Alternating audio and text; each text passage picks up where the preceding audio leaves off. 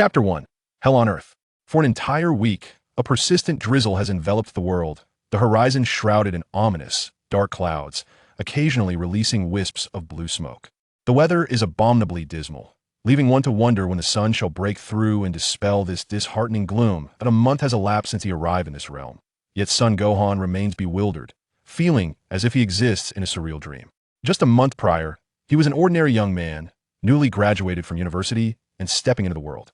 However, following a nightmarish ordeal, he awakened to find himself in the Dragon Ball universe, transformed into the eldest son of Sun Wukong, Sun Gohan.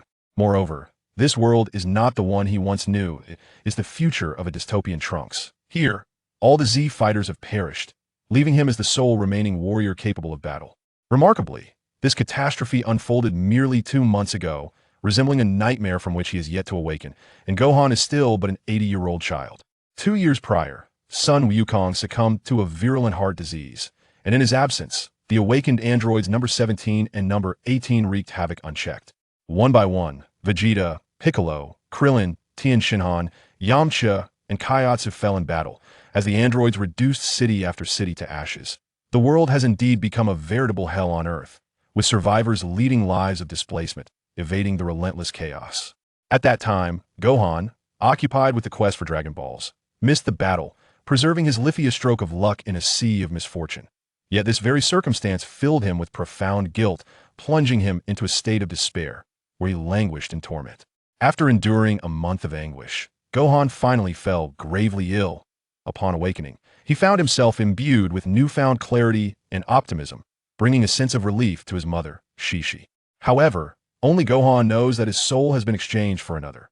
Such a young age, yet bearing such immense suffering, no wonder you could not withstand it, Gohan murmured, gazing at his diminutive hands before softly declaring, "Then from this moment forth, I shall live for you, and strive to transform this world."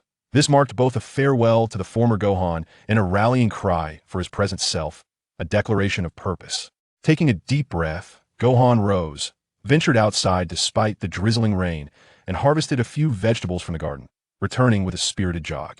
As he reached the doorway, a surge of energy coursed through him, evaporating the droplets clinging to his skin and rendering his clothes instantly dry. He pushed open the door and made his way to the kitchen, clutching the freshly gathered vegetables. "Mother, I brought back the vegetables," Gohan said warmly to Shishi. Having inherited Gohan's memories and bloodline, he genuinely regards Shishi as his mother, and the term mom resonates from the depths of his heart. Though Kiki is merely in her late 20s, her appearance belies her true age, rendering her noticeably older. The departure of Goku has inflicted a profound blow upon her should Gohan also perish. It is likely that Kiki would succumb to madness. During Goku's presence, Kiki radiated joy akin to that of a youthful maiden. Their life, though not affluent, was filled with happiness. In recent months, Kiki has been utterly drained, tirelessly encouraging her son, whose face is often clouded with sorrow. She herself has been on the brink of depression. Fortunately, Gohan seems to have regained some of his cheerfulness, which in turn brings Kiki a measure of joy. "Gohan, please place the vegetables there. I shall wash them myself," Kiki said with a smile, gesturing for him to set the greens on the table. "Mom, let me help you wash them quicker with 2, Gohan replied, rolling up his sleeves and briskly heading to the faucet with several bunches of greens, diligently rinsing the tender leaves. Kiki ceased her insistence, feeling an unexplainable comfort in her son's thoughtfulness. Due to the rampant destruction caused by the androids, the Bowsy Mountain has long been without power. The current electricity source is a borrowed backup battery from Bulma, which provides only basic illumination. Cooking must be done over a wood fire. The mother and son swiftly prepared their dinner. As the once gloomy sky darkened completely, they dined by the soft, yellow light of the reserve battery. One wonders how Scions possess such large appetites. Gohan filled bowl after bowl with rice. Kiki's heart swelled with happiness as she watched him. Indeed, Gohan's improved mood had also enhanced his appetite, and she relished the moment spent eating alongside him. "Mom, your cooking is truly delicious," Gohan said, scooping rice from his bowl and smiling at Kiki. "Then eat more. Gohan, you are at an age where you need to grow," Kiki replied with a grin. "Mom, I'd like to visit Aunt Bulma tomorrow," Gohan stated. "Oh, is there something you need?" Kiki turned to him, curiosity piqued. "Well, I want to ask Aunt Bulma if the spaceship that Dad used to return is still around. I need to borrow it," Gohan explained, looking earnestly at Kiki. This was something he felt compelled to do, yet he wanted to clarify it with her first. "A spaceship? Where do you intend to go?" Kiki asked in astonishment. She gazed at her 80-year-old son, her eyes filled with concern. She simply could not bear to lose him without him. She would have no courage left to continue living. Mother, the androids have thrown this world into chaos, making survival increasingly arduous. If we do not eradicate them, we cannot fathom what this world might become. I wish to inquire with Aunt Bulma about the status of that spaceship. If it still exists, I will journey to Namek to seek the Dragon Balls. I believe that we can utilize the Dragon Balls of Namek to resurrect our uncles and father, Gohan declared resolutely, articulating his plan. Initially, Shishi intended to refuse, but her son's unwavering conviction began to sway her. Nonetheless, she was deeply concerned for Gohan's safety. But you are still a child. This endeavor is fraught with danger, she began, faltering mid-sentence. Uncertain of how to continue that moment, Gohan reassured her, "Do not worry, mother. I have my own strategies. Moreover, Namek is far safer than Earth. Nothing will happen. We must first ascertain the situation regarding Aunt Bulma's spaceship. Whether it is still available remains to be seen." "Very well, I shall not impede you. Just be cautious. I cannot bear to lose you again," Shishi replied, her eyes brimming with tears as she enveloped Gohan in her embrace. Following Goku's passing and the ensuing turmoil, Shishi had relinquished her former rigidity in insisting that Gohan pursue academia, for schools had ceased to exist in these perilous times. Who would attend classes in an age where danger lurked at every corner? As for the notion of traveling to Namek, it was a decision that Gohan had contemplated for a considerable duration. In the familiar realm of the Dragon Balls, Trunks and Gohan had not ventured to Namek for the Dragon Balls, likely due to Trunks being just 1 year old and Gohan merely 8. Trunks could not have embarked on such a journey, and Gohan was too young to either remember the Dragon Balls of Namek or to dare undertake the expedition. Ultimately, by the time they matured, the opportunity to revive the deceased would have vanished, as time had elapsed beyond the dragon's capabilities. In due course, Gohan himself was slain by the androids, leaving Trunks as the sole survivor. Struggling to uphold the future world in Trunks' existence, survival had become an exceedingly arduous task, with the prospect of the Dragon Balls rendered moot. Having arrived in this world, Gohan was determined not to be crushed by the inexorable march of history. He sought ways to persevere and thrive. His primary plan was to travel to Namek, for if he could secure the Dragon Balls, all hope would still be within reach. After the mother and son finished their dinner and cleared the table, they turned off the lights to conserve their limited battery power. The world fell into darkness, the only sound being the gentle patter of rain outside. In truth, the decision to extinguish the lights was not solely for the sake of saving electricity. Rather, at this hour, darkness offered a greater sense of security. The illuminated lights were too conspicuous, and no one could predict when the androids might appear.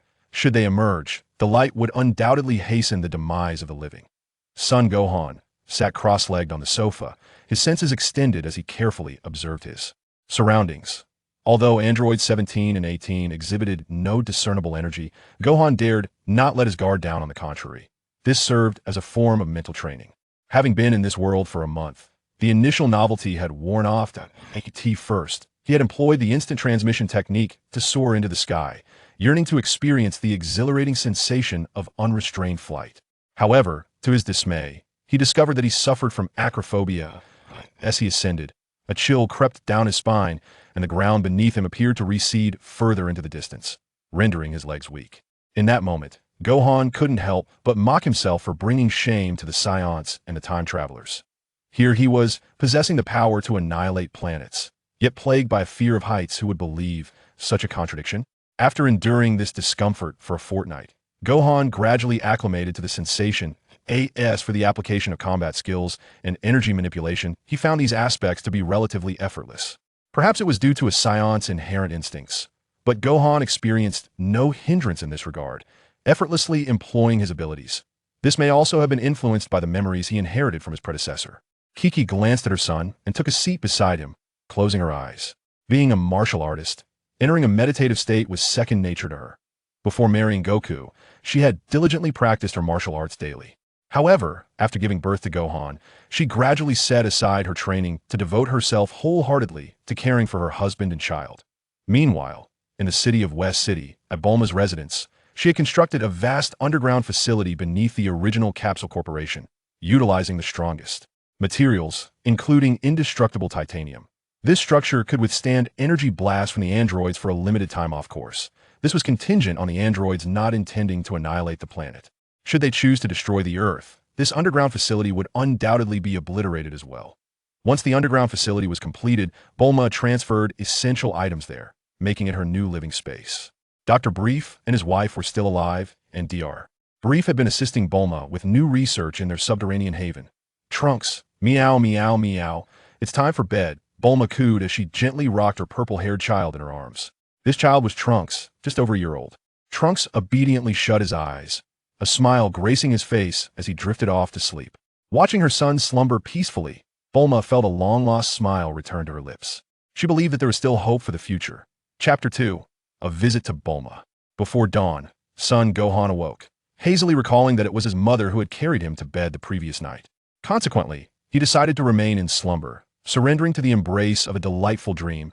As he descended to the edge of his bed and completed 200 push-ups, the dawn gradually illuminated the sky. Gohan glanced out the window and was pleasantly surprised to find that the week-long rain had ceased. The white mist slowly dissipated, and the air appeared remarkably refreshing. A glance revealed that the trees, glistening with rain, were a vibrant green, brimming with hope, which in turn uplifted his spirits. Dressing in his clothes and shoes, Gohan made his way to the washroom for a quick freshening up. Upon emerging, he found that Shishi had already prepared breakfast. No matter where one is headed, a mother always rises earlier than her child. Breakfast consisted of a large pot of wild antelope porridge and several fried eggs. The antelope, which Gohan had caught just a few days prior on the mountain, was about the size of a small dinosaur, ample enough to last two people for quite some time, with over half remaining. The steaming porridge was enticing, and with a cheerful expression, Gohan thanked his mother and began to eat, the sound of him slurping the porridge creating a delightful symphony. Slow down, my child, no one is competing with you, Shishi admonished gently as she served herself a bowl of porridge, watching Gohan eat. Once they finished, Shishi handed Gohan a capsule, saying, Gohan, this contains half of the antelope. Please take it to Bulma. Those living in the city do not enjoy the same meals we have here in the mountains. Make sure it's not a wasted trip, send my regards. Gohan accepted the capsule, carefully placing it in his pants pocket and zipping it up before responding, Don't worry, Mom will return quickly after I get there. You needn't fret too much. Be cautious on your journey. Shishi reiterated with great concern. That I understand, he assured her. After their exchange, Shishi watched her son depart before turning back home, intending to tend to their vegetable garden. The distance from Baozi Mountain to West City, where Bulma resided, was considerable. If Gohan flew at full speed, he could arrive in mere minutes. However, on foot, it would take him over 10 days. Traveling by jet would also consume a significant portion of the day, but during this period, no one dared to fly due to the potential attention it might attract from the androids. Of course, Gohan would not be utilizing a jet aside from safety concerns. His family did not possess one, and even if they did, he wouldn't know how to operate it. He opted for a compromise, lowering his altitude to fly just above the ground. Although this significantly reduced his speed, it was comparable to that of a jet, allowing him to reach West City in half a day. For Gohan, who still harbored a slight fear of heights, this method was the most suitable. The nearest city to Baozi Mountain had yet to experience an attack from the androids, but it was no longer as lively and prosperous as it once was. Many had fled to the depths of the mountains and forests, while those who remained were primarily reluctant to leave, with a significant portion being the elderly. After traversing several mountains, a desolate city emerged before him, shrouded in an eerie stillness. From a distance, it resembled a vast wasteland, with collapsed buildings occasionally releasing wisps of black smoke. At first glance, it appeared to be an immense refuse dump, intermittently assaulted by foul odors. Whether the stench of decaying corpses or some other source remained uncertain. Yet, amidst the ruins, a few survivors clung to existence, harboring a belief that the malevolent forces that had ravaged their home would not return, or perhaps they simply had nowhere else to turn. Sun Wukong chose not to enter, instead circumventing the city and seeking refuge within the forest as he continued his journey towards West Capital. He was unable to inform Bulma of his intended visit to West Capital, for the communication devices had long since failed, rendering the tools of the past obsolete. During this trip, Sun Wukong hoped to persuade Bulma to create devices akin to walkie-talkies, which could be distributed among relatives and friends for timely communication. The journey proceeded smoothly until midday, when Sun Wukong arrived at West Capital, effortlessly locating Bulma's residence, guided by the memories of yesteryears. Bulma was very happy about Gohan's arrival. After taking him to the basement, she poured him a glass of juice. Bulma's voice was very magnetic, and she would probably sing beautifully. She cheerfully asked, Gohan, did you come to see Trunks? Or is there something else? How is your mom? After taking a sip of juice, Gohan smiled and said, Aunt Bulma, my mom is fine. You know she used to practice martial arts and is in good shape. I'm here for an important matter to discuss with you. This is half of the antelope I caught the day before yesterday. I brought it for you to try. The next moment, Gohan took a capsule from his pocket and handed it to Bulma. Thank you, Gohan. You mentioned you have something to discuss with me. What is it? Bulma asked as she took the capsule. Gohan thought for a moment and said, Aunt Bulma, we need to find a way to deal with the androids. Right now, I'm the only warrior left in this world. Although Trunks has Saiyan blood, it would take too long to wait for him to grow up to fight the androids. So my plan is to go to Namek and use the Dragon Balls there to resurrect Uncle Piccolo and the Supreme Kai. That way, the Dragon Balls on Earth will also be revived. As long as we have the Dragon Balls, there will be many ways to handle things. After a pause, Gohan continued. So, Aunt Bulma, where's the spaceship my dad brought back from planet Yardrat a few years ago? Bulma looked at Gohan in surprise, unable to believe that an 8 or 9-year-old child would say such things. She replied, that spaceship was indeed put away by me, but when I moved, I had so many things that I can't remember where I put it. I need to search for it carefully. However, Gohan, the Dragon Balls can't resurrect someone if they've been dead for over a year. Time is tight. Can you go alone? Yes, it's already been 2 months, so I need to complete this within 10 months. As long as Uncle Piccolo is revived, the Dragon Balls will also be revived. And the Earth's Dragon Balls should be usable, right? Gohan said.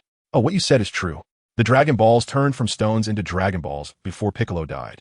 So as long as Piccolo is revived, the Dragon Balls can be used directly. By the way, I had already collected those 7 Dragon Balls, but now they have turned into stones. As she spoke, Bulma pointed to the corner where several stone spheres were placed, which were indeed the 7 Dragon Balls that had turned into stones. Great.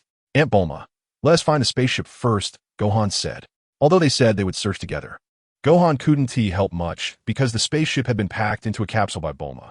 There were countless capsules that looked exactly the same, and looking at the piles of capsules made Gohan's head spin. What did I put before?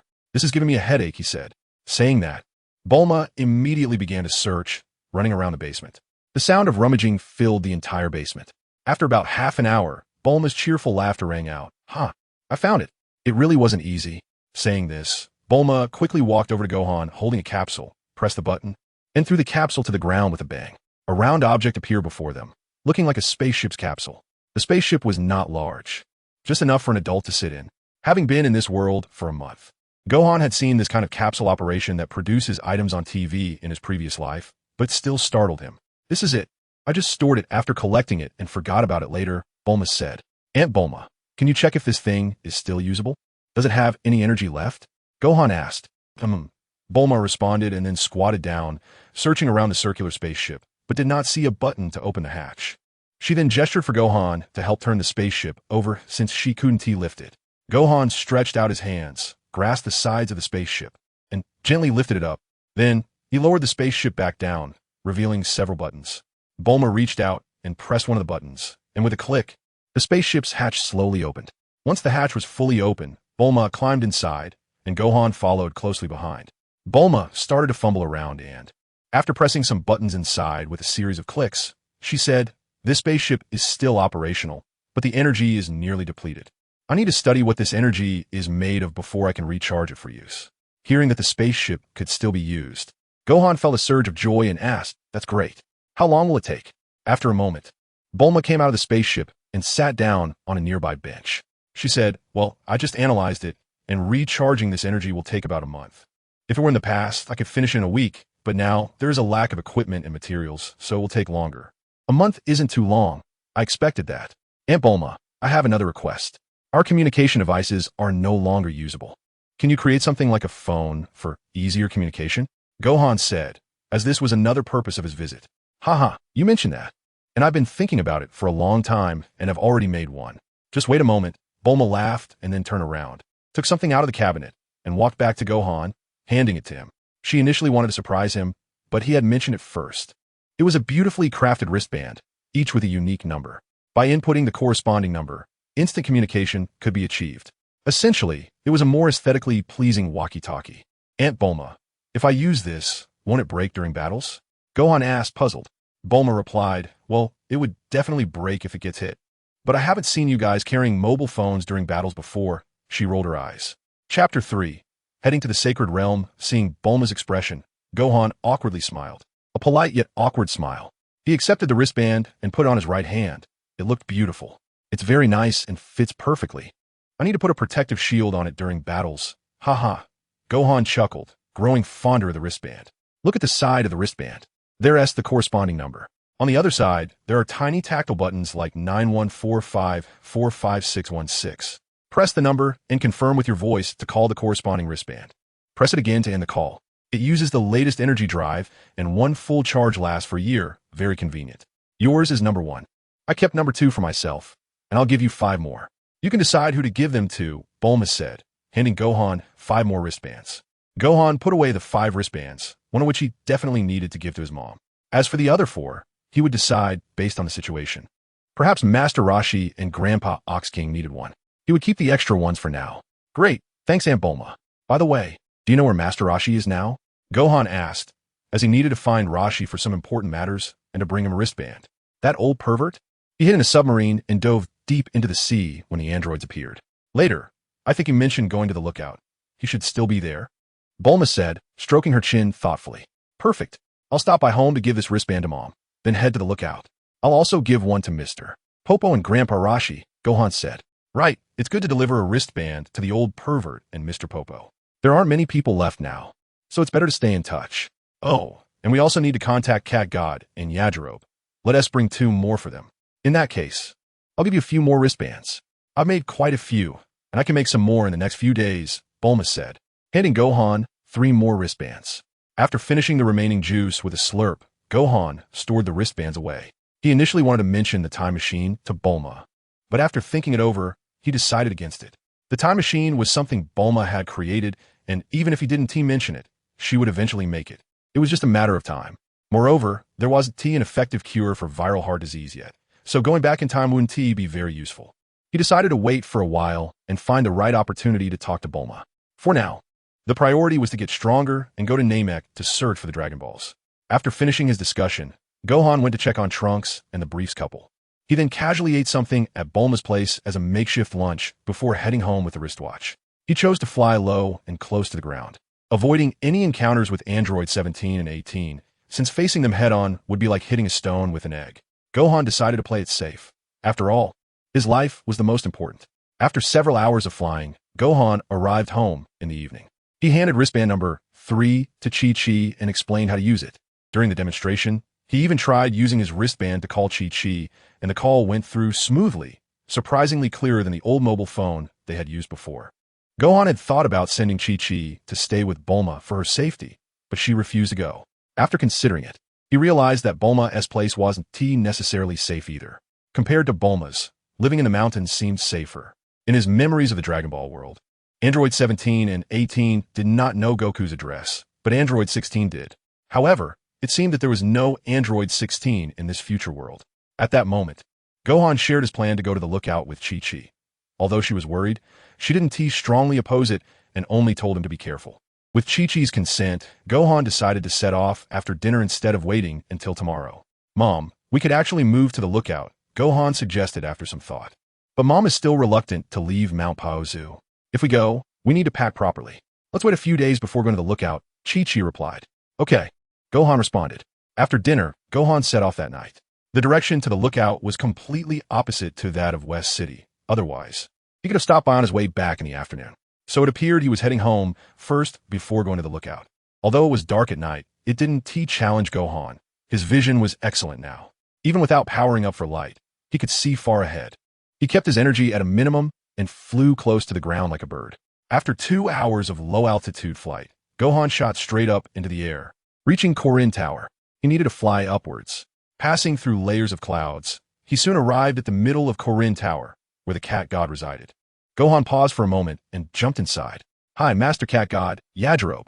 Gohan called out to the cat-like cat god, who was gnawing on a fish with his claws. And Yajirobe, who looked robust and wore a samurai sword, smiled as he greeted them. Ah, it's Gohan. What brings you here at this late hour?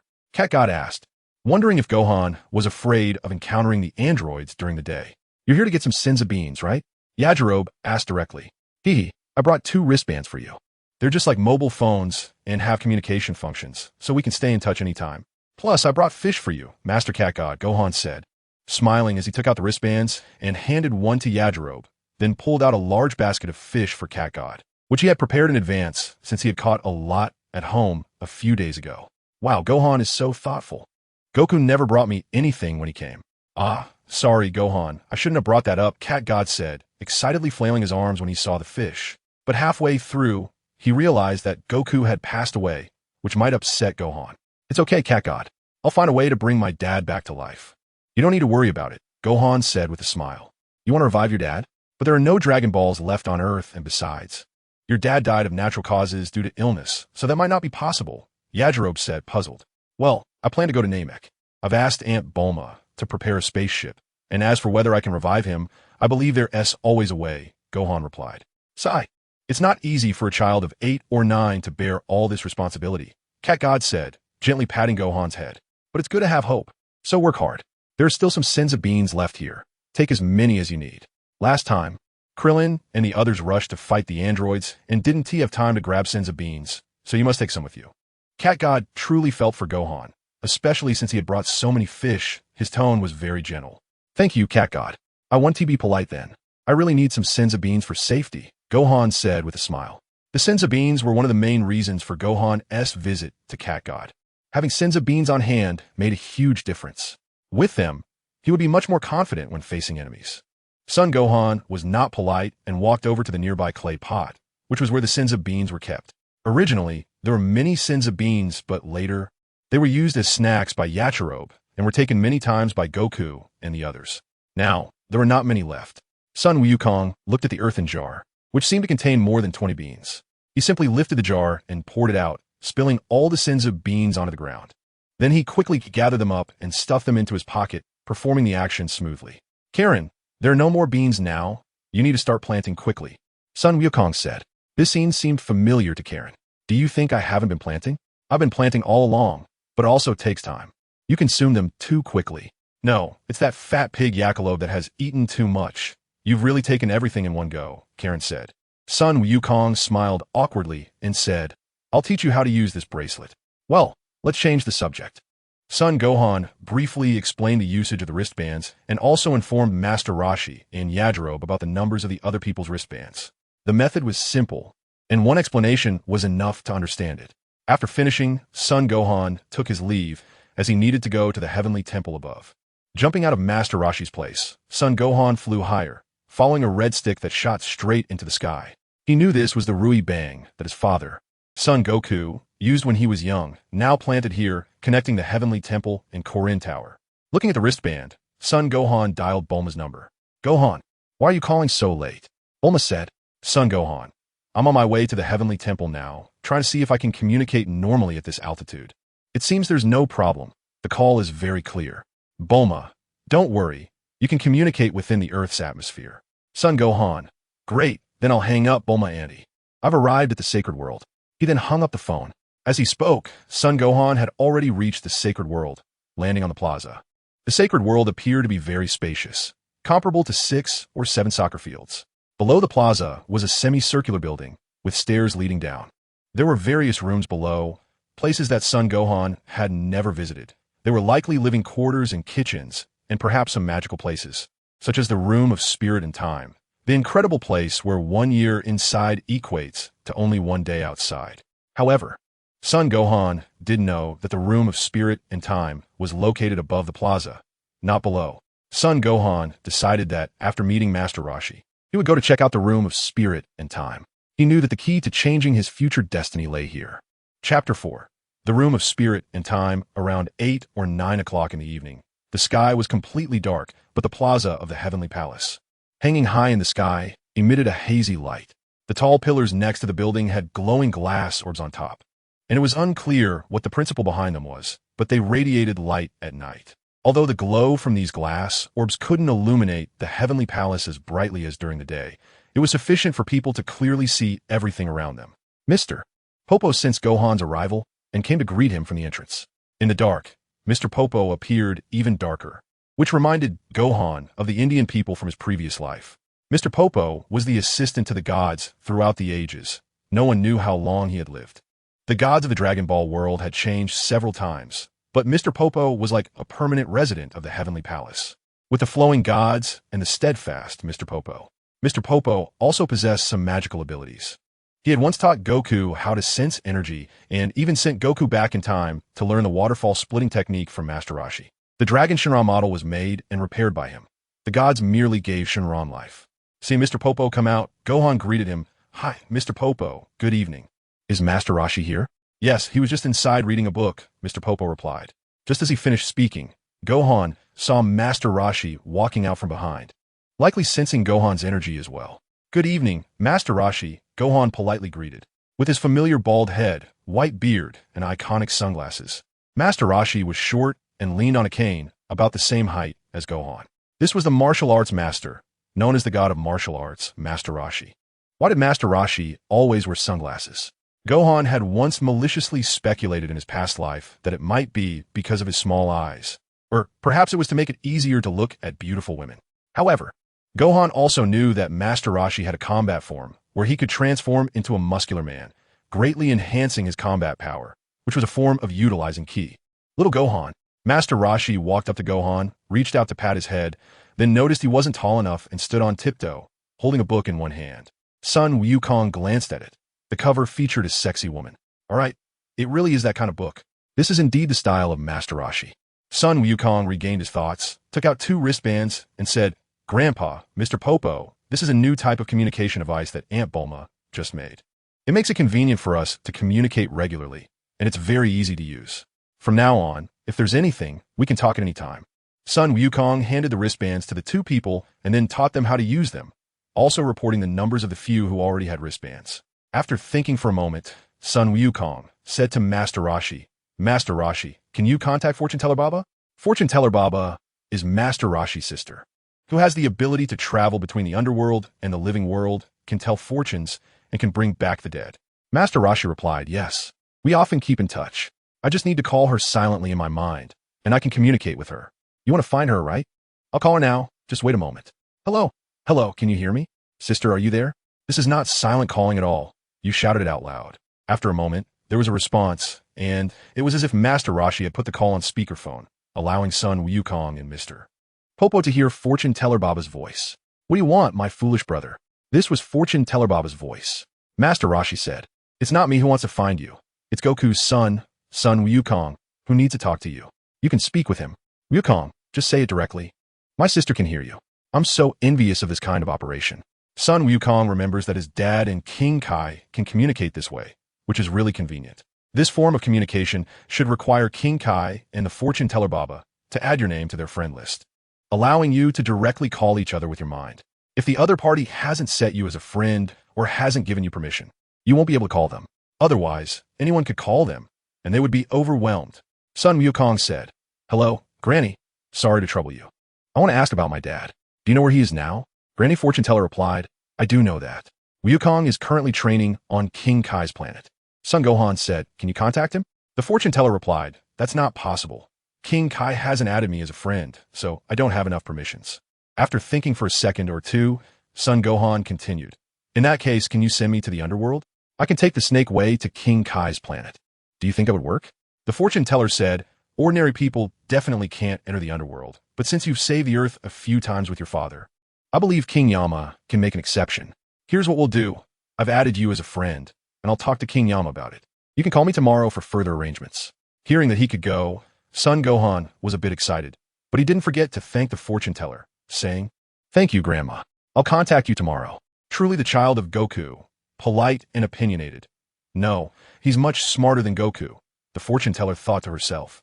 After ending the call, Master Roshi asked, "Gohan, what are you going to King Kai's planet for?" Son Gohan explained, "Yes, I'm going to King Kai's planet to ask Dad some questions. And I also want to learn instant transmission and the Kaioken technique. After that, I'll go to Namek to find the Dragon Balls to revive everyone. I've already asked Aunt Bulma to prepare the spaceship, and we can set off in a month. This month will be just enough time for a trip to King Kai's planet." Master Roshi and Mr. Popo were left speechless. They never expected that an 8 or 9-year-old child would have such a plan and even calculated the time. Master Roshi said, "Those damned androids have turned this world upside down. You've worked hard, Gohan, to bear so much at your age. I really miss the days when I was the strongest in the world." Teacher Mateto sighed. "Son Wukong, it's okay. Some things always need someone to do them. Master Roshi, do you want to lend a hand as well?" "Master Roshi, what can I do? I'm just an old man now." "Son Gohan, you can do it. You'll be able to help soon. Help? Soon? Master Roshi looked at Sun Gohan in shock. Sun Gohan. Ah yes. I'm planning to go to the hyperbolic time chamber to train soon. You can come in with me. There are many things that need your guidance. And we can spar anytime. Don't you need to sleep at night? Master Roshi naturally knows about the hyperbolic time chamber, but he has never trained inside it. He heard that the air inside is thin and breathing is difficult, with a large temperature difference. It can get as hot as 50 or 60 degrees Celsius and drop to below 0 degrees. The gravity is 10 times that of Earth, and unless one is training, going inside would be pure torture. However, seeing Son Gohan's lonely state, it was hard to refuse him, and he really didn't know how to turn down Son Gohan's request. So he agreed, but he still asked, Gohan, how long do you plan to stay in there? Although he had a rough idea, Son Gohan still asked, Mr. Popo, can each person only enter the hyperbolic time chamber for 2 days in their lifetime? Mr. Popo, yes, each person can only enter for 2 days in their lifetime, which is equivalent to 2 years inside. If you exceed 2 days, the door will automatically disappear, and you won't be able to come out again.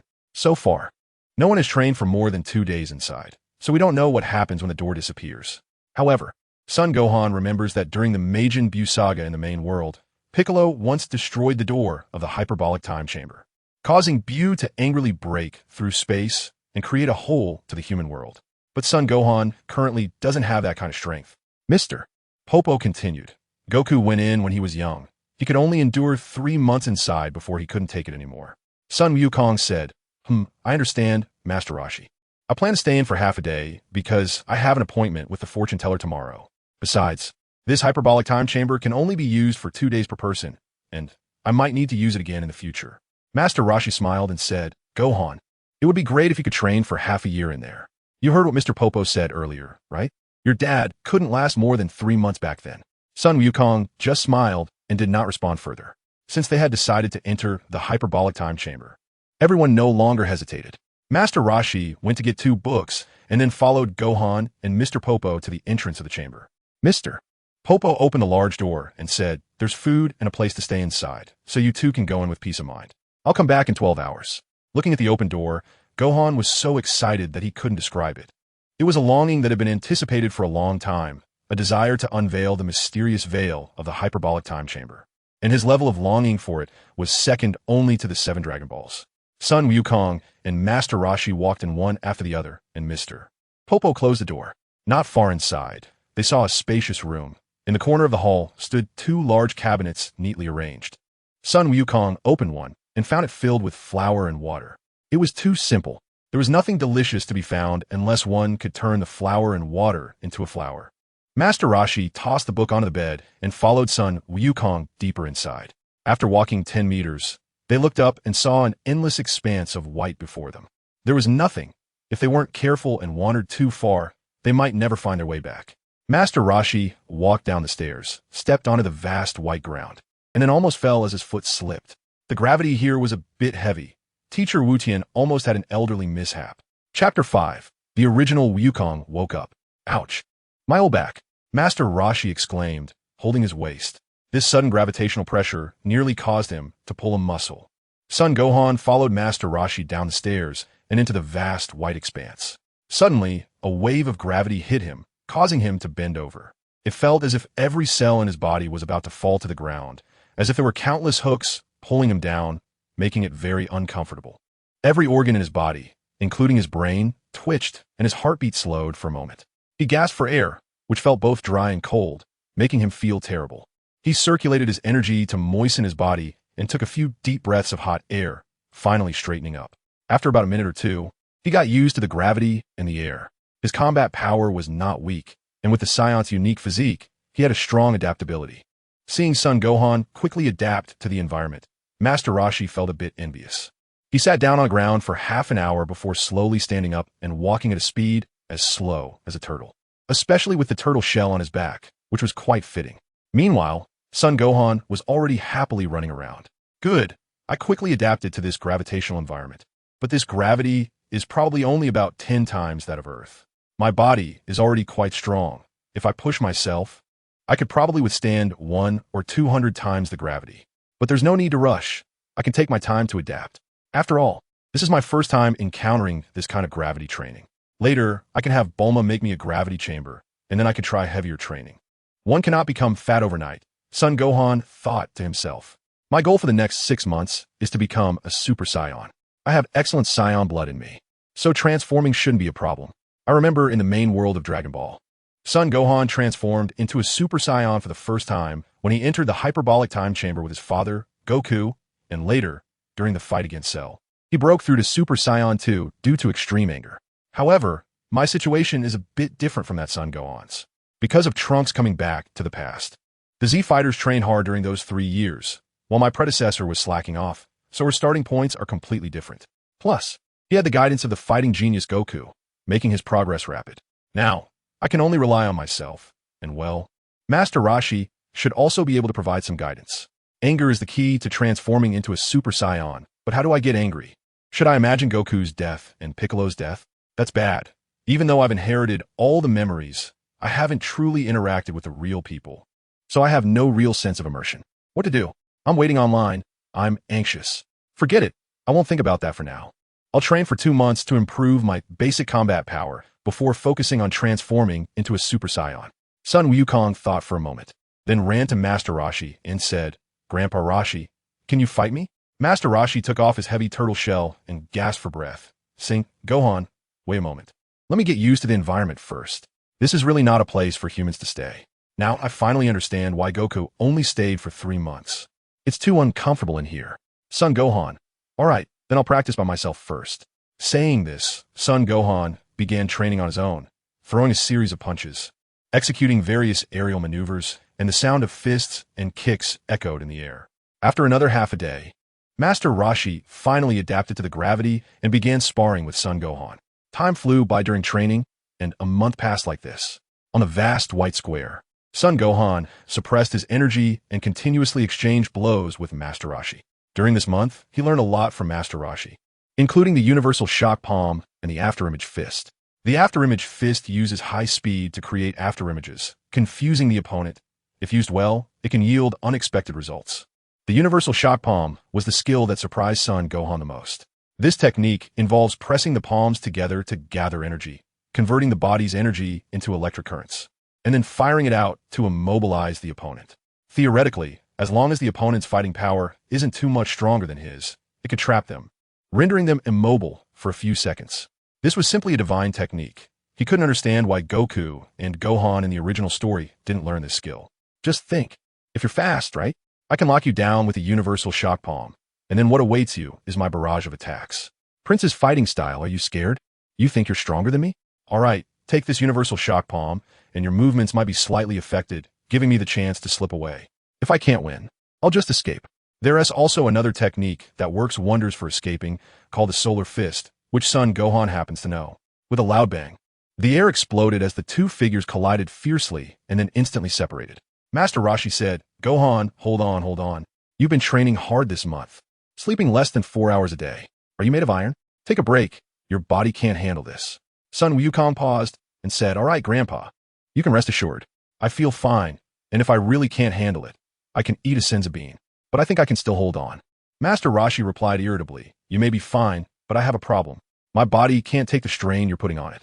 In fact, over the past month, Master Roshi's power had improved quite a bit.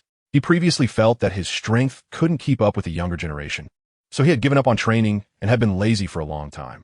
However, this month of training with Sun Wukong seemed to reignite the fighting spirit of his youth. But now he was genuinely tired. He found it hard to keep up with the high-intensity training of Sun Wukong. He said to Sun Wukong, Gohan, you can continue training by yourself. I'm going to take a break for a while. With that, Master Roshi walked back to the resting area. All right, Sun Wukong replied helplessly. He planned to rest for a few minutes before continuing his training. Time was tight, and he wanted to push for another month before trying to transform. Just then, he felt a change in his body, or more accurately, a change in his mind. He sensed something suddenly added within him, but he couldn't quite figure out what it was. Sun Wukong decided to sit cross-legged and close his eyes, carefully feeling and trying to figure out what was wrong. It hurts. Sun Wukong rolled on the ground, holding his head. He felt as if his head had just been split in two by an axe. At that moment, something in his mind was torn apart and became 2 parts. Sun Wukong suddenly felt as if there was another person in his mind, a dark shadow. Who are you? Sun Wukong, drenched in sweat, held his head and shouted hoarsely, his voice sounding terrifying. "I am Gohan," a timid voice of a young boy echoed in his mind. "Gohan?" Son Gohan trembled, feeling a chill spread through his body. It was the voice of the original owner, the real Son Gohan. What does this mean? Has the original Son Gohan awakened?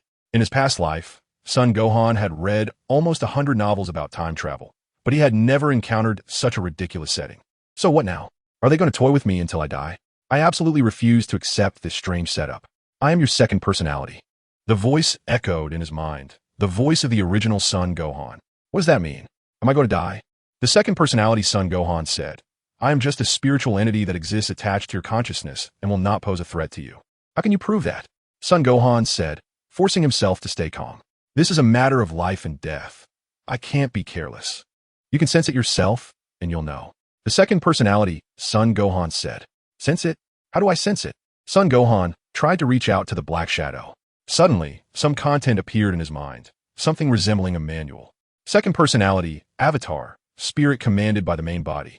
Must not disobey the main body, and the commands of the main body are the highest rule. Otherwise, the second personality will be destroyed by the main body. The main body can command the second personality to control the physical body while it sleeps, and can monitor the avatar's actions even in sleep. The second personality can exist in the main body's mind. Is this for real? Is there such a thing? Sun Wukong immediately issued an order for the second personality to fall into a deep sleep. Then he carefully sensed again, and, indeed, the second personality had lost consciousness, deeply trapped in slumber. As long as the main body did not wake him, he would never awaken. "Wake up," Sun Wukong called out in his mind. In the next moment, he sensed the second personality awakening, and the thoughts and actions from that side were fed back to the main body. And Sun Wukong understood him perfectly. "Try to control this body," Sun Wukong said to the spiritual entity. He believed in the spiritual entity, feeling an absolute certainty that it would not deceive him, a sensation akin to having complete control over a character in a game, indescribably wonderful. Receiving the main body's command, the spiritual entity immediately took control of the body and began to move in the square. At that moment, Sun Wukong felt as if he had suddenly gained a god's eye view, watching his body move, throwing punches and kicking legs, the movements incredibly smooth. "All right, come back," Sun Wukong commanded, and in the next moment, he felt he was back in control of the body, the spiritual entity of Sun Wukong returning to his mind. "So, suppose I sleep and let you control the body. How do I keep track of your movements?" Sun Wukong asked. The spiritual entity of Sun Wukong replied, "You will perceive my movements in a dreamlike state, and you can also choose not to receive my movements." Is this the feeling of cheating? Although the second personality had the consciousness of the native Sun Wukong, it differed from him, resembling a combination of an overpowered cheat and the native Sun Wukong. A tool person? Upon careful thought, Sun Wukong was suddenly ecstatic. What does this represent? It means that his body can train without rest, tirelessly practicing, like a game where he can grind experience infinitely.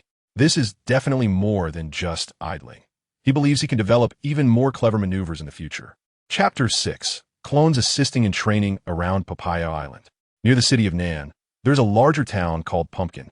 This town, named Pumpkin, was once quite prosperous. But since the appearance of androids, it has become desolate, losing its daytime hustle and bustle and becoming eerily quiet at night, with only the occasional flicker of lights indicating that people still reside here. At this moment, a strong wind blew in. The towering buildings blocked most of the cold wind, but still, some strong gusts swept into the city. Instantly, the leaves of trees by the roadside rustled, and the standing billboards were shaken by the wind, making loud noises. Some leaves and trash were caught by the wind, swirling in the air, creating a scene that made the originally not-so-cold wind feel chilling. And two people seemed to have been blown into this city by the wind. One was a handsome young man with long hair and sharp eyes, while the other was a stunning blonde beauty dressed in a fashionable manner. Both appear to be quite young, only about 17 or 18 years old. The young man waved his hand, and the strong wind immediately reversed, causing the wind in the city to stop in an instant, as if it had been expelled from the city by him. They were, in fact, androids number 17 and number 18. The blonde girl walked ahead, seemingly searching for signs of humans, her gaze scanning the surroundings. She said, "Number 17, I'm hungry. Let's find something to eat." The long-haired young man seemed quite helpless, smiling as he rubbed his chin. "I can't do anything about you. Didn't we just eat a lot this afternoon? I think you're just a foodie, a total foodie." The blonde girl giggled and replied, "Eating is much more fun than killing." "You like killing, and I just like eating. What's wrong with that? Do you have any objections? The long-haired young man dared not have any objections, saying, no objections, no objections. According to the setting, you're the older sister. Whatever you say goes. The two moved forward, one searching for people and the other for food. Up ahead, there was light from a household that had not yet gone to rest, and they could hear a child crying inside, along with a woman soothing the child. The family's guard dog sensed someone approaching and let out a low growl, clearly uneasy. The long-haired young man walked to the homeowner's door and knocked. Hearing the knock, the entire family went silent. Even the child stopped crying. Who could it be at this late hour? The door was opened by a robust man, presumably the child's father, who looked curiously at the young man and woman at the door, unable to recognize them. Most ordinary people still did not know what androids looked like, as those who had seen them were all dead. Therefore, the man naturally did not recognize the young man and woman in front of him, thinking they were just ordinary passers-by. What do you want? The man asked. Number 18 spoke up first, saying, I need something to eat. Do you have anything? The man was confused, wondering why someone would come here looking for food. Since the child had been crying intensely just before, the man was not in a good mood, having just argued with his wife, and his expression was not pleasant. Therefore, he spoke rather harshly, say no, just leave. Number 18 looked a bit disappointed, while number 17's expression darkened, clearly displeased. The long-haired young man, number 17, said no. Uncle, I'll give you a chance to rephrase that, or you'll die. He was angry. If I say no, then it's no. Get lost? Coming to beg here? The man slammed the door shut with a bang. Truly an ungrateful guy. Number 17 sneered. He decided to fulfill his earlier promise to the man. This man was doomed. Number 17 slapped the door with his palm, and a loud bang sounded as with splintered and metal flew. The door burst open, and a fierce wind rushed into the house. The man, who had just turned to walk back, was stunned, and the woman inside was startled, running out while yelling, what the hell? How did it get so noisy just to open the door? Do you want to live? Then she saw the young man and woman who had entered. Who are you? The woman asked, trembling. Clearly, the two had broken the door, and they did not come in peace. Number 17's face was as cold as water as he said with a stern expression, don't worry about who we are. Go make us something delicious to eat. As for this man, well, I just told him he would die, so he's doomed. Number 17 raised his right hand and pointed. A scorching beam of light shot from his fingertip, piercing toward the man, whose face had turned pale from fear. With a thud, the man was struck through the chest by the light beam, dying instantly without even a sound. Seeing the man die in an instant, the woman was horrified, and the child began to cry loudly. Shut up, or I'll kill you too, Number 17 growled, glaring at the child. Wah! Number 18 made a face, managing to make the child laugh instead of cry. The one-year-old child understood nothing. He had no idea that his father had just lost his life. The woman glanced at the dead man, trembling as she agreed to go prepare food, turning to head into the kitchen.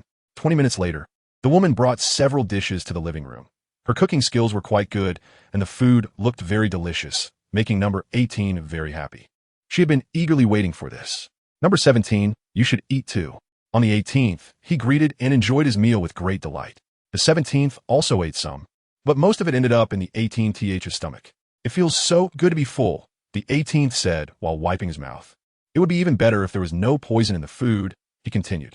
The woman had intended to take revenge while cooking and had put lethal poison in the dish, but seeing these two eat with greasy mouths and no reaction, she was already cursing the seller of the poison in her heart, unaware that these two beings were not afraid of any extreme poison. Hearing the 18th's words, the woman realized her poisoning had been exposed, and her heart turned to ashes. She knew she was surely facing death. As expected, the 17th raised his hand and unleashed another wave of energy, and the woman instantly met her end. This little demon, let's kill him too. The 17th raised his hand again, preparing to strike down the child who was still being entertained by the 18th. Wait, let's keep this child and take her with us, the 18th said, feeling a bit reluctant as he saw the child laughing at his antics, and he embraced her in his arms. Hee, so childish, the 17th laughed. Let's go. After eating their fill, the two took the child and left. This city, let be destroyed. The two took to the skies, and then a huge energy ball came crashing down from the sky, unleashing rampant energy. The heat emitted caused the air to ignite, making crackling noises. A fierce wind arose, and waves of heat rolled back, shaking the ground, with destructive power comparable to a magnitude 10 earthquake beginning to ravage the entire town, dust and debris flying everywhere. If it had been daytime, it would have truly looked like the end of the world. Boom! A massive explosion reverberated, causing many to feel the entire earth tremble. And then a gigantic mushroom cloud shot up into the sky, debris scattering everywhere, and waves of heat rolling forth. The town of Pumpkin vanished completely within 100 kilometers, leaving a huge pit on Earth. 17th, your energy is too strong.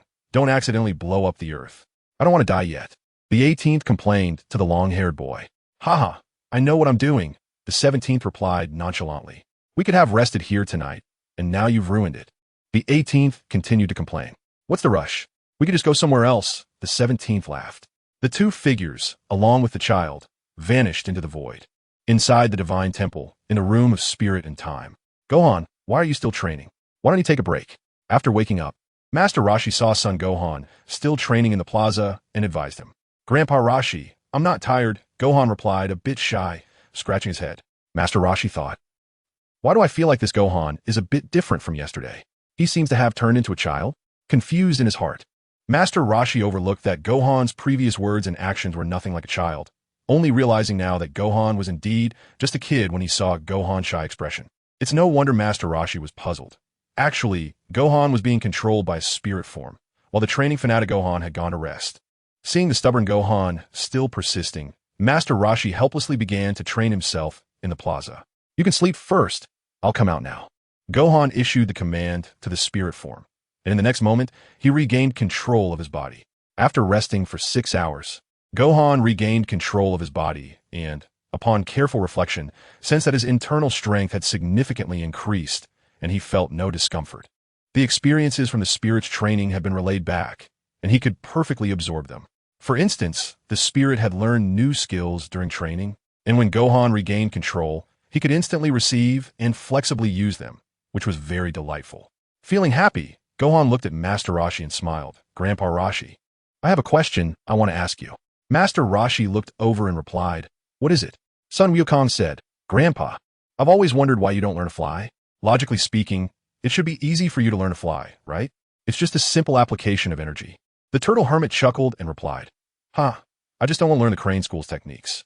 If I did, that old crane would definitely laugh at me. Come on, this flying technique isn't exclusive to the crane school. Didn't you see those aliens flying around? Are they also from the crane school? Sun Wukong couldn't help but complain in his heart, but he finally understood the reason behind it.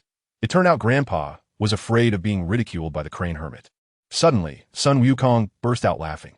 So it turns out you're also a child at heart, Grandpa Turtle Hermit. The Turtle Hermit, seeing Sun Wukong laughing heartily, got angry. So you think it's funny to make fun of your grandpa? With that, the Turtle Hermit jumped over and started to hit Sun Wukong with his hands and feet. Bring it on. Sun Wukong's eyes lit up as he charged forward, and the two instantly became entangled in a fight. During the battle, Sun Wukong said seriously, but Grandpa Turtle Hermit, this flight technique isn't unique to the Crane Hermit. Look at Uncle Piccolo and Vegeta. They can all fly too, and many aliens can fly. They surely didn't learn from the Crane Hermit, right? The Turtle Hermit's eyes brightened, and he said, you're right, Wukong. I need to learn this. From now on, I can fly up high and look at beautiful girls from above. That angle, It's unclear what the Turtle Hermit was thinking as he suddenly got distracted and was hit in the nose by Sun Wukong's punch, causing blood to gush out. It's uncertain whether the nosebleed was caused by the punch or by his earlier thoughts about beautiful women. Chapter 7. Super Saiyan in the Room of Spirit and Time. Another month has passed. During this month, Gohan has grown a bit taller. Training in martial arts indeed helps a puberty-aged child grow faster. Since he didn't bring any change of clothes and training usually makes him sweat profusely, Gohan simply took off his shirt and tossed in the room, training bare-chested. At this moment, he was drenched in sweat, and the moisture made his body glisten, making his already well-defined and strong muscles appear even more powerful. 2 months have gone by, and I feel that my strength has significantly increased. Compared to 2 months ago, I am now more than doubled in power. This room of spirit and time is indeed the best training cheat, but unfortunately, each person can only use it for 2 days in their lifetime. I owe my relentless training over the past 2 months to my spiritual entity. Without him taking over for me, I would have collapsed several times. Whenever I was exhausted, I let him take control of my body to continue training. It's also thanks to the Scion's powerful physique that I could withstand such intense training. During this time, I only used 1 Senzu bean to recover my energy, which is amazing. It's time to try transforming. Let me first try to guide the energy within me to my back. With this thought, Gohan attempted to channel his ki and direct it to his back, only to feel an itch, as if ants were crawling on him. Unable to resist, he reached back to scratch. Is this some kind of evil path? What the heck is this? Gohan muttered, but he didn't stop. Enduring the intense itch, he continued to guide the ki to his back. After a whole afternoon of struggling, with no results, Gohan was starting to feel frustrated. Forget it. Let us try to control my anger. That seems more orthodox.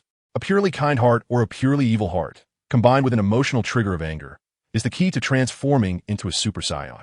I've often helped others before, occasionally assisting old ladies across the street, and sometimes volunteering. I've never stolen or robbed, so I guess I could be considered a good person. All right, let us try this method, Gohan thought to himself. With a long roar, Gohan clenched his fists, and white flames erupted from his body, his muscles bulging as he pushed his power to the peak. A strong wind whipped through the white square, howling loudly. Thankfully, it was empty, or everything would have been blown away. Anger, anger, anger. Who should I think of being killed? I've tried Piccolo, Goku, Krillin. No good. There's absolutely no immersion. I can't get fired up. This is completely useless. If only there was Honor of Kings here, playing a few ranked matches. My teammates could help me transform. Complaining aside, Gohan kept trying until, after an hour, he was panting heavily and finally stopped. Maintaining this full power state was too exhausting. At this moment, Master Roshi walked from the lounge to the square and saw Gohan gasping for breath.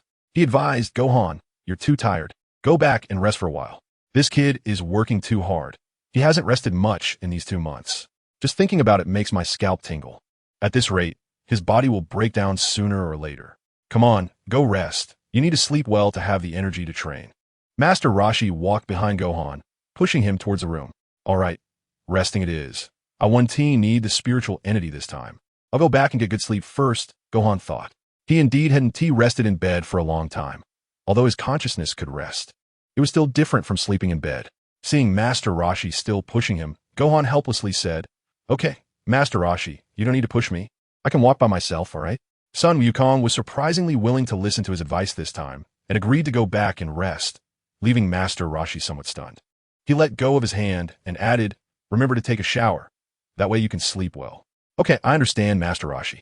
Sun Wukong walked back to the lounge, took a shower in the bathroom, and then lay down on the bed with his eyes closed, falling into a deep sleep. He dreamed that he had exited the hyperbolic time chamber. Then he began to live a life of hiding with Chi-Chi. The androids grew increasingly rampant, continuously torturing and killing humans. Life became more miserable by the day. Trunks also began to grow up, clinging to him every day, asking him to teach martial arts. Finally, one day, the androids discovered the Capsule Corp, and Chi-Chi was killed. He was filled with anger, but he had no ability to resist. He was no match for the androids at all. He cried out and then began to flee. He escaped to Kami's lookout, but the androids followed him there, destroying the lookout, and Mr. Popo and Corinne met a tragic end. He fled to Master Roshi's house, where Master Roshi also lost his life. However, in the end, he managed to escape because the androids were only toying with him and did not want to kill him completely. Later, Trunks grew into a teenager. He affectionately called Gohan Big Brother, but they were discovered by the androids once again. This time, he lost an arm. Later, Bulma was also killed, and Trunks cried very loudly. Son Gohan cried as well. In the end, the android found them once more, and he was finally killed. This world was left with only one Trunks. Until the end of his life, he never managed to become a Super Saiyan. It's really ridiculous. What kind of time traveler is he? He is not even as good as the original Son Gohan. It's truly laughable. Life is left with nothing but a vast expanse of white. Son Gohan cried, sobbing on the bed. He cried, and he also hated. He hated himself. He hated his own incompetence, which led to such a life. If there was someone in the room, they would see Son Gohan's hair standing on end, tinged with a hint of gold. In the hyperbolic time chamber, 3 more months had passed. This was the 5th month since Son Gohan entered. He had tried gathering energy from behind, tried anger. In the square. Transform. Son Gohan roared, his entire body bursting with energy, flames raging, and his aura rising higher and higher. Little Gohan was trying to transform into a Super Saiyan again. This scene had been ongoing for 3 months, with him yelling and screaming every day, creating a human-shaped natural disaster.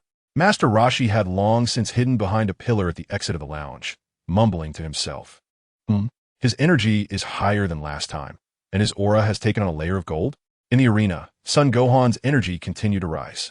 It felt like he was close, not far from becoming a super scion. I wonder how Mom is doing now. If it's really like in my dream. What if the androids find her? What will she do? Damn it, she could be killed. He yelled until his throat was nearly hoarse. Boom. The aura exploded. Sun Gohan's white aura turned golden, electric sparks flickering over his body, his black pupils gradually disappearing, then reappearing as a bright green, his hair standing up. After several flashes, his black hair finally transformed into a dazzling golden color, his energy increasing by dozens of times. Did it work? Sun Gohan looked at the golden flames surrounding his body, then at his hands, and exclaimed in surprise. Master Roshi, look at my hair. Has it turned golden? Sun Gohan turned around and shouted loudly at Master Roshi, who was hiding behind the pillar. Master Roshi poked his head out and said, Yes, it has turned golden. Now you look like a delinquent. Haha, I finally succeeded in transforming. My power has increased by about 50 times. With this strength, I feel like I could blow this place apart with one punch. Sun Gohan murmured to himself, feeling the explosive power within his body. A sense of bewildering confidence washed over him. He tightened his right arm, and immediately, a stronger aura erupted, burning fiercely. Take this, my Chilinar, huh? He stepped forward, taking a horse stance, and struck the ground powerfully with his right arm. Boom! A loud noise erupted, cracks spreading from the center of his fist, and then a massive, deep pit was created in the square, emitting thick white smoke. Gohan, you're causing destruction. Go out and explain yourself to Mr. Popo. Master Roshi stepped out and said. Sun Wukong happily said, As soon as the door closes and then opens, it will automatically return to its original state, so I don't have to worry at all. Master Roshi, puzzled, replied, Really? How do you know about this? How come I don't know? Sun Wukong said, It's just intuition.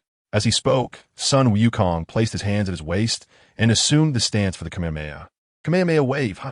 Sun Wukong pushed his hands forward vigorously, and a massive blue energy wave erupted from his palms, rushing into the endless white space, making it even more desolate. However, because this space was boundless, the energy wave did not collide with any objects and did not explode, so it kept flying, heading further away until it eventually dissipated when its energy was exhausted. Master Roshi soared into the air, chasing after the energy wave, watching it fly farther and then curve back. This space truly seemed limitless. Who knows where it might lead? Could it lead to another world? Master Roshi said, Grandpa Roshi, don't scare me. If it leads to another world, wouldn't my energy wave cause devastation? Sun Wukong replied. Master Roshi chuckled. I was just saying that. By the way, Wukong, we've been here for 5 months. When we came in, you said you would train for half a year, which means we only have 1 more month before we leave. You've already become a super scion. Do you have any further training plans? Sun Wukong thought for a moment and said, I plan to take this month to get used to this transformation and then maintain this super scion form. If successful, it should allow my body to consume less energy during explosive battles. He recalled the main world, during the Cell Saga, when Sun Wukong and Sun Wufan practiced this form. And the results were very significant. It was a feasible method. Master Roshi was surprised and exclaimed, Wufan, you are truly a genius in training, perhaps even stronger than Wukong. Sun Gohan scratched his head, feeling a rare sense of embarrassment. Oh no, it's nothing special, haha. Sai, what can I do? I'm a time traveler. Chapter 8. Is Android 18 having a baby? Early in the morning, Bulma received news that the androids were causing chaos near South City, leading to the complete disappearance of Pumpkin Town. She immediately planned to contact Sun Gohan because Pausa Mountain is very close to South City, and she was genuinely worried that something might happen. So, she started calling Sun Gohan using her wristwatch, but after many attempts, there was no answer, which made her a bit anxious. She knew that Sun Gohan had gone to the lookout last night, but she wasn't clear about what happened afterward and didn't he know if he had returned home. So, she directly called Chi-Chi. Soon the call connected. Thank goodness. The call went through. At least she could know he was safe. Bulma asked, Hey, Chi-Chi, did Gohan come home last night? Chi-Chi felt a sudden jolt of anxiety. Why was she asking this right off the bat? Gohan hadn't returned from the lookout last night. Could something have happened that she didn't know about? Chi-Chi hurriedly replied, No, he didn't come back. What is wrong? He went to the lookout last night. Thinking back to the time when the ground shook like an earthquake last night. Could it be related to Gohan? The more she thought about it, the more anxious she became. Bulma said, It should be fine. Chi-Chi, don't worry for now. I'll call Mr. Popo to ask, just try to stay calm. Chi-Chi nervously said, Okay, please call me back after you contact him. That boy didn't even tell me Mr. Popo's wristwatch number last night.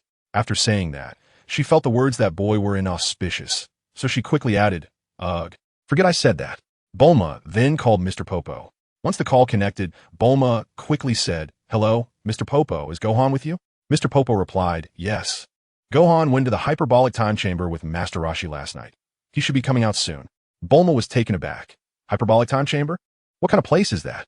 She didn't know what the hyperbolic time chamber was, but figured that since Mr. Popo said so, it meant Son Gohan was still at the lookout, which relieved her anxiety a bit.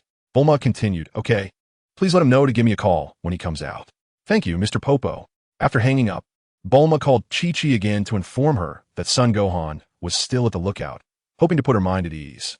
Inside the hyperbolic time chamber, on the training grounds, Sun Wukong obviously doesn't know what is happening outside. He is still focusing on his training. To the outside world, it is just a night, but in the hyperbolic time chamber, it has already been 6 months. Son Gohan's height changes every month, completely unlike a child who has just turned 9. Now, if someone says that Son Gohan is already 14 or 15 years old, people might actually believe it. Yes, it's been half a year since Son Gohan turned 9. In the last month, he has been practicing how to maintain the Super Saiyan form for a long time, but he still hasn't found the trick and hasn't made any progress. However, his strength has deepened a bit, and his understanding of the Super Saiyan transformation has become more thorough. He looked up at the clock hanging over the square gate, which showed that 12 hours had already passed, meaning it was time for him to go out. Half a year's time had already been completed. He said to Master Roshi, "Grandpa Roshi, the time has come. We should be heading out soon. However, I was thinking, why don't we go back and get a good sleep before going out? It won't delay us too long outside anyway, and it's been a while since I've had a good night's sleep." Master Roshi agreed, saying, "All right, let's do it your way." Then the grandfather and grandson went back to freshen up and returned to bed for a nice sleep. 8 hours later, they woke up one after the other. After waking up, they felt energetic and refreshed, but they were very hungry. They tidied up the room and opened the door to the hyperbolic time chamber, where Bubbles was already standing outside, though they didn't know when he had arrived. Son Gohan said, "Good morning, Mr. Bobo. Is there something to eat? I'm so hungry." "Mister." Bobo laughed and replied, Just like Goku, you come out looking for food. Follow me. I've already prepared everything." Mr. Bobo, with 5-star service, always thinks of everything so thoughtfully. "Gohan, hurry up and call Miss Bulma back. She seemed very anxious when she called just now," Mr. Bobo added. "Bulma is looking for me?" Gohan immediately used his wristwatch to call Bulma. When he entered the hyperbolic time chamber, he had kept the watch in the room because there was no signal inside. Even the time didn't pass, making it completely useless. The call went through. Son Gohan said, "Hey, Bulma, good morning. Did you need something?" Bulma replied, "Gohan, why didn't you let me and your mom know last night at the Heavenly Temple? Your mom was really worried about you and couldn't get through to your phone." Son Gohan felt a bit guilty. "I'm sorry, I was careless. I was busy entering the hyperbolic time chamber last night and forgot to contact you. Plus, there was no signal inside, so it got delayed until now. I'm really sorry. But is there something else that Bulma and Annie want to talk to us about?" Bulma, next time, please report to us before doing anything, so we don't have to worry about you. Son Gohan felt a warm sensation in his heart. Bulma continued, "There's one more thing regarding the androids. Last night, an android appeared near South City and destroyed city. It's very close to Mount Paozu, so you need to be extra careful when you go back. As for your mom, don't worry, she's fine. I already contacted her this morning, but you should also give her a call." Son Gohan, "Okay, I understand. Thank you." Bulma, Andy. In the meantime, Mr. Popo has already brought Son Gohan and Master Roshi to the dining table, which is filled with a lot of food that is very appetizing. Sun Wukong has always been curious about where Mr. Popo gets the food in the Heavenly Temple, since he has never seen him go out. Could it be from those mysterious rooms below? However, curiosity aside, he didn't ask too many questions. While eating, he called Chi-Chi. With his mouth full, he spoke unclearly. "Mom, I'm at the Heavenly Temple, having breakfast. I'll be home soon." Hearing her son's strange pronunciation, Chi-Chi knew he must be eating. So she said, "Okay, you finish eating first. I'm just mainly worried about your safety." After hanging up, a battle between man and food began at the dining table. Master Roshi watched in astonishment as Sun Wukong devoured his food like a whirlwind, so he secretly scooped some onto his own plate, fearing that he might be completely cleaned out by Sun Wukong. Soon, the meal was finished. Sun Wukong patted his belly and remembered the fortune-telling grandma, so he immediately started calling for her. "Grandma, Grandma, are you there?" He called out in his mind, having become quite skilled at this routine of calling spirit. After a while, The voice of the fortune-telling grandma echoed in his mind. Wukong, have you come out of the room of spirit in time? Yesterday, I explained to Lord Yinluo about what you told me, and he has made an exception to allow you to run the snake way. If that's the case, let me know when it's convenient for you, and I'll come to pick you up for the underworld. How about this, Grandma? I need to go back to Baozi Mountain for a bit to bring Mom to the Heavenly Temple, and then I can go with you to the underworld. Let's meet at the Heavenly Temple at 3 in the afternoon. Does that work? Sun Wukong said. The fortune-telling grandma replied, Okay, it's settled then. See you this afternoon. Then, Sun Wukong called Chi-Chi again to explain that he was going to King Kai's planet and that he would bring her to the Heavenly Temple. Chi-Chi wanted to ease her son's worries, happily agreed, but repeatedly reminded him to be safe on the way back and forth. After that, Sun Wukong bid farewell to Master Rashi and Mr. Popo, took to the skies, and leaped down from the Heavenly Temple. Watching the white clouds passing by, he was suddenly filled with thoughts. He heard from Bulma that the androids appeared in South City last night, and he wasn't sure where these two demons were now. He estimated his current strength and thought he should be fine against one of them, but facing two might be a bit overwhelming. Therefore, it wouldn't be wise to confront them directly now. It would be more prudent to deal with them after he returned from King Kai's planet. With this decision made, Sun Wukong retracted his aura and flew towards Baozi Mountain. However, there exists a Murphy's Law, which states that anything that can go wrong will go wrong. And today, Sun Wukong personally verified this law. Halfway through his flight, he suddenly encountered two figures flying toward him, two androids with no aura yet infinite energy. Because they had no aura, Sun Wukong didn't sense their approach. Looking at the androids hovering nearby, Sun Wukong felt surprised, yet let out a bitter smile. The more he wanted to avoid something, the more it would come to him. Today was going to be another tough day. Sun Wukong focused his mind and stared intently at the androids in front of him. The two androids were also staring at Sun Wukong, their two eyes meeting his four eyes. To be precise, it should be 3 pairs of eyes looking at Sun Wukong, because Android 18 was holding a child in her arms, and the child was also curiously looking at Sun Wukong. This was Sun Wukong's first real encounter with androids, and similarly, it was the first time the androids encountered him. Although their database had detailed information about him, well, it was detailed information from a long time ago. Seeing the child in Android 18's arms, Sun Wukong was taken aback. What was going on? Had something happened that he didn't know about? Why did Android 18 have child? Weren't they siblings? What the heck? At that moment, the handsome young man, Android 17, suddenly smiled and said, Oh, so it's Sun Wukong. Nice to meet you. Sun Wukong rubbed his forehead, assumed a defensive stance, and said with a cold smile, Enough with the nonsense, let's go. Number 17 continued to smile, a straightforward person. He seemed to always be smiling, but it didn't feel warm because, besides smiling, he was better at killing. Chapter 9. First battle, a strong wind blew, and the hem of their clothes fluttered, signaling that the great battle was about to begin. In the current situation, battle was unavoidable. The androids would definitely not let him leave just like that, and the only option was to fight with all his might. In the eyes of the androids, Sun Wukong was doomed today. Sun Gohan unleashed his energy, and with a ha, his hair instantly stood on end, turning a brilliant golden color. The fiery aura surrounding his body also transformed into a golden hue as he chose to become a Super Saiyan at that moment. Suddenly, a wave of energy surged forth like a tsunami, creating a hurricane that scattered the white clouds in the sky, leaving a clear blue expanse.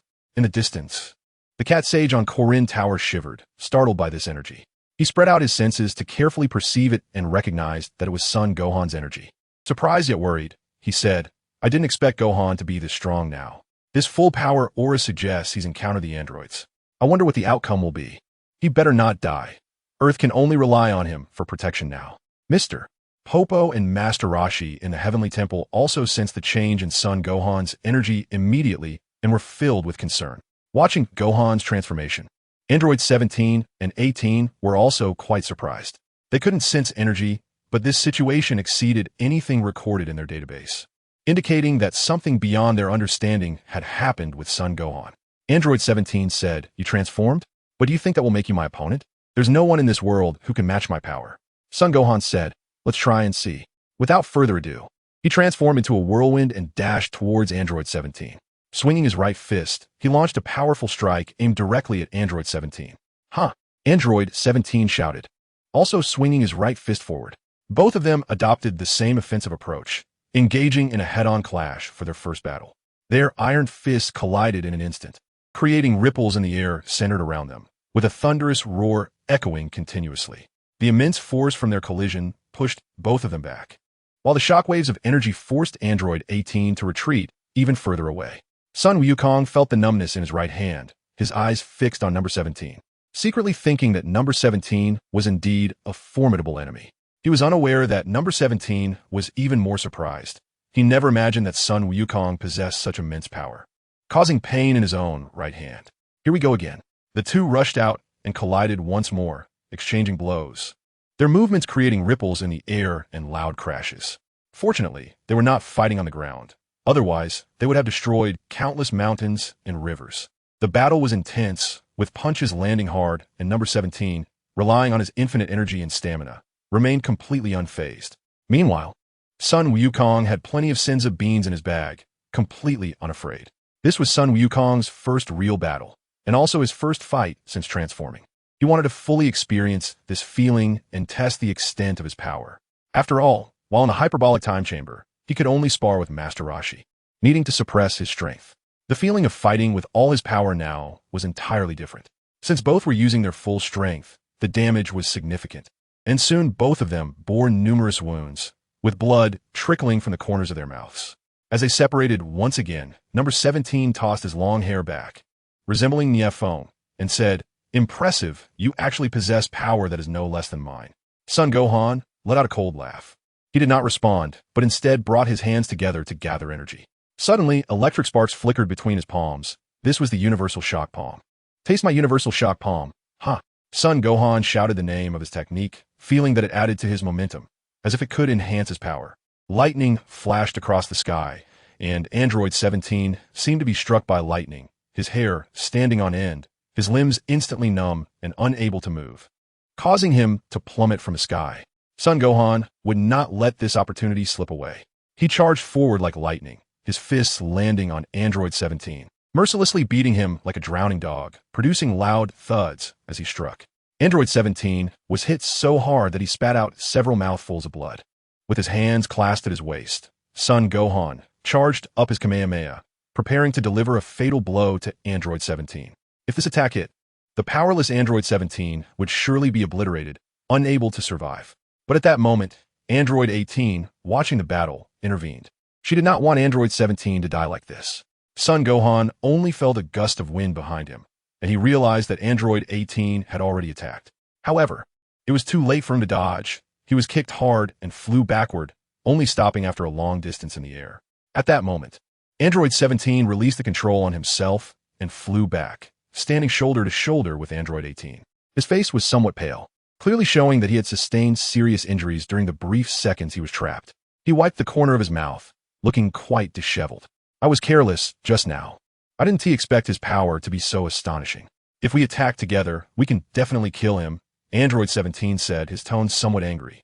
After all, that moment was a humiliation he had never experienced in his life. He had been made to cough up blood by a little brat, which was unforgivable. "Can you put down the child in your hands?" Seeing that Android 18 was still holding a child, Android 17 angrily reprimanded her. "I don't want to," Android 18 said, deliberately adding another layer of protection around the child in her arms. "Then kill him," Android 17 shouted angrily, rushing forward and seeing Android 17 charge out.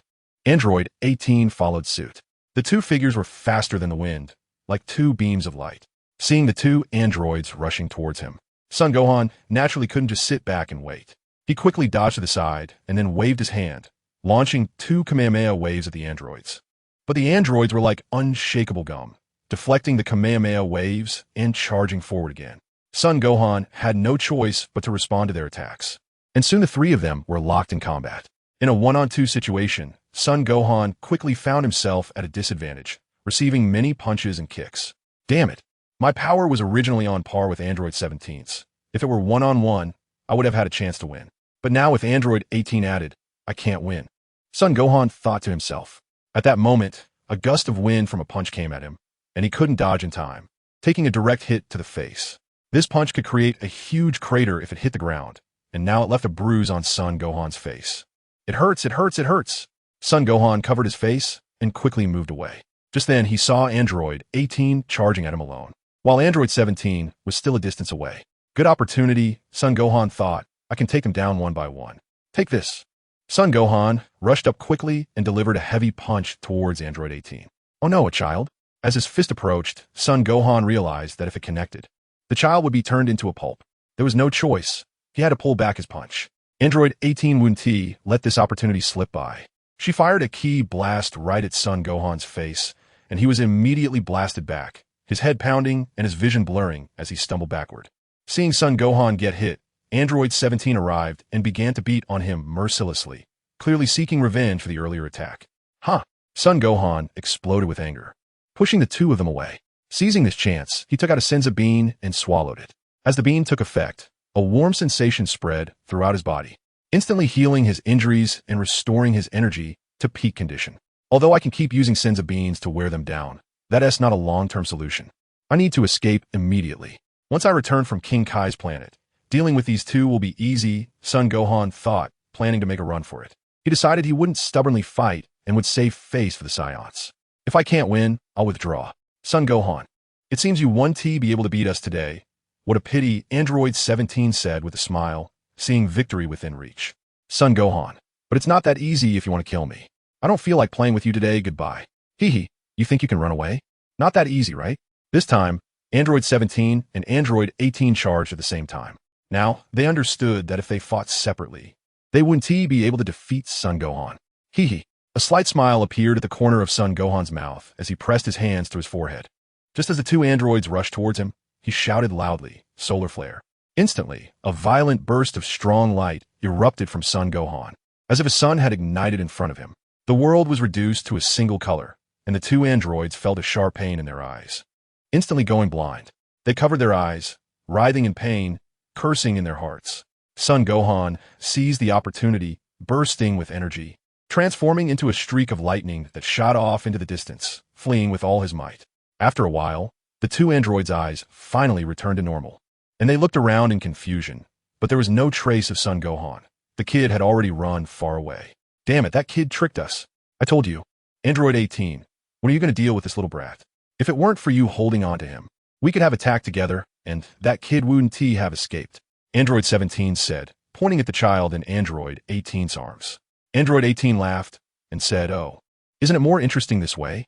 It's rare to find someone who can be our opponent, so we won't be lonely in the future, right?" Android 17 nodded and replied, "That's true, but how is Sun Gohan so strong? He's several times stronger than Vegeta. Is Goku also that powerful? Fortunately, Goku died from a heart disease. Otherwise, if these two teamed up, we would be in trouble. I don't even know what kind of transformation he has." He recalled that a few months ago, Vegeta had been easily defeated by him in just a few moves, and thinking about Sun Gohan now, the gap in strength was completely different. "Let us find a place to borrow some clothes. Look at my outfit. It's all torn," said Android 18. Okay, then the two of them left like shooting stars. Meanwhile, Sun Gohan had escaped and was rushing towards the Capsule Corporation. Although the battle was short, it was quite rewarding for him. First, he confirmed his own strength, and second, which was the most important, he finally realized that these two androids could not sense energy. Chapter 10. The Underworld and Snake Way. Soon, Sun Gohan arrived home. As soon as he walked in, Chi-Chi was startled by her son's height. How did he grow to be as tall as her in less than a day? This growth was too absurd. Seeing Chi-Chi's surprised expression, Sun Gohan had to explain to her the wonders of the hyperbolic time chamber, leaving Chi-Chi dumbfounded. Chi-Chi had already packed some daily necessities and followed her son to the Kaioshin-S temple. Sun Wukong had his own considerations. He really couldn't bear to leave Chi-Chi alone on Baozi Mountain for a month.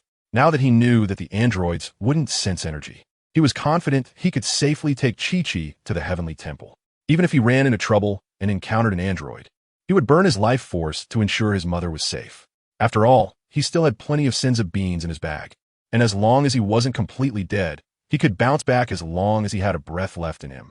Carrying his mother on his back, Sun Wukong first put a protective shield around himself and Chi-Chi to avoid the strong winds while flying. Then he took off into the air, soaring high until he reached a great altitude, and with a burst of energy, he shot towards the Heavenly Temple at high speed, creating sonic booms due to his incredible velocity.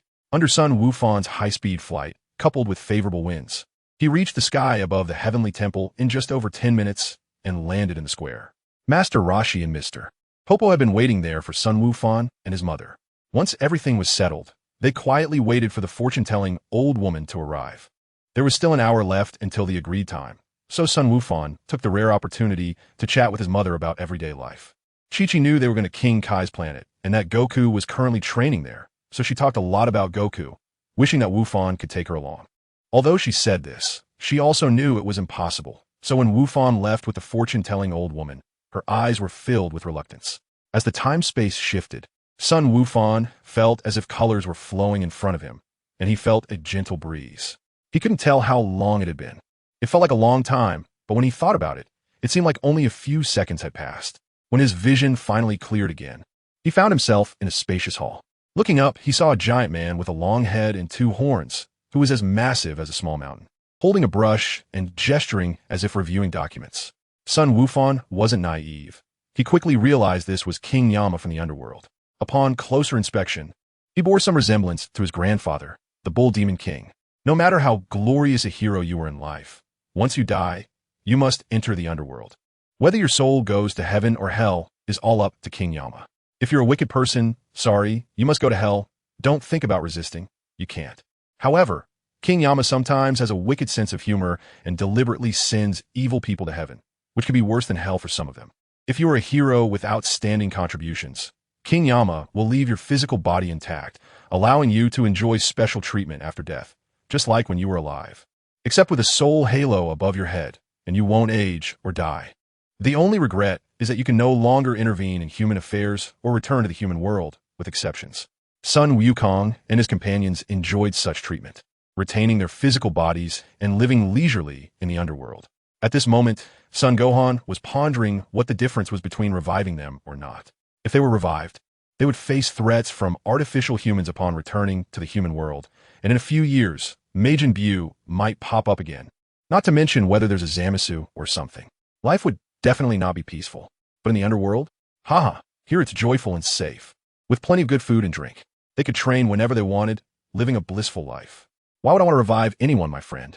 While Sun Gohan was lost in his thoughts, the imposing King Yinluo noticed the arrival of the fortune-telling old woman and Sun Gohan. He immediately got to the point and said, "Oh, it's Sun Gohan. Just follow him. He will take you to the snake path." Saying this, King Yinluo pointed to the green-faced ghost soldier standing beside him. "Thank you, King Yinluo." Sun Gohan bowed in gratitude. "Old lady, you've worked hard too. I'll be leaving now, goodbye." With that, Sun Gohan waved goodbye to the fortune-telling old woman and followed the green-faced ghost soldier away.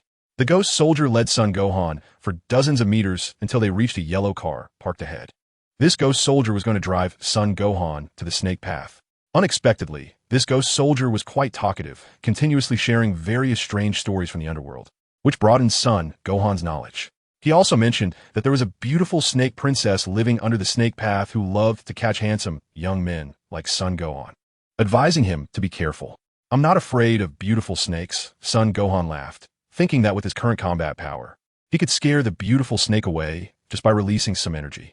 "Do you know Sun Wukong? I heard that he was a great hero in the human world. Let me tell you, a few years ago, when he first came to hell to run this snake path, I was the one who picked him up," the green-faced ghost soldier said proudly.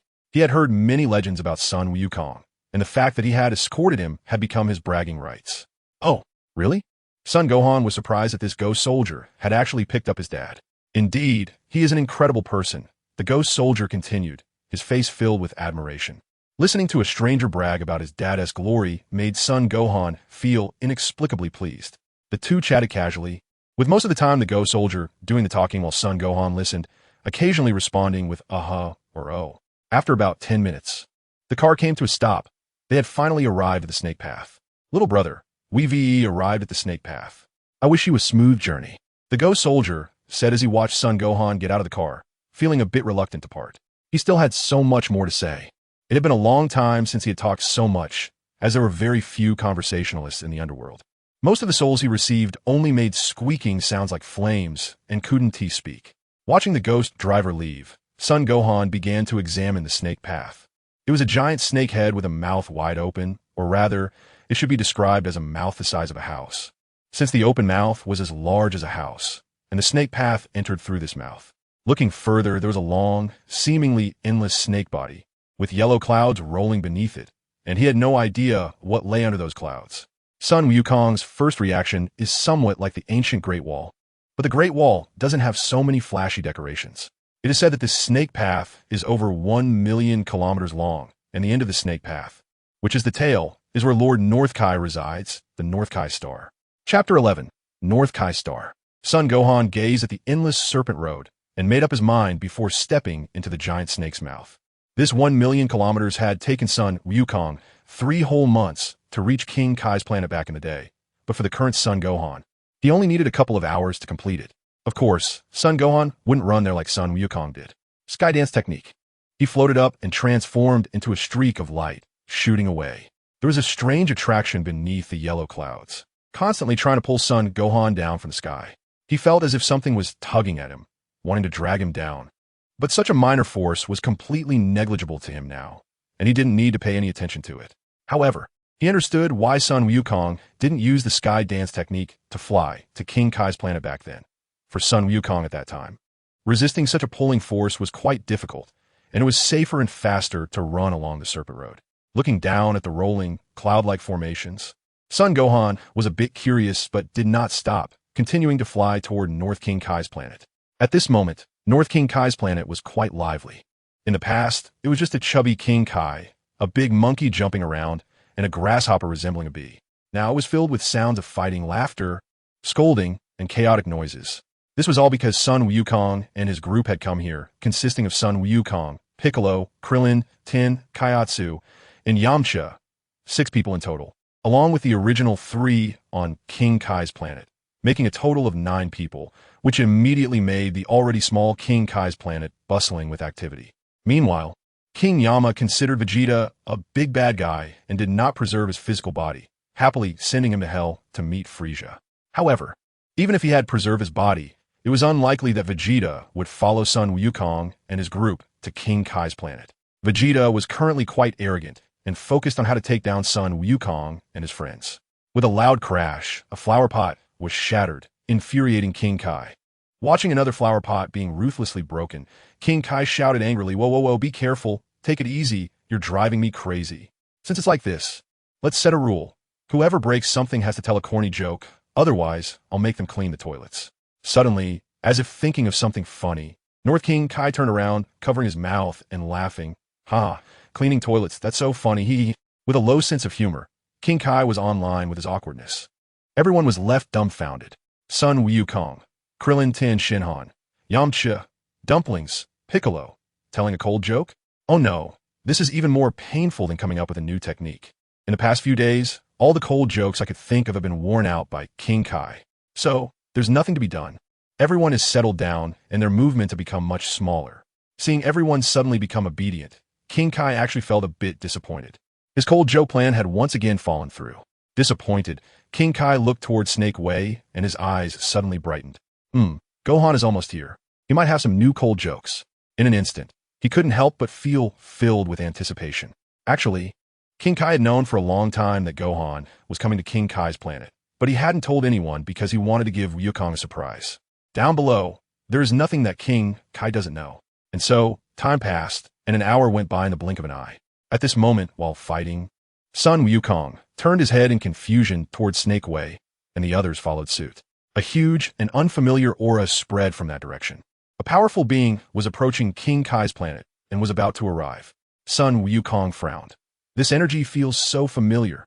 Who is it? Is it Gohan? But Gohan's energy shouldn't be this strong. Filled with doubt, he wondered whether it was friend or foe. The other few people also sensed this energy and began to feel nervous. You don't need to be nervous, it's Sun Gohan. The North Kai said as he stepped forward and addressed everyone. Is it really Gohan? But this energy is truly strong. Just as the North Kai finished speaking, everyone saw a figure launch from the end of Snake Way, quickly flying towards King Kai's planet. It was indeed Sun Gohan who had arrived. Sensing the numerous energies on King Kai's planet, Gohan was also taken aback. He hadn't expected everyone to gather together. He thought only his dad, Sun Wukong, had come. But it turned out that the Z Fighters were all having a gathering, a party. Everyone is here. Hello, everyone. Gohan waved his hand, quickly adapting to the tenfold gravity, and greeted them with a smile. Sun Wukong stepped forward from the crowd, walked up to Sun Gohan, patted him on the shoulder, and said with a joyful expression, "Gohan, it's really you. It's been 2 years since we last met. and you've grown so much taller and stronger. That's amazing. As he spoke, he gestured to show the height difference. Now, Sun Gohan was only a head shorter than Sun Wukong, which made him feel a bit sentimental. Dad, because some things happened.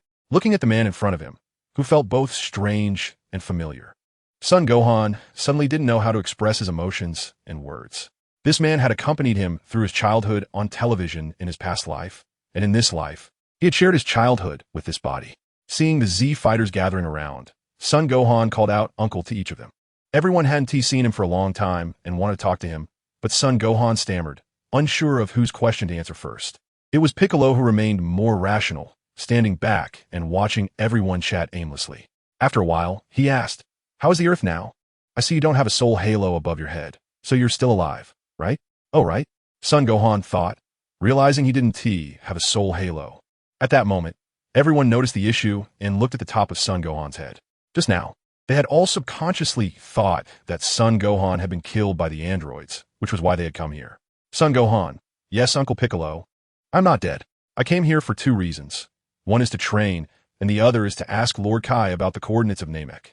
As for Earth, it is probably similar to what you imagine. Android 17 and 18 are wreaking havoc, and the remaining population is less than 1/3 of what it used to be. You want to ask about the coordinates of Namek? Are you going to Namek to look for the Dragon Balls?" Piccolo, as one of the smartest people in the Dragon Ball world, immediately grasped the crux of the matter.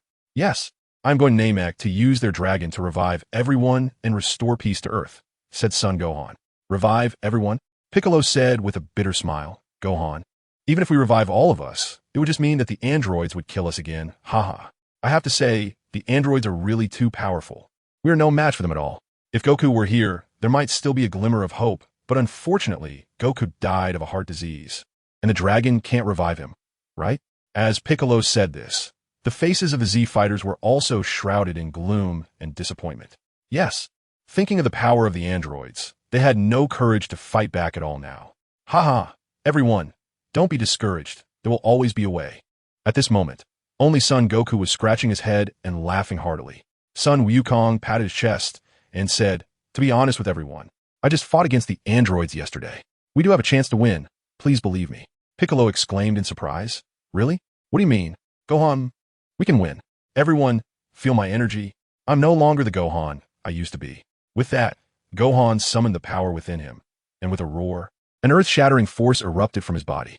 This overwhelming power was like a raging tide, immediately causing everyone to take several steps back, feeling as if a fierce wind was blowing at them, making them want to retreat. The mouths of several people were agape, completely unable to believe this was Gohan's energy. "Piccolo, is this really Gohan?" "Krillin, so strong, it's unbelievable." "Sun Wukong, Gohan has grown up." The others in surprise. Sun Wukong smiled slightly and said, "It's not over yet." "Not over yet? Can it get even stronger?" "Ah." Clenching his fists, Sun Wukong's veins bulged, and then he bit his teeth, unleashing an even greater power. Super Saiyan transformation. The aura burning on the surface of his body turned golden, and his hair stood upright, changing from black to a brilliant golden color. Gold hair. Blue eyes, Super Saiyan. If the shock he had given everyone just now was like an 8-0 earthquake, then it had now upgraded to a 12-0 earthquake. The pressure of this aura was overwhelming, and they could hardly stand firm, almost falling to the ground. Even Sun Wukong was greatly shocked, with an expression of disbelief. Utterly astonished, Sun Wukong exaggeratedly exclaimed, "Wow, how did you do this, kid? Your dad had to go through so much hardship to become a Super Saiyan. And this power is even stronger than mine." After putting on the act, after transforming, Sun Wukong let his energy dissipate to avoid putting too much pressure on everyone, seeing that they were almost unable to stand just now. Piccolo also asked Super Saiyan, "Gohan, how did you do it?" Sun Gohan smiled and said, "This is something I trained for in the hyperbolic time chamber. I trained tirelessly in there for over half a year. It was quite tough." Sun Wukong suddenly realized. "So you entered the room of spirit and time? No wonder. But you're really impressive, being able to reach this level in just over half a year. Shall we exchange a few moves?" Sun Wukong quietly approached Gohan and said in his ear, "Truly a battle maniac, the #1 martial arts enthusiast. Seeing a formidable opponent makes him want to spar." Sun Wukong sighed and said, "Dad, let's fight another time. We still have things to take care of." Sun Wukong looked reluctant. "All right, then when the time is right, you have to have a match with me." Okay. Sun Gohan replied helplessly. He continued, everyone saw that, right? When I return to Earth again, I will be able to completely deal with the androids. Please believe me. The crowd nodded in unison. Chapter 12. The Difficult Art of Telepathy. Sun Wukong continued. I've already asked Aunt Bulma to prepare a spaceship, and it will be ready in a month. However, I do not know the coordinates of Namek, so I need to come here to ask Lord Kai. After a pause, he added, yesterday, I fought against the androids, and I am well aware that with my current strength, it is still a bit challenging to deal with both of them at the same time. Therefore, I will train here for a month, and then I can take care of them when I go back, and afterward, I could go to Namek to revive everyone. Is that okay? Lord Kai, I want to train here for a month, Sun Wukong said to North Kai. North Kai helplessly shrugged his shoulders. What can I say? If I say no, can you still leave? However, it seems a cold joke is coming my way. Haha. North Kai's eyes lit up. He nodded and smiled. It can be done. But you need to tell me a cold joke to make me happy. A cold joke? Sun Wukong was quite good at those, back in school. He had worked hard to impress girls with them. But later he realized that most girls did not like cold jokes, which rendered his exceptional skills useless. No one appreciated them in his past life. But in this life, I want you to shine here with Lord Kai. Sun Wukong felt particularly joyful at this moment. As if he had finally met a talent scout. He was very happy, but he kept a poker face. How could he let Lord Kai know how happy he was? No way. He looked at North Kai and said, no problem, Lord Kai. North Kai replied, then tell me one first. Sun Wukong thought for a moment and said, all right, King Kai, listen carefully. There was a person fishing, and he caught a squid. The squid then began to plead for mercy, saying, please don't take me to be grilled. The fisherman replied, all right, I'll ask you 2 questions if you can answer them. I won't grill you. The squid happily said, hurry up and ask me. Hurry up and ask me. After a deliberate pause, the squid was taken to be grilled. What the heck? King Kai of the North was taken aback, and after a while he burst into laughter, saying, haha, Wukong, you're really something. You can come up with such a difficult cold joke. Haha, it's so funny. Your sense of humor is really low, King Kai of the North. Sun Wukong thought to himself. King Kai laughed so hard he could hardly breathe, and after finally stopping, he asked, Wukong, do you have more? Do you have more? Sun Wukong rolled his eyes and said with a smile, Lord Kai, I will tell you a joke every day from now on, but I have a condition. What do you think? The North Kai looked puzzled and asked, what condition? I will tell you cold jokes, and you will teach me some martial arts. How's that sound? We can consider it a business deal, an equal exchange, Sun Wukong laughed. How do we exchange? Are you saying that if you tell me a joke a day, I will teach you a technique? No, I don't have that many techniques to teach you. The North Kai said, looking troubled. Sun Gohan said, Lord KO, don't be so troubled. How could I let you suffer? How about this? I'll tell you a joke every day, and then you teach me a technique. Think about it. I can't possibly master a technique in just one day, right? So, one technique can be exchanged for several days' worth of bad jokes until I learn it. After that, you can teach me a new technique. Anyway, my jokes will keep coming every day. What do you think? Seems like I've made a good deal. The North KO thought to himself, then nodded and said, all right. It's a pleasant agreement then. The two extended their hands and shook hands, creating a harmonious scene. Sun Gohan asked, King Kai, what are the coordinates of Namek? North Kai replied, a cold joke. Gohan responded, this is also a cold joke? How come I feel like I'm the one getting tricked? Sun Wukong complained, Lord King Kai, you're too dark, aren't you? You want a cold joke too? All right, let me tell you. The cold joke special is in progress. The few people beside him were dumbfounded, secretly admiring Gohan's skills for knowing so many cold jokes. They couldn't help but give Gohan a thumbs up, thinking about when to ask him to learn a few so they could exchange something with King Kai. Sun Gohan said, King Kai, the first martial art I'm going to learn is the Kaioken. Please teach me. Kaioken? You could just ask Goku to teach you. Why waste a bad joke? North Kai replied, I have plenty of bad jokes. No, what I meant is that since this technique was created by you, I need to seek your approval to learn it. Moreover, I believe you can explain it better than my dad. Oh no, I accidentally let that slip. I need to cover it up quickly and flatter North Kai a bit more. You have a point. North Kai was very pleased and automatically ignored the first sentence. The Kaioken is, simply put, a method to greatly increase your power for a short period of time, but it puts a huge strain on the body. I see you can already transform into a Super Saiyan, and the Super Saiyan state already consumes a lot of stamina. Adding the Kaioken on top of that, your body won't be able to handle it. In other words, the Kaioken and Super Saiyan cannot be used simultaneously, so I don't recommend you learn the Kaioken. North Kai continued. Sun Wukong said, don't worry, I've learned a bit about this, but I still need to study. After all, who is afraid of having more martial arts moves, right? What do you think, King Kai? Since you say that, then I will teach you. But Gohan, doesn't this mean you owe me a cold joke? The North Kai couldn't stop thinking about the cold joke in his heart. Son Gohan, all right. I'll make it up to you tomorrow, okay? I'll tell you two tomorrow. Is that okay? You can't listen to too much in one day.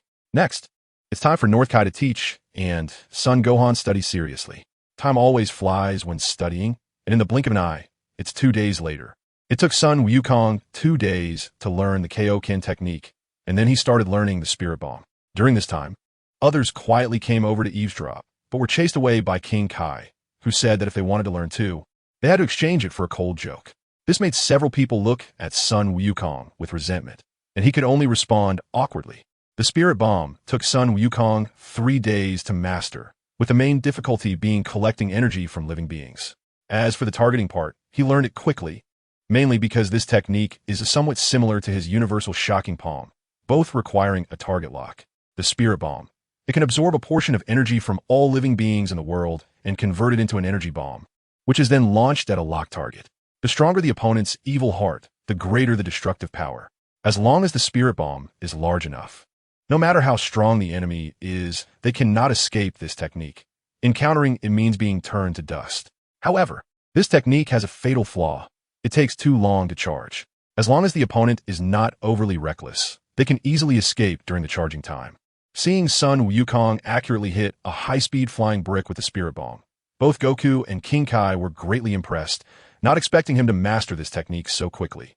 King Kai, I have learned this technique. We can learn new techniques now, Sun Wukong said. At this moment, King Kai was thinking to himself, this kid has such strong learning ability. The cold jokes he exchanged for so few. I feel like I'm at a loss. Is there any particularly difficult technique for him to learn? So what do you want to learn this time? King Kai asked. Sun Wukong thought for a moment and said, I want to learn your telepathy, the technique that allows you to directly call anyone for telepathic communication. Is that possible? King Kai replied, telepathy? Gohan, that's not a martial arts technique. It's a kind of spell. You could say it's a form of magic. Many people never learn it in their lifetime. Are you sure you want to learn it? After all, magic and martial arts are not in the same field, and it's very difficult to learn. I'm warning you. It's very hard to learn. Sun Wukong said firmly. Yes, I'm sure I want to learn. At this moment, King Kai the North was overjoyed. Want to learn telepathy? Ha ha. I'm afraid you, Sun Wukong, are going to tell me jokes for a lifetime here. Because in the past, it took him more than 100 years to learn this skill. And he couldn't believe that Sun Wukong could master it in just 3 days like he did with the Spirit Bomb, because this technique was incredibly complex. It involved various calculations of data, then building a suitable communication network in one's inner world, analyzing the brainwaves of the other party, and guiding the other party's brainwaves into one's own communication network. Only then could a conversation be completed with the other party. This required a very powerful mental strength for calculations and construction, and the complex data breakdown could take years or even decades. And it was impossible for someone without the aptitude to learn it in a lifetime. Wukong, come here. First take a look at this book. King Kai of the North pulled out a book from somewhere and handed it to Sun Wukong. Sun Wukong was puzzled as he took the book and turned to look at it. What? The basics of software engineering? He opened the first page. What is software engineering? Isn't this the knowledge of programmers I learned in my past life? Are you kidding me? Sun Wukong, unwilling to give up, turned several more pages. Sure enough, he understood this knowledge. Although there were some discrepancies, the essence remained the same. He just needed to think from a different perspective to grasp it. Is this really the first lesson in learning spiritual communication? Seeing Sun Wukong's baffled expression, King Kai chuckled and asked, do you have any questions? Sun Gohan said, I want to confirm, is this really the knowledge that needs to be mastered for learning telepathy? King Kai replied, yes. Sun Gohan, that's not a problem anymore. And Sun Gohan read at an incredible speed, finishing a book in just half a day, after which King Kai took out another new book. When Sun Wukong saw it, big data analysis. All right, I'm numb to it now. You could pull out a book by Uncle Bird on Dragon Ball, and I would accept it. Chapter 13, A True Man in 10 Seconds. King Kai, who is more economical, 1 or 0? I don't know. It's 1 because of pocket money. Ha. Daily cold joke segment. After telling the cold joke, Sun Wukong took out a book and started reading, wanting to quickly learn this telepathy. I love studying. Studying makes me happy, swimming in the ocean of knowledge, soaking in the dew of knowledge. Knowledge makes me obsessed, unable to extricate myself. After reading for a while, his eyes felt sore. He couldn't take it anymore. His eyes were about to go blind, He needed to move around, otherwise it would be a headache. What are they doing? Looking at Yamcha, Krillin, and Tien playing Dodiju. Sai can't join in. Dodiju can only be played by 3 people. It's not like Mahjong. What is Dumpling doing? Is Dumpling cooking? Forget it. Can't join in on that either. Otherwise I'll end up eating dark cuisine later. What is Dad Goku doing? He's cleaning the toilet. He broke the vase earlier and can't tell jokes. So King Kai probably made him clean the toilet. Dad, are you almost done? How much longer? Do you want me to help you? Sun Wukong found Goku and said. Sun Wukong said with a hint of resentment, Gohan, hurry up and teach me a few jokes. I'm always being punished by Lord Ko. It's too hard for me. Sun Wukong said, no problem, Dad, but I told you and you always forget. Didn't I just tell you a few yesterday? Sun Wukong pouted a bit, feeling a little wronged. Remembering such things was much harder than learning martial arts. Son Gohan, Dad, hurry up. Once we're done, how about we discuss martial arts? Discuss martial arts? That sounds great. Just wait a moment. I'm getting into the spirit of it. Suddenly, Son Goku moved as fast as lightning, humming a tune while cleaning, and within 2 minutes, he was done, perfectly. Gohan, come on, let's discuss martial arts. How about we have a spar first? Son Goku said happily, pulling his son outside to an open area. That sounds good, but you have to control your strength. I don't want to have to clean up again later. Gohan laughed. I know. So let's get started. Saying this, Son Goku took a horse stance, getting ready for battle. With an explosive aura, his hair stood on end, and the overwhelming energy turned golden as Son Goku transformed into a Super Saiyan. I'll transform too, Gohan said, also choosing to become a Super Saiyan. Come on. With a whoosh, the 2 figures moved quickly, colliding and then separating again, only to crash into each other once more with a bang. Dad, take to the air and watch your strength. Gohan jumped into the air first, with Son Goku following closely behind. Boom! The force of their punches sent shockwaves, causing the entire King Kai's planet to shake. The 3 players of Dodiju had to stop their game and turn to watch the 2 fighters, and the King Kai, who was driving his small car around the planet, ended up in an accident, crashing into a big tree. King Kai was furious. Those 2 annoying guys are going to clean the toilet together tomorrow. Piccolo's expression changed. Saiyans are really monsters, so terrifying. Before I knew it, I've fallen so far behind. The others could only remain silent. During the fight, Son Goku felt that his son wasn't using his full strength and said, Gohan, use all your power. Then he was hit squarely in the cheek by a punch, stars appearing in his eyes. Gohan, you're really strong now. Come on, With that, Son Goku suddenly vanished from his spot, only to reappear behind Son Gohan in the next moment, his thighs sweeping in with a whoosh. This is the instant transmission technique. Gohan sensed the threat behind him, didn't dodge, and directly turned around to punch out, the punch crackling with energy. Boom! Another massive energy explosion occurred, sending Son Goku retreating 4 or 5 steps, while Gohan remained firmly in place, the difference in power evident. All right, that's enough. Dad, if we keep fighting on King Kai's planet, we'll be in trouble. Let's save it for next time, okay? Seeing Son Goku getting into position again, Gohan waved his hands, signaling to stop fighting. Okay, the 2 descended towards King Kai's planet and landed. A few onlookers quickly gathered around. Sun Wukong looked at Sun Wufan seriously and said, Dad, have you ever tried using the Kaioken while transforming into a Super Saiyan? Sun Wukong frowned and said, I haven't used it before, but I can feel that if used simultaneously, the body will quickly break down. Lord King Kai has also reminded me that it cannot be used at the same time, as it is too damaging to the body. Sun Wukong thought for a moment and said, I want to give it a try and see how long I can endure. Sun Wukong was startled and quickly advised, Gohan, don't act recklessly. Sun Wukong laughed and said, don't panic, look, what is this? I have some senza beans here. As he spoke, Sun Wukong took out the senza beans. Dad, keep an eye on them for me. If I really can't move in a bit, you can feed me one, he said, tossing the bag of senzu beans to Sun Wukong. Is this tempting fate? But somehow, there's a bit of anticipation. Sun Wukong suddenly became a bit eager to try it out, and the onlookers also turned into curious babies. Sun Wukong's eyes sparkled as he nodded. All right, let's start with the Kaioken. With that thought, Son Gohan began to gather his energy and activate the Kaioken.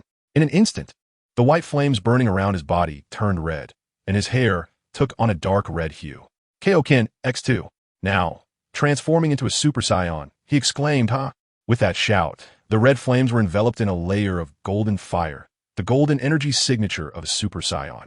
His hair instantly changed from dark red to dark golden, and his eyes turned blue. Kaioken X2 Super Saiyan. This looks pretty cool. The surging energy radiated outward, spreading an unprecedented aura of violence. The onlookers felt as if a massive demon had opened its mouth before them, ready to devour them. And cold sweat began to stream down their backs. My body hurts so much. It hurts, it hurts, it hurts. Sun Gohan felt as if his body was about to tear apart. It was extremely uncomfortable. However, this energy was just too strong. By his estimation, it was definitely approaching the full power of Super Saiyan 1. G Gohan, you're bleeding. Krillin exclaimed, his mouth agape. Gasping for breath. Sun Gohan quickly dispersed the Kaioken and Super Saiyan forms.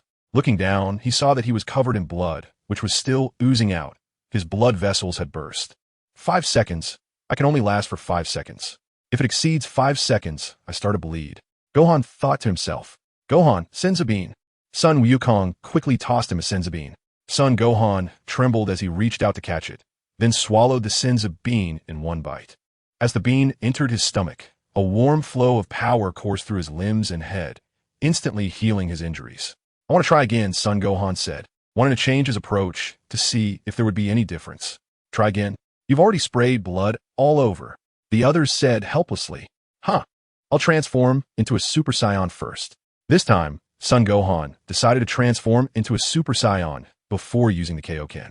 Once he transformed, the Kaioken immediately enveloped him. Sure enough, this time was a bit different. A red aura wrapped around the golden aura, but the intensity of the energy was not much different from the previous transformation, and the momentum was not as violent as before. Sun Wukong silently counted the time in his heart. 7, 8, 9, 10.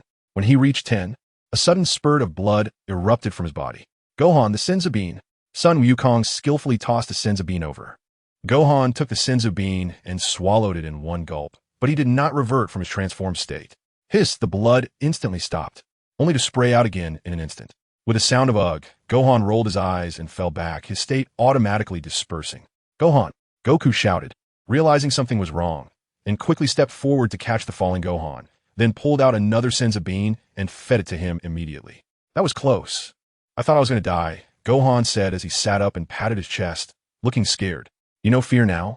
If you were any later, you could have died, everyone thought to themselves. Gohan was too harsh, even on himself. However, they couldn't help but feel a bit of admiration. After taking a deep breath, Gohan smiled and said, although I used 3 Senzu Beans, it was worth it. I think I understand now. Sun Wukong asked in confusion, what do you mean? The others were also very curious. Sun Wukong summarized. The increase in power from the 2 transformation methods is the same. If I use Kaioken first, and then transform, I can only maintain it for 5 seconds. However, if I transform into a Super Saiyan first, and then use Kaioken, I can last for 10 seconds. As long as I revert back within that time, there won't be any problem. But if I exceed the time limit, then it will be just like what everyone saw earlier. At this point, King Kai approached and said, so, you're a 10-second real man? After saying that, he seemed to go a bit crazy and burst out laughing. Sun Gohan, Sun Wukong, Piccolo, Krillin, Tien Shinhan, Dumpling, Yamcha, 10-second real man? It seems that this principle is not wrong. I think my physique is still not strong enough. If my physique could be stronger, then I should be able to last longer. However, right now, I only dare to use the Kaioken at 2 times. If I go to 3 times, I feel like I would die. Sun Gohan pondered and said. Sun Wukong said, Gohan, this is a life-saving technique. Don't use it recklessly unless it's absolutely necessary. Sun Wukong nodded and said, yeah, I understand, Dad. Your situation should be the same, so you must be careful when using it yourself. Sun Wukong laughed and said, there is no opportunity to use it in the underworld. As he spoke, everyone could sense the hint of disappointment in his voice. Indeed, for such a combative person, now that he is dead, there are no opponents to be found in the underworld, and he cannot go to the human world, so it is only natural to feel a sense of loss. Sun Gohan naturally sensed his father's feelings of disappointment and said, Dad, there will be a way. Didn't you always say that? There will always be a way. I will find a way to bring you back, to bring everyone back. Just wait for me. Let's not talk about that for now. Gohan, are you still reading? Do you want me to teach you instant transmission? Son Goku Loge d'Artidi. That's just the kind of person he is, able to switch emotions quickly. Sadness never affects him for more than 5 seconds. Okay, I want to learn. Chapter 14, Preparing to Return to Earth. Sun Gohan said with excitement. I want to learn. Instant transmission is definitely something I need to learn. The original intention of coming to King Kai's planet was to learn the Kaioken and instant transmission. My plan was to learn telepathy with King Kai and then come to learn instant transmission. However, now the learning of telepathy has encountered obstacles, and it's not something that can be resolved in a day or two. Most of my time these days has been spent reading to supplement my foundational knowledge. So now learning instant transmission is just right with no conflicts. Therefore, I listened carefully as Son Goku explained the usage techniques of instant transmission several times, and I asked about each doubt and confusion I had. This is a complex method of using ki. However, many of these difficulties can only be understood after starting to practice. So after finishing Son Goku's teaching, I earnestly tried it myself. After a long time, I thought to myself, how could I be so foolish? I completely forgot about you, huh? Son Gohan murmured to himself, and then awakened the spiritual form of Son Gohan. It was time to showcase his real skills. So, everyone began to see Son Gohan reading a book while practicing instant transmission. The spiritual form of Son Gohan was controlling the body to learn the techniques of instant transmission, while the main body of Son Gohan was flipping through the book with his hands. It was a win-win situation, perfect. Even so, the difficulty of learning mental communication and instant transmission exceeded Son Gohan's expectations. It took him a full half-month to gain some understanding, but it was still too early to say he had mastered it.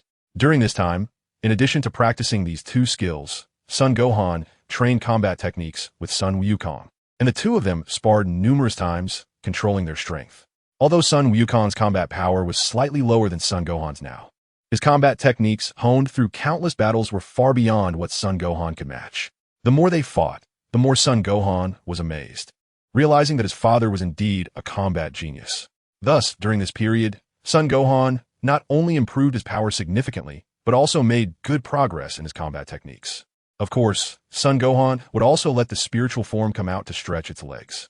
He could sense that the spiritual form of Son Gohan had a strong desire to do so. So every time the spiritual form came out, it would obediently run to find Sun Wukong, a situation that Son Gohan had grown accustomed to. Watching this scene from a third-person perspective was quite heartwarming. Until 20 days later, Son Gohan surprisingly began to grasp the basics of mental communication techniques, which left King Kai so shocked that he was almost going crazy, with the two antennae on his head shaking nonstop. Perhaps this was largely related to having a spiritual form within him, as learning mental communication was very taxing on the mind. Son Gohan joyfully said, Lord KO, look, effort always pays off, right? I learned this from over 20 cold jokes. Lord KO was still in shock. Next, it's time for the communication test. The first person Sun Wukong thought of was his mother, Chi-Chi. At that moment, he spread out his spirit and began searching for Chi-Chi. He sensed her presence, added her to his friend list, and invited her to chat. This method of operation was different from sensing energy. It was a subtle feeling that he couldn't describe in words. Sun Wukong only saw a sea of stars forming in his mind, creating a network of relationships made up of countless glowing stars, like an entire universe. Among them, there was a shining star, and he felt that it was Chi-Chi. He then pulled this shining star into his network and tried to call out, Hello, hello, can you hear me? Mom, can you hear me? At that moment, Chi-Chi, who was in the heavenly temple, had just finished washing clothes and was sitting on a stool, bored and resting. Not far away, Master Roshi kept staring in her direction, making Chi-Chi want to go over and kick him a few times to vent her frustration. Wukong had been gone for 20 days, and she thought he should have reached King Kai's planet by now. She wondered how things were over there and really wanted to give him a call, but there was no phone there, which was quite troublesome. She thought about Goku every day, worrying about him since the first day Wukong left. Hello, hello. Can you hear me? Mom, can you hear me? It was Wukong's voice. Chi-Chi was startled and jumped up, looking around. Did she just hear her son's voice? Was it an illusion? Hello, Mom. Can you hear me? Huh. It seems like you can't. Is something wrong? Why can't we connect? Let me ask King Kai. It was Wukong's voice, mumbling. Was it not an illusion? What was going on? Was her son really calling her? Hello, Wukong, is that you? I can hear you. Is it really you? Chi-Chi exclaimed in surprise, quickly responding, fearing Wukong would think the call didn't go through and hang up. Master Roshi, hearing Chi-Chi's words, was also surprised. Wukong? Where is he? I don't see him, and I don't sense his energy either. The voice of Sun Wukong came. Dad, it's really working. I can contact Mom now. On the other side. Sun Wukong, huh? Really? Then how do I talk to Chi-Chi? Sun Wukong looked at King Kai. King Kai, how can we communicate? King Kai replied, Wukong, just place your hand on Gohan's back. However, Wukong, you must understand that you are already dead, and according to the rules, you cannot make contact. Sun Wukong immediately clasped his hands together and laughed at King Kai, saying, "Come on, King Kai. I'll have Gohan tell you a joke later." Sun Wukong immediately placed his hand on Sun Wufan's back and said, "Hey, Chi-Chi, it's me, Wukong." "Wukong? That's Wukong's voice? It really is Wukong's voice," Chi-Chi said, feeling so happy that she started to cry a little. "Wukong, are you eating well on King Kai's planet?" "Eating well is not a problem, but I still think the food you make is better." Just like that, Wufan acted as a human phone, and the couple chatted for a long time. During this time, Master Rashi also came over and exchanged a few words, and Wufan simply pulled Master Rashi into the group chat as well. After the couple finished their conversation, Wufan chatted casually with his mother for a bit before exiting the chat. The call was okay, but the quality still needed improvement, as there were sometimes crackling noises. Since he had become a human phone, he wanted to make it perfect, so Wufan went over to ask the others if anyone else wanted to make a call, and he was prepared to accommodate them all. The Z fighters actually didn't have many relatives left, so only Krillin thought of chatting with Master Rashi, while the others had no such needs. After Krillin finished his call, Wufan contacted Bulma to ask about the spaceship's charging status.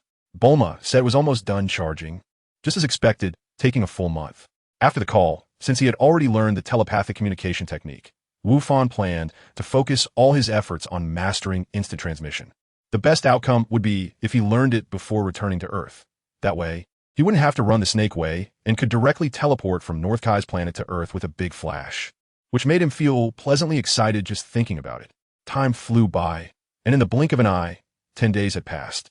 Unfortunately, Wufan still hadn't mastered instant transmission. Although he felt quite helpless, he realized that many things don't get completed just because you push hard within a set time frame. This made Wufan a bit anxious, and his emotions were clearly visible on his face. Sun Wukong immediately comforted, "Gohan, don't worry. When your father learned this technique, it took him more than half a year. Believe in yourself. As long as you work hard, you will eventually master it." Sun Wukong nodded and said, I understand." He knew he was a bit anxious, but some things couldn't be forced. Forcing them would only backfire. Taking a deep breath, Sun Wukong calmed himself down. Even though he hadn't learned instant transmission yet, he felt confident that he could handle Android 17 and 18 without any issues. Even if something unexpected happened, he could use the Kaioken at full power to take them down in an instant, so there was no need to panic. He just needed to go with the flow. After comforting himself, Sun Wukong decided not to think about anything else and planned to head back to Earth soon. Of course, he still needed to eat. It wouldn't hurt to have a meal before leaving. After eating, Sun Wukong went to find King Kai to confirm the coordinates of Namek again and shared a few cold jokes, making King Kai laugh heartily.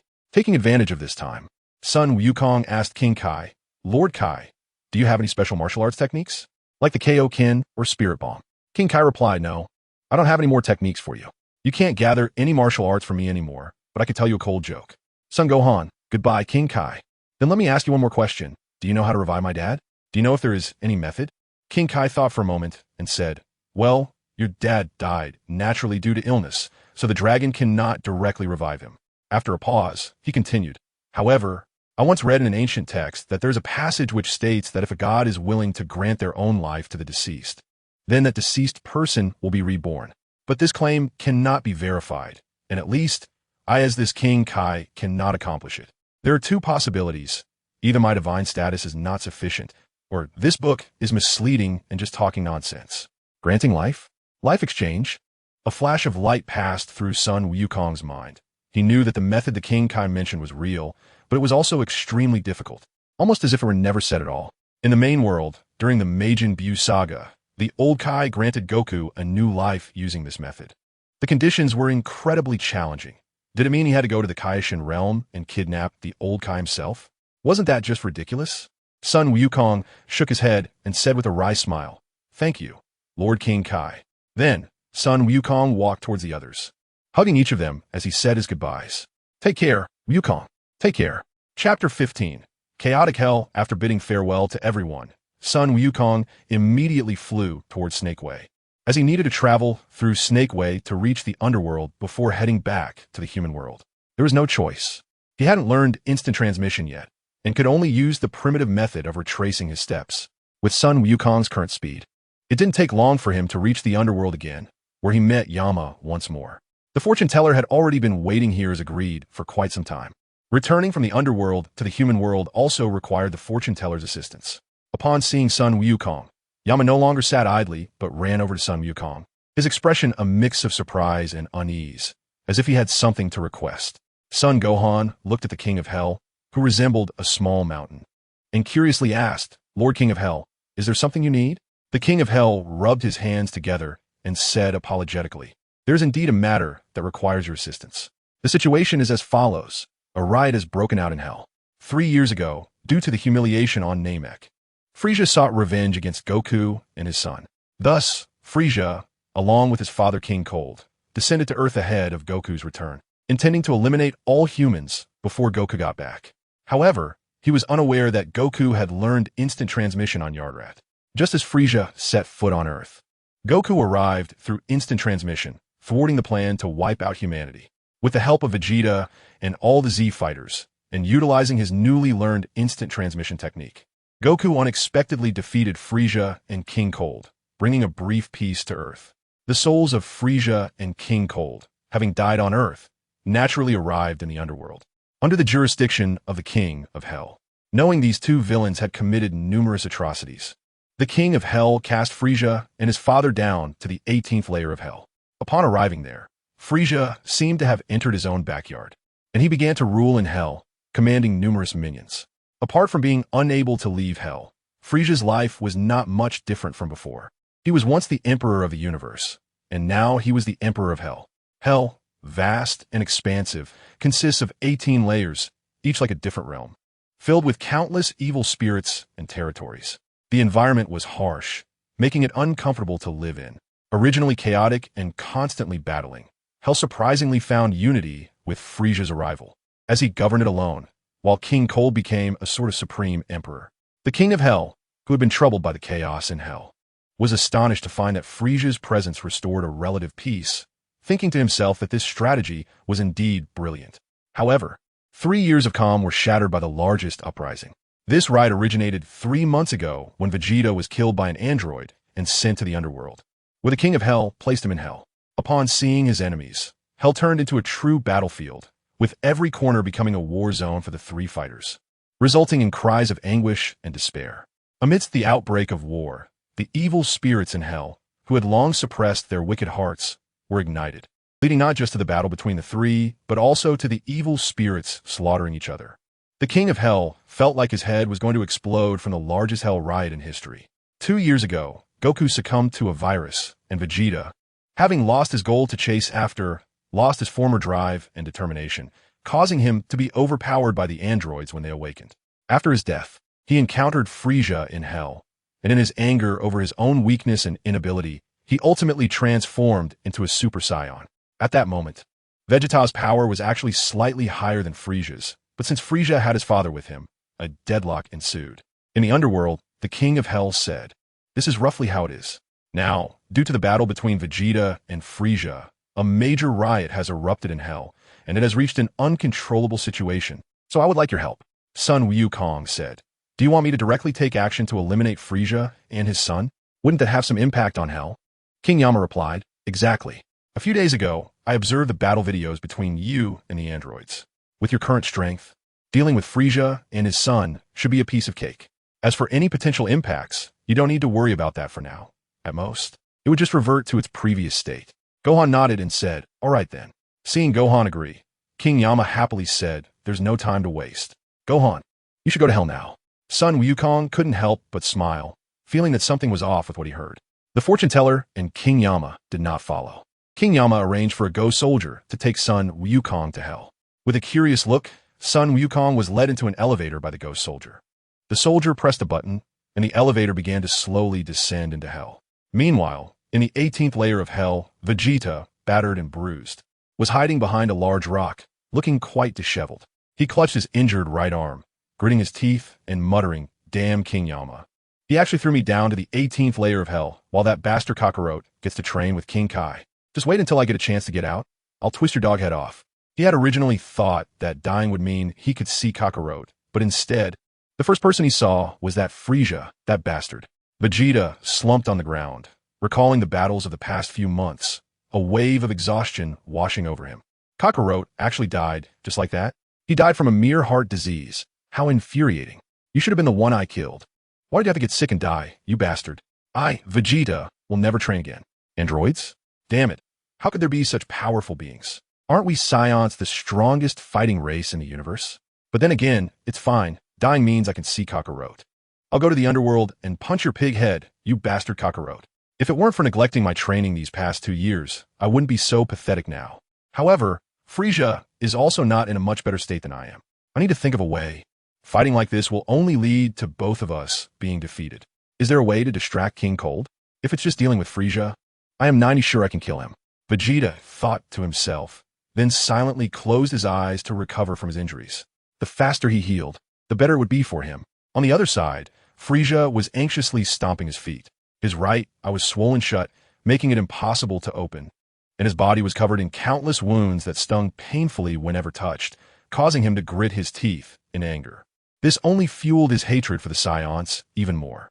Damn filthy monkeys, damn Vegeta. Dad, you need to step in next time and help me catch him.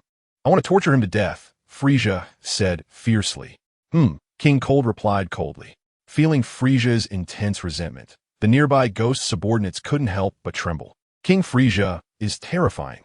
The elevator continued to descend, and the ghost soldier nervously glanced at the boy next to him, not daring to breathe loudly. He had heard many colleagues talk about the terror of Frieza and his father in hell. They were said to be the most fearsome demons, with power beyond description. If it weren't for the barrier between hell and the underworld that only allowed ghosts to enter and not exit, King Yama might have already been killed by Frieza and his son. Just now, King Yama hinted that this boy had the power to easily defeat Frieza and his father, and that this boy was right beside him, making the ghost soldier so tense that he could hardly breathe. Noticing the ghost soldier quietly sizing him up, Sun Wukong felt a bit awkward, cleared his throat to break the tension, and then asked, "Hey, does this elevator go directly to hell? Aren't you afraid that ghosts will use it to go to the underworld?" The ghost soldier, hearing Sun Wukong's question, replied nervously, My lord, this elevator has a restriction. The evil spirits in hell cannot approach it. He spoke a bit haltingly. Sun Wukong smiled and said, You don't need to be too nervous. I'm not a bad person. Yes. The ghost soldier was still very tense.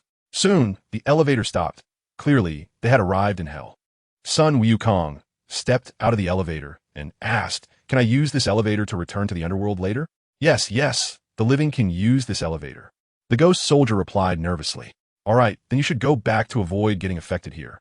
Thank you for your hard work, Sun Wukong said, waving his hand to signal the ghost soldier to leave. Okay, the ghost soldier said with a sigh of relief, quickly pressing the elevator button to leave. Sun Wukong touched his chin and smiled wryly, not knowing when he had become so terrifying. Let's see where they are now. Sun Wukong sensed the energy, determined the direction, and quickly understood the situation. Both Vegeta and Frieza had suffered varying degrees of injuries. It seemed they had just gone through a fierce battle. Let's go check on Vegeta first, Sun Wukong said. Just now, he sensed that both Vegeta and Frieza's energies had weakened, clearly indicating they were seriously hurt. Frieza can't sense energy, so he definitely doesn't know I'm coming. I'll surprise him later, he, muttering to himself. Sun Wukong floated up and flew towards Vegeta's direction. In this hell, there was neither sun nor moon. The sky was a bloody red, and even the ground was blood red, making one feel extremely irritable. Before long, Sun Wukong saw Vegeta sitting on the ground resting, his eyes closed, likely unaware of Sun Wukong's arrival. Landing behind Vegeta, Sun Wukong called out, Hi, who? Vegeta jumped up like a cat whose tail had been stepped on. He was terrified. Who is it? Has Frieza come to ambush me? Chapter 16. Frieza and his son completely disappears. Sun Wukong? Turning around, Vegeta saw Sun Wukong smiling behind him. However, he looked a bit different from his memory. He had grown quite a bit taller, and his energy felt different as well. Kid, how did you end up here? Vegeta said, a bit annoyed after being startled. This is Kakarot's child, and he didn't have much fondness for him either. I saw Uncle Vegeta fighting hard over here, so I came to help you. Here, a Senza bean, Sun Wukong said, taking out a Senza bean, ready to hand it to Vegeta. Who needs your help? I can handle it myself, get lost. Vegeta scolded. I, the prince of all Scions, need the assistance of kid like you? What a joke. Sun Wukong's outstretched hand stiffened. This Vegeta really didn't know what was good for him. Clearly, he was trying to help, yet his words were so infuriating that Wukong felt an impulse to punch him. Here are the Senza beans. Eat them or not. It's up to you. In the end, Sun Wukong threw the senzu beans away, and with a loud thud, they landed at Vegeta's feet. I, Vegeta, would rather die today than eat your senzu beans. Ha! You take your time eating your fried rice here. I'm going to check on Frieza. Sun Wukong no longer paid him any attention, floating into the air and flying towards Frieza's direction, disappearing from sight in an instant. What fried rice? You're just leaving like that? Shouldn't you at least try to persuade me again? Vegeta was taken aback, looked at the senzu beans at his feet, and ultimately picked them up with a pained expression. Did this kid not know how powerful Frieza was? Was he in such a hurry to seek death? Sun Wukong didn't bother with these things. He just wanted to quickly deal with Frieza and then return to Earth. He didn't want to stay in this hell for any longer. The heavy air was uncomfortable to breathe, and he had urgent matters to attend to back on Earth. In a moment, Sun Wukong found Frieza's lair. He slowly descended from the sky and walked inside. Soon, a demon spotted the unfamiliar Sun Wukong entering and shouted loudly, preparing to block his way. Who are you? Stop. Then he stepped forward, extending a fork to obstruct Sun Wukong's path. Hearing the demon shout, more of his subordinates quickly surrounded him like a tide. In Frieza's territory, outsiders were to be killed without mercy. Get out of the way. Sun Wukong's body trembled, and a wave of energy rippled out like a ripple on water. The evil spirits were caught in the energy wave and were instantly blown away like leaves in a strong wind, not knowing where they would end up. Seeing this display of power, the little ghost that had not surrounded him dared not approach anymore and quickly turned to flee. Sun Wukong raised his hand and unleashed a Kamehameha wave towards the palace ahead. With a loud bang, dust and debris flew up, and Frieza's palace was instantly turned into ruins, collapsing continuously. From the dust emerged two figures, extremely angry, shouting, "Dare to come here and cause trouble? Are you looking for death?" From a voice, it was undoubtedly Frieza, and the other person was certainly Frieza's father, King Cold. Son Gohan said, "Of course I'm here to take care of you." What an arrogant tone. Where do such presumptuous people come from? As the smoke cleared, Frieza and King Cold stepped out, immediately seeing the surrounding environment and recognizing who had arrived. Frieza angrily said, "I remember you. You're that Saiyan kid from Namek, Goku's child, right? Where's your father? Did you come here alone to seek death?" Sun Wukong took a look at Frieza and King Cold and said with a smile, "Frieza, it's enough for me to deal with you alone, but it seems you just got beaten up by Vegeta. Your eyes are all swollen. Are you feeling wronged? Is Vegeta here too? Vegeta, come out." Frieza looked around, but didn't see Vegeta, thinking that Vegeta was hiding in the shadows, preparing to ambush him. So he shouted. At this moment, Vegeta, who had just eaten a senzu bean, was flying over. "I, Vegeta, ate this senzu bean to save this little brat. Frieza, I said I can handle you alone. If you don't believe me, try it." Sun Wukong chuckled, his aura surging, transforming into a Super Saiyan. Why you can also transform into a Super Saiyan? Frieza was surprised to see Sun Wukong's transformation, panic starting to show in his eyes. This golden hair and blue eyes were incredibly familiar. He had lost to Sun Wukong for the first time, and during the past few months of fighting Vegeta, the boy in front of him was always golden-haired and blue-eyed, with golden aura. This was a Super Saiyan. He never expected that this little brat could transform as well. The last time he saw him on Namek, he was just a little bug that he could easily trample. Who would have thought that in just a few years, this little brat had grown to this level? The Saiyan race is truly terrifying. At this moment, Vegeta also arrived on the scene and was shocked to see Sun Wukong's transformation. When did this little brat learn to transform into a Super Saiyan? This power is ridiculously strong, already surpassing me by so much. Vegeta stood 100 meters away, feeling the overwhelming waves of energy rushing towards him. His heart filled with mixed emotions, and sweat began to bead on his forehead. Damn it, not only Kakarot, but now even this little brat has surpassed me. Vegeta clenched his fists, gritting his teeth, the joints of his fingers cracking as he tightened his grip. Unwittingness, disappoint, enjeu, surprise. Excitement. Vegeta's heart was a tumult of emotions as he stood there in a daze, completely still. Sun Wukong looked at Vegeta and smiled. He couldn't help but want to ask him if the senzu beans were tasty, but considering the atmosphere was a bit serious. He gave up on that idea and turned to Frieza, saying, "So, Frieza, are you a little scared?" Frieza, seeing Sun Wukong's transformation and noticing Vegeta's arrival, especially since Vegeta had recovered, immediately felt a sense of retreat. He knew that if a battle broke out now, he would definitely not come out on top. However, Seeing that he was already in a precarious situation, he could only glare at Sun Wukong and Vegeta with a grunt, not responding. Instead, he turned to King Cold behind him and said, "Dad, you won't just stand by this time, right?" King Cold crossed his arms and nodded. "Don't worry, Frieza." Seeing his father nod, Frieza felt a bit relieved. As long as his father was willing to take action, even if they couldn't defeat the two in front of them, his life should be safe. As long as he was alive, he could always make a comeback. Sun Wukong smiled and said, "Let's give it a try."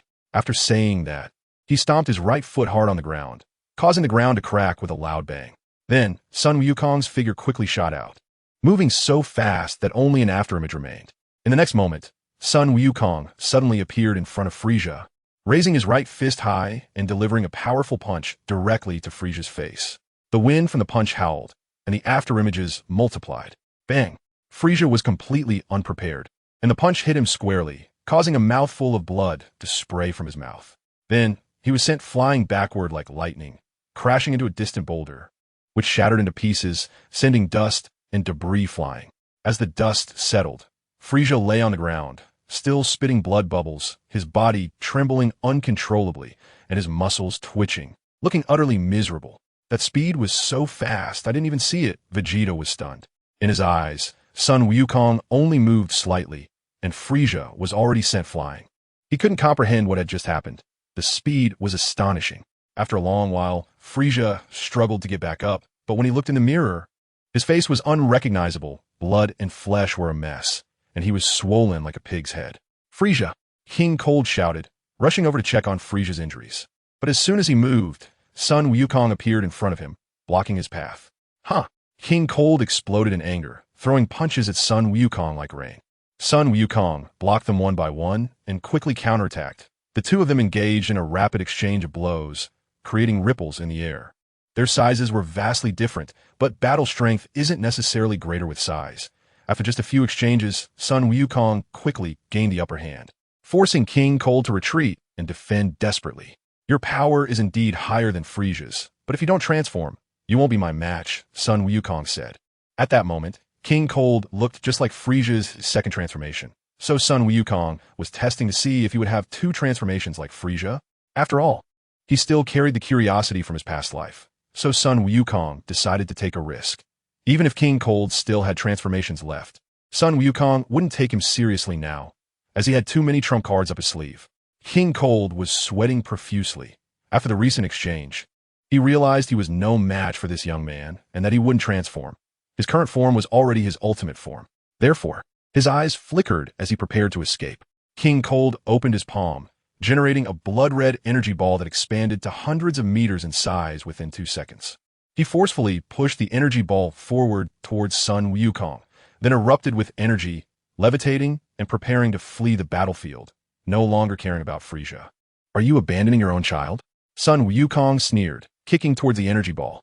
His leg looked as thin as a toothpick compared to the hundreds of meters wide energy ball, but when he kicked, the energy ball was knocked back, reversing its path and hurtling towards King Cold. "What? This is impossible." The hair on the back of King Cold's neck stood up. A dangerously ominous feeling washed over him. As he flew at full speed, he hurriedly looked back and saw the energy ball he had launched was coming back at him, causing him to scream in shock. But it was too late. The energy ball returned at an incredibly high speed, engulfing him in an instant. After a cry of anguish, King Cold was consumed by his own energy ball, his soul scattered. Boom! In the distance, a massive blood-red mushroom cloud rose up. Vegeta was left dumbfounded. Frieza was defeated in an instant, and before he could fully comprehend what had happened, King Cold had turned to ashes. Sun Wukong, who had killed King Cold, felt no psychological burden. He could kill without a second thought for someone like him. "Frieza, it's your turn now." Sun Wukong turned to Frieza, who had just witnessed the scene of King Cold's demise. Frieza's body trembled uncontrollably. He couldn't believe it was all over for him. As the mighty emperor of the universe, he never imagined he would find himself in such a situation. Even when he lost to Sun Wukong back then, it had been a fierce battle. He never expected to be crushed like an ant today. "Uncle Vegeta, I'll leave Frieza to you." Seeing Vegeta standing not far from Frieza, still in a daze, Sun Wukong shouted to him. "Oh." Vegeta finally snapped back to reality, turned his gaze to Frieza, and raised his hand to unleash a ki blast that engulfed Frieza. At this moment, Frieza had been rendered immobile by the previous attack, and could not evade the ki blast. After a loud explosion, Frisia's energy completely vanished. Once a dead person is dead again, they're truly gone, with no chance of reincarnation. Chapter 17. Return from Hell as Sun Wukong. Why are you here? Vegeta finally regained his composure and had the chance to ask. Everything had happened too quickly, and there were too many questions. He also noticed that Sun Wukong did not have a soul halo above his head. So he knew Sun Wukong was not dead, and that his appearance here must have other reasons. Sun Wukong turned to Vegeta and smiled, slowly explaining. After you were killed by the androids, those of us who survived hid away. I had just returned from training on King Kai's planet. When I got back to the underworld, King Yama told me about the chaos in hell and asked me to come down to help deal with Frisia. So here I am. That's about it. Can training on King Kai's planet make you this strong? How'd you do it? Vegeta asked. Sun Wukong said, it's not just because of King Kai's planet. I first went to the Heavenly Temple for intense training, where there's a place called the Room of Spirit and Time. It's an excellent training location, and if you have the chance to go in, you would become stronger as well. Vegeta's eyes lit up and then dimmed again as he said sadly, unfortunately, I will never have the chance to go in again. Will I? Son Gohan said, don't be discouraged. You should have noticed that with my current strength, I can handle the androids. The first thing I will do when I return to Earth is settle the score with them. After I eliminate them, I'll find a way to resurrect you all. Really? Vegeta asked excitedly. Yeah, I'll do my best, Son Gohan nodded. How's Bulma doing now? Vegeta suddenly asked. Son Gohan was a bit surprised that this tough guy actually cared about Bulma's safety. But thinking about it, even though Vegeta was proud, he treated Bulma well. Although this version of Vegeta was somewhat annoying, during the Buu saga, he sacrificed his life to protect the ones he cared about, showing he had a sense of responsibility. With this in mind, Son Gohan's tone softened a lot. Aunt Bulma is safe. Trunks has started learning to walk, so you don't need to worry. You're overthinking it. I'm not worried about them. Vegeta huffed, trying to maintain his aloof image. Here we go again. That's your damned pride acting up, isn't it? Son Gohan said, speechless. All right, I should be going now. Uncle Vegeta, remember, we Saiyans have no limits, so please don't give up on training. Is Kakarot training hard on King Kai's planet? Vegeta asked. Yeah, will I be able to see him? He's my dad, so of course I'll find a way. Goodbye. Son Gohan waved his hand, floated up, and flew towards the elevator without looking back. Vegeta watched Son Gohan fly away, clenching his fists. I will catch up to you and defeat you, he vowed silently. Sun Wukong arrived next to the elevator, pressed a button, and took the ride up. The elevator slowly ascended, and after a short while, it reached the hall of the underworld, where King Yama was eagerly waiting. King Yama quickly asked, Wukong, how did it go? Son Gohan smiled and said, I won't disgrace my mission. King Yama replied, that's great. Thank you so much. Would you like to stay and play for a few days before leaving? Gohan responded, what do you have to play with here? It's all just the souls of the dead. Son Gohan quickly rejected and hurriedly said goodbye. Grandma, let's go. Then the two figures disappeared. The fortune-telling grandma took Son Gohan to the sacred land and immediately said goodbye. Mom, Son Gohan descended from the sacred land, shouted, and ran into the temple. Gohan, Chi-Chi heard Son Gohan's voice and knew her son had returned, instantly filled with joy. She also ran out and hugged Gohan. You little rascal, you've grown taller again. Chi-Chi laughed. Ha, suddenly so tall. Son Gohan was also happy, running his hand through his hair and laughing. Chi-Chi, with a beaming smile, asked about the situation on North Kai's planet, pulling Gohan inside.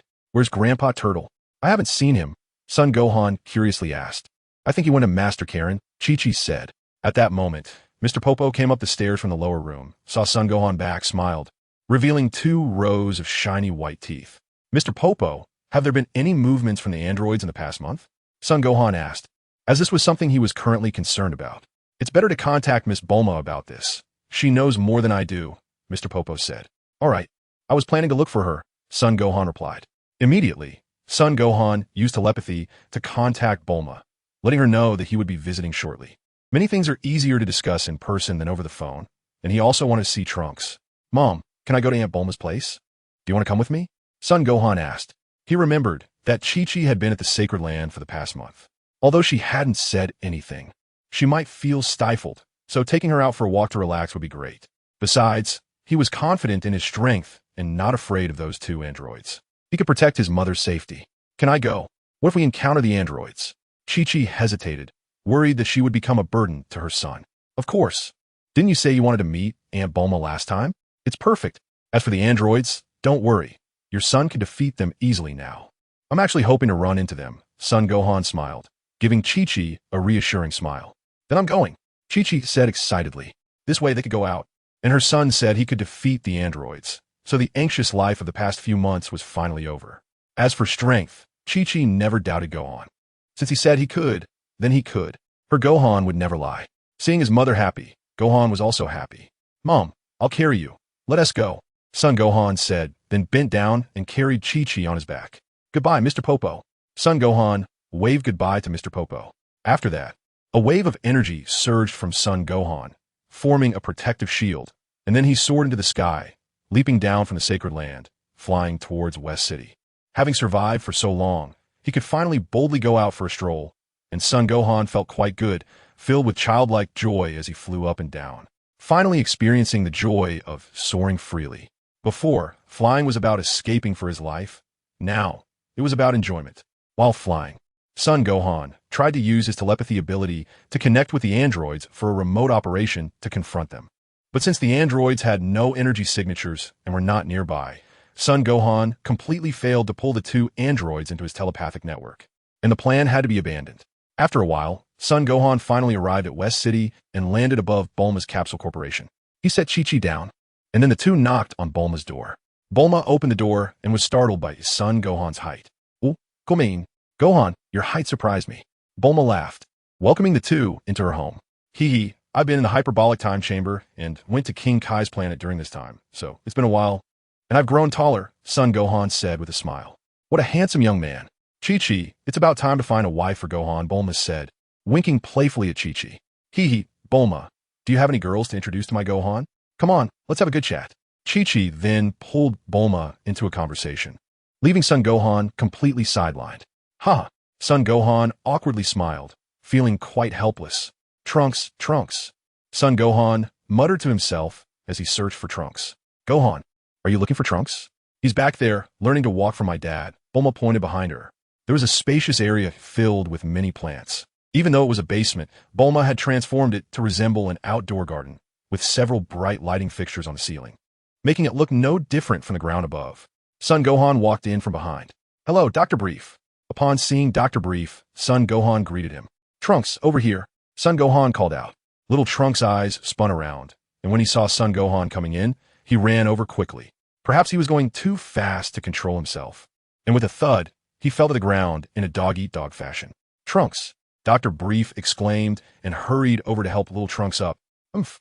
Little Trunks broke free from his grandfather's hand and climbed up with all his might, then ran towards Sun Gohan again. Haha, just like your dad, so stubborn. Gohan laughed as he picked up Trunks.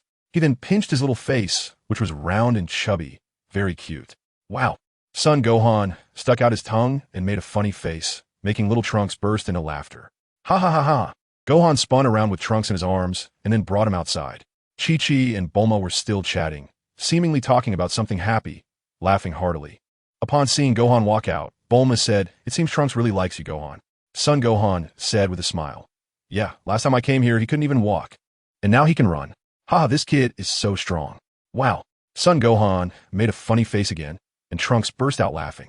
Sun Gohan said, Aunt Bulma, this time I went to the underworld and saw Uncle Vegeta. He even asked me about you and Trunks. Bulma smiled and replied, Really? Haha. I didn't expect Vegeta to actually care about people, she thought to herself. Chapter 18, East City. Yes, and I learned a very interesting skill that allows you to talk to him directly. Do you want to try? So I'm going to get telepathy, anything you want. Sure. How do I do it? Bulma said happily. You just need to place your palm on my back and then call him directly. It's similar to making a phone call, Sun Gohan explained. Like this? Just put it there? Let me try. Bulma walked behind Sun Gohan and pressed her palm against his back. Hello. Vegeta, can you hear me? Bulma called out. Who is it? Bulma? Vegeta's voice came through. Clearly, the call was connected successfully. The call was blocked, so no one could eavesdrop. Bulma and Vegeta exchanged a few awkward words before stopping the conversation. Sun Gohan shrugged his shoulders, stretched his muscles, and asked Bulma, Aunt Bulma, have there been any movements from the androids recently? Bulma replied, They appeared at the beginning of the month and destroyed several cities, but they have disappeared recently. I haven't heard of any sightings of the androids. The beginning of the month? Isn't that right after I fought them? Could it be that I hit them a few times, and they took it out on several cities? They really have a bad temper, Sun Gohan said. Chi-Chi chimed in from the side, saying, these two androids are unpredictable. Destruction is just something they do casually. I think even if they hadn't encountered Gohan, destruction would still occur. Bulma nodded and said, Chi-Chi is right. We can't guess their motives at all. Nor can we know their whereabouts in advance. We will only find out where they are after they cause destruction and the news spreads. Which means that by the time we get their information, we will have already lost a large number of Earth compatriots. Sun Wukong sighed and said, so we can only wait for the rabbit by the tree now. Bulma replied, Gohan, are you confident in dealing with those two androids? Sun Gohan nodded and said, yes. I can guarantee this. As long as their strength is about the same as last month, I can easily take care of them now. The premise is that the androids don't encounter any surprises, but what kind of surprises could there be in this world? Cell? Lightning Cell? No, there is no Lightning Cell in this world. Cell is still a larva right now. Sun Gohan shook his head, quickly dismissing the thought. However, he also remembered something. At this time, Cell was still in Dr. Brief's underground laboratory, being cultivated by Dr. Gero's intelligent computer, developing insidiously with plans to absorb Android 17 and 18 to become perfect. In simple terms, it was like a little bug setting a grand goal to become a rich and handsome guy with the ambition to dominate the universe. However, Sun Gohan would definitely not give him that opportunity. It was impossible for him to become handsome, and if he tried to dominate the universe, Gohan would crush him in the cradle. After thinking for a moment, Sun Gohan asked, Aunt Bulma, do you know where Dr. Gero's laboratory is? Dr. Gero's laboratory? I don't know why. Bulma replied. Oh no, Sun Gohan just remembered that in his memories, future Trunks also didn't know about Dr. Gero's underground laboratory. They only found it later thanks to Krillin. Forget it, it's nothing. Sun Gohan was too lazy to explain. He would find a way to handle it himself. Even if they didn't find the laboratory, Cell's emergence was still many years away, and by then, what could a little ant stir up? Explaining now would only cause panic for Bulma and Chi-Chi. Plus, he didn't know how to round off the source of this information. Aunt Bulma, if only we had a machine to go back to the past, then maybe the androids wouldn't come out and my dad's heart disease could be treated early. That would be great. Sun Gohan suddenly said, as if just casually mentioning it, like everyone's usual idle chatter and fantasies. But this was also a way to give Bulma a precautionary warning. A machine to go back to the past? Bulma fell into deep thought. A flash of inspiration crossed her mind, and suddenly she seemed to discover a new continent. Gohan, that idea of yours is great. Amazing. Huh? Gohan pretended to be confused. Let's not talk about that for now. Gohan, I suggest you go check out E-City. I've heard that survivors there have formed an apocalyptic resistance group, and it's quite large. They have been monitoring the movements of the androids, and their information might be much more reliable than mine. Bulma thought for a moment and said, Apocalyptic resistance group? Indeed, where there is oppression, there is resistance. Humanity can't just give up like that. Even though Sun Gohan felt that such a resistance group was meaningless against the androids, to ordinary people, it might be their only hope. Fighting was just to ensure more people could live. All right, I understand. Son Gohan did. By the way, Aunt Bulma, what about the spaceship? Sun Gohan asked again, having just remembered the spaceship after a long delay. Here it is. The energy drive has been recharged and you can use it anytime. Bulma took out a capsule, pressed it, and with a bang, a round combat spaceship appeared on the ground. Sun Wukong quickly adjusted the small, chubby-looking spaceship and then opened the cabin door, bending down to sit inside. The seat of the spaceship is made of an unknown leather-like material, soft to the touch and quite comfortable to sit in. Sun Wukong even wiggled his body a bit. There was no obstruction, it was easy to move. It seems that this space journey will be more comfortable than he had imagined. Sun Wukong looked at the screen, buttons, and joystick in front of him, feeling lost and unable to understand anything. Bulma, I need your help. Haha, he said awkwardly, seeking assistance from Bulma. This kind of Gohan is surprisingly cute. I wonder which girl will be lucky in the future, hee. Bulma couldn't help but tease him before she patiently taught Gohan how to use the spaceship. After a while, she said, all right, that's about it. There's a foolproof mode. It's very easy to operate. Just enter the coordinates for where you want to go, and then press the launch button. Also, although the spaceship is small, it has danger alerts and various voice prompt functions. I was worried you might get bored, so I even downloaded a lot of music and cartoons for you to enjoy a perfect experience during your journey. Bulma said with a smile, patting Gohan on the shoulder. Cartoons, seriously? Gohan exclaimed in frustration. All right, Bulma, you're so smart and capable. truly a model for all beautiful women in the world. Gohan gave a thumbs up. Son Gohan carefully flipped through the flight records of the spaceship and quickly found the coordinates of planet Yardrat, as well as the coordinates of Earth and many other planets with strange names. At that moment, he entered the coordinates of Namek into the system. So next time he could just press the launch button. How long can this energy last? Son Gohan asked. Bulma pointed to the upper right corner of the screen, where there was an indicator icon that looked like a phone battery icon, and said, "See that? That's the spaceship's energy, and it's currently full. If you want to know how long it can last, I can't answer that. Just keep an eye on that icon." Sun Wukong sighed and replied, "All right." Then he crawled out of the spaceship, pressed a button, and with a bang, the spaceship transformed back into a capsule. Sun Wukong picked up the capsule and placed it in his bag, ensuring it was in the safest position. "Okay, I'll keep this spaceship with me. Now I need to look for that so-called Apocalypse Resistance Army to see if I can gather any information. Mom, can you stay with Aunt Bulma for now? I'll contact you whenever there's an update," he said. "All right, please be careful," Chi-Chi replied. Just then, a grumbling sound came from Sun Wukong's stomach, and he awkwardly covered it, realizing he hadn't eaten for a long time. Ha! Chi-Chi and Bulma both chuckled at the same time. After having a meal at Bulma's house, Sun Wukong bid farewell and flew towards East City. The sky was blue, and a cool breeze blew. The weather had turned to autumn in the blink of an eye. During this time of year in previous years, crops would have already started to mature, and farmers would be busy in the fields, shouting and laughing joyfully. However, this year, most places had no crops or farmers in the fields, and the cracked ground displayed a desolate scene. Son Gohan flew over the fields, feeling a bit heavier in his heart. As he crossed the towering mountain ahead and turned a large bend, a vast plain appeared, and the eastern capital was situated right on this plain. Son Gohan performed a magnificent somersault and leaped from a great height, landing on a main road near the eastern capital. He then walked into this famous metropolis. The large district under the jurisdiction of this city would soon be renamed to a name familiar to everyone, Satan City.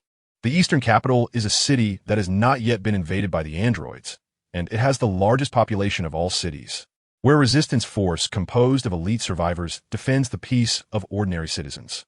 This may very well be humanity's last line of defense.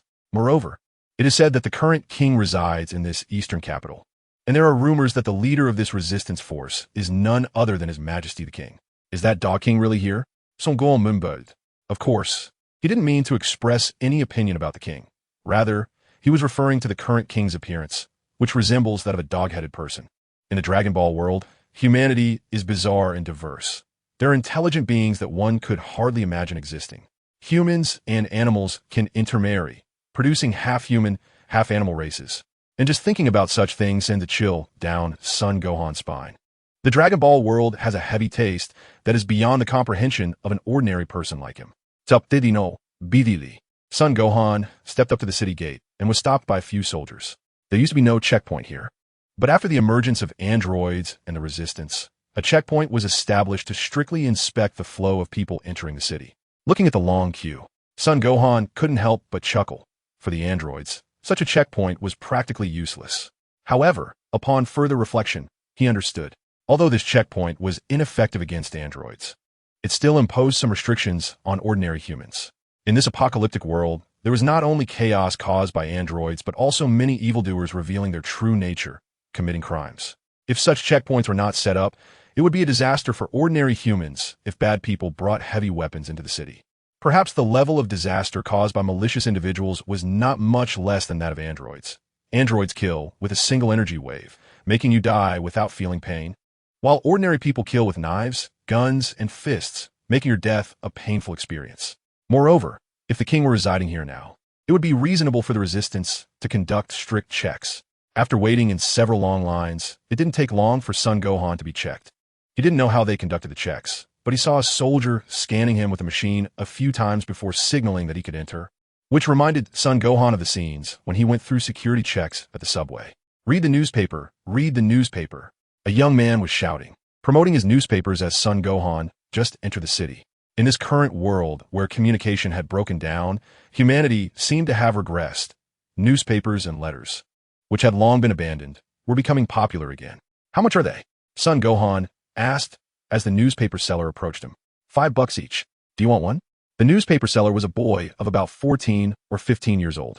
Seeing that Son Gohan seemed to be around the same age, he smiled and spoke. Although it was the end of the world, the eastern capital, under the governance of the resistance, still maintained normal currency circulation. Sun Wukong rummaged through his pants pocket and pulled out a crumpled bill, which happened to be worth 5 yuan. He didn't even know when he had put it in there. After smoothing out the bill, he handed it to the young man and then took the newspaper. Sun Wukong didn't leave directly. Instead, he picked up the newspaper and started reading. It mostly contained information about some androids and recent events in the East City. The news about the androids had stopped at the beginning of the month, just as Bulma had mentioned, and Sun Wukong didn't find anything useful in the newspaper. However, an advertisement in the bottom right corner caught his eye. Satan Martial Arts Hall, recruiting apprentices? Only 998? 998, you won't lose out. 998, you won't be fooled. 998 lets you last long. Come on, young man. What is this? It can't be that coincidental, can it? Could this be that Mr. Satan? How am I supposed to comment on this operation?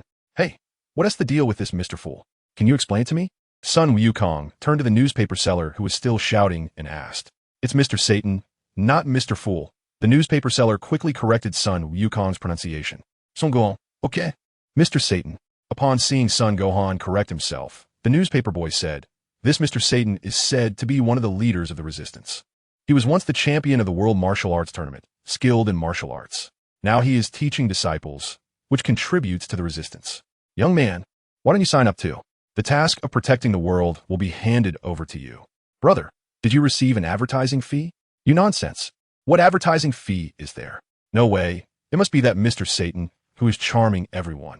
Brother, how do I get to this Satan Martial Arts Hall? Sun Gohan asked, suddenly interested in seeing Mr. Satan's daughter. This was all due to Sun Gohan's curiosity. After all, Mr. Satan's daughter is the official match for Dilly. And even though he was no longer the same Sun Gohan, he couldn't help but have other thoughts. Just a look? I swear it will just be a look. Walk straight down the street to the end, then turn right for 50 meters. The newspaper boy pointed the way and said. Sure enough, he was convinced by himself. He is a promising young man. The newspaper boy felt a little proud inside. Thanks. Sun Wukong waved his hand and then walked in the direction indicated by the newspaper seller. After reaching the street, he turned right, and a courtyard in the form of a Sihiyuan appeared before him. On the plaque above the entrance, the words Satan Martial Art Hall were inscribed. That's right. He had arrived at his destination. Sun Gohan carefully observed the surroundings. There was a welcoming person at the entrance, listening intently, while sounds of training, grunts, and huffs could be heard from the courtyard. How should I start? Do I need to pay 998? I have no money. Maybe I should just walk in. As Sun Gohan approached, the robust young man at the entrance smiled and said, Hello, sir. Are you here to sign up for martial arts training? No, I'm here to watch a competition. Oh no, I'm here to find Mr. Satan, Sun Gohan replied. Looking for Mr. Satan? Is there something you need? The robust young man asked, puzzled. Yes, it's very important. Could you please help me notify him? Sun Gohan said, try to appear polite. No need to notify. Anyone here to sign up can go in. Since you have something important, just follow me, the robust young man said. Seeing Sun Gohan's kind appearance and politeness, and he didn't make things difficult for him, leading him inside. Okay, thank you, Sun Gohan replied. Then followed the young man into the courtyard. Once inside, the atmosphere of training intensified. Many youths were in horse stance, throwing punches, sweating profusely, and, as they punched, they shouted high in unison, the sound loud and clear. Glancing around, there were at least 40 to 50 youths, quite a crowd. In front of the youths, a tall and strong man with a square face and a large, fluffy hairstyle was demonstrating boxing and kicking techniques. Behind the man stood a little girl with a ponytail. She had fair skin, big eyes, and a round, chubby face, looking quite adorable. At that moment, she was following the man's movements, throwing punches and kicks with proper form. The young man at the entrance jogged over to the strong man, whispered a few words in his ear while standing on tiptoe, and then pointed toward Sun Gohan, not far away. Young man, come over here, the strong man called out to Sun Gohan after hearing the entrance young man's words. Okay. Sun Wukong walked over and happened to see the cute girl behind the strong man. When the girl noticed Sun Wukong staring at her, she glared back with her big eyes and said crisply, Humph, what are you looking at? Oh, still a little firecracker, huh? Sun Wukong wasn't afraid of her and even winked at her. Seeing this, the little girl got even angrier and pouted, saying, If you keep looking, I'm going to hit you. The little girl was shy and angry. Sun Wukong beckoned her to come over casually. I'm so mad. The little girl stomped her feet. Hey, kid, did you come in here to tease my daughter? If you have something to say, just say it. If you have any nonsense, spit it out. Mr. Satan, seeing his daughter angry, was not very pleased either. Sun Gohan looked at Mr. Satan and said seriously, Mr. Satan, I heard that you are one of the leaders of the resistance. Is that true? Mr. Satan replied, that's right. Are you looking to join the resistance? We only accept men with martial arts skills. We won't take in weak boys like you. Then Videl finally found the opportunity and looked at Sun Gohan with a smile, saying, but if you become my dad's disciple, I believe you can join the resistance soon. My dad said that once I turn 10, he will let me join the resistance. What do you think, big pervert? Big pervert? You big-headed ghost, and you still haven't forgotten to promote me. Sun Wukong was too lazy to pay attention to her and responded to Mr. Satan, I don't intend to join the resistance. In fact, I want to inquire about the androids. What? Androids? Mr. Satan was shocked. Sun Gohan said, that's right. I've been looking for them these days. To take care of them, so I can focus on more important things. Mr. Satan suddenly laughed heartily. Young man, you have great ambition, but the androids are not so easy to deal with. They are like magicians, often disappearing suddenly, and they carry many bombs with them, burying them in the city and detonating them, killing so many people. Sun Gohan, Mr. Satan continued, these two despicable androids. I will eventually expose their tricks and bring them to justice. Sun Gohan was speechless. Indeed, Satan was still in this character. Shaking his head, he helplessly said, Mr. Satan, I have to tell you a truth. They are not tricks. They are killing machines themselves. They can unleash energy waves that are like bombs at will. And that energy is within their bodies, a form of martial arts. To be frank, if you go to capture them, it will be like sending yourself to your death. Satan didn't believe it and continued to laugh heartily, saying, haha, young man, you think too much. How could there be such humans? True martial arts are not like those magic tricks. I think I need to show you what real martial arts are. Maybe it's you who is thinking too much. Son Gohan retorted weakly. Gildo, go get 20 tiles. Mr. Satan shouted at a young man by the door. The young man named Gildo responded and quickly brought back 20 tiles. Mr. Satan took the tiles and stacked them one by one. To be honest, 20 tiles stacked up quite high. The master is going to demonstrate the knife hand. Everyone go take a look. Many young martial artists nearby were excited and instantly surrounded Sun Gohan, Satan, and by Dilly like a tide. I heard the master can break 25 tiles at his peak. That's amazing. I'm so envious. That's right. I'd be satisfied if I could learn to break 10 tiles one day. The young ones whispered to each other. Big pervert. Watch closely. Bai Dilly shot a glare at Sun Gohan, her long eyelashes fluttering, her face full of pride. Mr. Satan then took a horse stance, puffed out his chest, drew in his stomach, took a deep breath, and then, with his right hand forming a knife, he struck down fiercely at the upright tiles. Crack, crack, crack, the tiles shattered, and all 20 tiles were reduced to pieces. Applause erupted in the venue. Satan took another deep breath and laughed heartily. How about that? Young man, this is real martial arts. Heh, Mr. Satan, I don't think it's that impressive. Sun Wukong said. Then he slightly stepped on the ground with his right foot, and the ground emitted a cracking sound. Centered around Sun Wukong's right foot, the surface began to crack open, quickly forming a circular pit with spider-web-like cracks, about 5 to 6 meters in diameter. The onlooking boys were startled by the ground suddenly splitting beneath their feet, and they scattered with a gasp. Mr. Satan and Biddy stood in shock, forgetting to think as they looked at the cracked ground. Cute little author. Friends, please vote, save, and add to your reading list. Yo-yo, check it out. Chapter 20. Attention, this is not a trick. After a few seconds of being stunned, Mr. Satan finally came to his senses, wide-eyed in disbelief as he said, a trick, a magic trick, this is a magic trick. Sun Gohan let out a bitter laugh and said helplessly, this is your territory. Do you really think I would set up something in your home ground in advance? How about you take a look at this? As he spoke, Sun Gohan glanced around and walked over to a corner where he picked up a lead ball about the size of 2 fists. He squeezed it hard in his hand, and everyone watched as the originally hard lead ball became as malleable as clay in Sun Gohan's grip, constantly changing shape under his manipulation.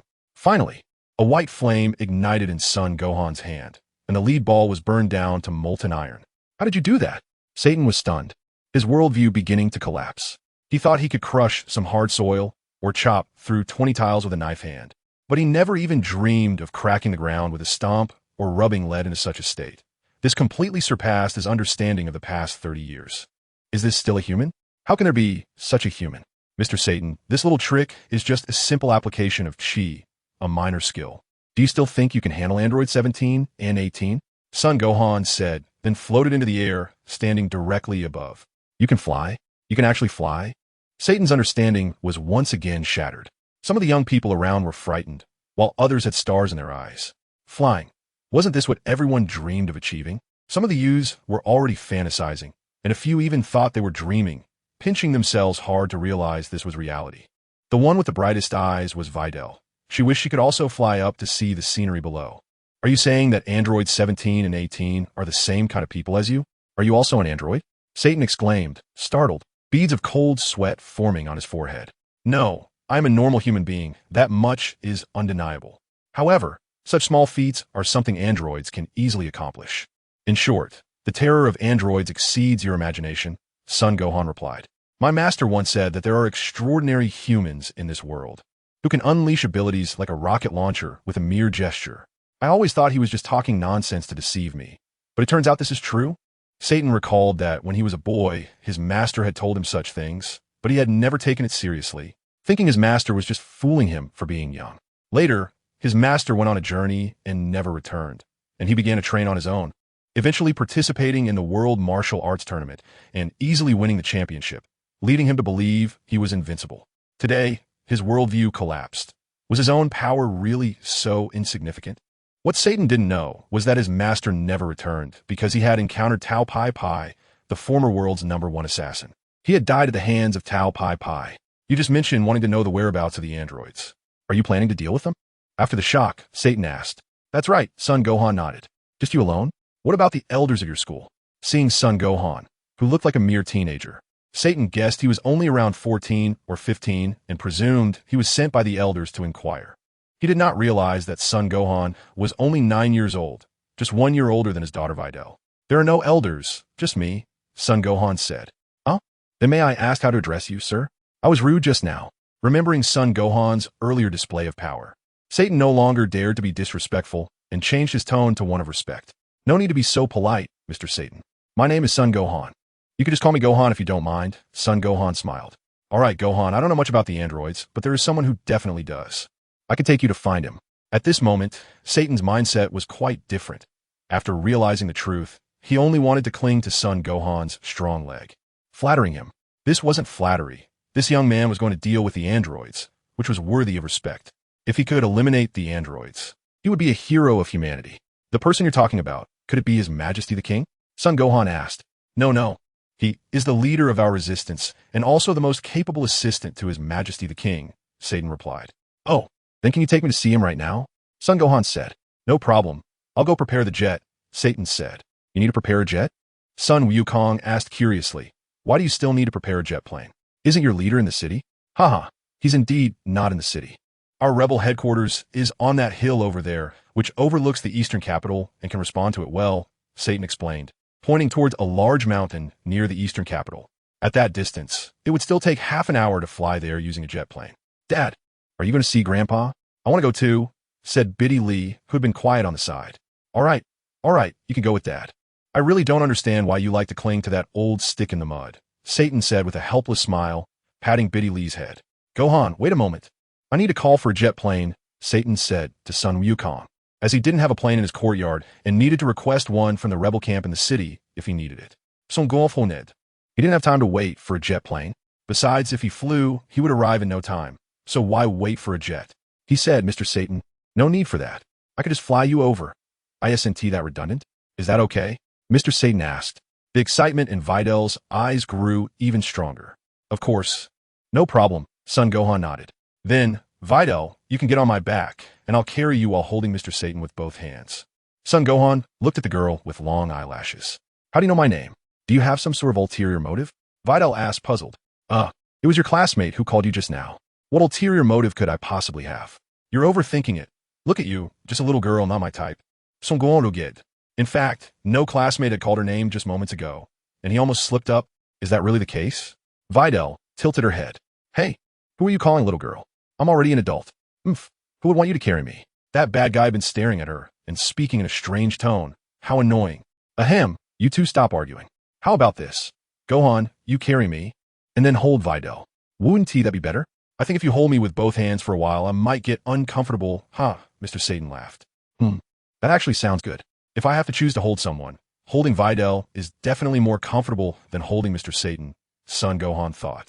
since Mr. Satan said so. Fine then, Sun Gohan said. Videl? What? You seem quite aggrieved? Since Mr. Satan said so. Sun Gohan didn't he give Videl a choice and quickly picked up Mr. Satan, then walked up to Videl and hugged her into his arms. As the girl entered his embrace, a unique fragrance wafted into Sun Gohan's nose, almost distracting him. Ahem, Mr. Satan, you should hold onto my shoulders tightly. I can't free my hands to support you right now, Sun Gohan said. Videl shifted uncomfortably. She felt like she was wrapped in a broad, warm embrace. And this annoying guy was talking while blowing warm air on her face, making it a bit ticklish. What's wrong? Sun Gohan asked. And no, it's nothing. Videl's rosy face turned red, and she buried her head into his embrace. But at that moment, she forgot that this was Sun Gohan's embrace.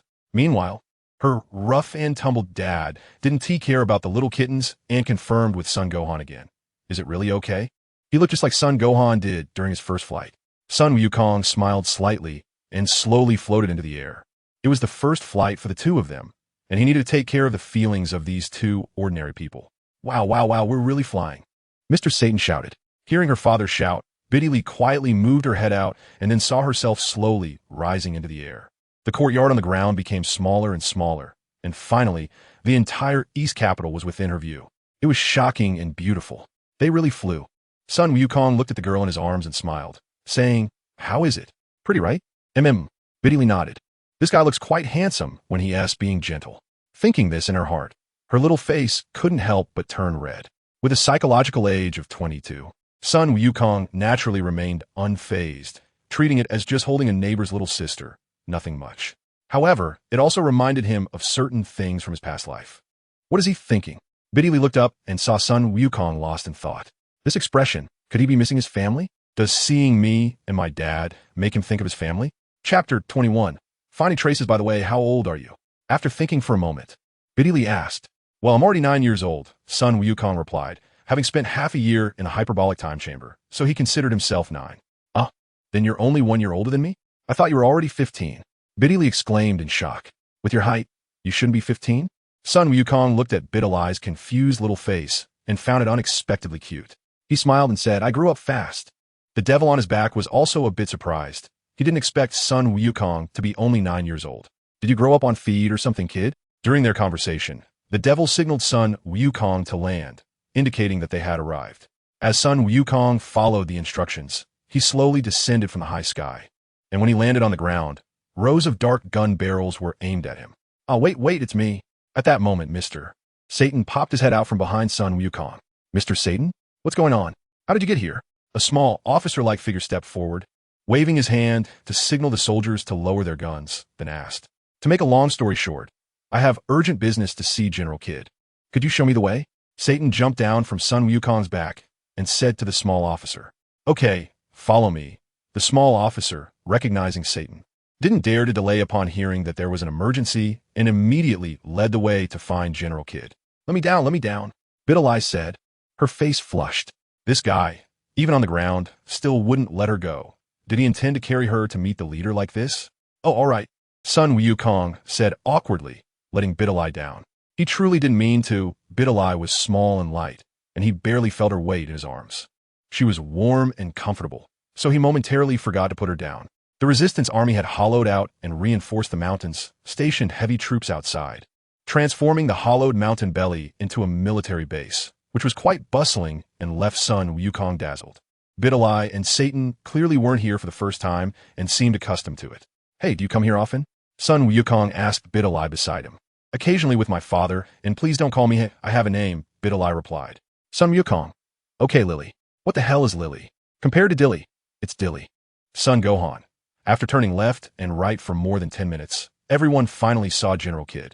Grandpa Kid laughed happily and ran over to throw himself into General Kid's arms. General Kid smiled gently and patted Biddy Lee's head.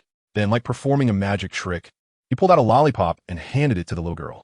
This kid was actually a tall and robust man, even taller than Satan. Strictly speaking, he should be considered a tall and strong elderly man, as General Kid's hair had turned white and even the sparse stubble on his face was white. However, his body was incredibly strong, with bulging muscles that looked like blocks of granite, giving off a strong sense of power, which immediately reminded Sun Gohan of Master Roshi in his fighting form. Satan stepped forward, leaned down, and whispered something in his ear for a while before introducing General Kid to Sun Gohan. Only then did General Kid put down Biddy Lee from his arms, stand up, and walk towards Sun Gohan. Gohan stepped forward, extended his right hand, and smiled. "Hello, General Kid, it's a pleasure to meet you." General Kid smiled back, also extending his right hand for a handshake, saying, "Hello, Satan said you are an extraordinary young man and that you want to learn about the whereabouts of the androids. Is that right?" However, at that moment, the corner of General Kid's mouth lifted, and his eyes flashed with a glint. He suddenly exerted strength with his right hand, wanted to give Sun Gohan a show of strength. But one should know that General Kid's grip could crush training wooden stakes, somewhat akin to the iron palm and eagle claw techniques seen on television in ancient times. "Haha, General Kid, you're really polite. Are you trying to test me?" Sun Gohan also smiled and pulled his hand back. "You easily shook off my arm like that?" Kid thought to himself, a bit surprised. "I was afraid I might crush your palm, so I did this. Is that okay with you?" Sun Gohan said, and then he thrust his arm into the thick wall. And with a thud, his entire arm went in as if it were sinking into mud, the hard wall crumbling like a block of tofu. "This kid specializes in destruction. He damaged the floor of my house, and now he's breaking the wall here," Satan thought to himself, feeling a bit exasperated. After moving his arm around, Sun Gohan pulled his arm out from a wall and brushed off the dirt on his hands. General Kid's eyes nearly popped out in shock. He was astonished by what he had just witnessed. What Satan had said earlier seemed so exaggerated that he thought Satan was exaggerating. All right, the devoted fan, Satan, couldn't help but applaud.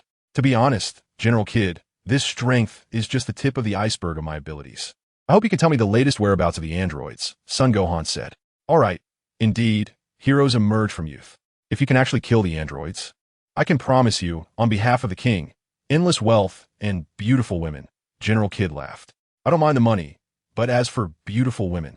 Sun Gohan glanced at Biddy Lee beside him. "What are you looking at me for?" Biddy Lee glared at him. "Well, forget about the beautiful women. I hope you get the news as soon as possible," Sun Gohan continued. "What beautiful women? I'm still just a child," General Kid exclaimed. "Okay, here's the latest intelligence. Take a look." General Kid took out a sheet of A4 paper and handed it to Sun Gohan. "This is the information on the androids' whereabouts that was just collected.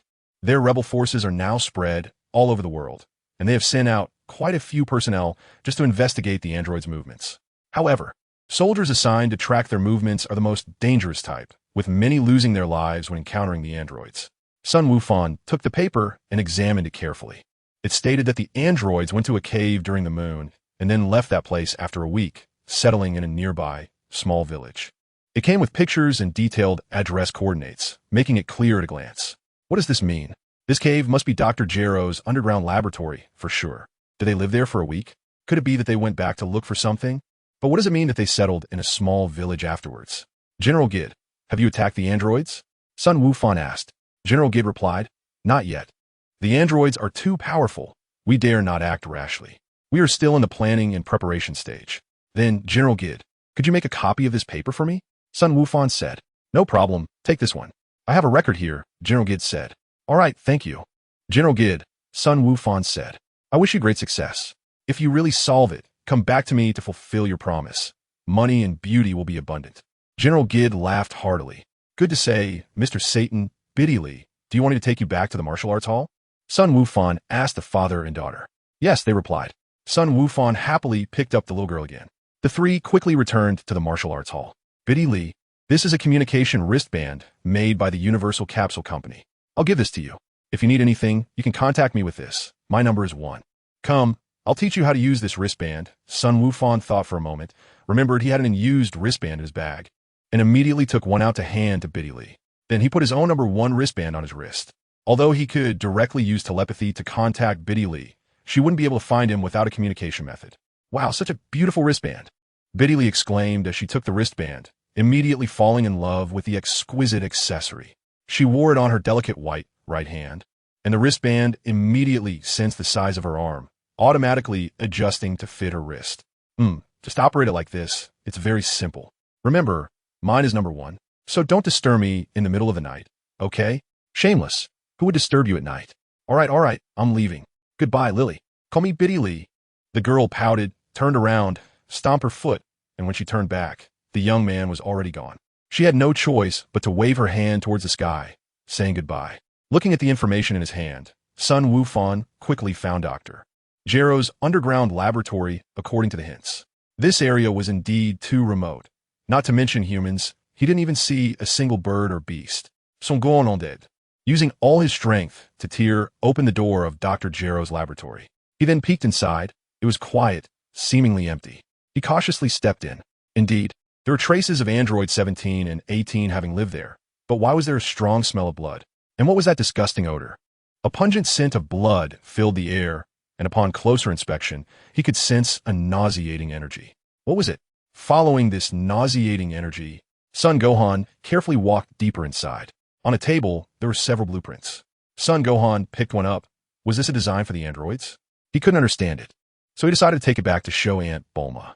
After collecting the blueprints, he continued further inside and saw several white stasis pods on the ground. Sun Wukong recognized that these were the stasis pods for the androids. Dr. Jero had kept the dormant androids inside, where they would enter a state of hibernation, consuming no energy while waiting for their master to awaken them again.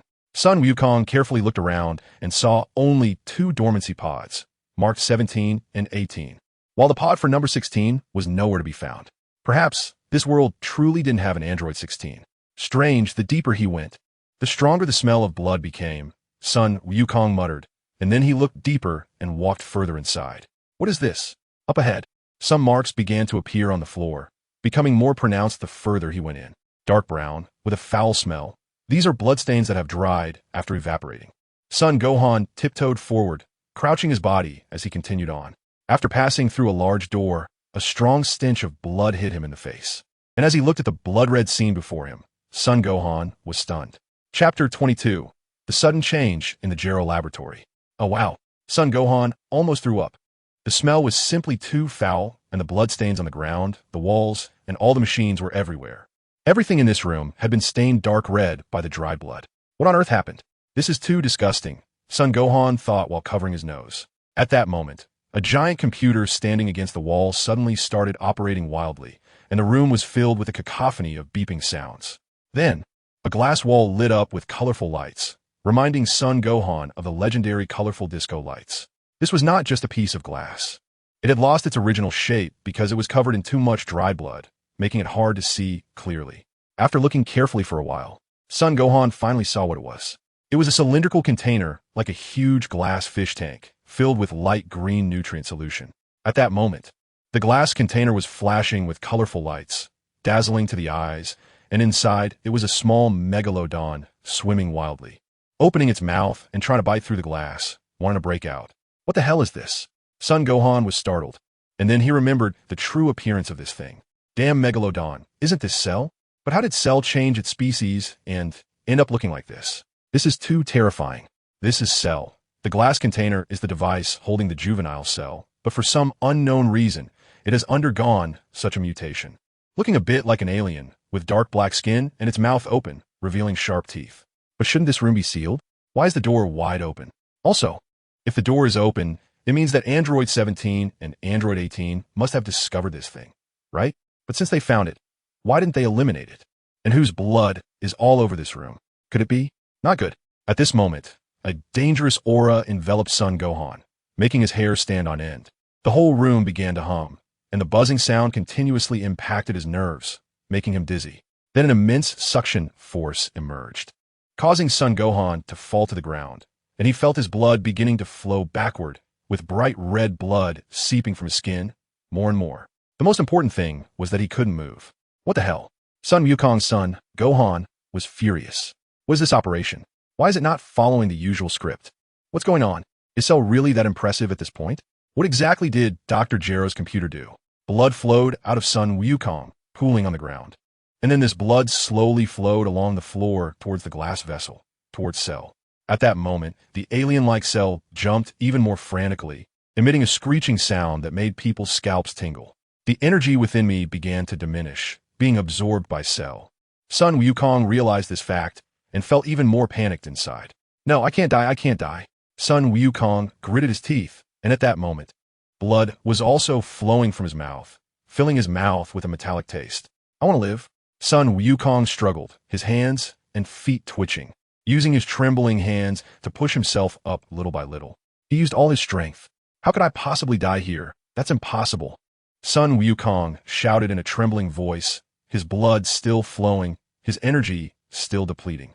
At this moment, it was incredibly difficult for him to take a step and run out of this room. Clenching his teeth, they creaked, and the joints of his fingers turned pale from the pressure. Boom!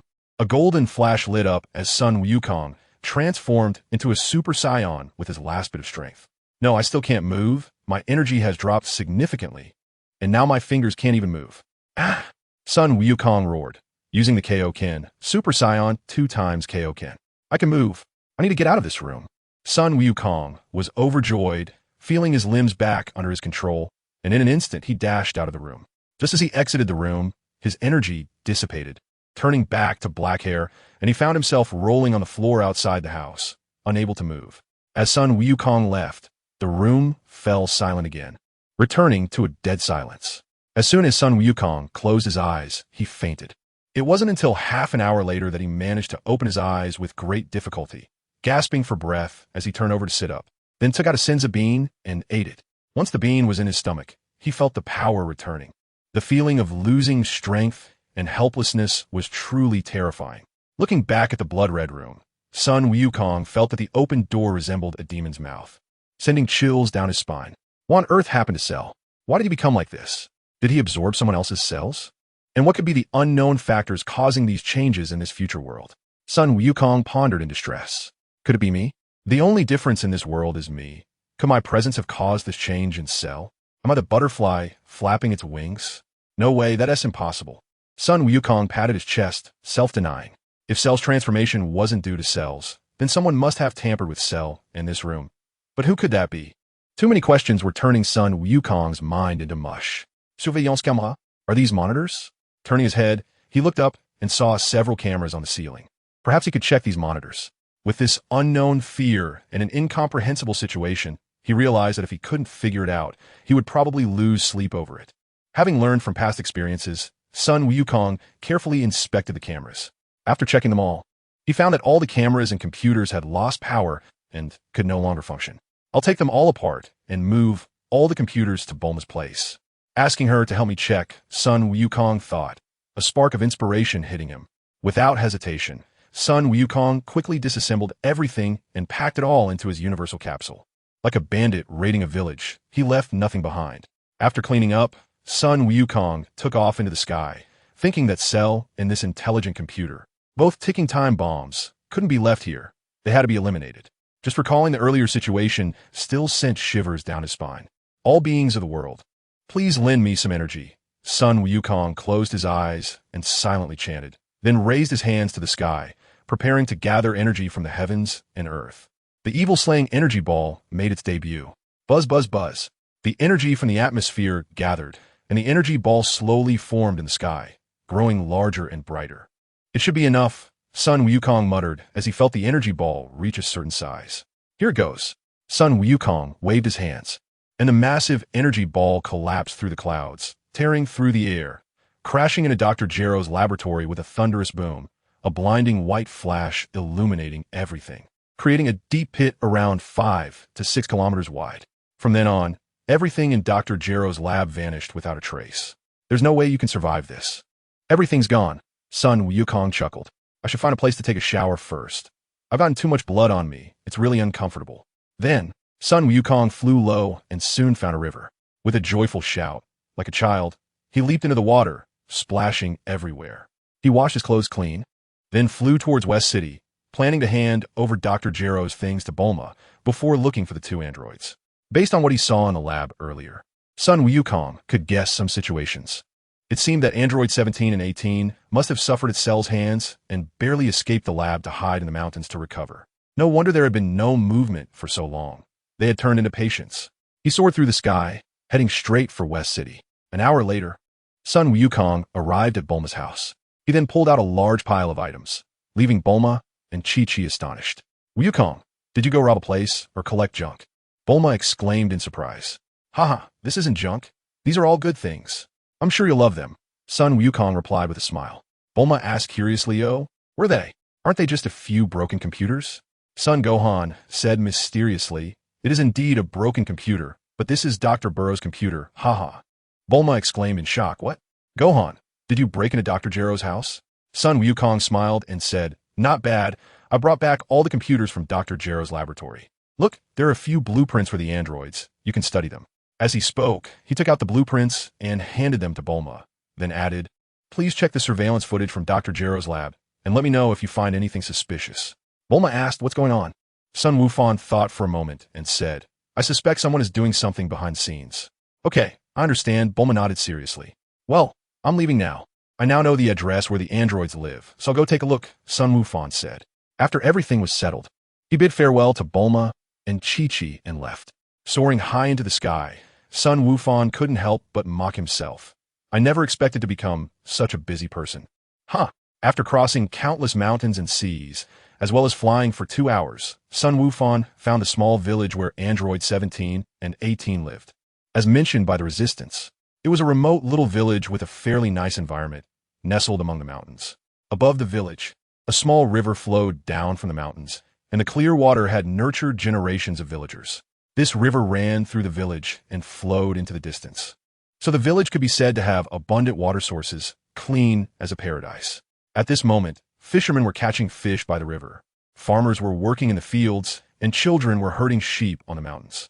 Thin wisps of smoke began to rise from the chimneys of scattered houses, indicating that dinner preparations were underway.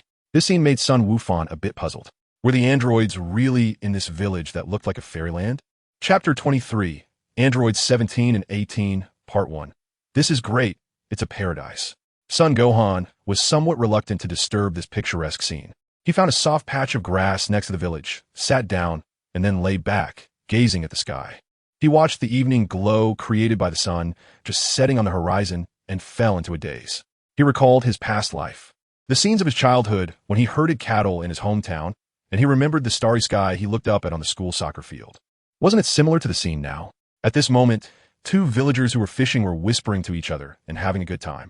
The dark-skinned young man pulled up the fishing net that had been cast at noon and saw that there were many plump river fish thrashing about inside, splashing water everywhere. A big smile spread across his face, almost reaching his ears. The paler-skinned young man rolled up his pants and ran into the water to help him pull up the net, laughing as he said, Ucha, today's catch is not bad. I see there are 2 nice catfish in there. You're in for a treat tonight. The dark-skinned young man named Ucha also smiled and said, it's not bad. Not bad. Come to my house tonight, and let us have a few drinks. The paler young man replied, are you going to cook those 2 catfish? Then I have to go, Ucha shook his head and said, Rooter, don't worry about those 2 catfish. I'm taking them for someone else. Let us get some other fish. Look, these 2 fat-mouthed fish are quite meaty enough for us. Rooter said, all right then, they're all pretty much the same. But Ucha, who are you giving the catfish to? Who am I giving them to? Ucha's dark face suddenly turned hot and a bit red, and he shyly said, for Lotzi Li. You see, the 2 siblings look so pale. They must not be well. I want to give her 2 fish to help her health. Rooter laughed and said, I see you have a crush on Lotzi Li. But look at her. She looks like a fairy. Would she be interested in us? I advise you to give up on this thought early. Ucha scratched his head, feeling embarrassed, and said, I'm just helping out. I didn't think too much about it, Rooter asked, Ucha, what do you think is the situation with Lotzi Li and her brother? How did they end up living in our village? From their clothes, they look like city folks. I don't know how they ended up at Grandma Wu's house. Grandma Wu is kind, and since her children are all gone, she took them in. But who would have thought they would stay for half a month with no sign of leaving? Ucha replied, why should we care about that? It's none of our business, right? I heard that Lotzi Li isn't staying for free. She gave Grandma Wu some money. Rooter said, what good is that money? I heard that the cities outside have been destroyed by artificial people, and even if you have money, you can't spend it. Look, hasn't our village lost power? We can't even watch TV. Ucha said, hey, do you think those siblings might have escaped from the artificial people? Maybe their family was killed. Rooter nodded, thinking Ucha's guess was quite reasonable. Rooter replied, that is possible. Ucha packed up the fishing net and put the fish he caught into a bucket, lifted it up, and said, Rooter, I'm going home. Remember to come to my house for a few drinks tonight. All right, no problem. Rooter laughed. Ucha carried the bucket filled with fish, slung the fishing net and fishing rod over his shoulder, and swayed as he walked towards the village, cheerfully humming a little tune. La la la la la la la la la, halloo, halloo, halloo, halloo. What is that? Who is singing? Sun Wukong opened his eyes and saw a young man walking towards him, carrying something. Should I challenge him to a mountain song? Sun Wukong thought, go. This is completely off. What am I thinking? Am I out of my mind? Hey buddy, what are you doing lying here? Huh? You're not from our village? Wu Cha saw someone lying on the lawn, stopped singing, and called out. Ahem, big brother, your singing is really good. I'm a visitor passing through your village. Can I ask you some questions? Sun Wukong smiled. Wu Cha didn't feel awkward and replied with a smile. Sure, what do you want to ask? Sun Gohan said, half a month ago, did a boy and a girl come to your village? The girl had golden hair, and the boy had long black hair. The girl looked like a fairy. Ucha said, huh? Do you know Razali? Are you her relative? I can take you to find her. Wait, Razali? Why does it feel like something's not right? Number 18 seems to be called Razali. That's right, but what was number 17 called? But how do you know about them? Oh yes, they were indeed here, right? Sun Gohan said. Ucha replied, yes, they came half a month ago. That's great. Razali finally has relatives looking for her. Young man, let me take you to find them. Follow me. Ucha continued, acting very familiar. Sun Gohan thought for a moment and asked, they didn't hurt you? Hurt? Why would they hurt us? Ucha replied, no, they seemed to be seriously injured when they arrived. That's strange. I'll take you to find them, Ucha said, about to pull Sun Gohan along. No need, big brother. I'll come back another day to find them. By the way, please don't tell Azili that someone came looking for them, okay? Sun Gohan said after thinking. Right now, with the androids in the village, it's not suitable for a direct confrontation. Otherwise, this paradise will be destroyed, and so many villagers will die an untimely death. Why? Ucha asked in confusion. Isn't it reasonable to recognize your relatives when you find them? Sun Wukong smiled and said, brother, to be honest, Lazili is my childhood friend. Cough. Well, Lazili is my friend I grew up with. I want to prepare a surprise for her. Childhood friends who grew up together? It seems like he's here to find a girlfriend. Wucha suddenly didn't feel like singing anymore. All right, I got it, Wucha replied. Please take care of it. Sun Wukong said with his hands together. Goodbye. Wucha felt a bit down, walked away slowly, but thought to himself, if you don't want me to tell her, then I will definitely tell her. Sun Wufan watched as Ucha walked away, then thought for a moment and changed his sitting spot. The previous patch of grass was too conspicuous, and anyone passing by would see him. He needed to find a hidden place to observe what these two androids were up to. As soon as the androids left the village, he would block them. As for Ucha, after returning home and putting down the fishing net and water bucket, he tied the mouths of two catfish together with a string and carried them in his hand towards Grandma Wu's house. It wasn't far from his home to Grandma Wu's, and he arrived in about 4 to 5 minutes. Upon entering the yard, he saw Lotzi Li sitting by the faucet, scrubbing potatoes, clearly preparing dinner. Grandma Wu was sitting by the door and saw Tiwa as soon as he entered. She smiled and said, Ucha, what brings you here? Ucha glanced at Lotzi Li and replied with a smile, Grandma Wu, I came to bring you 2 catfish. Just now, I went to collect the nets with Ruit and caught 2 fat catfish. I thought Lotzi Li and the others might need some nourishment. Oh, is that so? Lotzi Li is right there. You can just give them to her, Grandma Wu said with a smile. Ucha walked over and handed the 2 catfish to Lotzi Li. Lotzi Li looked up at Ucha, then at the catfish in his hand, and after a moment said, Thank you, wait a moment, I'll get the money. She then took the catfish from Ucha and placed them in a nearby basin, stood up, shook the water off her hands, and prepared to go back inside to get the money. No, it's fine, you don't need to pay, Ucha quickly said. No way, Lotzi Li replied firmly, not waiting for him to refuse, and went straight back into the house to get the money. Number 17 was sitting at home, carving something with a small knife when he saw number 18 come in and asked, Sister, what's wrong? Lotzi Li smiled and said, I bought 2 catfish. I'm getting the money. Lotzi Li took the money, walked out of the house, and shoved 200 yuan bills into Ucha's hands before turning and going back to wash the potatoes. Lotzi Li, how can I take the money? I'm really. Ucha was anxious. He came to deliver fish, and accepting money would mean he was selling fish, right? Number 17 walked out of the house, and his face looked a bit paler than before. He smiled and said, I say, Ucha, my sister isn't that easy to pursue. You think you can win her over just by bringing a few fish? Ha! Ucha rubbed his hands together, stomped his feet, and was so anxious that sweat began to bead on his forehead. Who said I wanted to pursue your sister? I just simply wanted to bring you 2 fish to help you all recover. I know, your sister already has a boyfriend. I saw him just now. Number 18 and number 17 were stunned for 2 seconds, then turned to Ucha simultaneously and asked in unison, What did you say? Boyfriend? Ucha wiped the sweat from his forehead and said, Yes, I saw him at the village entrance just now. He said he wanted to give you a surprise and didn't want you to say anything. He should come again tomorrow, and you'll get to see him then. Lotzi Li frowned and asked, What does he look like? Ucha thought for a moment and said, He's a boy with black hair, probably around 16 or 17 years old, with pretty fair skin, wearing a brown-black outfit. He has short hair and is quite handsome. Ucha automatically inferred the height and demeanor of Sun Wukong to be around 16 or 17, thinking Lotzi Li was probably about that age too. Lotzi Li said, "Does he have a beautiful bracelet?" Ucha thought for a moment and said, Yes, he has a particularly beautiful bracelet on his right hand." Number 17 and number 18 exchanged glances and saw the panic in each other's eyes. Based on Ucha's description, this person was most likely Sun Wukong. There was probably no one else in this world looking for them besides him. What to do?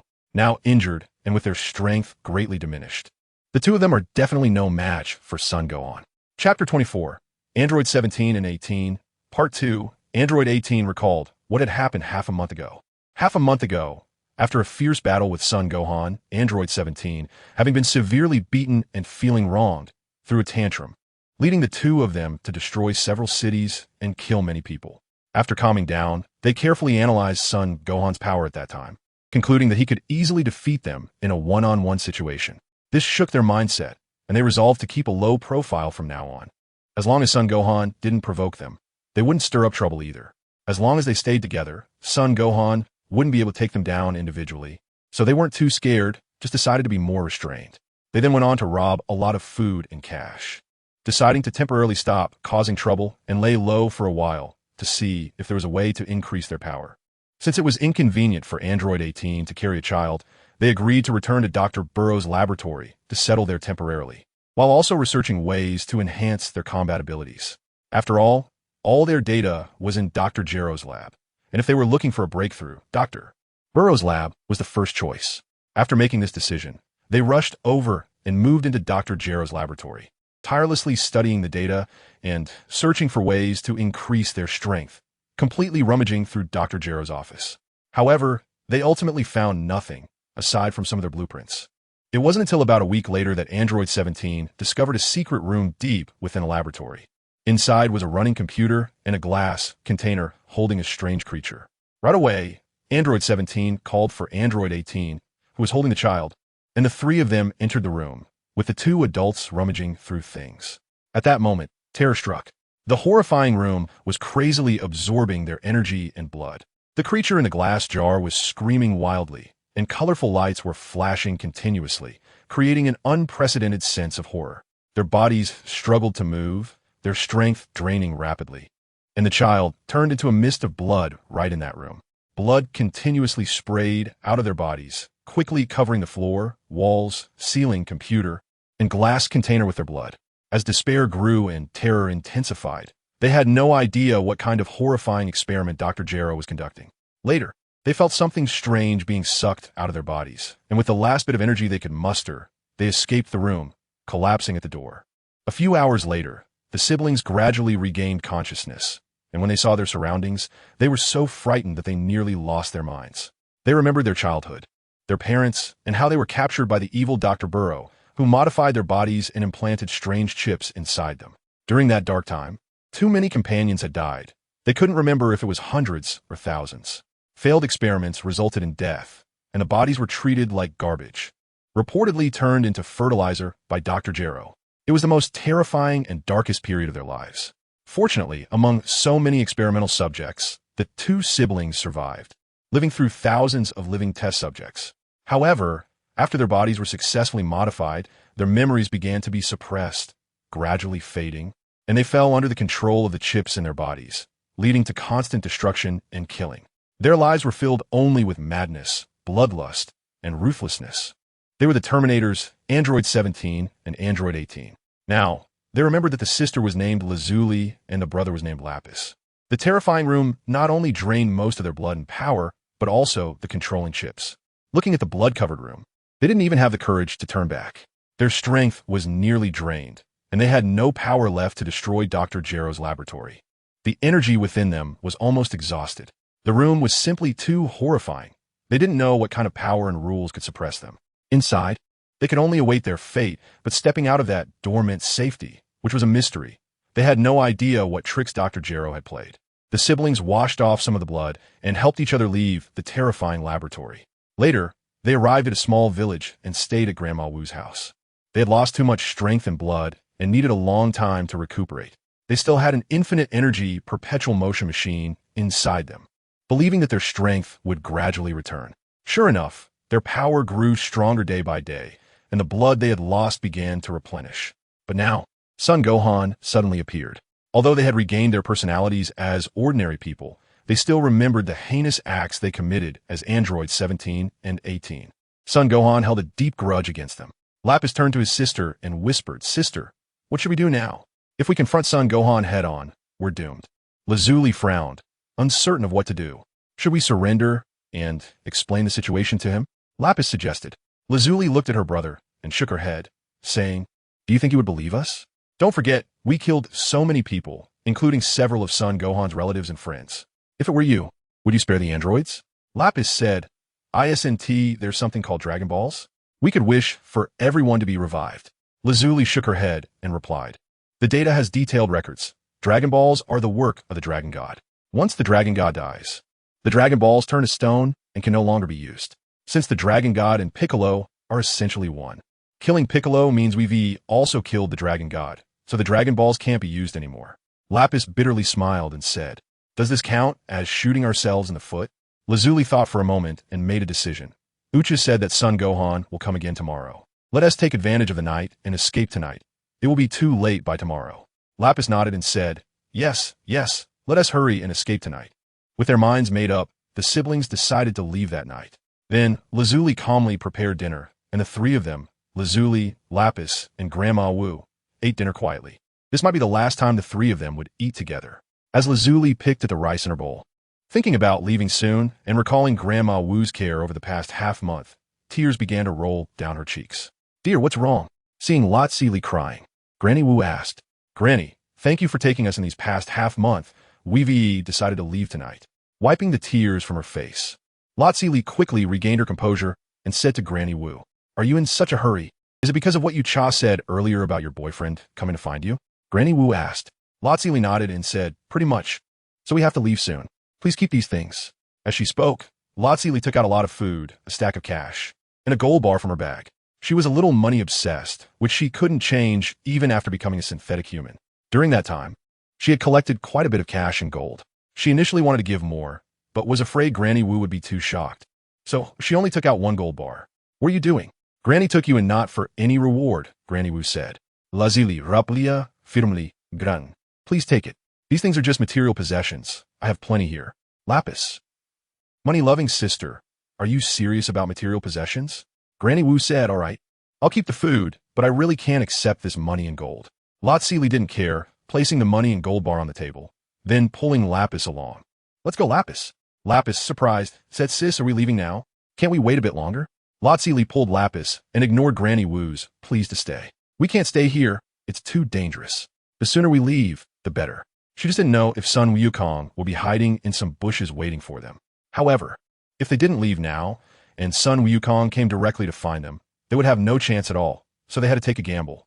Quietly sneaking out of the village at night, and then escaping, the two quietly took a small path, crouching low, slowly feeling their way in the dark, planning to fly away after getting to a secluded and less noticeable place to avoid attracting attention. If they were really discovered, it would be terrible. Lapis felt his sister's tension as she held his hand, her palms sweaty. At that moment, he couldn't help but smile bitterly. Before, Sun Wukong probably felt the same way when avoiding them, only now the roles had switched. The prey had become the hunter, and the former hunters had become prey. They both dared not communicate, fearing that any sound would reveal them, resembling the situation when they played hide and seek as children. Chapter 25, The Final Battle. Sun Wukong certainly wouldn't have the idea of leaving this village now and coming back tomorrow. The words he spoke to Ucha were not entirely without purpose. If Ucha didn't tell the androids about his situation, and the androids didn't take any other actions, he wouldn't mind continuing to wait for a chance.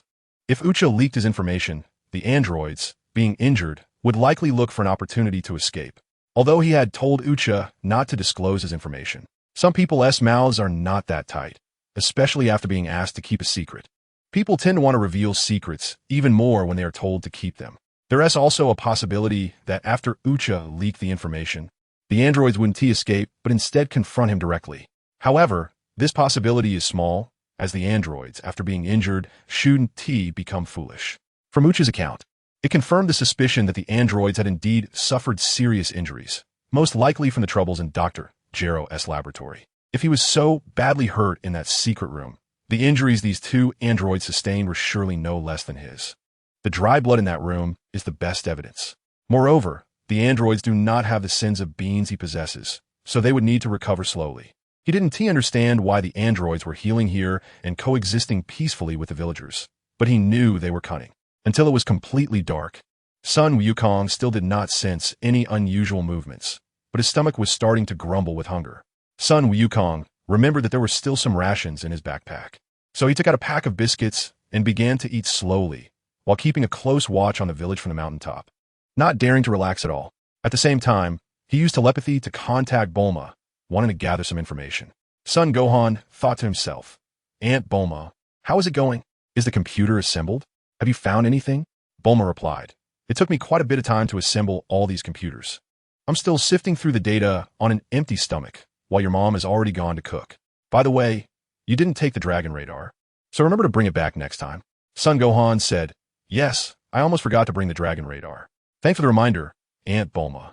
Bulma asked, "Oh, by the way, Gohan, what's going on over there? Have you found the androids?"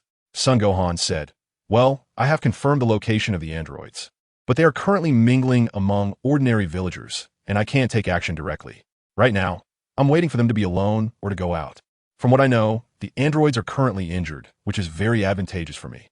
Bulma asked, "What's going on? Is there anyone else besides you who can harm them?" Sun Gohan said, "I don't know the specifics yet, but their injuries must be related to Dr. Jero's laboratory, which is why I asked you to check the surveillance for any unusual activities or strange people." Just then, in Sun Gohan's perception, he noticed two figures slowly rising into the sky behind the village, gradually flying away. Finally can't hold back anymore? Sun Gohan felt a sense of joy in his heart. Sun Wukong said to Bulma, "Aunt Bulma, I can't chat with you right now. I suspect the androids have appeared, so I'm going to sneak over and take a look." "Okay, be careful," Bulma replied. Sun Wukong immediately took to the air, concealing his form and aura, and quietly followed at low altitude.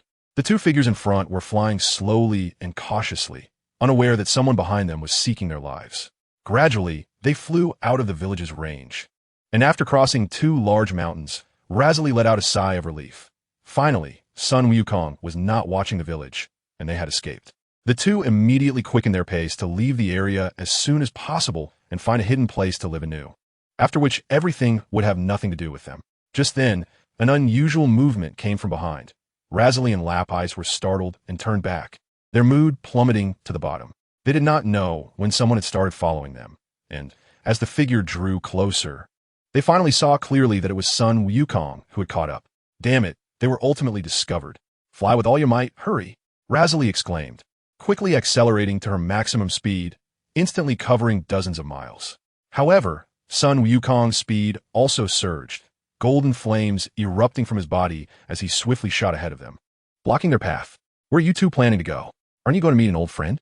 Sun Wukong looked at the two androids and asked, "What do you want?" Razali hovered in the air, her eyes fixed on Sun Wukong, on guard. "You dare to ask me what I want? What do you think? You killed so many of my friends, and now you ask me what I want? I know you're injured, but I won't show any mercy. You should be mentally prepared," Sun Wukong said angrily. Lapai stood in front of his sister and explained, "Sun Wukong, it's not what you think." Razali interrupted her brother, pulling him back and softly saying, "Don't say anything. Come on, let's fight.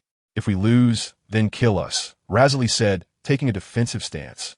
"Sister, what else do you want to say?" Lapis was silenced by Razali's glare. "All right, how refreshing. This time, it won't be me bullying you. You two can come at me together." Sun Wukong laughed heartily, his aura swelling as he transformed into a Super Saiyan, staring at the two, ready to launch an attack. He gathered two energy blasts in his hands and shot them at the two. Then his figure flickered, and the attack unfolded like a torrential storm. At this point, the siblings naturally could not sit idly by. They quickly dodged Sun Wukong's energy blasts and steeled themselves to confront the charging Sun Wukong. Sun Wukong's fists trembled as lightning crackled around him, creating a flurry of fist shadows that relentlessly bombarded the androids with thunderous sounds.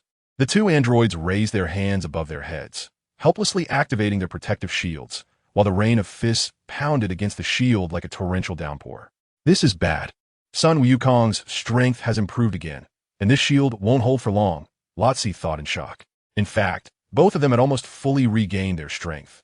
But now faced with Sun Wukong's storm-like attacks, they could only defend helplessly, unable to find any opportunity to counterattack, and the shield was about to break in mere seconds.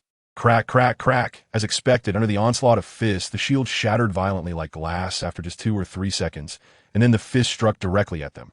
Blood surged, and the two let out a cry as they spat out mouthfuls of blood, their figures plummeting from the sky and crashing into the mountains, causing the mountain to shatter and debris to fly everywhere.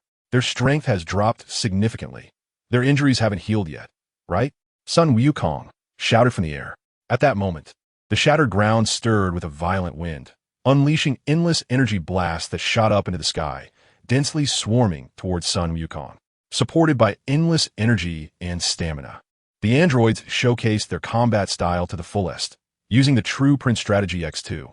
But how could such an attack work against the current Sun Wukong? With lightning-fast movements, Sun Wukong deflected one energy blast after another, his feet constantly sweeping, sending most of the energy blasts soaring into higher altitudes where they exploded like fireworks.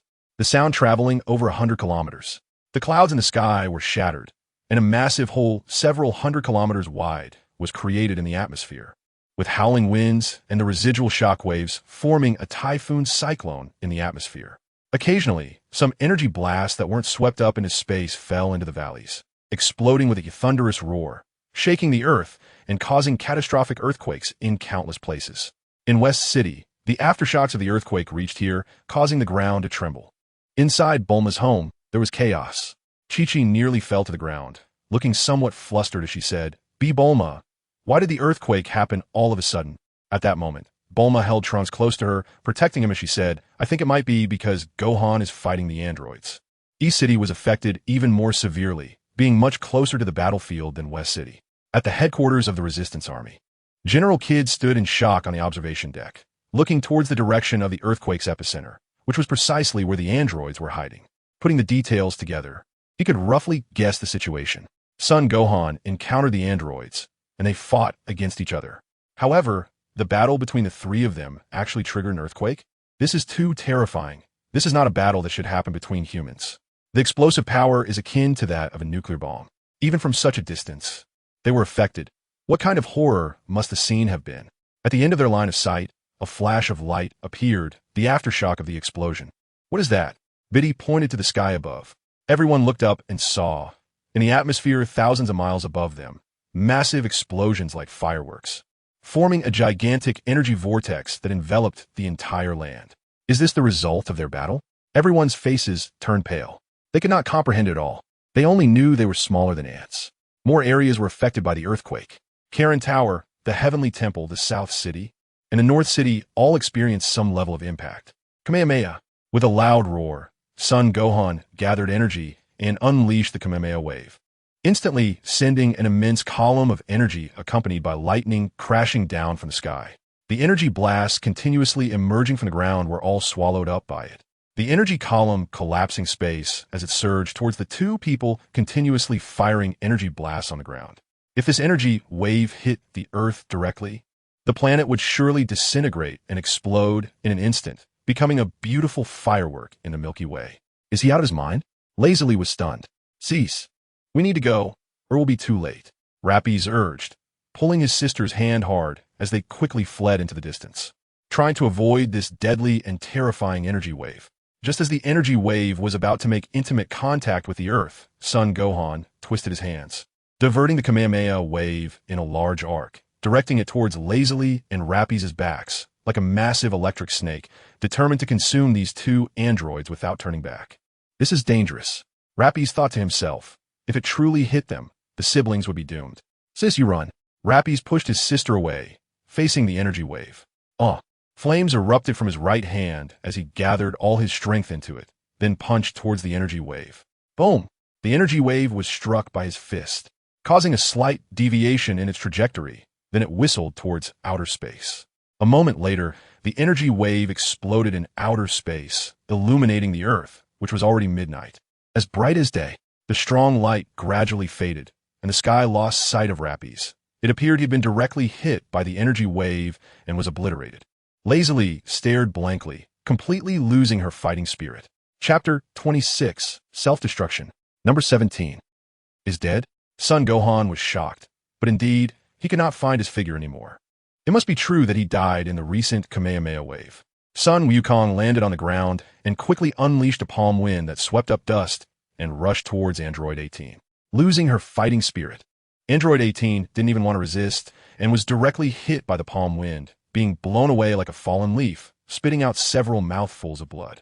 She fell into the dust, her body covered in dirt and fine sand, her face smeared with blood, losing the elegance she once had.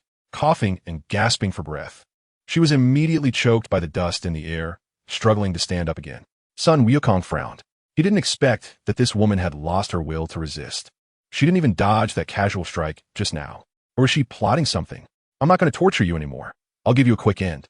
If you don't dodge this strike, you'll lose your life, and you can't blame me, Sun Wukong thought to himself as he began to gather energy in his palm, forming a Kamehameha wave.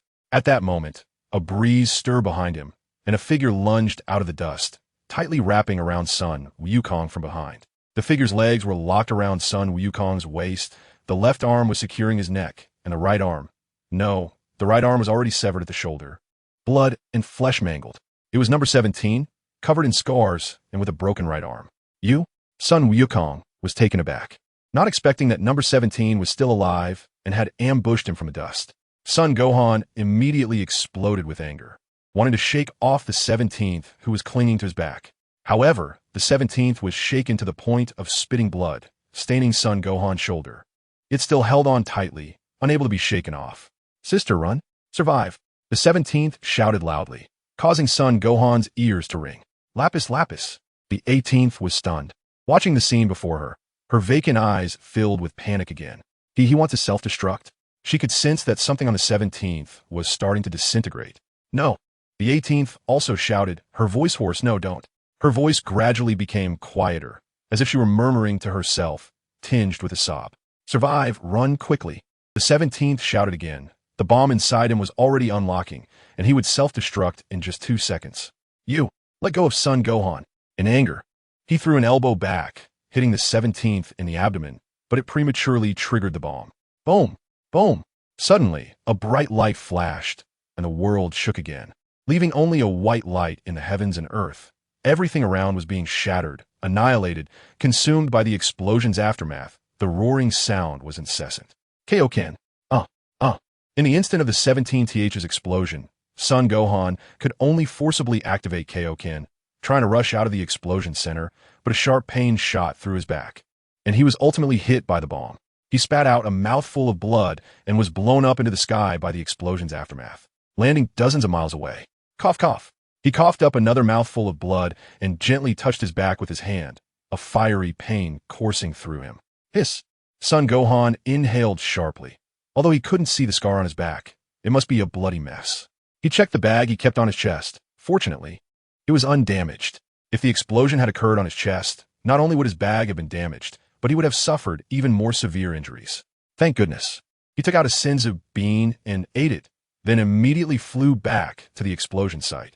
A deep pit several dozen miles wide appeared on the surface, with surrounding river water rushing in, making a splashing sound.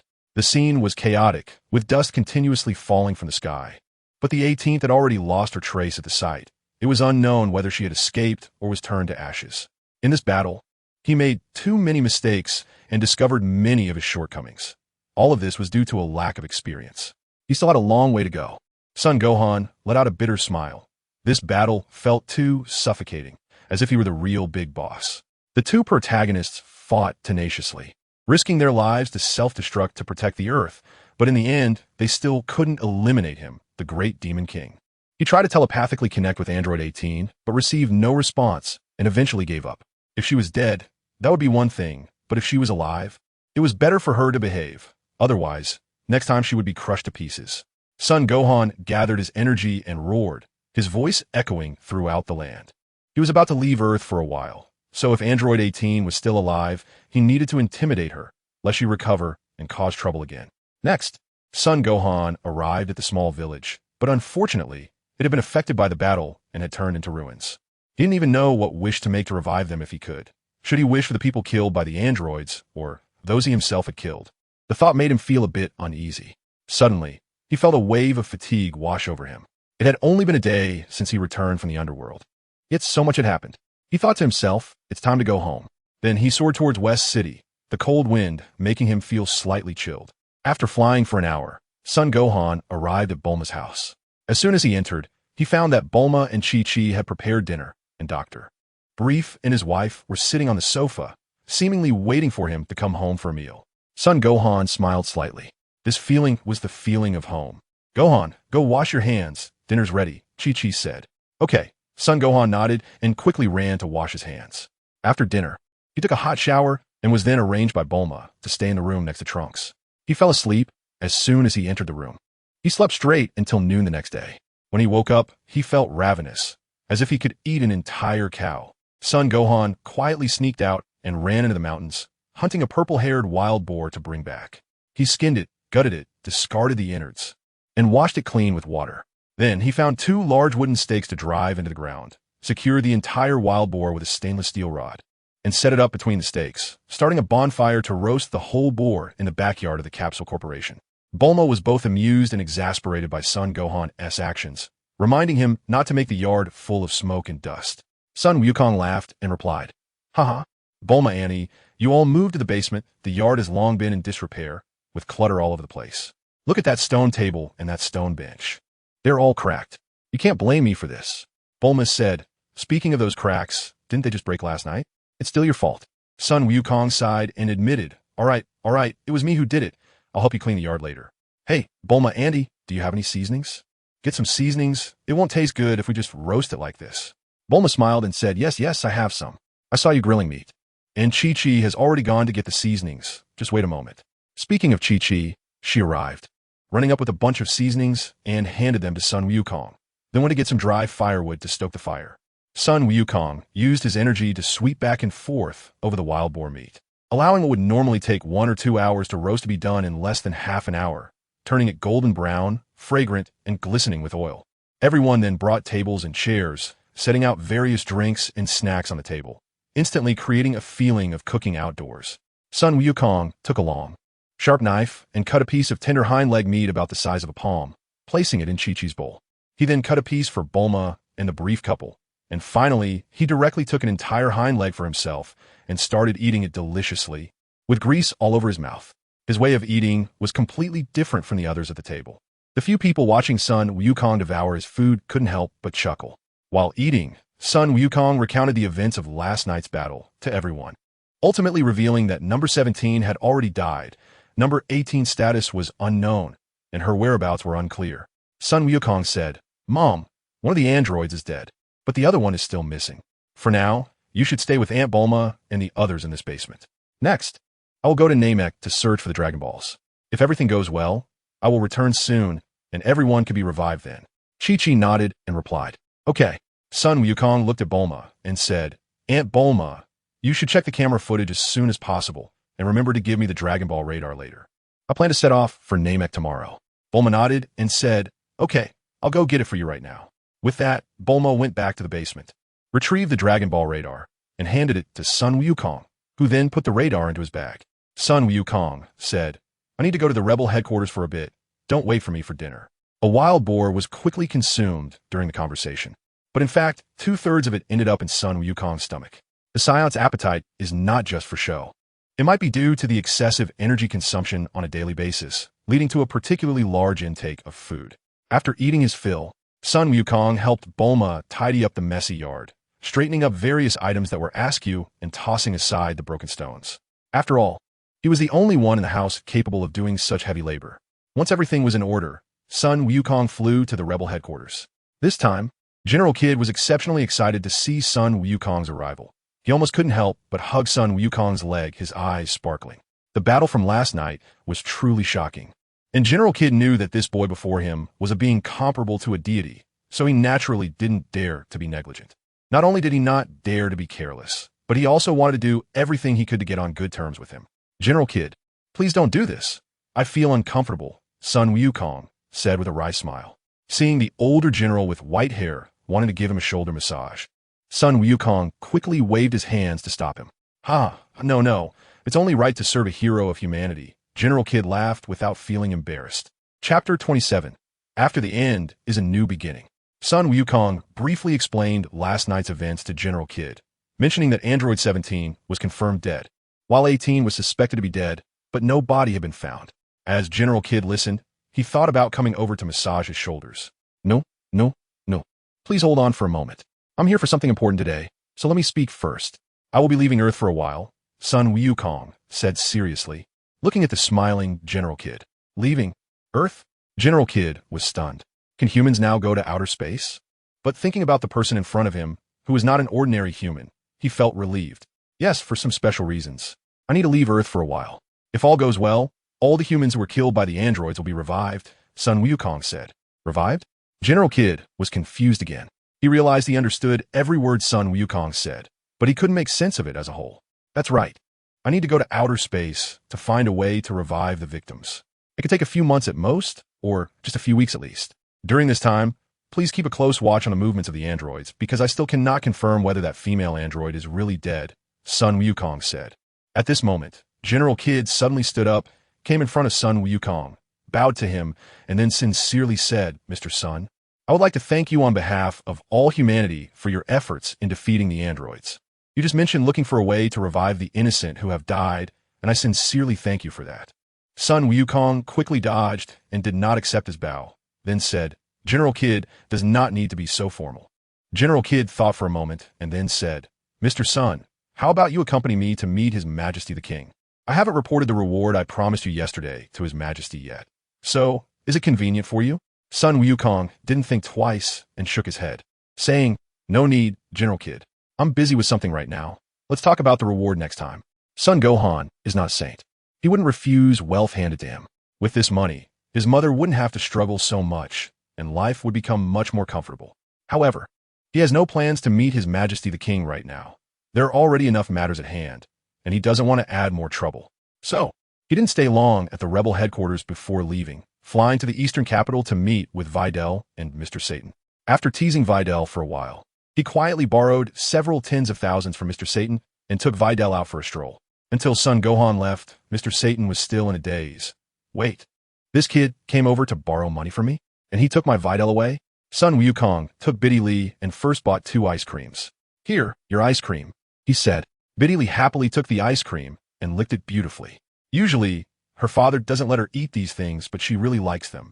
So she felt very happy just because of this ice cream. After finishing the ice cream, Sun Wukong took Biddy Lee to buy himself a few outfits. He also wanted to buy a few sets for Biddy Lee, but she absolutely refused. Finally, after Sun Wukong insisted, Biddy Lee nervously chose a light yellow long dress. When Sun Wukong saw Biddy Lee in the dress, his eyes lit up, and all that remained in his mind were words like naturally beautiful, gentle and lovely, and charming. Suddenly, he felt a strong urge to buy her a sailor suit, but in the end he gave up on his reckless plan, thinking to himself, I'm a serious person. Sun Wukong. After touching his messy hair that hadn't been trimmed for a long time, Sun Wukong went to get a haircut, and now he looked much more spirited. He also bought a lot of food to prepare for the upcoming journey to Namek. Seeing that Sun Wukong had bought so many things, Biddy Lee curiously asked, Brother Wukong, are you going on a long trip? Sun Wukong smiled and said, Yo, what's up? Does Biddy-Lie want to go with me too? Biddy-Lie suddenly became nervous and shyly replied, No, that's not it, I was just asking. Sun Gohan laughed heartily, ruffled Biddy-Lie's hair, and said, But this time I can't take you with me. I'm at a very far place. And then he messed up her hair again. Biddy-Lie swatted Sun Gohan's hand away, angry and embarrassed. I already said no. So annoying. After sending Biddy-Lie home, Sun Gohan made another trip to Bowsy Mountain, bringing along Kiki's change of clothes and a lot of food. Then he caught 2 wild boars on the mountain and returned to Bulma's house. In the evening, Gohan spent the whole night with Bulma, tinkering with the computer, checking surveillance videos, but there were just too many videos to go through. After a whole night, he found nothing unusual, just some daily work of Dr. Gero, with no other abnormalities. The next day, everything was ready. Sun Gohan climbed into the spaceship, pressed the launch button, and flames shot out from the bottom of the spacecraft as it soared into the sky, leaving Earth and entering the atmosphere. This time the destination was Namek, expected to arrive in 10 days. The spaceship would now enter the highest speed flight mode, and the owner could start to sleep. When they reached the destination, a voice would announce again, wishing them a pleasant journey. The spaceship expelled a white flame and dashed into the vast starry sky, beginning an unknown journey. Meanwhile, in the Amazon forest on Earth, a cute little deer was trotting toward a nearby river, drinking some cool river water, then leisurely walking toward the patch of grass, ready to enjoy its breakfast. It was a patch of tender, sweet-tasting grass that it had saved from yesterday. When it arrived there, it found a human lying on top. But this human seemed to be covered in injuries and looked like they were about to die. The little deer ran to the riverbank, took a mouthful of river water, and then ran back to spray it onto the human's face. The injured human struggled to lift their eyelids and gradually woke up. "Are you awake? Hurry and move away. I want to eat grass," the little deer thought, but seeing the human had lost so much blood, with a lot of it staining the grass, it suddenly didn't feel like eating anymore. It nudged the human lying on the grass. The human looked at the little deer and struggled to get up, groaning from the pain all over her body. She reached out to pat the little deer's head, then slowly walked to the riverbank, bent down and drank a bellyful of river water, then walked over to a small tree and sat down against it. "I survived, but my brother is dead," she murmured softly, then began to cry. Dear readers, if you feel it's too little and not enough to read, you can increase the font size, so you can read for a long time. Haha, I'm really clever. Chapter 28. The Cosmic Graveyard. This is a graveyard in the boundless starry sky, where all the broken and abandoned spaceships, artificial satellites, and space debris in the Milky Way are left behind, forming an incredibly vast electronic metal graveyard.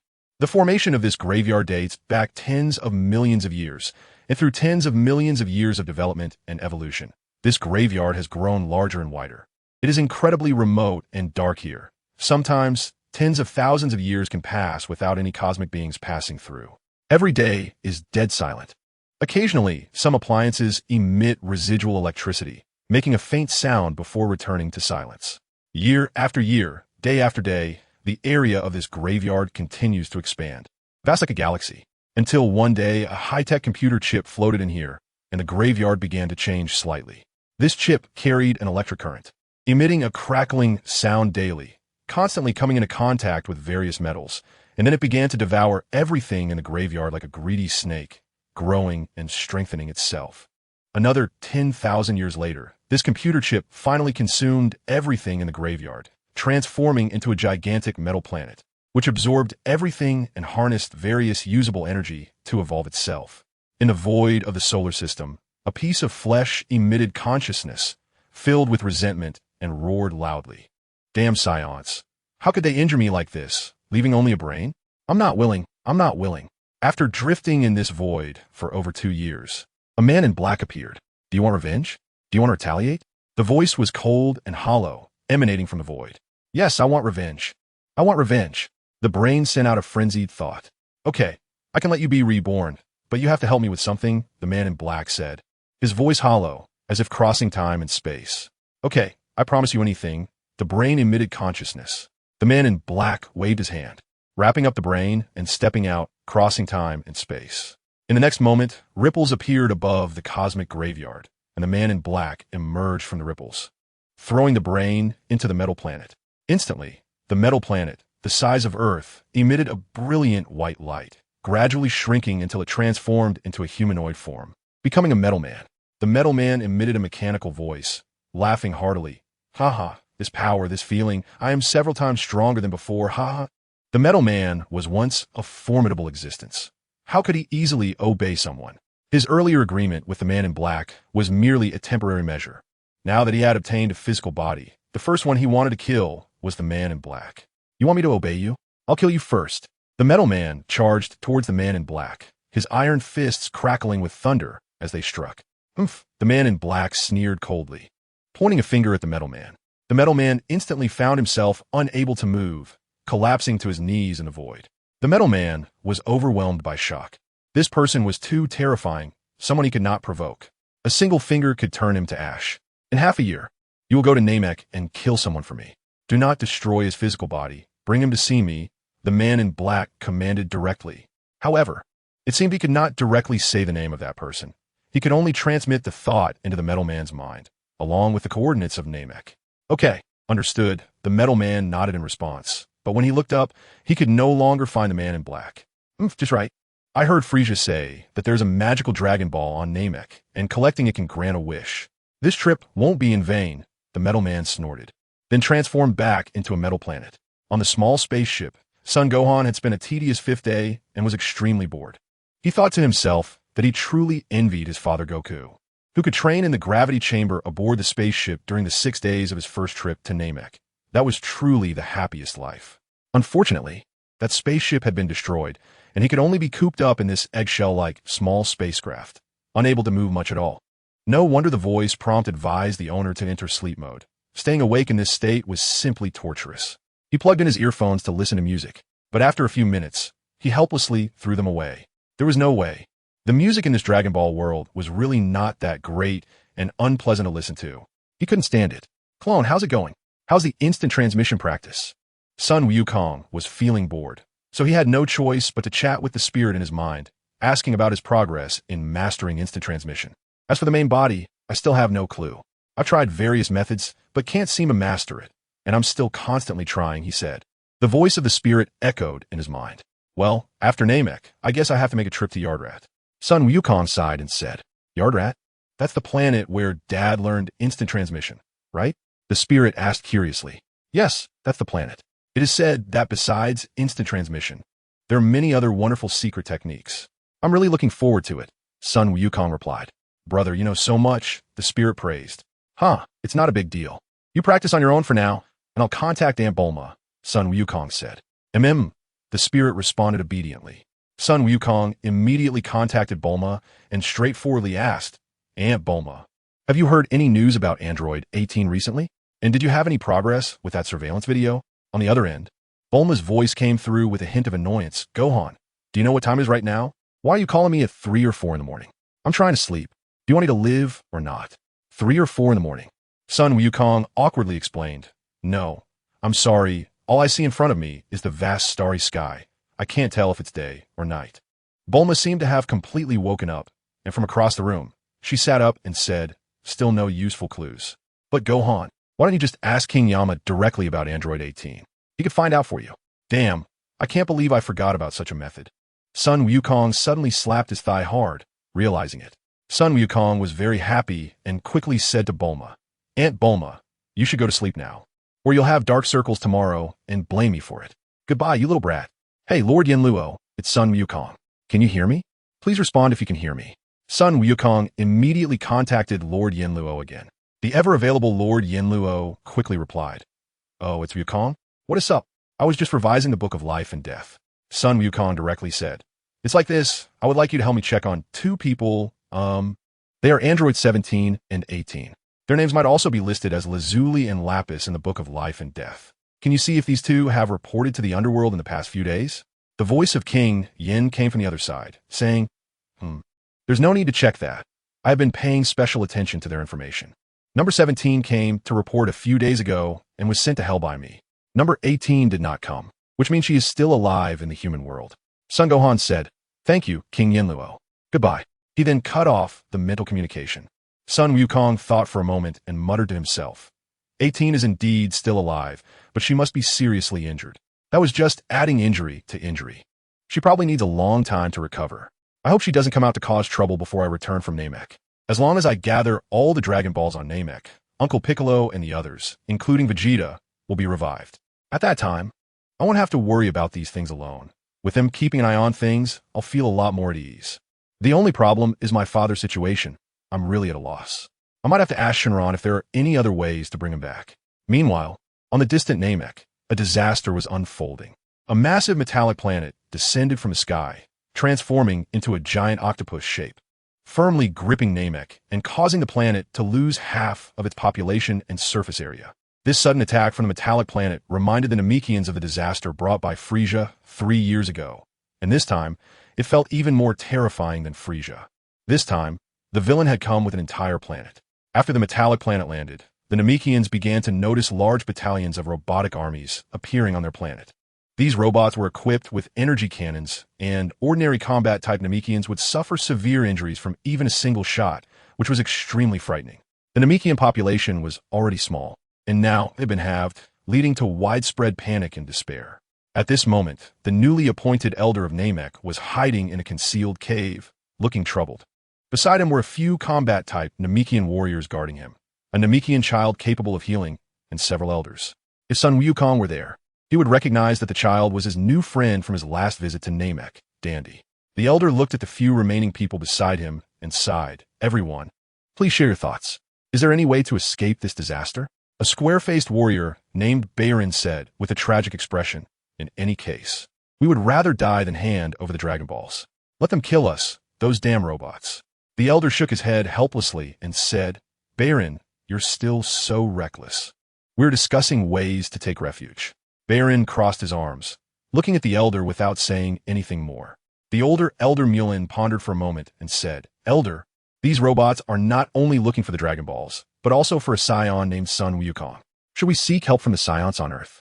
Last time, it was that scion named Sun Wukong who defeated Frisia, and the Sun Wukong they are looking for should be that child, Sun Wufan, right? Hearing Sun Wufan's name, Dandy quickly interjected, Elder Mulin, Sun Wufan is my friend. 3 years ago, he fought against Frisia, but he is about my age, just a teenager. He probably won't be able to help much this time. After listening to the words of Elder Mulin and Dandy, the elder shook his head and said, Elder Mulin, you may not know, but 3 months ago, a great disaster also struck Earth. The warriors were almost wiped out by monsters, and even the Sun Wukong you mentioned has already died. Right now, Earth is probably in the same situation as us and cannot assist us. Upon hearing the elder's words, Elder Mulin asked with reluctance, what about Sun Wufan?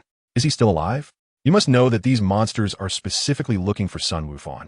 The elder said helplessly, Elder Mulin, you heard what Dandy said, right? Sun Wufan is just a teenager of similar age to him, and he has done us a favor on Namek. If we're captured by these monsters, we must all agree to say that we do not know this person named Sun Wufan. Everyone understand? The elders and several Namekian warriors nodded in agreement. Dandy looked at the elder and quietly asked, Elder, can you tell me more about Wufan? You mentioned that Earth also faced a disaster. Is he okay? The elder smiled slightly, placing a hand on Dandy's shoulder. The information was given to me by Lord Kaioshin a few months ago. He said that Earth was invaded by 2 demons, and almost all the warriors were killed, leaving only Sun Wufan escaping. As for the current situation, I cannot say. It may be dire. Listening to the elder's words, Dandy's face turned ashen. Chapter 29. Metal cooler at this moment, on North Kai's planet, Sun Wukong had gained some insight from his training and invited Piccolo to spar, creating a series of loud sounds. The trio playing cards felt embarrassed and joined the training team instead. Wufan, hurry up and revive these people. I can't keep so many around. They make too much noise, and mainly, the food consumption is too fast. Lord Kaioshin complained as he drove his little red car around North Kai's planet 10 times, watching the group spar. Let's see where Wufan is now. Lord Kaioshin's antennae twitched, and then he shot 2 gray beams into space to sense the dynamics of the North Galaxy system. Namek. Found it. He scanned, and his consciousness descended on Namek. A giant mechanical octopus was perched on Namek, occupying a large portion of the planet's surface. What is this thing? North Kai's expression changed drastically, feeling a sense of foreboding. At this moment, Sun Wukong leaned in with curiosity and asked, Lord Kaioshin, what are you doing? Lord Kaioshin sneezed, his antennae shaking, and trembled as he said, Wukong, do you remember the cooler you killed a few years ago? Sun Wukong raised his hand and scratched his head, pondering for a long time. Anyway, this kind of thinking wasn't his strong suit. After a while, he finally remembered and said, is it Frisia's brother? The one who came to Earth over 2 years ago to take revenge on Frisia?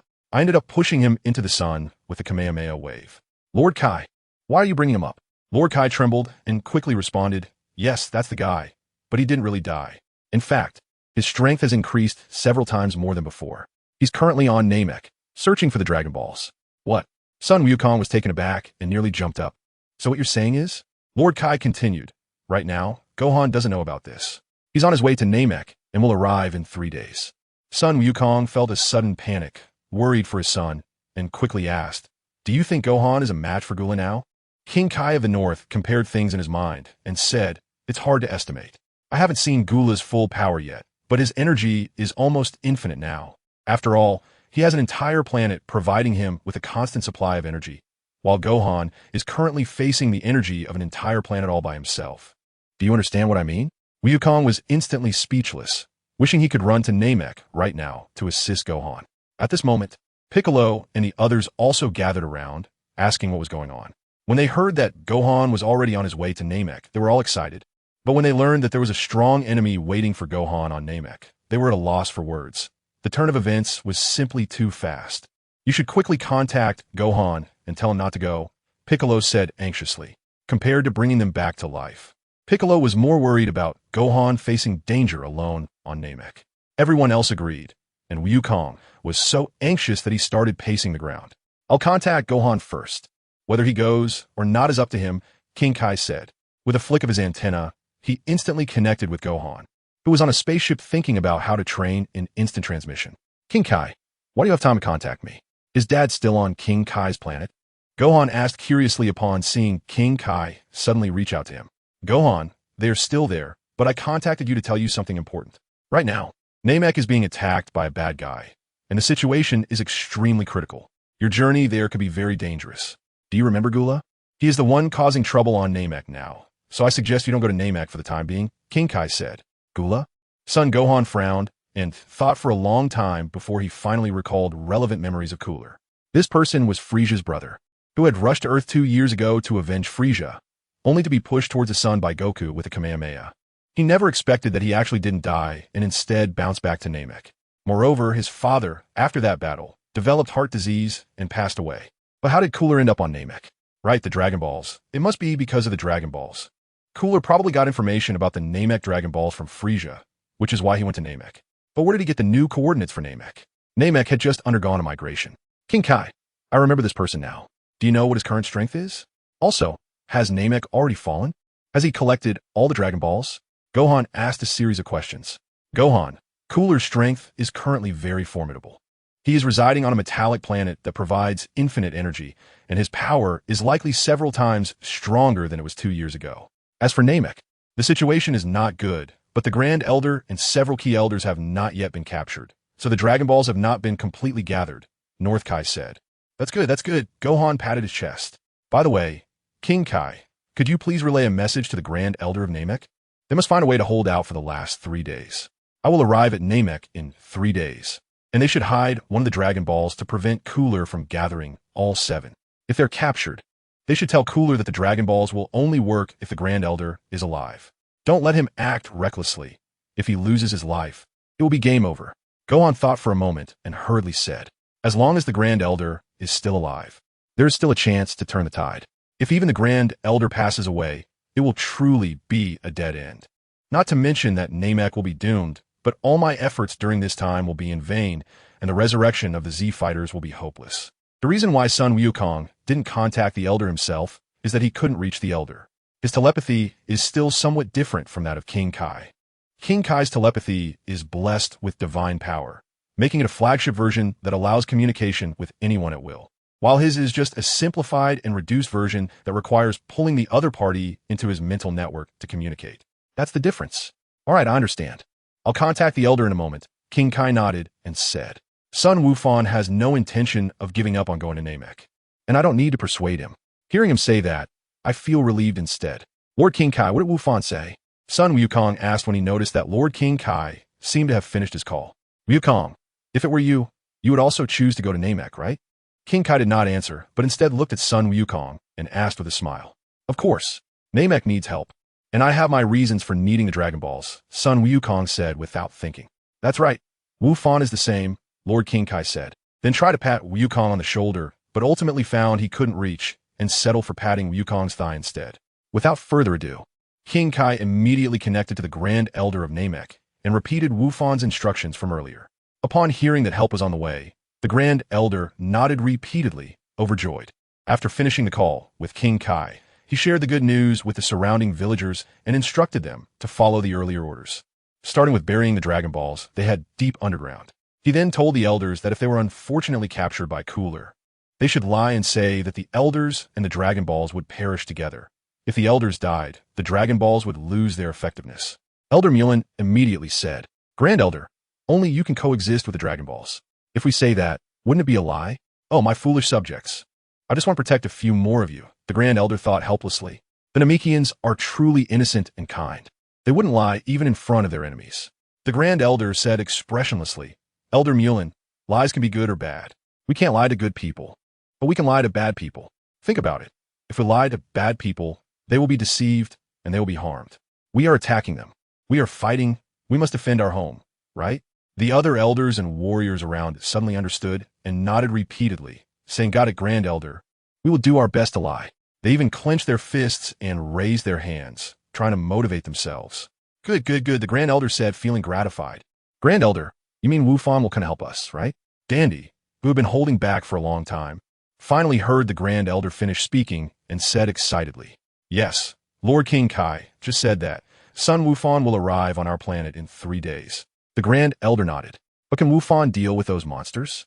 Dandy remembered the mushroom-headed Wufan, who was about the same height as him, and thought of the monsters that occupied half the planet, realizing that the odds didn't seem very good. Dandy, since Wufan is coming, it means he must have some confidence. After all, he is a scion. Let's look forward to it. Hopefully, he will create a miracle. The Grand Elder smiled and rubbed Dandy's smooth head. It feels nice, Dandy replied loudly. Chapter 30. Lastly, far away on Namek, the winds were turbulent. While Earth finally welcomed a long-awaited peace, everything was thriving, and even the air seemed much fresher. Birds chirped in the forest, fish swam in the rivers, and the city awaited revival.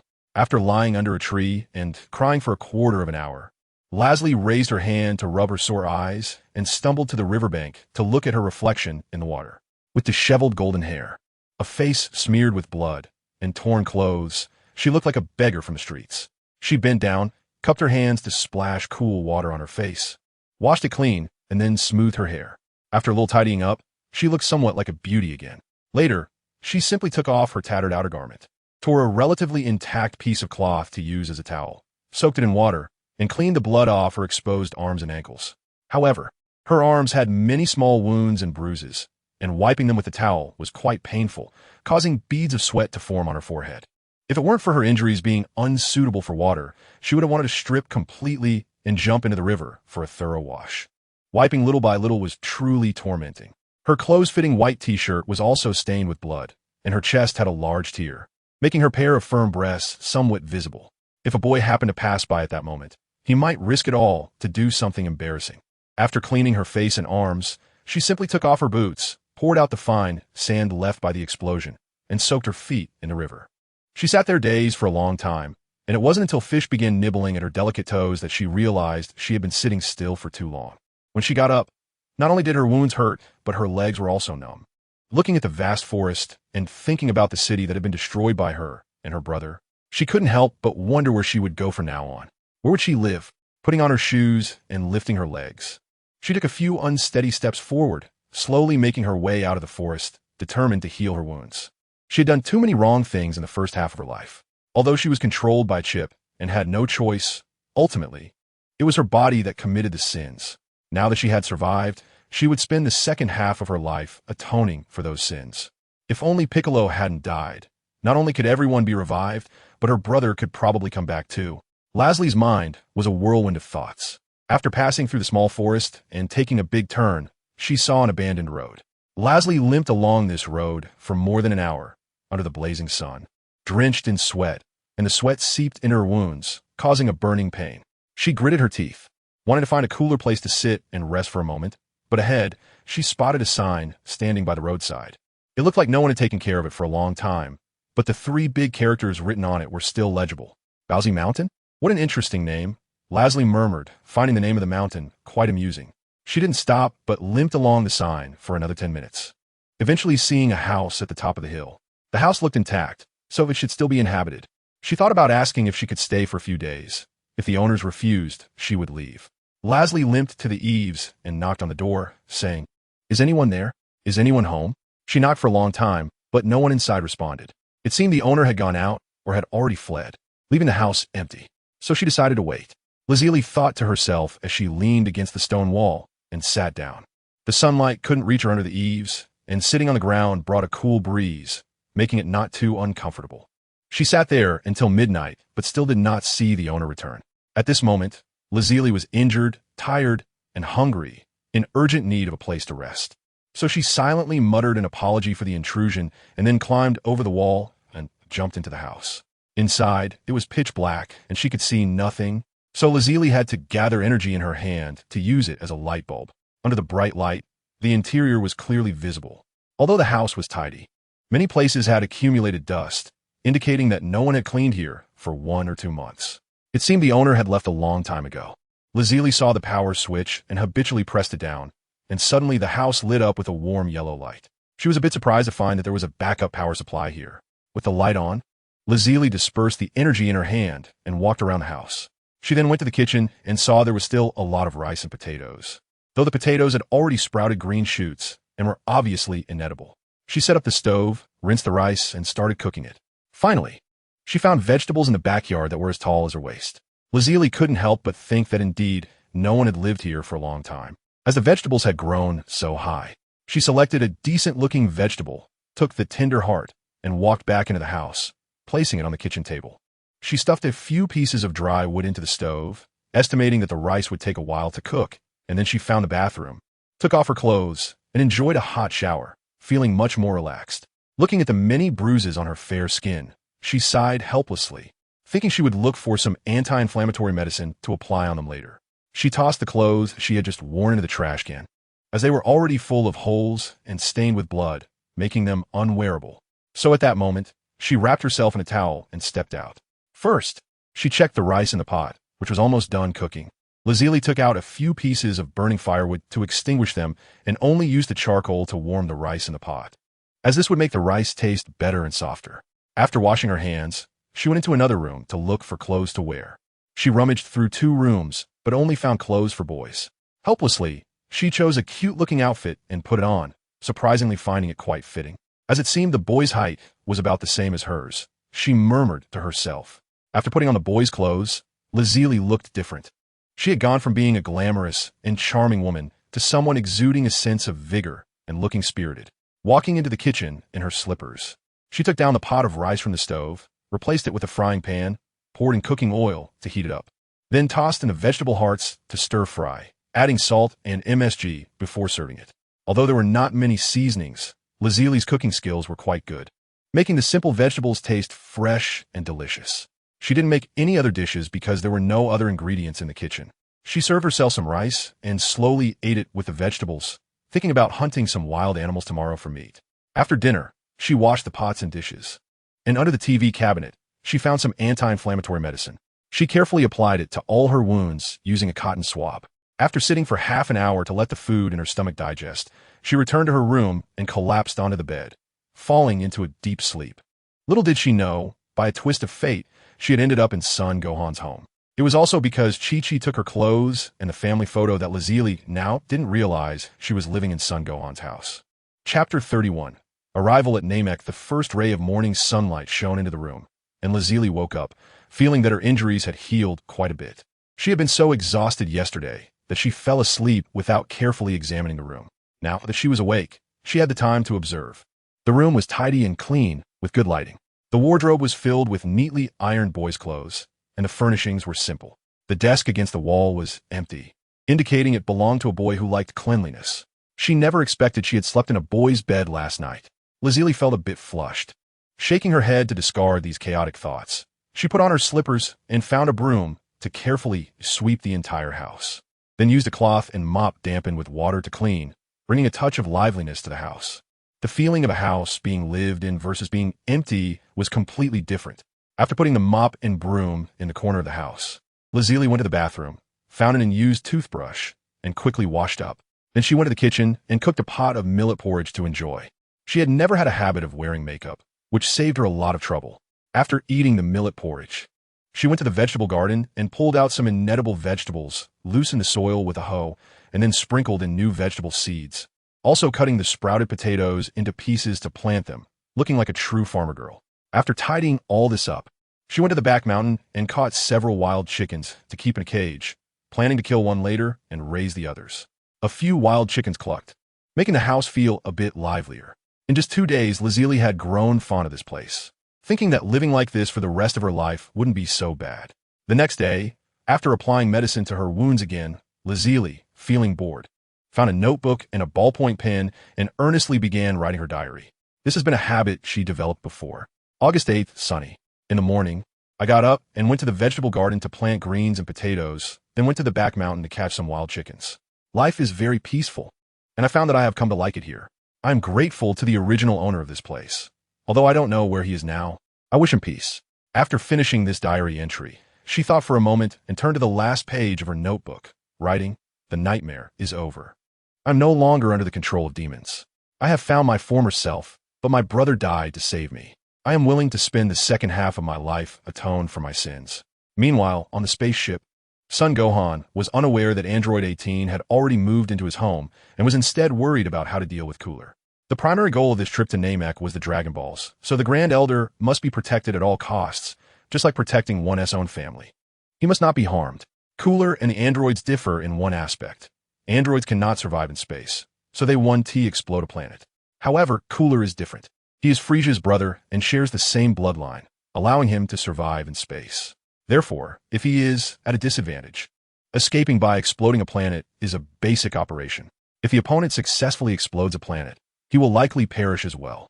Hence, it is crucial to protect the Grand Elder's safety and ensure he does not die. Additionally, I need to retrieve the Dragon Balls that Cooler has collected while being careful not to give him a chance to explode a planet. Of course, this is under the premise that I can defeat Cooler. But what if I can't defeat Cooler? The Grand Elder may not die for now, especially with the Dragon Balls as a protective charm. However, if I can overpower him, retrieving the Dragon Balls from him will be extremely difficult. Right now, I am alone and can only move forward. Knowing that there is a tiger in the mountain, I still head towards it. I am the captain of the Suicide Squad. At this moment, the spaceship's voice announced a mechanical reminder. The spaceship will enter the atmosphere of Namek in 5 hours. Please maintain the balance of the spaceship. In 5 hours, I can already feel the presence of the Namekians. Of course, Cooler's energy is also surging like a hurricane. After sensing this energy, Sun Gohan concluded that if he goes all out, he would still be stronger, but the trouble is that Cooler has infinite energy and no limits. I, on the other hand, have many concerns, so it seems I am at a disadvantage. 5 hours passed quickly, and the spaceship soon descended above Namek. Through the screen, Sun Gohan felt like he was watching the beginning of a horror movie unfold. A huge metal octopus was devouring the originally beautiful blue Namek, with several massive tentacles spread out, occupying most of the surface area of Namek. He was most afraid of creatures with many legs, and the tentacle monster octopus was one of them, sending chills down his spine. Calling King Kai. What is this tentacle monster? Is it Cooler's pet? Sun Gohan frantically called King Kai. No, that's Cooler. He has merged with the metal planet, so the metal octopus is Cooler as well. The voice of King Kai quickly echoed in his mind. What the heck? The spaceship quickly entered the atmosphere of Namek, and the body and atmosphere began to create friction, causing the air to ignite, transforming into a fireball roaring towards the surface of Namek. What an exciting way to land. Sun Gohan felt his acrophobia starting to act up again.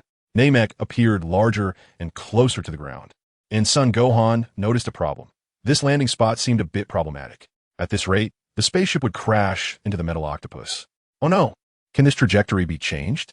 Sun Gohan looked bewilderedly at the screen and control stick in front of him. It seemed it couldn't be changed. Damn it! With a fiery tail, the spaceship charged forward towards Cooler's massive metal octopus. Boom! With sparks and lightning, the spaceship crashed into the metal octopus, creating a pit, which counted as a safe landing. Sun Gohan opened the spaceship's hatch like the wind, turned the ship into a capsule, grabbed it with his hand, and exploded with energy as he slipped away.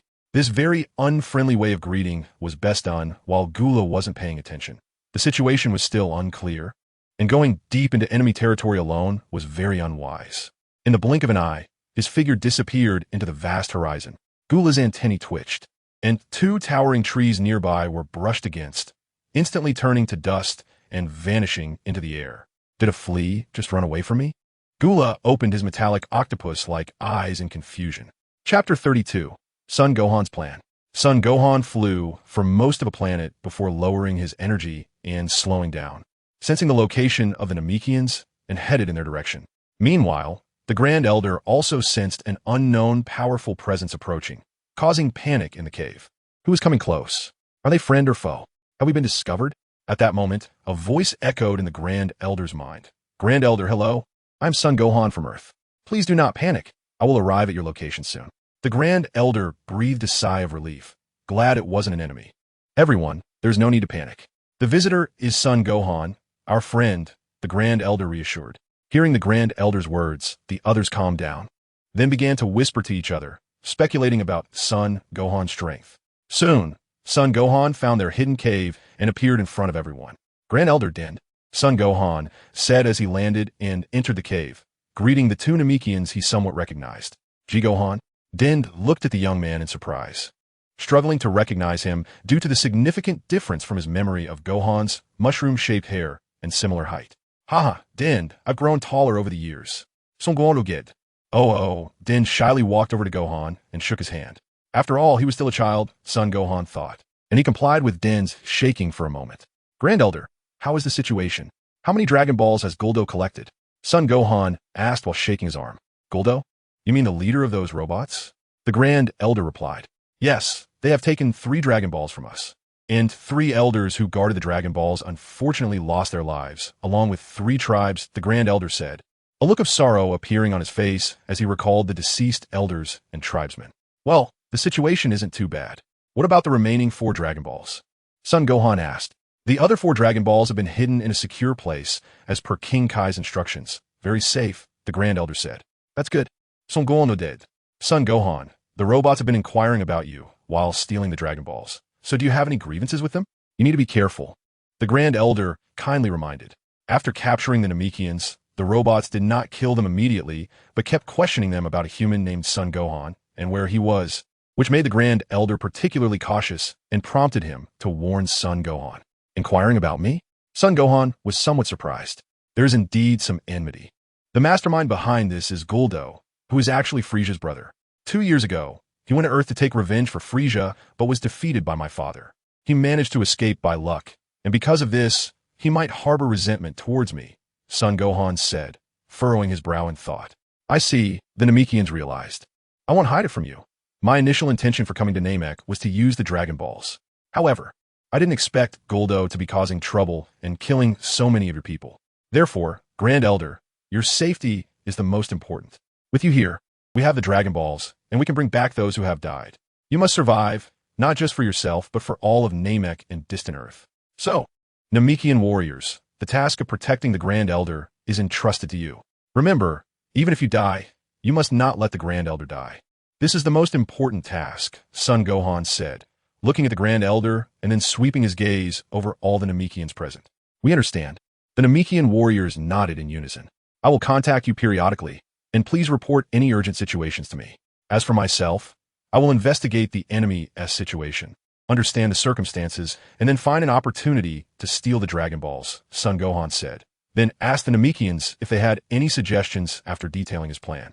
After surveying the crowd and finding they had no better ideas, he turned to the Grand Elder and asked, Grand Elder, do you have a better idea? The Grand Elder replied, well, we can't think of any other methods. Let's do as you said. I will pay close attention to my own safety. But you also need to be very careful when gathering information. Okay, then it's settled. We will split into 2 groups. You guard the home, and I will steal the Dragon Balls, Sun Gohan said, then felt he had misspoken and awkwardly scratched his head. Goodbye, Din. Sun Gohan patted Din on the shoulder and waved goodbye to everyone. After bidding farewell, Sun Gohan quietly flew back near the metal octopus, stealthily hiding in the crown of a large tree, burying himself in the dense leaves, gazing at the metal octopus planet. He decided to lurk in this tree and observe for a while.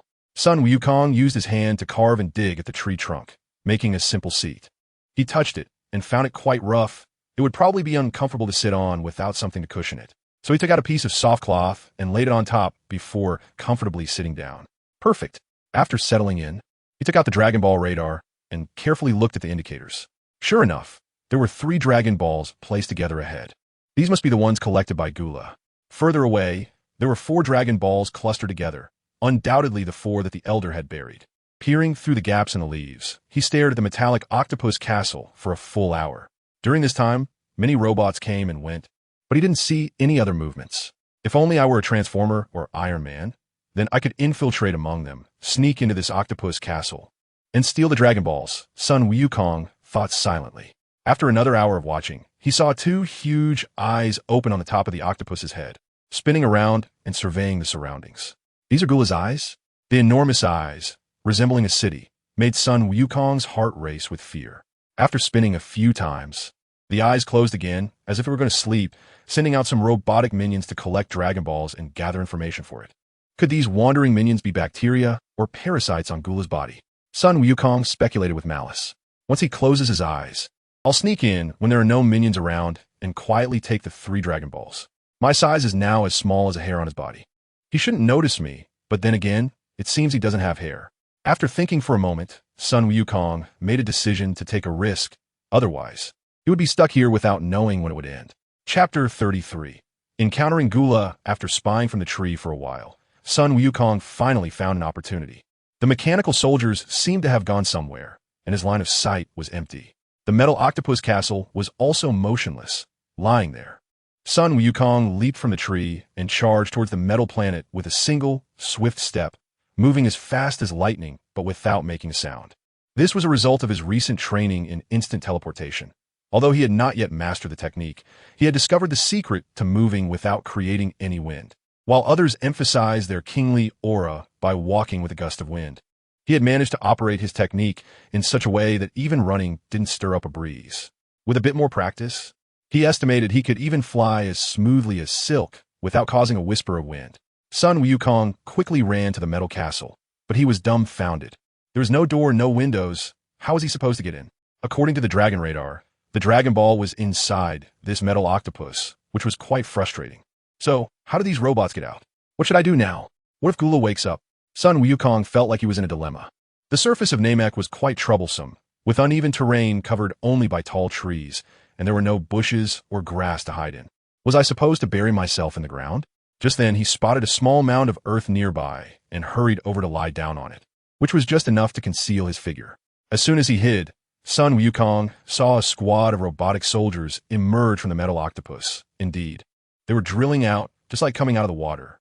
Ripples formed on the walls of the metal octopus, and about 20 to 30 robots walked out from the ripples. The robots moved with a clattering sound, creating a noise as they walked. Then, he heard a clattering sound behind him. A robot was approaching, and he felt a mechanical gun pressing against his back. Damn, I've been discovered so quickly? Sun Wukong thought to himself that he had made a mistake. He should have stayed up in the treetops to monitor. Sun Wukong quickly turned around and found a robot pointing an arm at him. It wasn't holding a long gun, but there was a faint glow and flames rising from its arm, which were much more terrifying than any firearm. The robot, made entirely of steel, had silver gleams flashing across its skin, and on its head was a single orange eye the size of a Dragon Ball, now fixated on Sun Wukong, appearing quite eerie. Unknown object detected. Unknown object detected. Unknown object detected. The robot emitted a mechanical electronic synthesized voice, making Sun Wukong feel as if a small Bluetooth speaker was talking beside him. Besides, what do you mean by unknown object? I'm a genuine human being, okay? Scrap metal. These broken robots are full of flaws.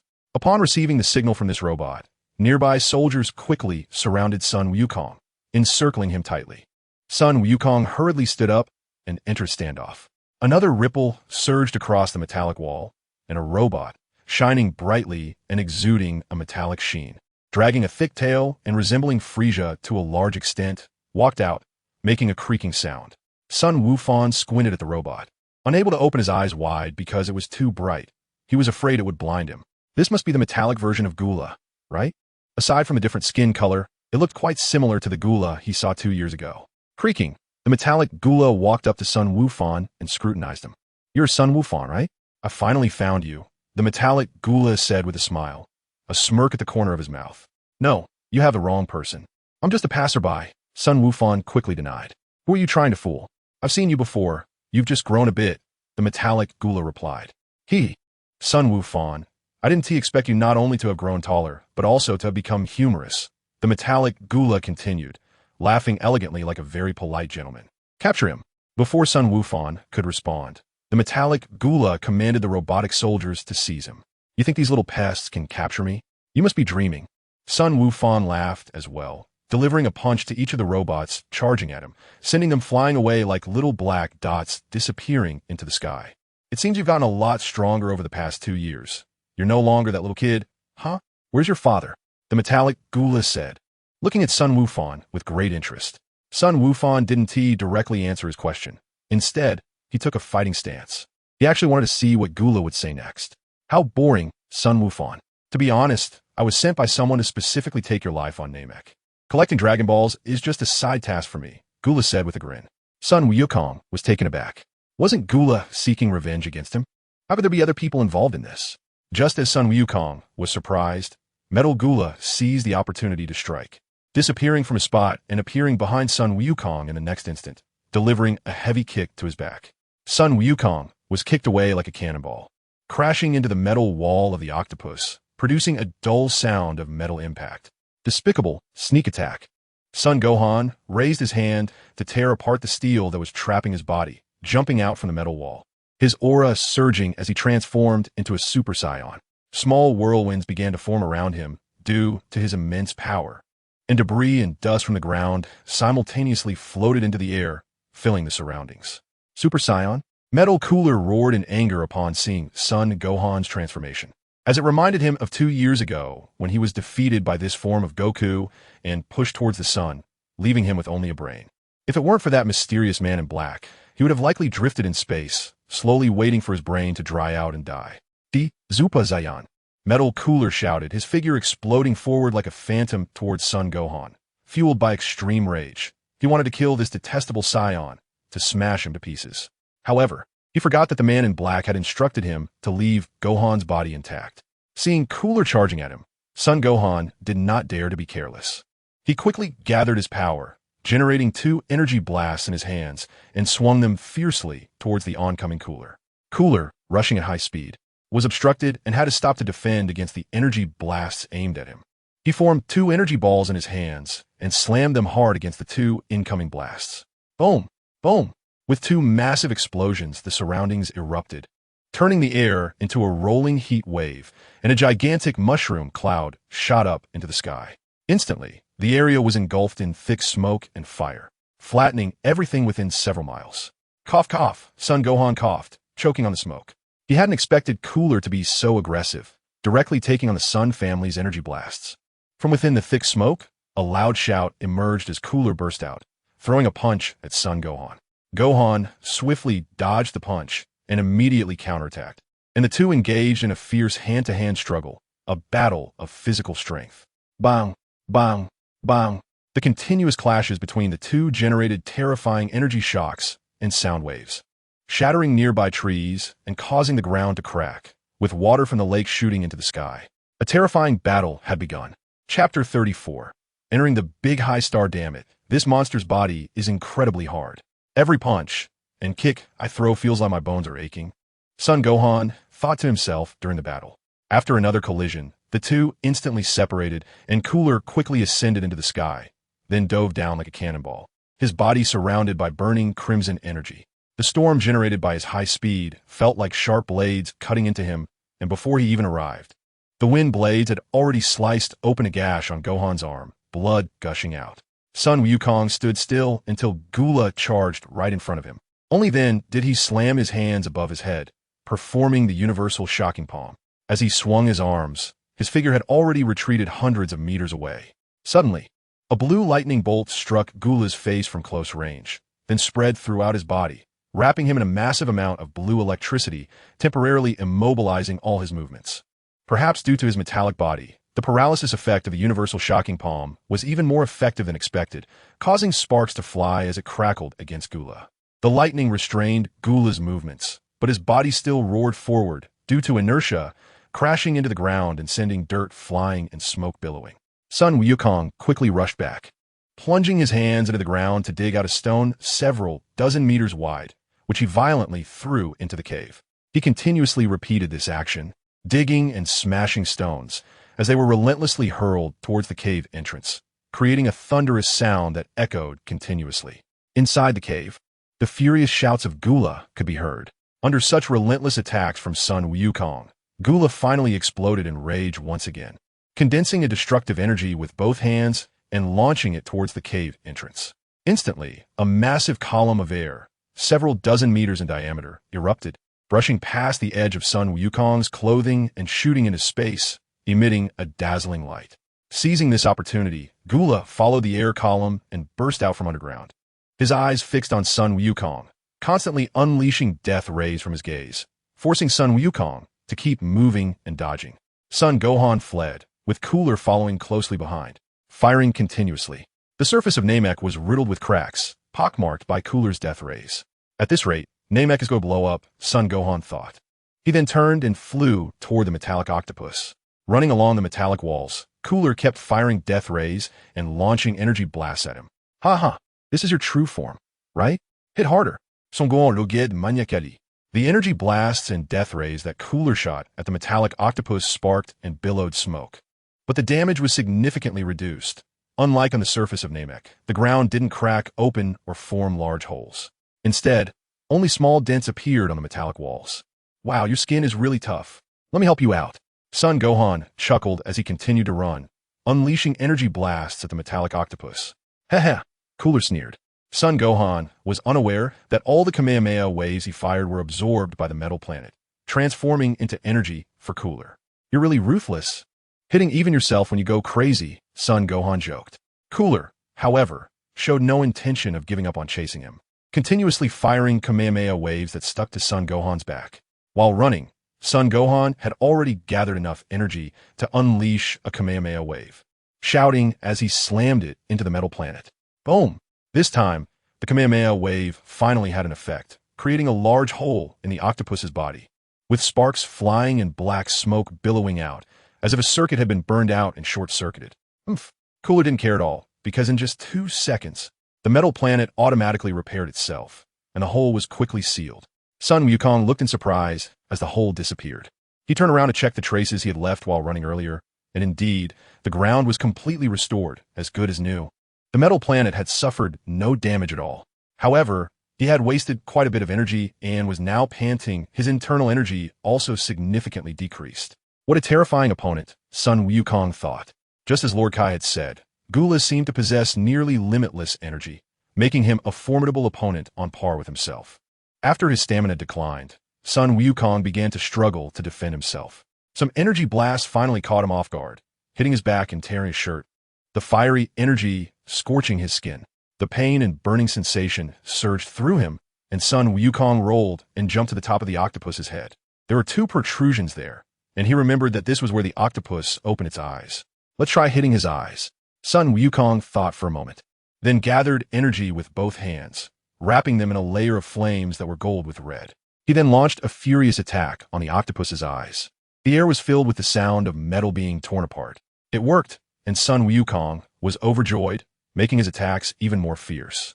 However, Gulala remained unfazed, laughing maniacally. You laugh. I'll make you laugh even more, Sun Wukong said as he unleashed a magical flash with his left hand and a Kamehameha wave with his right, blasting 2 holes where the octopus's eyes had been, causing its body to fall through the openings. Boom! Sun Wukong felt his face slam against the floor, a sharp pain shooting through his face, accompanied by a tingling sensation as if he had been electrocuted. With a swift motion, he flipped over and sat up, surveying his surroundings. Inside this octopus's body, there was an unexpected world, illuminated by light sources everywhere, bright as day, resembling a separate realm. Countless passages twisted and turned like a giant maze.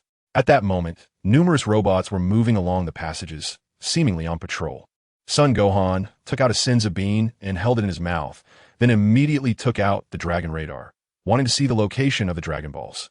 However, as soon as he took out the radar, countless silver wires emerged from the ground and walls, stretching out like lightning to latch onto the Dragon Radar, wrapping it up tightly. Within seconds, the Dragon Radar turned into a metallic liquid, completely absorbed by these silver wires. What the hell? How am I supposed to play now? After the silver wires finished absorbing the Dragon Radar, they suddenly pierced into Sun Gohan's body, and before he could react, he was stuck like a hedgehog and unable to move. Ha, you actually delivered yourself right to me, Sun Gohan, ha. At that moment, the surroundings suddenly changed, and Sun Gohan found himself in a huge secret chamber, still with many silver wires sticking into him, rendering him immobile. Cooler emerged from the wall above, laughing heartily. Sun Wukong looked at him and remained silent. Gula continued, Are you surprised at why things turn out this way? Sun Wukong, first of all, welcome to the Begao Star. I will now introduce you to the origins of Begao Star. Gula had a smug look on his face, and NSE said, Chapter 35, feeling like my body has been hollowed out. Sun Gohan's body was entangled in silver wires, and he could feel the energy within him slowly draining away. Flowing through the wires into Bigelow Star, absorbed by Cooler's body. While feeling the loss of strength, he heard Cooler talking confidently, a smug expression on his face. The core of Bigelow Star is actually a high-tech electronic chip. Over a long period of 10,000 years, it has absorbed all the usable resources in the cosmic graveyard, gradually growing into a metallic planet capable of devouring other planets. And I owe my current state to your lovely father. If he hadn't reduced me to just a brain, I wouldn't be able to possess Bigelow Star and become its main computer, controlling the entire operations of Bigelow Star. Look, that is my brain, Cooler excitedly explained, pointing to the center of the secret chamber as if he were showing off a carrot from his own garden, claiming that it was his brain. Sun Wukong followed his fingertips to see a mass of wires hanging down from the roof, with a large pink brain dangling from the end of the wires. It looked like a bunch of grapes hanging from a tree, and if it weren't for the sins of bean in his mouth, Sun Wukong might have burst out laughing. I can control countless metal cell clones. If you defeat one, I'm already hanging. How can you defeat all of Cell? The brain chuckled. I must say, this is the most talkative villain Sun Wukong has ever encountered. Just as the metal cell finished speaking, his body began to melt and eventually turned into liquid, merging into the metal floor. When he spoke again, it was the brain that was making the sound. Now I'm going to start absorbing your energy with more force. I love watching you struggle. The brain's voice echoed, creating a very bizarre scene. As soon as the words were spoken, Sun Wukong felt the energy within him drain much faster. Those silver wires were frantically sucking the energy from his body. This situation reminded him of his earlier experience in Dr. Jero's lab, where they were also absorbing his energy, but Cell was relatively milder. At least he was just losing power without blood spurting out. Wukong, things don't look good on your side. Do you have any strategies left? Suddenly, he heard the voice of King Kai in his mind, indicating that King Kai had been observing the battle on Namek. King, I'm quite helpless here. I fell into a hole I created myself. At first, I was happy that I could finally find the Dragon Balls hidden inside. But now I've become meat on Cell's chopping block. I'm entangled in his wires, and they're sucking away my energy. However, I just had a sins of bean in my mouth. I haven't swallowed it yet. Sun Wukong quickly responded to King Kai telepathically. Can you keep eating sins of beans indefinitely to wear him out? King Kai asked. No, King, I can't move my hands at all. If I hadn't had a bean in my mouth earlier, I would even have that to eat right now. So your strategy of infinite bean consumption won't work, Sun Wukong replied. Wukong, then find a chance to eat the sins of bean in your mouth. And quickly use the Kaioken to break through your limits. Maybe that way you can escape. Give it a try, King Kai suggested. All right, that is all I can do. Sun Wukong responded. What King Kai said was just as he thought. It was worth a shot. The worst outcome would be no different from the current situation. However, if he succeeded, he could escape and then make further plans. The energy within Sun Wukong's body was depleting more and more. He felt not only that he could no longer move, but also that his body was becoming sore and weak, as if he had gamed all night long. He felt completely drained, and from then on, he no longer loved it. The Scion's energy was indeed too abundant. After absorbing for most of the day, there was still more to take in. The ancient Gula's brain made a sound and even let out a burp. He actually burped? Does it mean he has full? Sun Wukong felt a surge of joy in his heart. It seemed promising, so he decided to let him continue absorbing. Due to the loss of too much energy, Sun Wukong could no longer maintain his Super Saiyan form, and his hair had turned black. Sun Gohan tapped into the residual power within him, his body radiating light as he transformed back into his Super Saiyan form. Instantly, the silver wires absorbed energy at an increased rate, with energy being siphoned away by Big Star like a golden liquid. He can transform again, truly tenacious, Gulam muttered. First, I'll drain your energy, then I'll blow your head off with a gun, and after that I can hand you over to him, Gula thought, recalling the terrifying figure in black. After all, that figure only wanted Son Gohan's corpse. Gula would gladly take the Saiyan energy for himself. Burp. Gula let out a satisfied belch, realizing that the energy absorbed by Big Star was nearing its limit. He had to wait for it to digest before absorbing more, or else something bad might happen, just like when a person eats too much and struggles to walk. Seeing Son Gohan revert from his Super Saiyan form once again, Gula estimated that his energy was almost drained as well. Suddenly, he transformed into a metallic figure, clicking as he walked up to Son Gohan. Pointing his finger at Gohan's head, an energy beam formed at his fingertip, poised to pierce through Gohan's skull.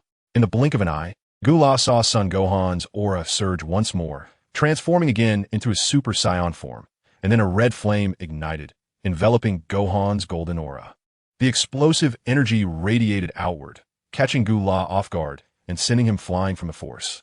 Son Gohan swung his limbs, breaking free from the silver wires, and then launched himself toward Gula's head. Seeing this, Gula was taken aback and quickly moved to shield his brain behind him.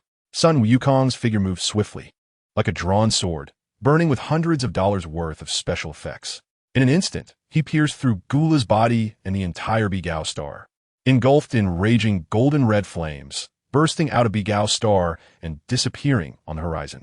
Gula's shattered metallic body only fell to the ground after Sun Wukong's figure vanished, with parts scattered everywhere. What seemed like a long time was, in fact, just a matter of seconds. The scattered parts transformed into metallic liquid, disappearing back into the ground. While Gula's brain had just been grazed by Sun Wukong's punch, dripping a few drops of blood onto the floor. A furious roar echoed, rising to the clouds. Begao star was pierced by Sun Wukong, with a cylindrical hole measuring 5 to 6 meters in diameter, extending for hundreds of miles, allowing the light of Namek to shine through.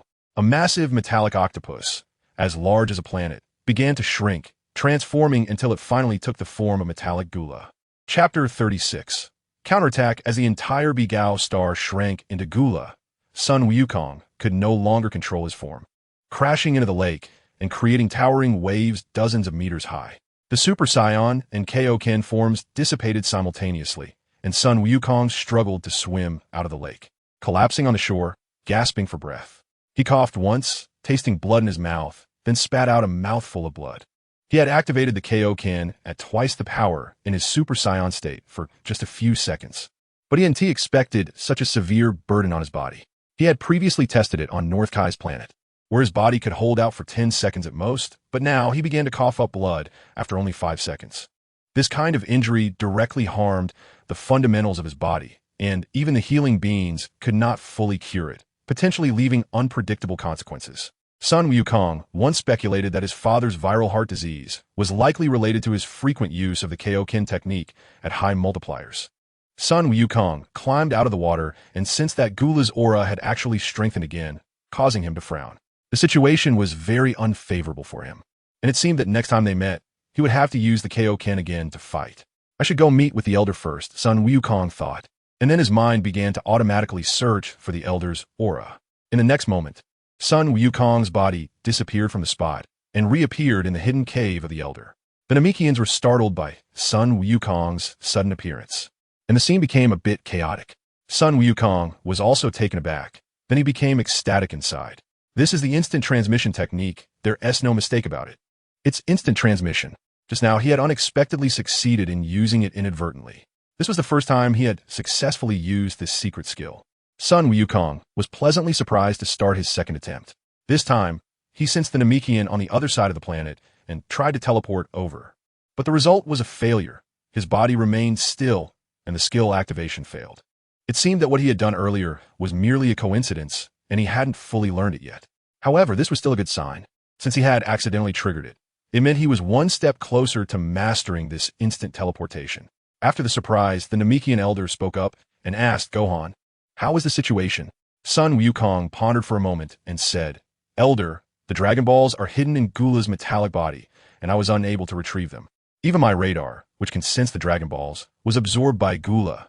As for Gula's strength, it is indeed formidable. I almost fell into his hands just now." The Namekians were stirred by this news. It seemed that Sun Wukong was not a match for those monsters. What should they do now? Was Namek doomed? At that moment, Sun Wukong frowned. He sensed that the energy of the Namekians was rapidly diminishing and disappearing. It seemed Gula, in a fit of rage, had finally taken action to destroy the remaining Namekians and the Namekian tribe still inhabited by humans. Not only did Sun Wukong sense this, but the Elder also immediately sensed the situation. All the Namekians could be said to be his children and subjects, and the feeling of losing them was even more intense and real. The Elder and Sun Wukong locked eyes, both recognizing the shock in each other's gaze. If no one stepped in to stop him, Gula would soon kill all the Namekians. Sun Wukong said, "Everyone, you should stay hidden here for now. I'll go out and meet this Gula." Sun Gohan said, and then made a decision that this time he would defeat this cooler completely. even if it meant using the Kaioken several more times to end the battle quickly. After all, he still had more than 10 sins of beans in his bag. Gohan, wait a moment, I see that your body has suffered some injuries. Let Dandy treat you first, the elder said, his eyes sharp, having noticed the injuries on Gohan that the sins of beans couldn't fully heal. Oh, okay. Dandy stepped forward, grabbed Gohan's arm, and his hands emitted a green glow, which seeped into Gohan's body. As the green light entered, Gohan felt as if he was bathed in a spring breeze, like a long-awaited rain after a drought. Those injuries that the sins of beans couldn't completely heal began to improve and ultimately heal. Wow, Dandy, this is amazing, Gohan exclaimed, lifting Dandy up and spinning him around several times. It turned out that Dandy's healing magic had a miraculous effect on the after-effects of the Kaioken. If Dandy had treated Goku earlier, it might have prevented his heart disease from flaring up, but Goku never had the chance to experience Dandy's healing magic. Thank you, Dandy, Gohan said, then set Dandy back down. I might need to trouble you to help me heal again in a bit, Gohan said with a smile. No problem, Gohan. Good luck. Dandy gave Gohan a thumbs up. Do you want me to go with you to the battlefield? That way, I can provide treatment for you anytime. Dandy suddenly asked. Sun Wukong shook his head and said, no, it's too dangerous. If that's the case, I will have to pull away to protect you, which is not a good solution. Dandy nodded in agreement, feeling wronged, and said, that's true. Son Gohan waved his hand and flew into the sky again, heading in the direction of Gula's energy. After reaching a high altitude, Son Gohan realized that the metallic planet called Bigelow had actually disappeared. Could it be that Gula had left? However, upon sensing, he found that Gula was still on Namek, and his aura had even risen. It seemed that Gula had directly transformed the entire Bigelow into his own form. Son Gohan speculated, and his guess turned out to be completely accurate. Son Gohan quickly flew over a Namekian village and saw Guldo leading a group of robots that were carrying out a massacre. The panicked Namekians ran around like headless flies, and the robots fired energy blasts that pierced through them, killing them with a mere lift of their hands. The scene was utterly despairing and bloody. Occasionally, there would be a warrior-type Namekian who could hold off for a moment, but as soon as Guldo made a move, these warrior-type Namekians were easily killed like ants. In the blink of an eye, an entire village was on the brink of extinction. Guldo, stop it! Son Gohan shouted, his golden aura erupting into the sky as he instantly transformed into a Super Saiyan. He then dove down, plunging into the pile of robots like a fierce tiger entering a flock of sheep, punching each robot and causing them to explode, thick smoke and flames rising. The few remaining Namekians seized the opportunity to escape, leaving only Guldo, Son Gohan, and a few scattered robots on the battlefield. Boom, boom, boom. More flames erupted as the remaining robots were taken care of, and now there were only two people left. Guldo and Son Gohan stared at each other from a distance, ready for battle. The ground swirled with cyclones, debris flying into the air, and the surrounding seawater formed a tsunami as both of them pushed their energy to the peak in that moment. Their figures vanished, and the next moment they appeared high in the sky. Boom, boom, boom. The sound echoed, unleashing waves of energy ripples and terrifying noises, shattering the floating debris. The surface of Namek was rapidly sinking, with seawater rushing in. Boom! Another massive sound erupted as Son Gohan was knocked down from the sky, crashing into the water and sending up a spray of water dozens of meters high. Sun Wukong quickly burst out of the water, wiped the blood from the corner of his mouth, and then soared into the air, standing not far from Gula. He dared not stand on the ground now. If Gula unleashed a powerful energy wave towards the ground, the situation would be even worse. You're no match for me now. I'm not just a clone of Gula. My body is the entire planet Beigao. Ha ha ha. Gula laughed heartily, mocking and staring at Sun Wukong. Sun Wukong stared at Gula, making up his mind to fight. With a loud shout, the Kaioken technique enveloped the Super Saiyan state of Sun Wukong in red flames, and a violent energy created a tornado, shaking the entire Namek planet. What is this? Gula was shocked. He remembered that just a moment ago on Beigao Star, Sun Wukong had transformed into this state to break through and escape from Beigao Star. Prepare to die, Gula! Sun Wukong shouted, his body transforming into a golden-red lightning bolt, rushing in an instant to Gula's front and delivering a punch right to Gula's chest. Gula, realizing he couldn't evade in time, quickly raised his two metal arms to shield himself. However, he did not expect that Sun Wukong's power was overwhelmingly violent, directly shattering his arms, with the fist crashing into his chest. Boom! A dazzling explosion of fire erupted in the air as Gula's abdomen and chest were smashed, metal fragments flying everywhere, energy surging, and thunder rumbling. Sun Wukong did not intend to stop, and once again, a kick accompanied by a whirlwind swept at Gula's lower body. With a loud explosion, Gula's legs were shattered into scattered metal pieces drifting in the sky. Whoosh, whoosh, whoosh, whoosh. The fiery red energy surrounding Sun Wukong dissipated, and he greedily gasped for air like a bellows, his chest heaving heavily, with blood seeping from the corners of his mouth. Huffing and puffing, after just 6 seconds, the side effects were overwhelming. Sun Wukong looked at the scattered metal fragments and parts in the air. Is he dead? Sun Wukong wondered, then concentrated his energy into a Kamehameha wave, intending to fire another shot to turn these fragments into smoke and dust. Just then a strong wind surged, and the scattered parts began to gather together, reconnecting and bonding at a visible speed, transforming back into Cooler's metallic body. Cooler, having completed the reconstruction of his body, was also gasping for breath, staring in terror at Sun Wukong. At this moment, Sun Wukong's Kamehameha wave was fully charged. He pushed his hands forward, and the Kamehameha transformed into a blue-white lightning dragon that charged toward Cooler. Cooler would not take such an attack head-on. He swiftly dodged the blue lightning dragon at high speed. Unexpectedly, Sun Wukong swung his hands, and the Kamehameha wave turned around and chased after Cooler. Cooler never expected that Sun Wukong's energy wave could still turn. There was simply no way to evade this time. Forced to take it head-on, he gathered a red death energy ball in his hands to meet Sun Wukong's Kamehameha wave. Boom! The death energy ball collided with the Kamehameha wave, and the scene began to stalemate. Cooler roared, increasing his power output, and in an instant, Sun Wukong's Kamehameha wave was pushed back, resulting in a massive explosion beside Sun Wukong. As the smoke cleared, Sun Wukong's right hand was injured from the explosion, bleeding profusely, and it seemed he could no longer lift that arm. Seeing Sun Wukong injured, Cooler laughed and said, "It seems that your red state is explosive and puts a heavy burden on your body. You can no longer use that red state, can you?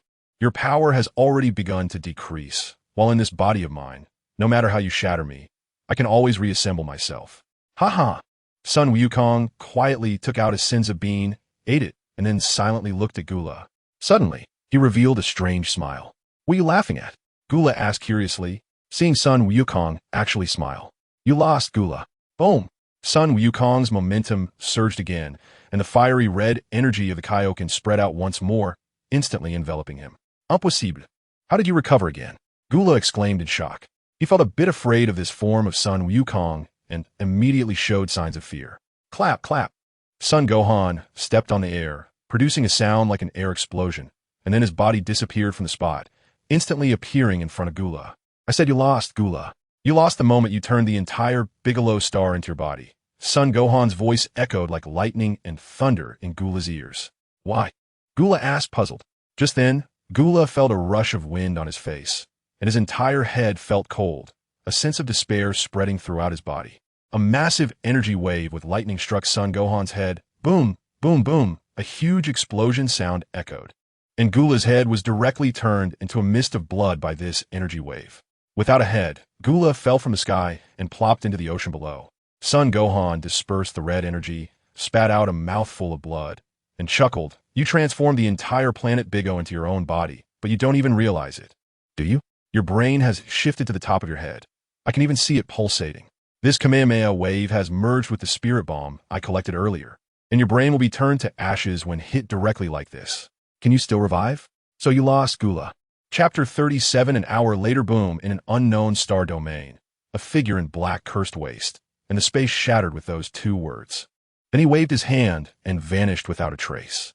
On Namek, the seawater suddenly surged into the sky, sweeping across the entire planet in the form of a level 12 tsunami.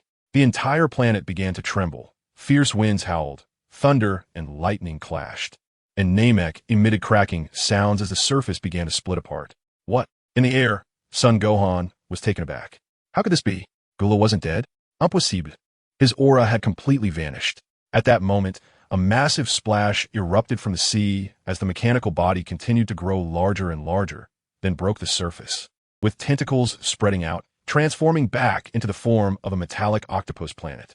The tentacles pierced into Namek, causing rocks to fly and the earth to crack. What's going on? Clearly, Gula's aura had completely disappeared, but the speed at which Planet Big O was devouring Namek was actually accelerating. At this rate, within an hour, all of Namek's energy would be consumed by Planet Big O, leading to a massive explosion, turning into beautiful fireworks in the universe. Sun Wukong quickly contacted King Kai. Lord King Kai, what's going on?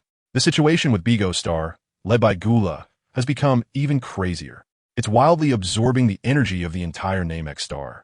If it's not brought under control soon, Namek Star will soon explode. The voice of North Kai quickly came through, but his tone was like an ant on a hot pan, clearly anxious. It's indeed very bad. I just observed it, and Namek Star can only hold on for another hour before it self-destructs. Gohan, can you directly destroy Big O Star? That would immediately stop its absorption. Sun Wukong hurriedly shook his head and said, No, Lord Kai, now that Big Star has swallowed a small half of Namek, if I blow it up, it will affect the entire Namek, which will only accelerate the explosion of Namek. On the other side, the place where the Grand Elder of Namek was hiding was submerged by waves, and the remaining Namekians had no choice but to leave the cave and fly up to temporarily seek refuge. Looking down, the Namekians were shocked. Was this scene the end of the world once again?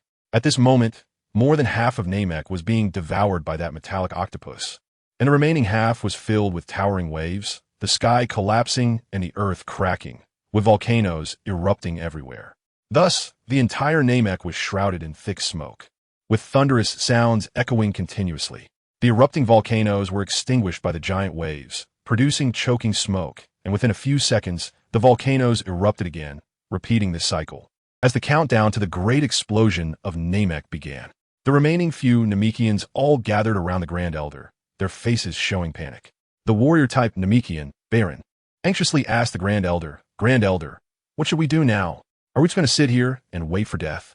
The Grand Elder remained calm, already feeling a sense of facing death without fear, but he did not know how to answer Baron's question at that moment.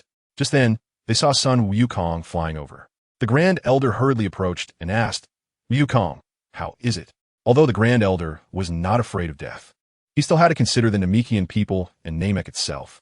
Seeing Sun Wukong coming felt like grasping at a last straw of hope, and he asked in a hopeful tone, Grand Elder, the main brain of Big Star, Gula, has already been killed by me, but without the main brain, Big Star has returned to its nature and unleashed its devouring instincts. I'm afraid we can't save Namek, Sun Wukong said with a troubled expression. What about the 3 Dragon Balls? If we have the Dragon Balls, we can ask the dragon to transport us to Earth or another planet to avoid this great disaster. The Grand Elder said, I'm sorry, Grand Elder, the 3 Dragon Balls are still inside Big Star, and I haven't retrieved them. Now that I've lost the Dragon Ball radar, I can't even confirm their location, Sun Wukong replied. Hearing Sun Wukong's words, the Grand Elder's eyes dimmed. At that moment, the voice of North Kai echoed in everyone's hearts. Wukong, you can use the spaceship to send the Grand Elder to Earth first. As long as the Grand Elder is still alive, he can recreate the Dragon Balls, and then use the newly created dragon to restore Namek and revive your fallen comrades, North Kai said. Sending the Grand Elder to Earth? Is that the only option? To give up the entire Namek, give up all the living Namekians, and give up my own life? Sun Wukong gritted his teeth and said, damn it. If only I could use instant transmission flexibly. It seems that this is the only way.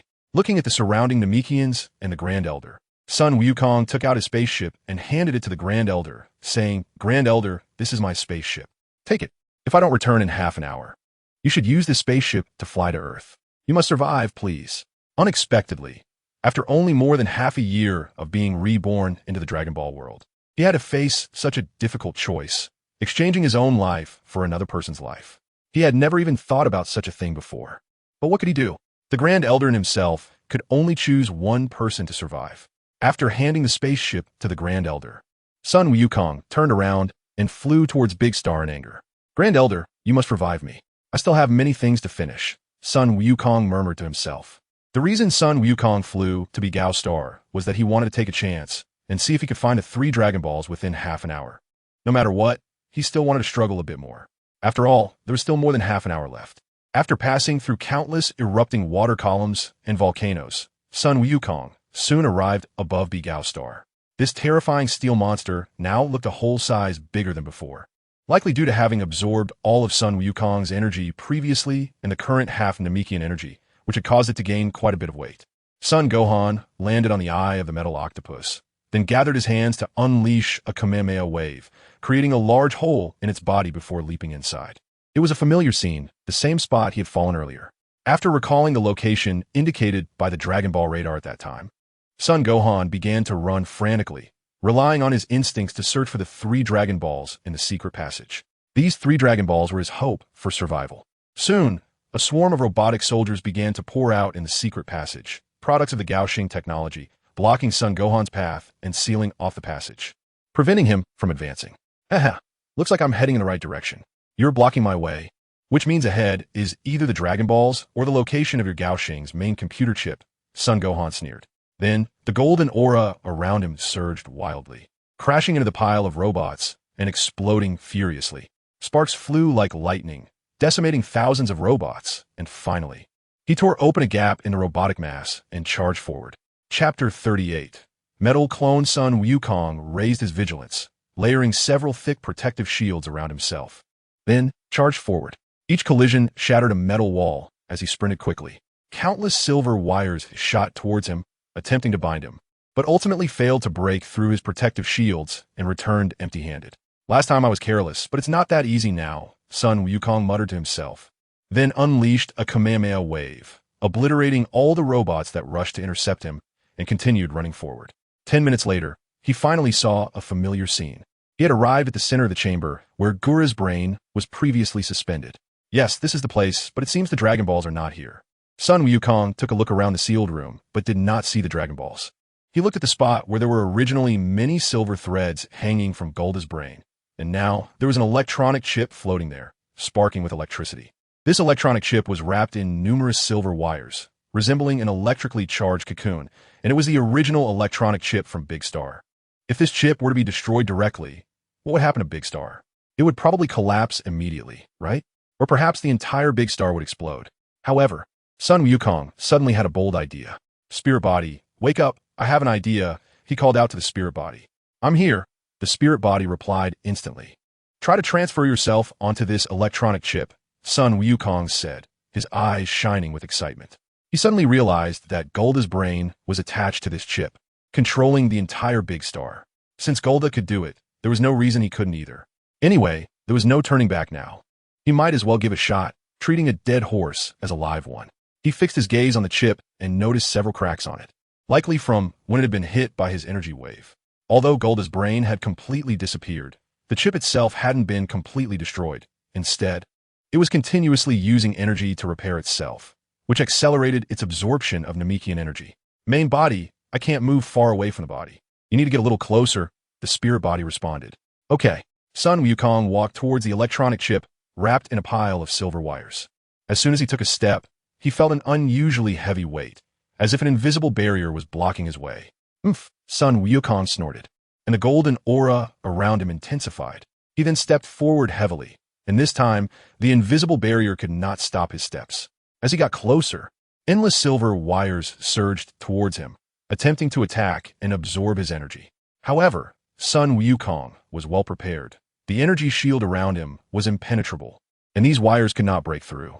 Finally, he reached the electronic chip, raised his hand, and pressed it against the chip. A powerful current coursed through his body, crackling with noise, and his palm was injured and burned by the electricity, emitting a pungent smell of char. Now, Sun Wukong gritted his teeth, beads of sweat forming on his forehead, his voice muffled and hoarse. The spiritual entity received the command, surged out along his right arm, and rushed into the electronic chip. Boom! Sun Gohan felt a sharp, indescribable pain in his mind, and then the electronic chip in front of him suddenly burst forth with a strong white light, as if he had just unleashed a solar flare. The entire room was filled with intense light, making it impossible for Sun Gohan to open his eyes, and his eyes burned with pain. After a moment, the bright light dissipated, and he could finally open his eyes. Looking at the electronic chip before him, he was surprised to see that the cracks on the chip had been repaired, and it no longer crackled with electricity, but instead floated calmly there. He suddenly realized that his mind was filled with a vast amount of information, memories, and secrets about all things related to the High Star. The sheer volume of information made his head feel swollen, and it wasn't the time to examine it in detail. So he quickly asked Spirit Entity, "What's going on now?" His intuition told him that his spirit entity had completely attached itself to the electronic chip. Sure enough, upon hearing Sun Gohan's question. The voice of the spirit entity came from the electronic chip. It feels great, an incredibly powerful feeling. My main body, you can sense it yourself. No need to ask me. At that moment, Sun Gohan felt a channel open up and knowledge flooded in. In fact, this information had already entered Sun Gohan's mind earlier. But due to its overwhelming quantity, he hadn't had time to process it. Now it was automatically filtered out for him to understand how to control the chip. In the next moment, Sun Gohan sent a thread of his consciousness to the chip, and he was astonished. A wonderful energy continuously feedback to his main body.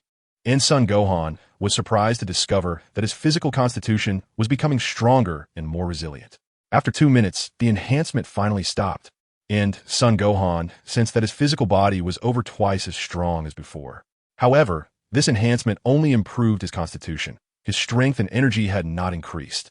Nevertheless, this was still a pleasant surprise for him, as he thought that improving his constitution was much more difficult than increasing his strength and energy. If he wanted to enhance his strength and energy, he only needed to practice for a while, and they would increase. However, improving his constitution was not so easy. Without special training techniques or powerful supplements, it was very challenging to enhance his constitution. To put it simply, if it were his previous body, without using energy for protection, an ordinary energy blast or laser gun could injure him. But now, it would probably only be able to tickle him. Right, now wasn't the time to think about this. He needed to quickly stop the High Star from devouring Namek, Sun Gohan thought. Sun Gohan felt that he had transformed into a being like Bigushing. As this thought crossed his mind, Bigushing's tentacles began to retract, stopping its consumption of Namek. It would be better to turn into a humanoid form. This giant was too troublesome, Gohan thought. Then, the octopus-shaped Bigushing began to shrink rapidly, transforming. In the next moment, Gohan found himself standing on the ground of Namek, and Bigushing had already transformed into a humanoid form beside him, taking on an appearance identical to his own, except that he was golden in color. While the transformed Bigushing was silver, with a surface that seemed to flow with a liquid like mercury, radiating a metallic shine. From now on, he should be called the metallic clone. He couldn't be called the Bigushing clone anymore, Gohan thought. Cool and stylish. This appearance was way cooler than a Transformer or Iron Man. It was just too awesome, and Gohan was overjoyed inside. I wonder if I can transform into other things? Gohan thought. Then, following his thoughts, the metallic clone began to constantly change forms. Cars, long swords, broadswords, rockets, cannons, airplanes, bowling balls, shot puts, and so on. All sorts of things. However, Gohan felt a bit disappointed that the forms could only change their appearance and did not truly become those objects. For example, when a metallic clone took on the shape of a car, it wasn't truly a car, although it could move. It didn't use an engine's function but floated into the air without moving its wheels, which was essentially his flight technique. The instincts of the metallic clone. Suddenly, a bizarre combat scenario popped into his mind. One day, he would battle a formidable enemy, and he would suddenly unleash the metallic clone, transforming it into a bicycle to crash into the enemy. Then he would shout excitedly, "Bro, not bad, 666, I'll launch a rocket for you." And then his metallic clone would transform into a rocket, shooting up into the sky. No, that completely ruined the combat scene. He couldn't fight like that. After all, being cool was a lifelong matter. The scenario should unfold like this. One day, he would battle a strong enemy. He would let out a loud roar, transform. Then he would first transform into a Super Saiyan, and next, the silver watch on his wrist would disassemble with a click, turning into a stylish silver battle suit that draped over him, or transforming into a silver spear, pointing menacingly at the enemy. This was the fighting style he wanted. He could also directly let the clone transform into a cool transformer to battle the enemy. Yes, this was the style he was looking for. Sun Gohan shook his head, putting aside his increasingly erratic thoughts, then looked at the metal doppelganger and gave the command to transform into a stylish watch. The metal doppelganger quickly shrank, finally becoming a beautiful silver watch that floated over to rest on Sun Gohan's right wrist, very exquisite and fitting. The 3 Dragon Balls are inside the doppelganger. I can sense them right away, Sun Gohan murmured. Then he shot into the sky, quickly flying towards the Grand Elder. On the ground, the volcano continued to erupt, and the surface was still cracking. Grand Elder, please don't fly away. You promised to wait for me for half an hour. Soon, Sun Gohan flew back, and fortunately, the Grand Elder hadn't taken off in the spaceship yet. He was still comforting the Namekians, saying things like, "Don't worry, I will quickly make the Dragon Balls once I return to Earth, and then I will revive Namek and all of you." Grand Elder, Sun Gohan called out as he rushed over. I have good news for you. Everyone doesn't have to die. I have already got the 3 Dragon Balls, and I dealt with that metal planet. Oh, really? That's great. The Grand Elder was momentarily stunned, then shouted in joy, his happiness evident. Their voices were loud, and all the Namekians heard, instantly transforming the previously gloomy atmosphere into one of joy and liveliness. After all, not dying is definitely the best outcome. Although one can be revived after death, no one wants to die like that. Quick, bring out those 4 Dragon Balls so we can make our wish. Although we stopped the devouring of the High Star, Namek has been damaged too severely. If we don't repair it, it will self-destruct in less than an hour. Sun Gohan said as he looked at the still erupting volcano, then took out the 3 Dragon Balls from his silver watch and handed them to the Grand Elder. Oh, okay. The Grand Elder was taken aback, then said to the warrior Barring, quickly take out the Dragon Balls. Earlier, when the floods submerged their hiding place, the Grand Elder had instructed Barring to dig out the 4 Dragon Balls, which were now with Barring. All right, Grand Elder, Barring nodded in response, then untied the cloth bag on his back, took out the 4 Dragon Balls, and handed them to the Grand Elder. Time is of the essence. Let us find a piece of unspoiled land and start making our wish, the Grand Elder said, using magic to control the 7 Dragon Balls, making them float in front of him, rising and falling, leading the way down to the ground. Not far away, there was a piece of land that was relatively intact. Everyone followed him as they descended to the ground. Chapter 39. Summoning the Dragon God. Everyone landed in this clearing. Seeing that there was still a lot of dust and smoke floating in the air, Sun Gohan immediately pushed both palms outward, creating a gust of wind that turned into a cyclone to blow away the terrible air. Sun Gohan remembered that during the Buu saga, the Dragon Balls on Namek had been optimized by the new Grand Elder, allowing them to revive multiple people at once. However, he was unsure if the Dragon Balls had been optimized in the current timeline. If they still retained their functionality from the Frieza era, he would need to reconsider his wishes. After some thought, he decided to ask the Grand Elder first. He looked at the Grand Elder and asked, Grand Elder, can the Dragon of Namek now revive multiple people at once? This question was crucial. If the Dragon Balls had not been optimized, he could only first revive Uncle Piccolo and then use the Earth-S Dragon Balls to revive those killed by the androids. Another issue was that the Earth-S Dragon could not revive someone who had already been revived once. If that was the case, it would become even more troublesome. He remembered clearly that aside from himself, all the other Z fighters had been revived once. The Grand Elder smiled and said, after the Frieza incident, I have optimized the Dragon Balls. They can now revive many people. Hearing the Grand Elder's affirmative response, Sun Gohan breathed a sigh of relief and smiled, saying, that's great. But Grand Elder, can I make 2 wishes this time? The Dragon Balls of Namek can be used again after 130 days.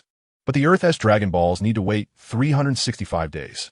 So, could you please restore Namek first and then revive the other people after 130 days? The Grand Elder looked kindly, smiled, and nodded, saying that is fine. Thank you, Grand Elder. Let's summon the dragon and quickly restore Namek. Son Gohan no dead. The Grand Elder nodded and signaled Dandy to summon the dragon. At the same time, Sun Gohan mentally called out to Goku, the Z fighters, and King Kai on North Kai's planet, bringing them into a group chat for a telepathic conversation. Dad, uncles, and King Kai, I have already subdued Buu on Namek, and I am now preparing to summon the dragon to make my wish.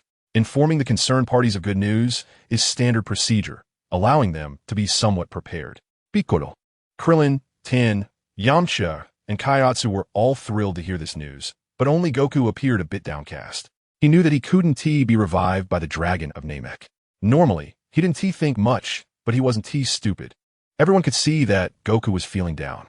Krillin patted Goku on the back and comforted him. Goku, we're just getting revived a bit earlier than you. You keep training with King Kai, and we and Gohan will figure things out.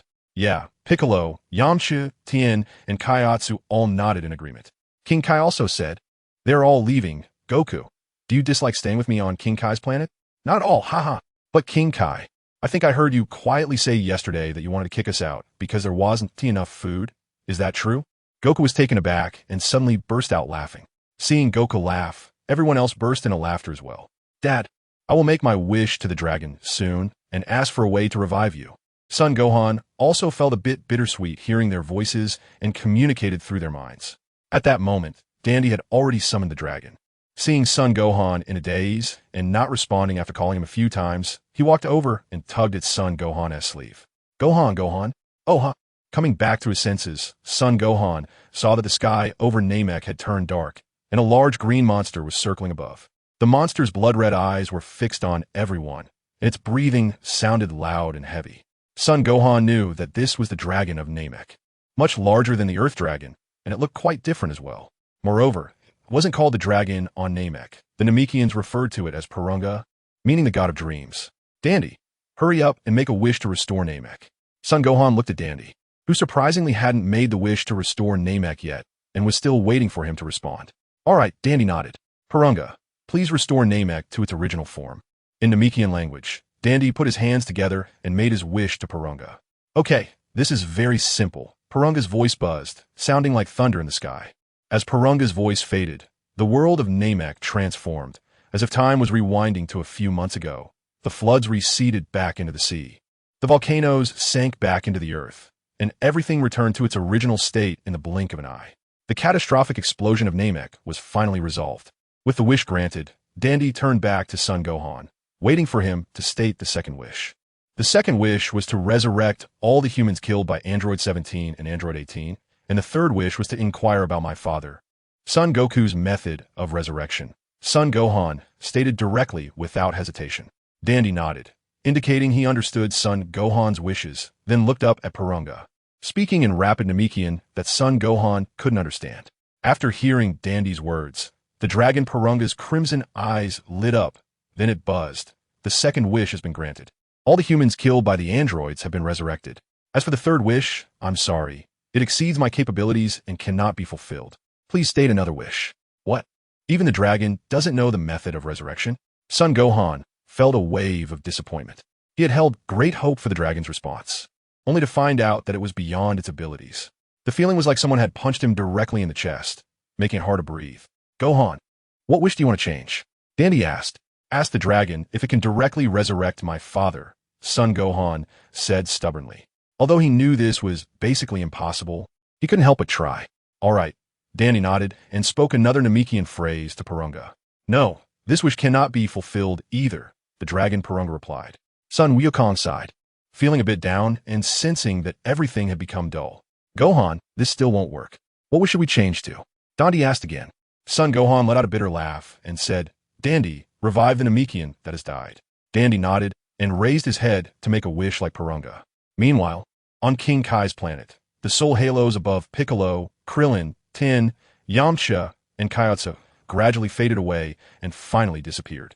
The complete disappearance of the soul halos indicated that they had been revived. Congratulations to you all, said Son Goku. After you go back, please take care of Gohan and Chi-Chi. Son Goku smiled. Krillin chuckled. Goku, Gohan doesn't need us to protect him anymore. He is the one protecting us, haha. As he spoke, his voice grew quieter until he stopped laughing, nodded seriously at Son Goku, and said, We understand, Goku. Don't worry. Then Krillin walked over and tightly hugged Son Goku, his eyes starting to turn red. The others also took turns hugging Son Goku, except for Piccolo, who stood awkwardly to the side, looking like he wanted a hug but felt embarrassed. In the end, he remained still with his arms crossed. It was Son Goku who took the initiative to walk over, shook his hand, and said, Piccolo, Gohan likes you the most. Please take care of him. Take care. Haha, goodbye, my friend. Son Goku laughed and waved his hand. Goodbye, Goku, goodbye, King Kai. Everyone waved to King Kai and Son Goku, then jumped into the snake way. Son Goku waved his hand until everyone's figures disappeared, and he was reluctant to lower his hand. Somewhere on Earth, Vegeta's figure appeared out of nowhere. He looked at his hands and body in shock. Just a moment ago, he was fighting against Android 17 in Hell. How did he suddenly appear on Earth? Has he been revived? It must be Kakarot's son, he muttered to himself, confirming that he really was revived, and then he powered up and flew toward West City. At that moment, in other places on Earth, cities, villages, or even farther away, figures appeared out of nowhere, looking confused as they surveyed their surroundings, feeling as if they had just woken from a nightmare. Chapter 40. The Namekians only drink water after fulfilling 3 wishes. Purunga shone with a golden light and then dissipated into the air, turning the Dragon Balls back into stone. Watching Purunga disappear, Son Gohan was lost in thought for several seconds before remembering that he had team-notified Bulma and Chi-Chi, so he quickly connected with them telepathically. Earlier, he had been worried they would be concerned for him, so after landing, Son Gohan had T-contacted Bulma and Chi-Chi, and they didn't know that Namek had just gone through a great disaster. They only assumed that Gohan had safely arrived on Namek and successfully collected the Dragon Balls. When Bulma and Chi-Chi sensed Son Gohan's connection, they were extremely excited, thinking that the dragon had been summoned and the wish had been granted. So, Son Gohan was bringing them good news. Chi-Chi was the first to speak up. Gohan, has the wish been granted? Bulma chimed in eagerly. Gohan, when are you coming back? Both were two impatient women. Hearing their voices lifted Son Gohan's previously disappointed mood, and he responded with a smile. Yes, the wish has been granted. All the humans killed by the androids have been successfully revived. I believe you can hear the cheers of the Earthlings as soon as you open the door. Bulma exclaimed, great. Then Vegeta must have been revived too. Trunks, did you hear that? Your dad is coming back. As she spoke, she lifted Trunks and shook him, causing little Trunks to giggle with delight. Chi-Chi then nervously asked, what about Goku? Gohan. Son Gohan's heart trembled. This question had to be told to his mother eventually. There was no escaping it. He spoke seriously, Mom. Dad died of heart disease. The dragon can't bring him back, but don't worry, I'll think of another way. Trust me. When Chi-Chi heard this news, her vision blurred, and she almost fell to the ground, tears welling up in her big eyes. Goku, Chi-Chi murmured to herself. Chi-Chi, don't be nervous. We have to believe in Gohan, right? Bulma comforted, patting Chichi's shoulder. Of course, you're not nervous. Your Vegeta has been revived, but my Goku hasn't yet. Chi-Chi glanced at Bulma, and her feeling of disappointment eased a bit as she rolled her eyes at Bulma. Sun Wukong said, Aunt Bulma, the Dragon Ball radar accidentally turned into molten iron, so you need to make another radar. By the way, have you checked if those Dragon Balls that turned into stone at home have been activated? Bulma walked over to look at the few black-gray stones in the corner and replied, not yet, they still look like stones. Do we need the Kaioshin to reactivate them? I'll contact the Kaioshin later to see if he can optimize our Earth-S Shinron, said Sun Wukong. By the way, Wukong, there's progress on those videos you asked me to check. A few months ago, a blurry black shadow suddenly appeared in Dr. Gero's laboratory.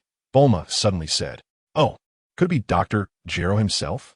Sun Wukong asked curiously. I don't know. This guy is all black, and the video is very blurry, so I can't see clearly. Bulma said, is someone really up to no good? Who could it be? Sun Wukong was a bit confused. Okay, thank you. Please show me that video when I come back. And Aunt Bulma, remember to make the Dragon Ball radar. Goodbye, said Sun Wukong. Chi-Chi then asked Wukong, when are you coming back?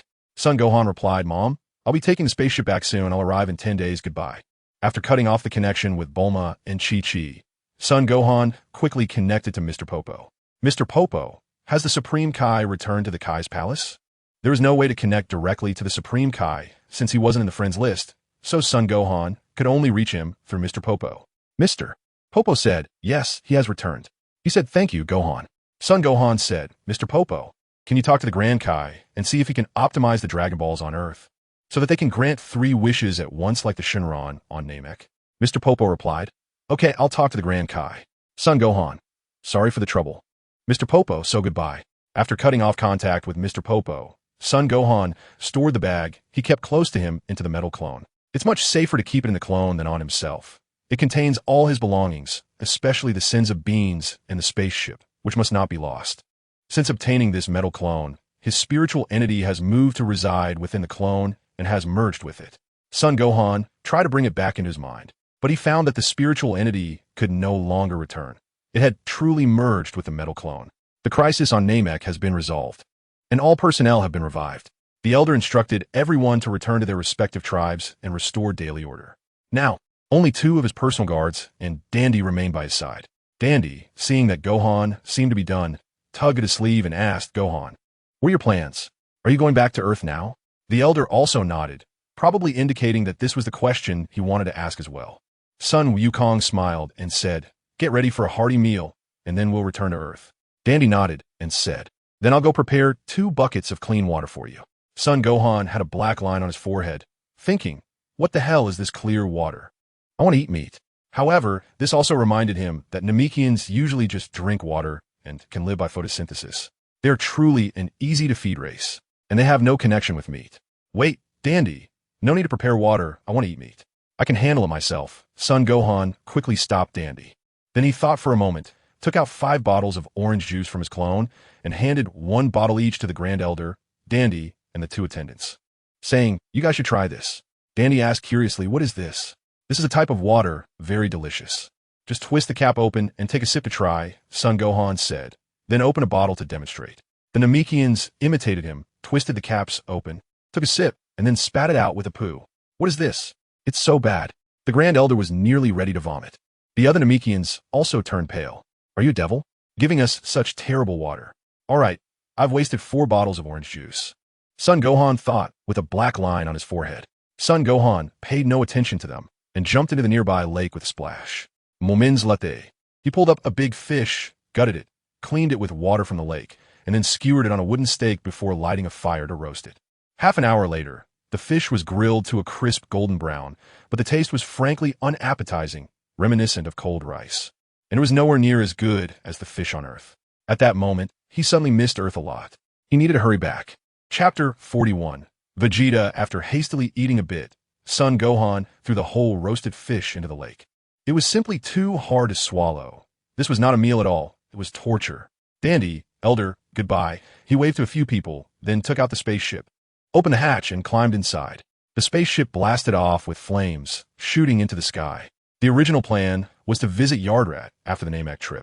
But after receiving a message from Bulma, Sun Gohan decided to return to Earth first, then go to Yardrat. On Earth, Vegeta flew at high speed, passing through several cities. And he soon realized the chaotic situation on Earth at that moment. The Earthlings killed by the androids had been revived, but the destroyed cities had not been repaired. It was easy to imagine that these revived people, upon waking up in confusion, were causing all sorts of situations.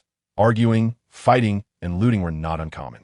Additionally, some people formed small groups to keep warm and try to contact nearby government agencies for help. It was quite a commotion. Ignorant Earthlings, Vegeta scoffed, ignoring them, and continued flying towards West City. Bulma, Bulma, Vegeta shouted as he descended from the sky, then pushed on the iron door of his home. To his surprise, he pushed too hard, and the iron door exploded apart. Vegeta stood there, embarrassed. At that moment, Bulma came up the stairs from the basement, holding Trunks, and happened to see Vegeta dismantling the door. Vegeta, Bulma jogged over with Trunks, confirming that Vegeta had indeed returned, and shoved Trunks into Vegeta's arms. Trunks, Daddy's back. Go hug Daddy, Bulma said with a grin. Get this brat away from me, Vegeta said coldly, looking at Bulma, unwilling to hold Trunks. Hey, Vegeta, if you don't hold Trunks, I'll 1T cook for you. Bulma shot him a fierce glare and pushed Trunks over again. Prince Vegeta reluctantly caught Trunks. And then Bulma saw Trunks climb onto Vegeta's back by himself, riding on his neck and messing up Vegeta's hair like a bird's nest. Damn it, you little brat, Vegeta grumbled. But he didn't really do anything, instead using both hands to support his son to prevent him from falling. Seeing Vegeta in such a disheveled state, Bulma laughed heartily, showing no semblance of a lady. Lowly woman, Vegeta snorted again. We're living in the basement now. Come with me, Bulma said, leading the way as Vegeta walked towards the basement with Trunks on his neck. When they got to the basement, Vegeta saw Chi-Chi there and surprisingly lowered his voice to ask, "Where's Gohan?" Chi-Chi replied, "He was just on Namek. He should be on his way back now." "Oh," Vegeta said, "hurry up and take a shower. You stink." "Are you reluctant to put Trunks down?" "Just put him down. He can walk now," Bulma said with a smile. Vegeta's face turned red, gently putting Trunks on the sofa before heading to the bathroom to take a shower. Chi-Chi looked at this scene in disbelief. She never expected that the Vegeta who often fought with Goku would be so obedient to Bulma. Secretly, Chi-Chi gave Bulma a thumbs up. Then Bulma found a few changes of clothes for Vegeta and took them to the bathroom. Earlier, when she heard Gohan say the wish had been granted, Bulma knew Vegeta would definitely return. So she had already killed several of the wild chickens Gohan caught last time and prepared a lot of food for Vegeta's return. When Vegeta finished his shower and came out, Bulma and Chi-Chi had already set the food on the dining table. Vegeta sat down and devoured the food like a whirlwind. Bulma and Chi-Chi were used to it. After all, several Scions lived in their home, and Scions eating was always like this, as if someone was trying to snatch their food. "Have Piccolo, Krillin, and the others returned yet?" Vegeta asked, mumbling with food in his mouth. "Not yet. They shouldn't be back that quickly from King Kai's planet," Bulma replied. "What about Kakarot?" Vegeta asked again. "Goku died from a viral heart disease. It was a natural death, and the Dragon Balls can't bring him back. Gohan is still trying to find a way," Bulma explained. Hearing Bulma's words, Vegeta's eyelids twitched, and he slowed down his eating slightly. "So you still couldn't revive him?" "No, I believe you will revive him. And when you do, you'll be immensely powerful. Of course, the one who ultimately defeats you will be me, The Prince of Science, Vegeta. Kakarot, just wait. After a moment of silence, Vegeta made a decision. Bulma, I'm going to train in the hyperbolic time chamber for a while. I heard from Gohan that it's an excellent training place, Vegeta said, looking at Bulma. Now, Bulma frowned and asked, didn't you just come back? Why do you want to go train again? Is a Scion's life all about training? Yes, I'm going now. When Gohan returns, I must challenge him to a duel, Vegeta said firmly, his eyes shining with intense light. Kakarot wasn't around, so defeating his son first would be great.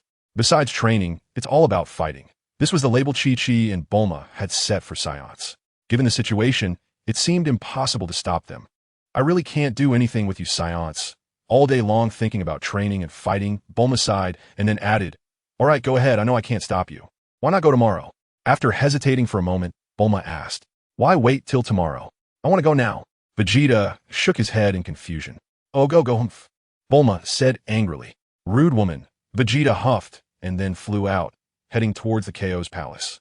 Before long, Vegeta arrived at the KO's palace. Inquiring about the hyperbolic time chamber from Mr. Popo and KO, he insisted that he must enter for training. I want to go in for a week, until Gohan comes back. You can't stop me, Vegeta said firmly, showing no intention of backing down, wanting to barge in. No, Mr. Vegeta, listen to me. Each person can only stay in the hyperbolic time chamber for 2 days. If you stay longer, you won't be able to come out, Mr. Popo said, waving his hands to stop Vegeta, explaining. 2 days? Really? What do you do with that? Vegeta looked incredulous. Mr. Bobo, I'm telling the truth. It's been a day outside, which means a year has passed inside. You've been in there for 2 days, so you've actually trained for 2 years, Mr. Bobo said. There's such a magical room? Vegeta was astonished. Son Gohan had only told him that there was a room of spirit and time, but hadn't he mentioned how wonderful it was? So how long did that kid Gohan stay in there last time? Vegeta asked again. He was in there for half a day, which is equivalent to 6 months inside, Mr. Bobo replied. Fine, 2 days is enough. I don't believe it. I'll go in for 2 years, and it'll be better than your half a year. Haha, when you come back, I'll challenge you, kid. Mr. Vegeta, please follow me, Mr. Bobo said helplessly, shrugging to the Supreme Kai, and then led Vegeta to the room of spirit and time. Chapter 42. The storm is coming at Bowsy Mountain. The sun was shining brightly today, birds were chirping on the treetops, and the air was fragrant with wildflowers and grass. Taking a deep breath, it was a beautiful day. Lazili got up early to feed the wild chickens, watered the newly planted potatoes and seeds, and watching the sprouting vegetables and potatoes lifted her spirits. After finishing these tasks, she returned to the kitchen to prepare breakfast. But she found that the rice at home was almost gone. So she decided to go out for a while to find some rice and also buy herself some clothes. She had been wearing boys' clothes lately, which made her movements seem a bit rough. Although the clothes were loose and comfortable, she still preferred feminine attire. After tidying up a bit, Lazili locked the door tightly and took off into the sky, heading towards the nearest city. She noticed that today seemed unusually lively. She passed by some places and unexpectedly saw signs of human activity. Once she entered the city, she found it bustling with people. Is it because the destruction from the androids is gone, and the hidden humans have come out? She wondered. With her questions, Lazili entered a store that sold rice and asked the owner for 50 pounds of rice. The shopkeeper was surprised to see a young girl buying so much rice and was curious about how she would carry it. If he had to deliver it, he wouldn't go that far.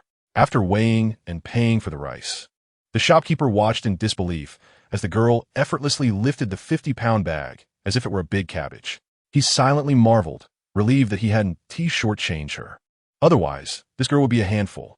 Hey boss, can I ask you something? As she was about to leave, the girl hesitated and turned back to ask.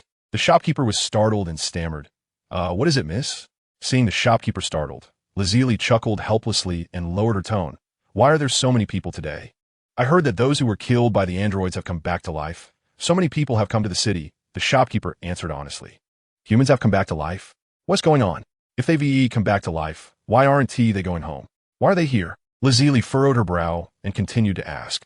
After a few exchanges, the shopkeeper felt that this girl didn't seem as fierce as her strength suggested.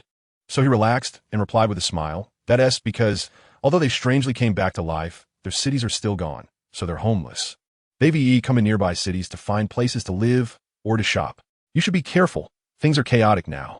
Okay, thank you, boss, Lazili said, lifting the bag of rice and heading out. She looked around and found a clothing store where she placed the bag of rice down with a thud in a corner, drawing the attention of many. She picked out 2 pairs of 7-point jeans, a white t-shirt, and a beige t-shirt, and then decided to wear one outfit right away, putting her original boy's clothes in her bag.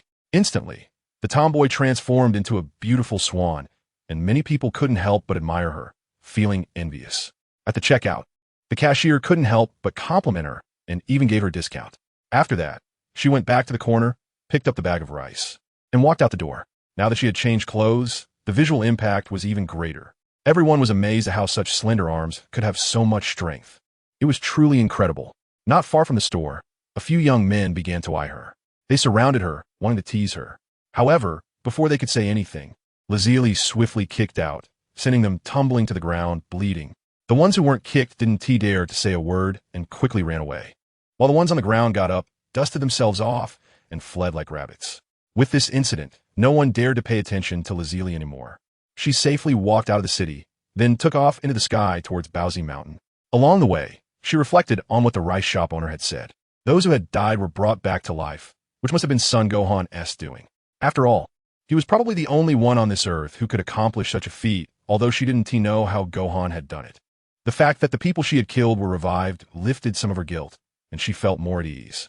Since those ordinary earthlings had come back, it was likely that Krillin, Piccolo, Tin, Yamcha, Kaiatsu, and Goku had also been revived, Lazuli thought. Since they were all back, she needed to be more low-key and cautious, trying to avoid running into them to prevent any conflicts from arising. For the Z fighters, she and Lapis had taken their lives, and that kind of hatred was likely to last a lifetime. After putting down the rice, Lazuli thought of something else. Since the dead humans had come back to life, the original owners of this household would probably return soon. It was time for her to leave this place. Although she felt reluctant, it was unavoidable.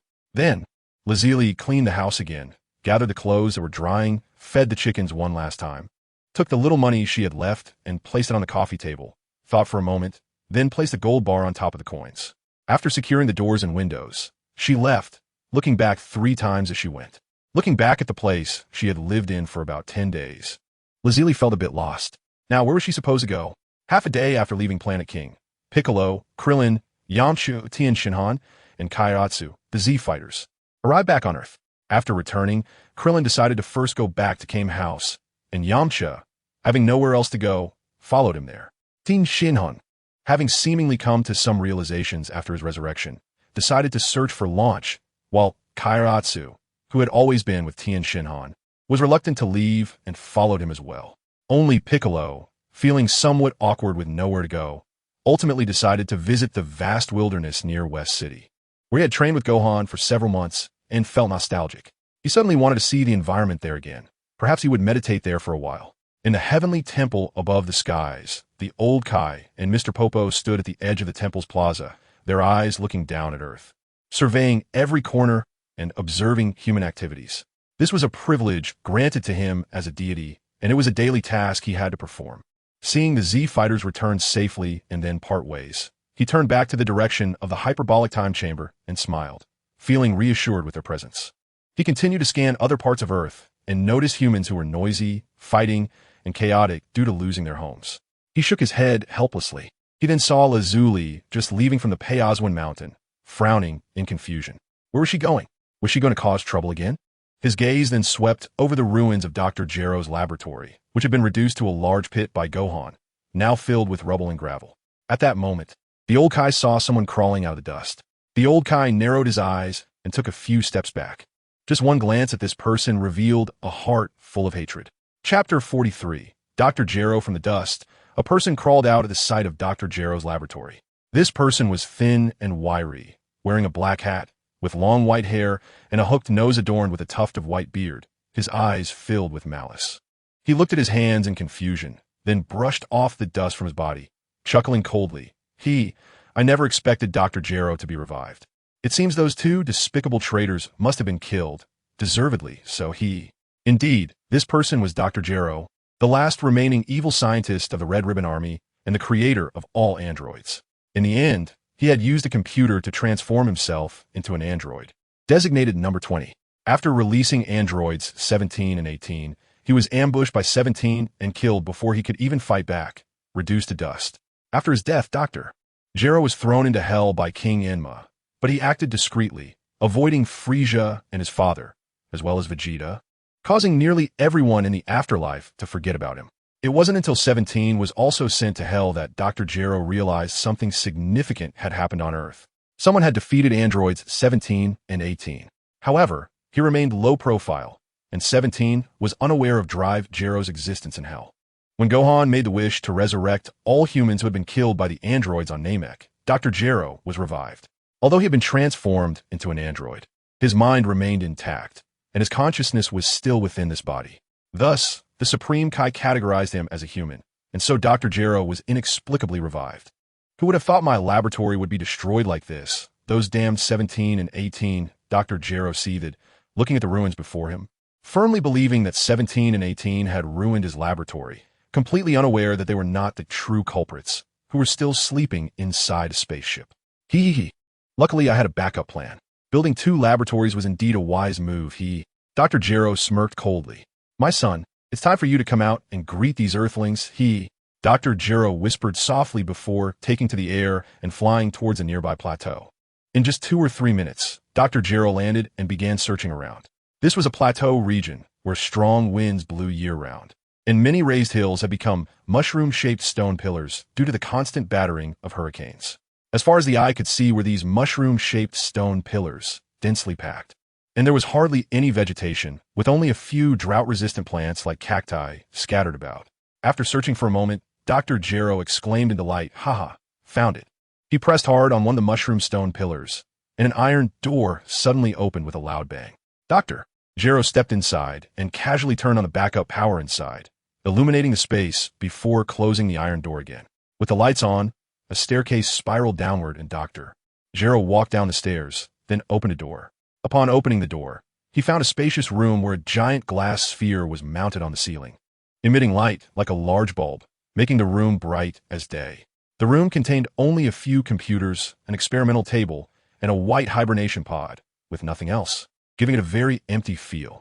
Dr. Gero walked to the computer, pulled out something resembling a remote control, and put it in his bag. Then he moved to the hibernation pod, pulled over a chair, and sat down, staring blankly at the pod, lost in thought for a moment. The white hibernation pod was numbered 16. Looking at this white hibernation pod, Dr. Gero fell into memories.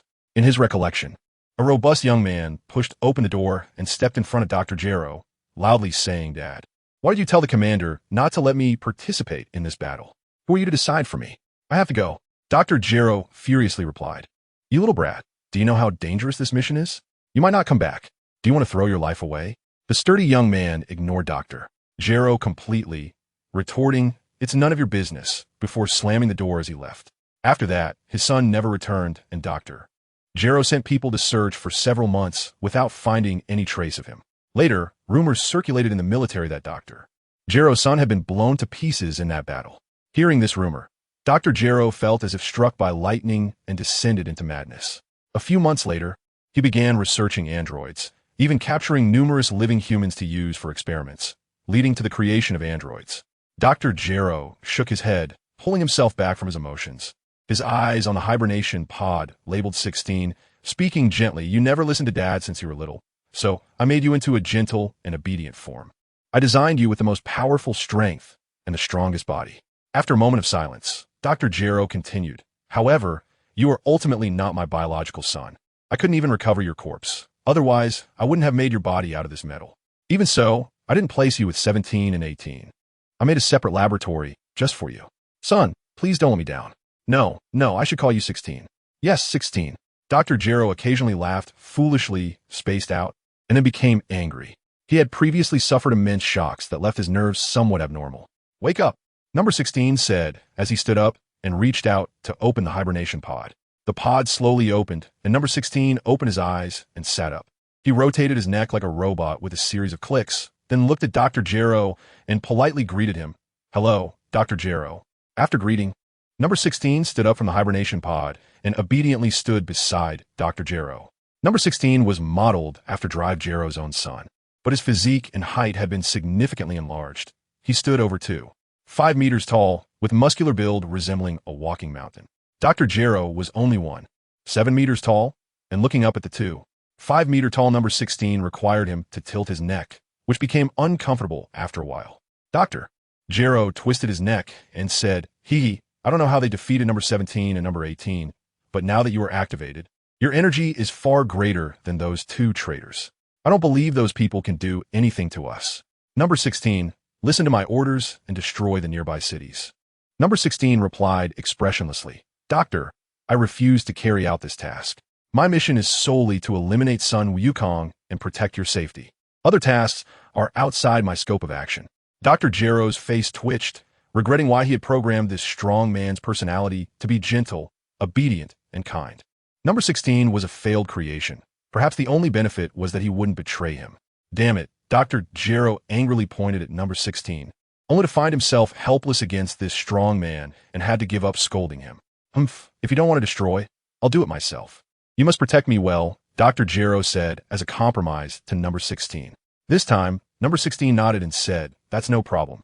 Protecting the doctor's safety is my mission. Let us go greet the Earthlings." Dr. Jero said with a sinister smile, only thinking about venting his anger. He wanted to kill Sun Wukong, take revenge on humanity, and kill the current king. If it weren't for them, his Red Ribbon army wouldn't have disappeared, and his son wouldn't have died. Therefore, he had to cause a big ruckus today, with the first destination being the nearest city, North Capital, where the former king resided.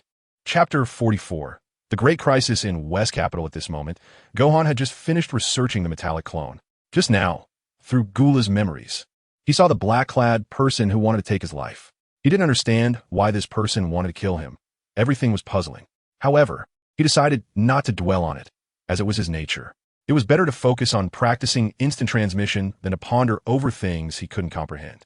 Vegeta was sweating profusely in a room of spirit and time, punching and kicking, making the air crackle. Piccolo went to the great wilderness, calmly observed the environment, then sat cross-legged and closed his eyes to meditate. Krillin and Yamcha arrived at Master Roshi's house, only to find it completely empty and covered in dust. He rummaged through some items and put them in his bag, then flew towards the lookout with Yamcha. Tien and Kaiotsu traveled through 2 cities, visiting all the places they could think of where Launch might have gone, but they found no trace of her.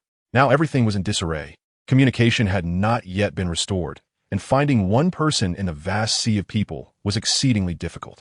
Sun Wukong had the king of the realm put 10 tons of metal on his hands and feet, and he persevered in his training. At the headquarters of the resistance, General Kid was overwhelmed. The chaos and fighting everywhere kept the resistance busy. He sent out troops to suppress it, but the more he suppressed, the more chaotic it became. General Kid anxiously paced back and forth in the conference room, making Satan and befallen dizzy and overwhelmed. Indeed, Son Gohan had succeeded. All humans had been resurrected. But how to deal with this chaotic scene now? Satan. General Kid walked back and forth, repeating this sentence dozens of times, becoming increasingly annoying. Befallen couldn't take it anymore and shook her little head like a rattle drum, pouting in protest. "Grandpa Kid, can you please stop?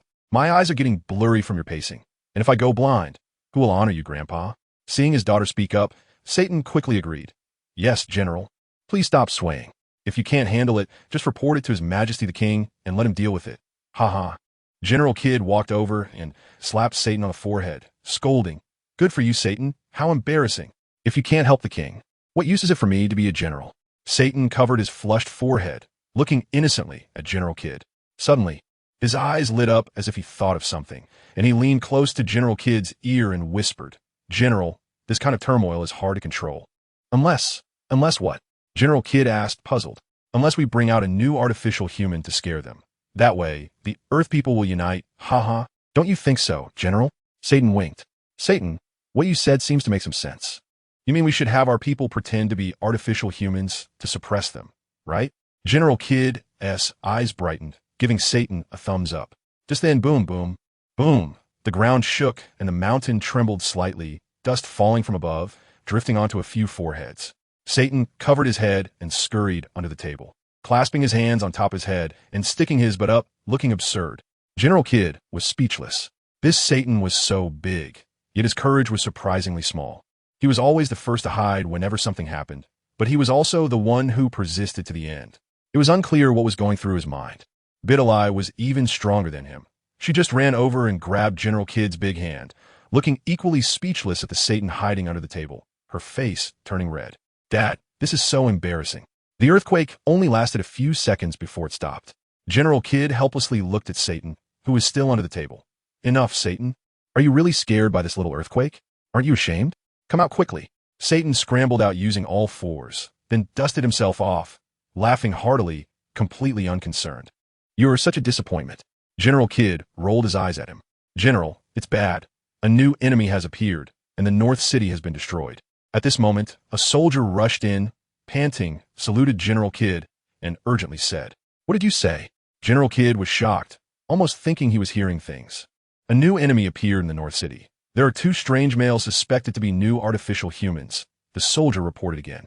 The post-apocalyptic resistance had its own intelligence system, and such major events quickly reached the headquarters for General Kidd to decide on the next response plan. Luckily, the king was still in the East City and hadn't returned to the North City yet. General Kidd muttered, then looked at the reporting soldier. More communication soldiers arrived, and he loudly commanded, "Pass my order to continue sending people to monitor the new enemy's movements, while also increasing the defensive forces in the East City to protect the king. Any unusual movements must be reported immediately. Delays will result in execution." Then General Kidd gave each of these soldiers a token to prove it was his order and drove them out. The soldiers dared not delay, almost running off as if the wind were under their feet. General Kidd looked at Satan and sighed. "Satan, you really are Jinx." From the moment the soldier entered to the moment he left, Satan remained in a daze. General Kidd then turned to befallen and said, "Befallen, didn't Sun Wukong give you a communication wristband? Try to see if you can contact him." Hearing General Kidd's command, befallen hurriedly called Sun Wukong with the wristband. Again and again, dialing many times but failing to get through. She then looked at General Kidd and shook her head. General Kidd frowned. Sun Wukong probably hasn't returned to Earth yet. This is bad. Is there anyone who can stop these two artificial humans? Are the newly resurrected Earth people going to die again? Earth fell into a terrifying cloud of dread once more. Krillin and Yamcha had just flown to the heavenly temple when they saw the old Kai standing at the edge of the temple square, drenched in sweat, looking horrified. Krillin walked over and asked, "Kai, you don't look so well. What happened this time?" The Kai looked at Krillin and Yamcha, who had just landed, and trembled as he said, "Krillin, Yamcha, two new evil artificial humans have appeared in the North City, and now the North City has been destroyed." Two new artificial humans? Krillin and Yamcha exchanged glances, their faces turning pale, and their legs began to tremble. Artificial humans? No, weren't they all destroyed by Gohan? Krillin stammered. "What can we do? We'd just be sending ourselves to death, right? We just came back to life." Yamcha had already started to back down. He remembered that a few months ago, they were all killed by an artificial human with a single move. These artificial humans were terrifying beings. Going would probably just be delivering themselves. What could they do against such opponents? There are two new artificial humans heading toward the West City now. Their next target is likely the West City. The Kai's expression darkened. "What? The West City?" Krillin and Yamcha exclaimed in shock at the same time. "Isn't Kiki and Bulma still in the West City?" Krillin looked at Yamcha. "But can we stop the artificial humans?" Yamcha was sweating profusely. "Yamcha, we promised Goku to protect Kiki." Krillin gritted his teeth, his legs shaking, but his gaze was firm as he looked at Yamcha. After returning, "Help me take care of Gohan and Kiki." Goku had said this when they parted. Then they nodded. "I'm scared too, but I have to go," Krillin said loudly. After saying that, white energy erupted from him, breaking through the air, and tears could be seen flying from his face. "Wait for me, Krillin." Yamcha gritted his teeth and followed Krillin. Chapter 45, Z Warriors Assemble, Part 1. Humans are really fragile. They're simply unable to withstand a blow. I just waved my hand casually, and they died like ants, hee hee. Dr. Gero had a gloomy expression as he described the most terrifying thing in the simplest terms. As if discussing a work of art he had just completed. "My proudest creation has been destroyed by those two despicable traitors. This time, I will visit Dr. Brief. If he agrees to cooperate with me, we can work together to create even more perfect artificial humans. At that time, we will conquer the entire Earth and even set our sights on the universe. Hee hee." Dr. Gero was flying while talking to himself, followed by the cold-faced number 16 who didn't say a word, resembling a wooden man. However, the old stubborn Brief, who always considered himself above others, would probably not be easily persuaded. If he refused to cooperate, well, then he could just be eliminated. If he couldn't become one of them, he should just disappear. Facing the strong wind, Dr. Gero and number 16 flew towards West City, bringing fear to the people there. Dr. Gero had previously investigated Brief and admired his inventions greatly. Every product from the Universal Capsule Company was a brilliant creation, sold all over the earth, and Dr. Gero himself had used many of their products. He respected Dr. Brief's inventions and intellect, feeling a kindred spirit, as there were not many people on this earth whom Dr. Gero admired, and Dr. Brief was one of them, a super scientist who could stand shoulder to shoulder with him. The Universal Capsule Company was a top global enterprise, always standing in the most prominent position in West City. The skyscraper was not only the symbol of the Universal Capsule Company, but also of the entire West City. So it could be said that Dr. Gero found the Universal Capsule Company without much effort. Soon, Dr. Gero and number 16 landed in the lawn of the Universal Capsule Company's headquarters. Since the appearance of the androids, the Universal Capsule Company had ceased operations, leaving it deserted. With only Dr. Brief and his wife, along with their only daughter Bulma, who were reluctant to leave, hiding in the underground laboratory of the Universal Capsule Company, secretly conducting some special research and development. Dr. Gero looked around and did not see anyone in the Universal Capsule Company, so he loudly spoke. Dr. Brief, I'm Gero. I came today to discuss a partnership with you. I hope you can come out and meet me so we can talk. The open space carried his voice far and created echoes in the building. However, it was silent, and no one responded. Meanwhile, in the underground laboratory of the Universal Capsule Company, Dr. Brief and his wife, along with Bulma and Chi-Chi, were huddled together, their expressions not looking good. Bulma, holding Trunks, hurriedly said, Dr. Gero? Dad, isn't Dr. Gero the creator of the androids? Why'd he suddenly appear? Didn't we hear rumors that he was killed by the androids he created? Dr. Brief thought for a moment and said, I think it might be related to Gohan's wish. Gohan's wish could have been to resurrect the humans who killed the androids, so Dr. Gero was brought back to life. Since he is here now, he must be prepared. Everyone, don't panic. Let's see what else he has to say. Although Dr. Brief tried to comfort everyone, he was also extremely nervous, with cold sweat breaking out on his back. After listening to Dr. Brief's words, the group swallowed hard, clenched their fists, and quietly waited to hear if Dr. Gero had more to say. After waiting for a long time without a response, Dr. Gero grew impatient and raised his voice. Brief, I've given you enough face. I never ordered my androids to destroy West City before. Otherwise, this place would have been in ruins long ago. What's going on? Are you still hiding now? If I'm not mistaken, you must have built a basement down here, hiding like a rat, right? Hee hee. Dr. Gero, being one of the smartest people, quickly guessed where Dr. Brief was hiding, although part of it was to bluff him. Looks like you don't believe in my abilities. Then I'll go destroy the other parts of West City to show my sincerity. Huh? Dr. Gero laughed heartily and then soared into the sky, waving his hands continuously. As he waved his hands, energy blasts were shot out one after another, and immediately, loud explosions erupted, with screams following. Mushroom clouds rose into the sky after each energy explosion, and in an instant, the entire West City was shrouded in endless dust and smoke. In just a matter of seconds, except for the Universal Capsule Company's building, the entire West City was shattered and leveled to the ground. Accompanied by sharp, maniacal laughter, Dr. Gero descended back to the ground and loudly shouted, Brief, now that West City has been completely destroyed except for the Universal Capsule Company, if you don't come out, I'm going to place a huge energy cannon underground. Feeling the explosions and the tremors of the earth above, the things in the basement were knocked over. Chi-Chi steadied a computer that was about to fall and quickly said, Bulma, why don't you contact Mr. Popo and see if he has any way to help? What about Vegeta? Go look for Vegeta. Bulma calmed down and dialed Mr. Popo's wrist communicator.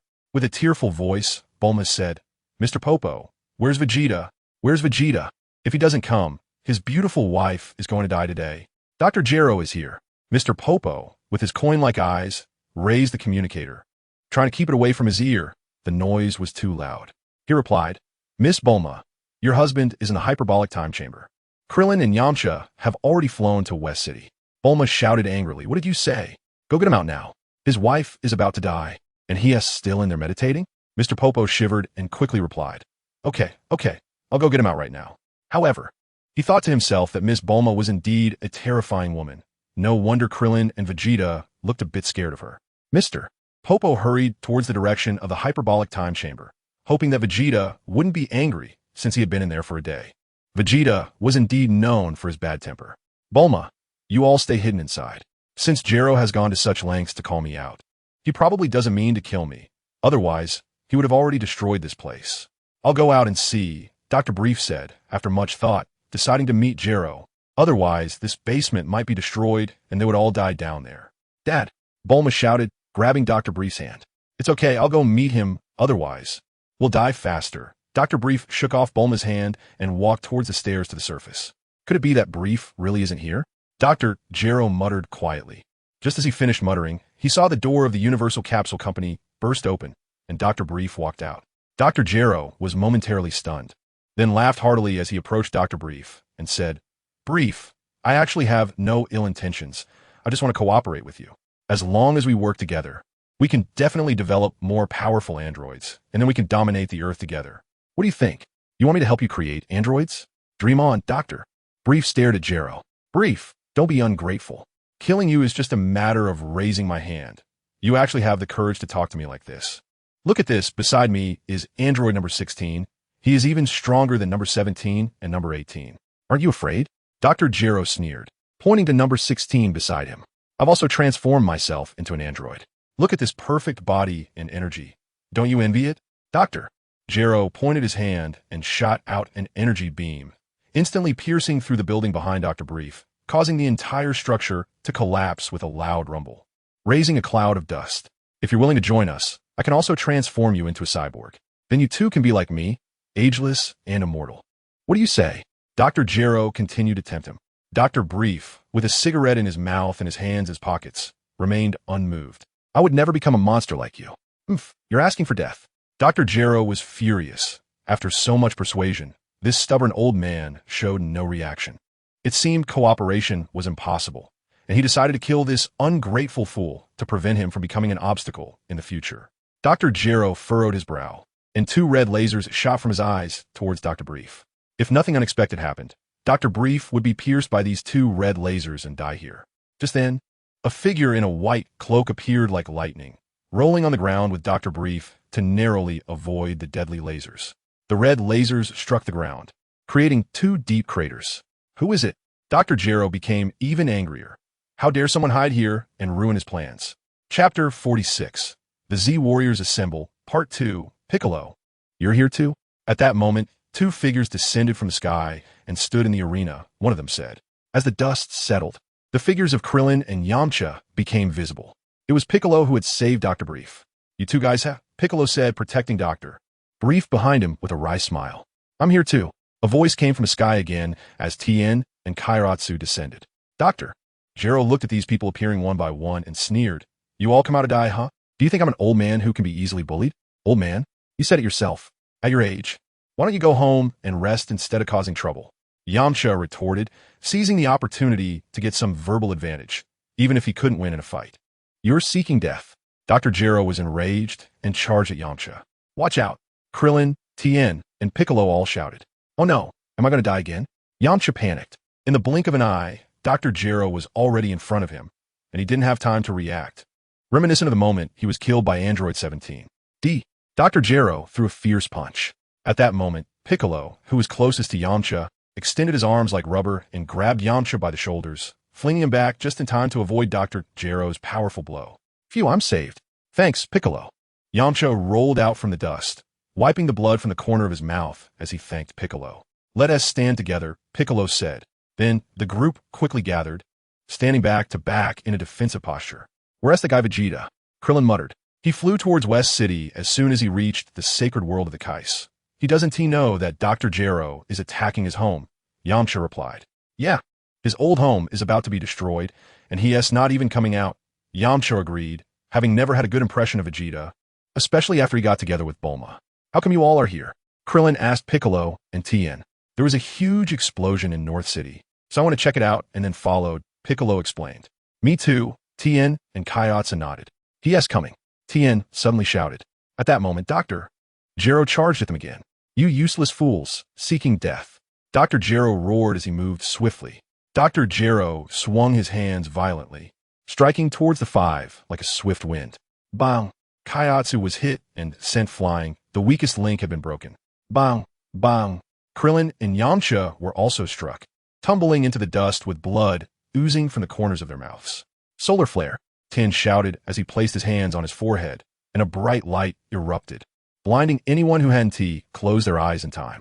Piccolo, having previously communicated telepathically with Tien, had already closed his eyes, so he could still see normally. Seeing Dr. Jero covering his eyes and screaming. Piccolo and Tien seize the opportunity to unleash a torrential assault on him. Boom, boom, boom, tut, tut, tut. Dr. Jero was hit repeatedly, staggering back, with dust and debris flying everywhere. Damn it, you two idiots are seeking death. Due to his temporary blindness and lack of ability to sense energy, Dr. Jero was unable to fight back. You're driving me crazy. Dr. Jero roared in anger, shooting 2 energy blasts forward to push back Piccolo and Tien. As Piccolo and Tien retreated, black oil dripped from Dr. Jero's mouth. We have a chance. He is much weaker than Android 17 and 18, Piccolo said excitedly. At this moment, everyone's vision had returned, and seeing the injured Dr. Jero, they all felt a glimmer of hope. I want to let you go. Dr. Jero wiped the oil from the corner of his mouth and said furiously. Then he stomped heavily on the ground, which cracked like a spider web, and his body shot out again toward the 5. Kamehameha. Huh. The group had just suffered in close combat, so they wouldn't let him charge in so easily. Krillin had already charged up a Kamehameha and pushed it towards the incoming Dr. Jero. Instantly, a blue energy wave howled towards Dr. Jero. Goo, hiv hiv.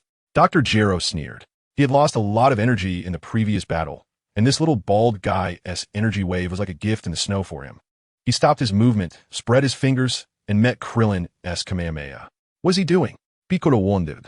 At that moment, Dr. Jero's hands touched the Kamehameha, and a gentle breeze arose as the energy wave was completely absorbed by Dr. Jero's palms and flowed into his body. The energy wave was completely absorbed by Dr. Jero, causing no harm at all, except for a light breeze. After absorbing the energy wave, Dr. Jero looked invigorated as if he had taken a powerful tonic. In contrast, Krillin was not doing well. He was sweating profusely, breathing heavily, bent over with his hands on his legs, clearly having lost too much energy and looking a bit dejected. He absorbed my energy, Krillin said weakly. Everyone's faces changed dramatically. Everyone be careful. Don't use energy waves to attack him anymore. Piccolo shouted loudly. Hiv hiv. Doctor. Jero sneered and charged again, this time moving even faster than before. Let us draw him away. We can't fight here. Piccolo conveyed his thoughts to the other 4 with his mental energy. The others received the message, nodded, and then flames erupted from their bodies as they soared into the sky, leaving West City at their fastest speed. Bulma, Chi-Chi, and Brief were all here. Moving the battlefield was the only way they could fight without hesitation. Want to escape? Not so easy. Dr. Jero was furious at this moment. How could he let them get away? He immediately turned and chased after the 5. When Android 16 saw Drive Jero leave, he also took off and followed closely behind him. With everyone's current strength, they quickly flew out of West City's range. However, due to Krillin's earlier loss of energy, he was lagging behind the others. Krillin, I'll help you. Yamcha looked back and flew back to support Krillin. But at that moment, a gust of wind blew from the side. Dr. Jero had caught up. He struck out with a powerful kick, sending both of them plummeting from the sky into the dense forest below, causing a thunderous crash as a large swath of trees fell, and birds and beasts scattered in all directions. Krillin, Yamcha, Tien, and Piccolo shouted, also stopping to chase after the direction where Krillin and Yamcha had fallen. But Dr. Jero was faster than them, and in a flash, he blocked their path. Solar flare.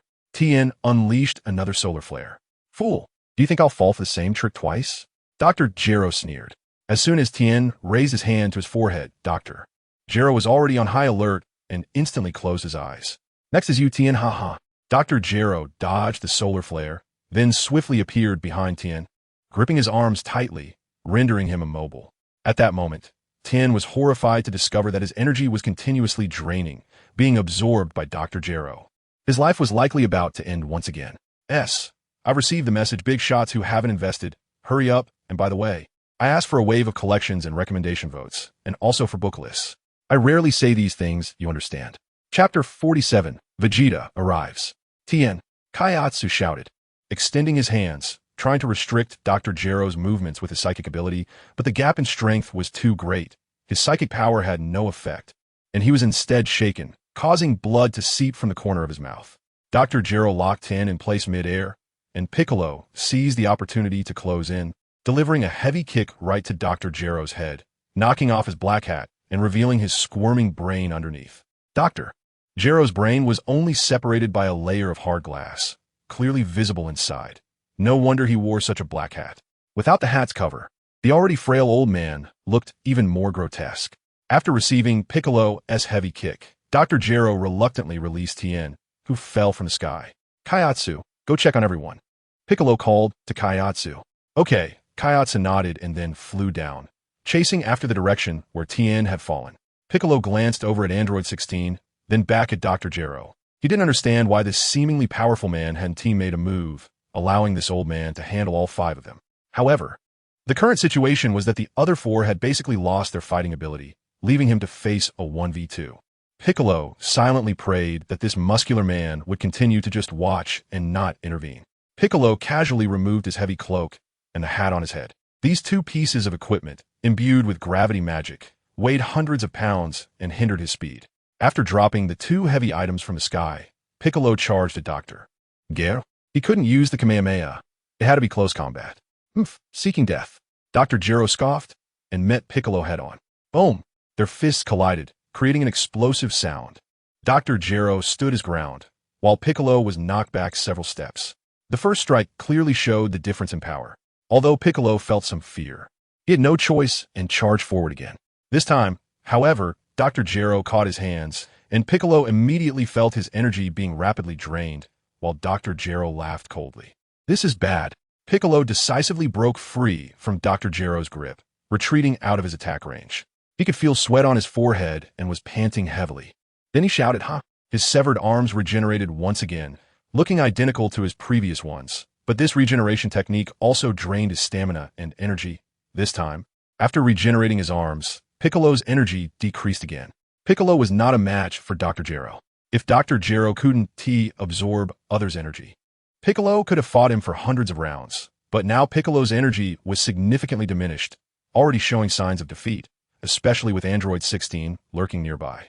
Piccolo placed 2 fingers on his forehead and began to gather energy. He was going to unleash one final strike, fighting with all his might. Soon, his energy began to surge and then broke through his limits, gathering between his 2 fingers. His veins bulged, and a terrifying, violent aura emanated from his right hand. Special beam cannon. Piccolo shouted with a heart-wrenching cry, then pointed both hands at Dr. Gero. Instantly, a shocking energy transformed into a purple-gold energy column, surrounded by sharp energy blades, charging towards Dr. Gero's chest. He still dare to unleash the Kamehameha? Bring it on. Dr. Gero laughed heartily, spreading his hands again, ready to meet the terrifying energy column. Doctor, don't take it. Android 16 shouted, finally making his move for the first time. Android 16 had sensory devices and an intelligent and precise judgment calculation function in his brain. He sensed that the power of this special beam cannon was beyond what Dr.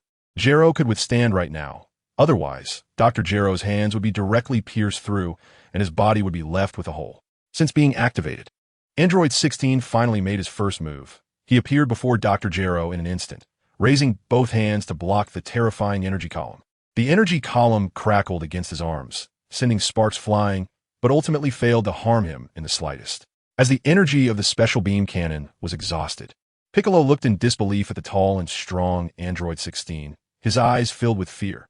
No, it's impossible. You actually took the special beam cannon head-on, completely unscathed. The special beam cannon was immensely powerful. Under the same combat power, its power far exceeded that of the Kamehameha. However, the charging time for the special beam cannon was longer, and its attack area was smaller, making it a single-target attack skill, while the Kamehameha had a shorter charging time and was a group attack skill, each with its strengths. After unleashing the special beam cannon, Piccolo's energy decreased once again. At that moment, a golden figure shot in from afar like a lightning bolt, crashing into the battlefield like a cannonball, creating a powerful whirlwind that hurt like cutting. The trees beneath were blown by the whirlwind, swaying like a green ocean, creating ripples. In this urgent moment, Vegeta finally arrived. Vegeta! Piccolo saw the golden figure and reignited his hope. Super Saiyan Vegeta, this battle might be winnable, Piccolo thought. Piccolo, get lost. Vegeta said coldly. I can handle them alone. Get out of the way and check on those useless ones. Seeing that Piccolo still wouldn't move, Vegeta shouted again, his golden aura surging violently. A terrifying pressure spreading out. Feeling this overwhelming aura, Piccolo knew he wouldn't be of any help and immediately retreated, flying down to check on Tien, Krillin, and Yamcha. Don't think you can escape, hey. Dr. Gero laughed maniacally, then chased after Piccolo. Humph, Vegeta sneered, his figure flickering as he moved ahead of Dr. Gero, blocking his path. Die, you worthless scrap. Dr. Gero was shocked and hadn't reacted yet when Vegeta's fist sent him flying. Disperse, you filthy fireworks. Ultimate flash. The corner of Vegeta's mouth twitched as he raised both hands, generating a terrifying energy, unleashing his strongest attack. Boom! A massive energy wave was propelled forward. A horrifying and despair-inducing energy rushing towards Dr. Gero, about to engulf him. Number 16 acted again, rapidly moving beside Dr. Gero and kicking him away. However, after kicking Dr. Gero away, he couldn't evade the earth-shattering energy wave and had to take it head-on. Number 16 was pushed back by the ultimate flash, flying dozens of kilometers away. But then he used all his strength to deflect the energy wave into space, forcing the ultimate flash to change direction and fly towards outer space. The energy wave broke through the atmosphere, exploding with a thunderous roar, dazzling light like the brightness of a solar flare, covering half the Earth, causing anyone who opened their eyes to temporarily lose sight. Chapter 48. Android 18 appears. As the bright light dispersed, Vegeta sneered, "Oh, not bad. You actually managed to take my ultimate flash." Vegeta had just come out of the hyperbolic time chamber, overflowing with confidence. And seeing that number 16 had taken his ultimate move, he became immediately excited. The Scion's combative genes were fully ignited, and he looked at number 16 with fiery eyes, needing a fight to validate his training over the past year. "Come, fight me," Vegeta shouted, rapidly moving towards number 16. Number 16, unwilling to back down, did not flee, but instead faced Vegeta head-on. The two's hands collided, then gripped tightly together, starting a contest of strength and genuine power. "Ah!" Vegeta shouted as his golden aura erupted again, his muscles bulging and veins protruding, gritting his teeth and exerting all his power. Number 16 also exerted himself fully, gripping Vegeta's hand tightly and roaring with effort. The two were frozen in midair, a great wind swirling around them, the clouds above being blown away, trees on the ground rustling, layers of energy rippling out, and the poor earth trembling once more.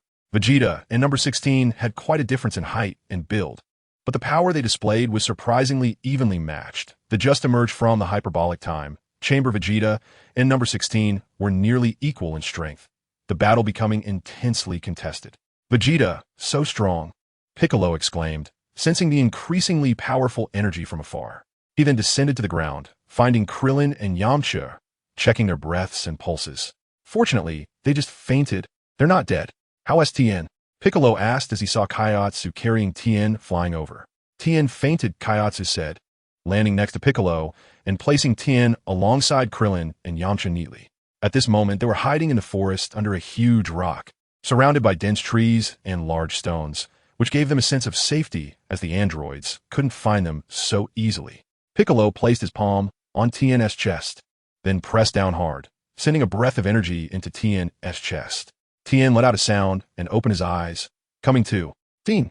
Kaiotsu exclaimed joyfully upon seeing Tien awake, though his voice was quiet, afraid of being discovered by the two terrifying androids. Seeing Tien wake up, Piccolo repeated the process, waking Krillin and Yamcha in turn. This was Piccolo's ability, similar to the principle of using electric shocks to revive a heart in medicine. Krillin and Yamcha struggled to sit up and looked at Piccolo, asking Piccolo what is happening outside. Piccolo explained, "Vegeta has arrived. He has transformed into a Super Saiyan and is incredibly powerful. He is fighting that tall android." He continued, "Vegeta is holding off that tall android, and the strong energy explosion indicates a fierce battle is happening. That tall one is much stronger than that old man. You should carefully sense Vegeta's energy. That android can actually exchange blows with him." Krillin sensed Vegeta's energy and exclaimed, "Yeah, Vegeta's energy is so powerful now. He must have surpassed Gohan back on King Kai's planet, but that android has been able to fight evenly with Vegeta for so long, indicating that its strength is much greater than that of androids 17 and 18. Yamcha thought for a moment and said, "If Vegeta is fighting that tall one, then what about the old man?" Piccolo replied, "That old man was sent flying by Vegeta and fell into this forest. He might be searching for us now. So everyone must be very careful, suppress your energy, and don't let him find you. That old man is not someone we can deal with." Everyone nodded, continuing to hide under the boulder, not daring to make a sound. Meanwhile, Gohan was still on the spaceship, just having taken out a pack of cookies and opened the packaging, tossing the cookies into his mouth one by one.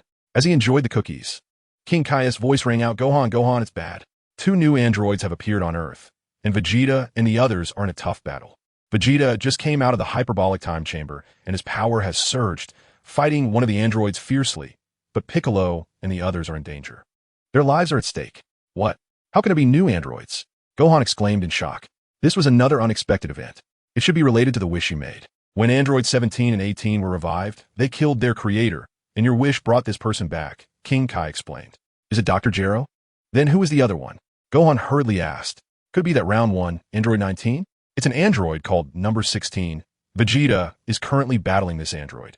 King Kai said. Number 16? This android wasn't absent. It was just hidden away by Dr. Gero. No wonder the number 16 sleep chamber wasn't found in Dr. Gero's lab at that time. According to Lord Supreme Kai, Vegeta was able to fight on par with number 16, which indicates that Vegeta's strength has greatly improved, considering no. 16's power is significantly higher than that of number 17 and number 18. However, if that's the case, didn't Dr. Gero have the others completely at his mercy? Uncle Piccolo was able to match Dr. Gero 50-50 during the Z era, but this version of Uncle Piccolo is much weaker than the one from the Z timeline. Damn it, I didn't think about Dr. Gero when I made my wish back then. I can only blame my own carelessness for all of this. Sun Wukong slapped his thigh hard, feeling a bit guilty. If this time, because of Dr. Gero, the other uncles ended up dying tragically again, and Aunt Bulma and his mom also died, he would become the biggest sinner. Son Gohan was as anxious as an ant on a hot pot, wishing he could fly back to Earth right now. King Kai, please keep an eye on the situation on Earth. I'm going to try instant transmission. Please. Let work just once, Son Gohan said to King Kai. If they continued at the ship's speed, it would take more than 8 days to reach Earth. And so many things could happen in that time. Would he have to run to Namek again in a few months? No, that wouldn't work. Instant transmission. I'm counting on you. Then, Son Gohan placed 2 fingers on his forehead, searching for Vegeta's energy, repeatedly attempting instant transmission. Piccolo and the others have been hiding under a giant rock for a long time, not daring to make a sound. It wasn't until there was no noise outside that they finally breathed a sigh of relief and stood up, wanting to leave the forest. However, just as they stepped out from under the rock, they heard Dr. Gero's laughter from above. It turned out that Dr. Gero had been perched on a tree, observing for some time, playing a cat-and-mouse game, waiting for the 5 to appear. He stood high on that tree, able to overlook most of the forest, and the 5 of them could not escape his gaze. At that moment, the battle between Vegeta and Android 16 had already moved elsewhere, and they could only hear distant, muffled sounds occasionally. The 6 of them had no idea how the battle was going. Where can you hide now? Hee. Dr. Gero descended, his hawk-like eyes fixed on the 5, ready to pounce and take their lives. Among the 5, only Piccolo could still fight. The other 4 had either lost a lot of energy or were unable to withstand a single blow from Dr. Gero. It was already extremely difficult for them to stand and walk. Just then, another person landed in the air, standing between Dr. Gero and the 5. When they saw who it was, the 5 turned pale with despair. Cold sweat broke out, and the already unsteady ones fell to the ground. Android 18, you're actually alive? That's great. Kill them for me, so I don't have to do it myself. Haha, Dr. Gero exclaimed, delighted at the sight of her. Wearing shorts and a light yellow t-shirt, with shoulder-length golden hair, Android 18 coldly glanced at Drive Gero, then turned to look at Krillin and the others. Sitting on the ground, Krillin felt even colder. Everyone was startled, and Piccolo took 2 steps back. Run quickly. I'll hold him off, Android 18 said rapidly to everyone, extending her arms to block Dr. Gero. What? The others were confused, momentarily stunned. Wasn't Android 18 the companion of this old man? What did this mean? Was she helping them? Countless question marks flashed through the Z fighters' minds. But remembering their encounter months ago, weren't they killed by this woman and the boy named 17? Could it be that she was playing some trick again? Seeing that they were still motionless, Android 18 angrily shouted, "What are you idiots doing? Run." It seemed they had a grudge, and Piccolo was the first to react, signaling for everyone to leave. Android 18, you traitor. Are you trying to cause trouble? Dr. Gero said, Traitor? You monstrous old man, capture my brother and me for experiments. Today I'm going to settle this account with you, Android 18 retorted angrily, her beautiful face cold as ice. Oh, you've regained your memory? It seems something incredible has happened. But first I'll kill these pesky ones.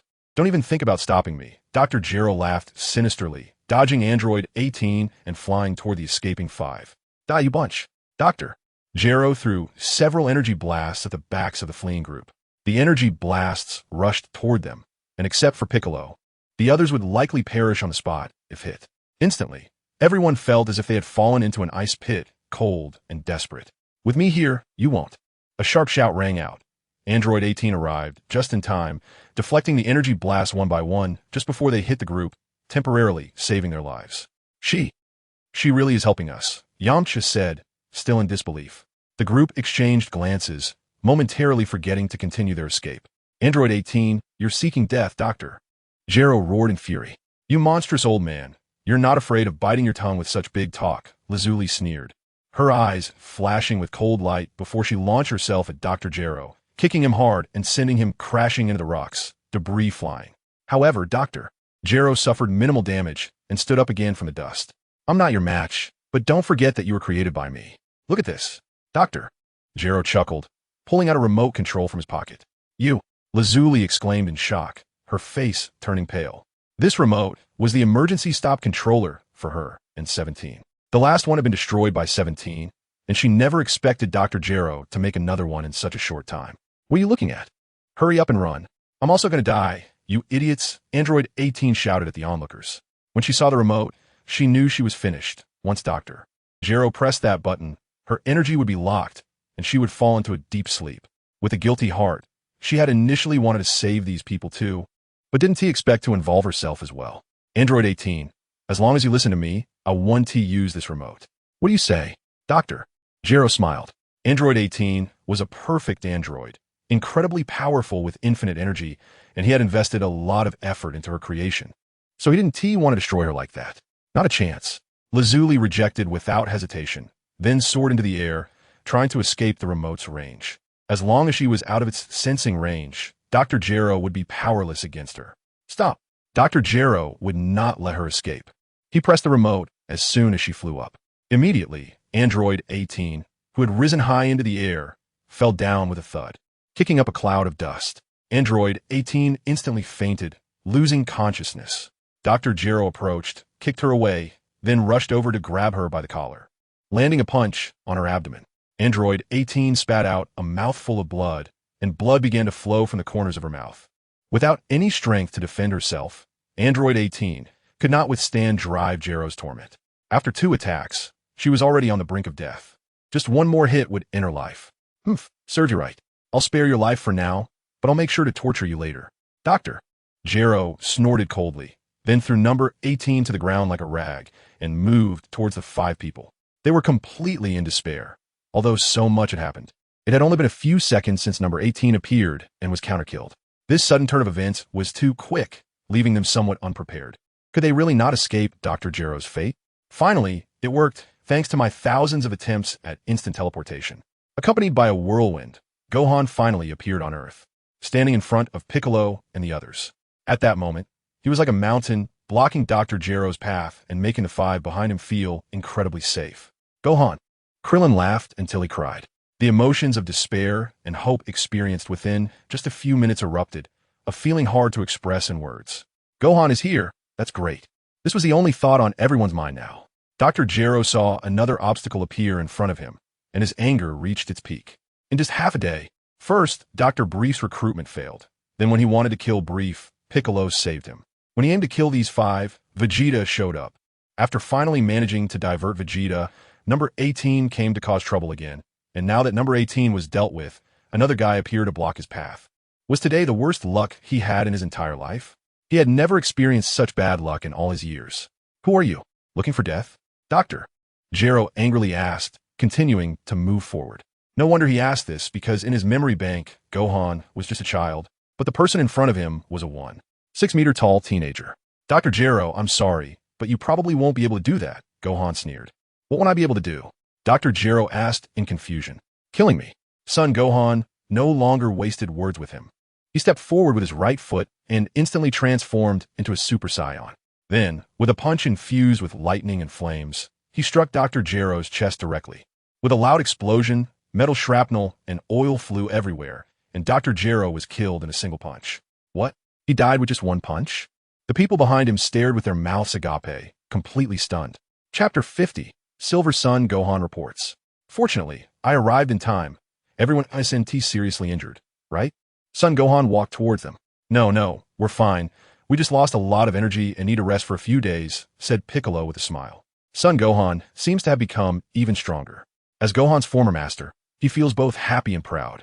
We feel the same way, Krillin added.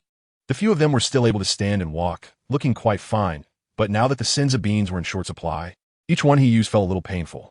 After thinking for a moment, Sun Gohan decided to take out 3 Senzu beans, then evenly split them into 6 portions, handing them to the others, while carefully putting away the remaining half. Is this going to work? Yamcha was taken aback. He had never seen Senzu beans eaten this way. We'll find out once we eat them, Sun Gohan said. He himself had never tried this method, but he had seen Goku split Senzu beans in half to share with others. The few of them, somewhat skeptical, tossed the rice-sized pieces of Senzu beans into their mouths and swallowed. As soon as they swallowed the Senzu beans, a wave of warmth surged through their bodies, and their stamina and energy instantly recovered a lot. Although they weren't fully healed, it didn't hinder their movement. It really works, Yamcha exclaimed in surprise, jumping up. I told you it would work for sure, huh? Son Gohan logué d'artillerie. Seeing the color return to the faces of the others, Sun Gohan scanned the surroundings and noticed someone in the distance collapsed in the dust, blood continuously flowing from the corner of their mouth. With that golden hair, who else could it be but Android 18? Android 18? She just attacked you guys, right? Sun Gohan frowned, gathering an energy blast in his hand, ready to strike. Wait, Gohan, that Android 18 just saved us. Krillin quickly waved his hand, reminding him. Sun Gohan dispersed the energy in his hands and asked in confusion, Uncle Krillin, what happened? Krillin then recounted everything that had just occurred, including how Android 18 suddenly appeared to block Dr. Gero and the content of her conversation with him. Sun Wukong looked at Krillin with a strange expression, then turned to everyone else. Uncle Krillin, you don't hate her anymore? Sun Wukong suddenly laughed. Judging by their earlier conversation, it seemed like they were also in a difficult position before. Although she had killed him once, she had also saved his life now, so it was even out, right? If she doesn't do evil anymore in the future, it wouldn't be a big deal to just pretend not to know her. Krillin thought for a moment and said, What about you guys? Sun Wukong looked at the others again. Well, as a man, things are what they are. I don't mind anymore. Yamcha scratched his head and laughed. Tien and Piccolo were quiet, just nodding. Kayatsu naturally stood by Tien's side and also nodded repeatedly. All right, then I'll go see how she's doing. Sun Wukong nodded and walked towards Android 18. At that moment, Android 18 had blood dripping from the corner of her mouth. Her face was covered in blood, and her clothes were full of dust. She had completely lost her previous vibrant and aloof demeanor, looking just like a weak woman on the verge of losing her life. Sun Wukong looked down, picked up Android 18, and placed her on a patch of grass. Then he took a bottle of clean water from his clone and poured it on her face, trying to wash away the bloodstains. However, in his flustered state, he ended up splashing water all over her. Krillin came over to take a look and said, Ahem, Uncle Krillin, can you help me check if that remote control is still around? Upon seeing Krillin approach, Sun Wukong coughed and replied, Sure. Krillin nodded and walked away, searching the ground for the remote control, and soon others joined the search for the remote as well.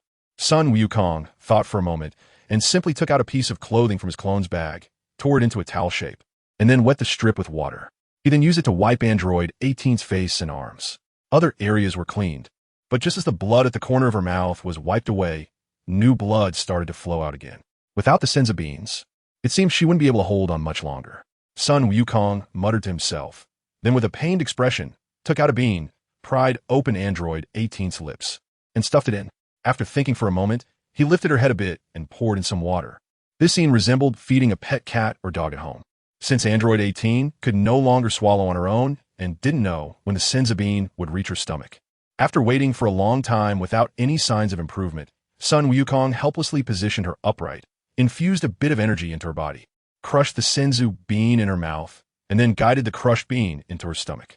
Only then did he see that the blood at the corner of Android 18's mouth had stopped flowing, and her complexion began to improve. Seeing her gradually getting better, Sun Wukong laid her down on the lawn and then asked a few people, How is it? Did you find a remote control? No, we've searched everywhere, but we haven't found it. Everyone shook their heads. As Sun Wukong thought back, he realized that when he was fighting Dr. Gero was holding a remote control, right? Oh no. With one punch, he blew Dr. Gero up, and the remote control was destroyed too.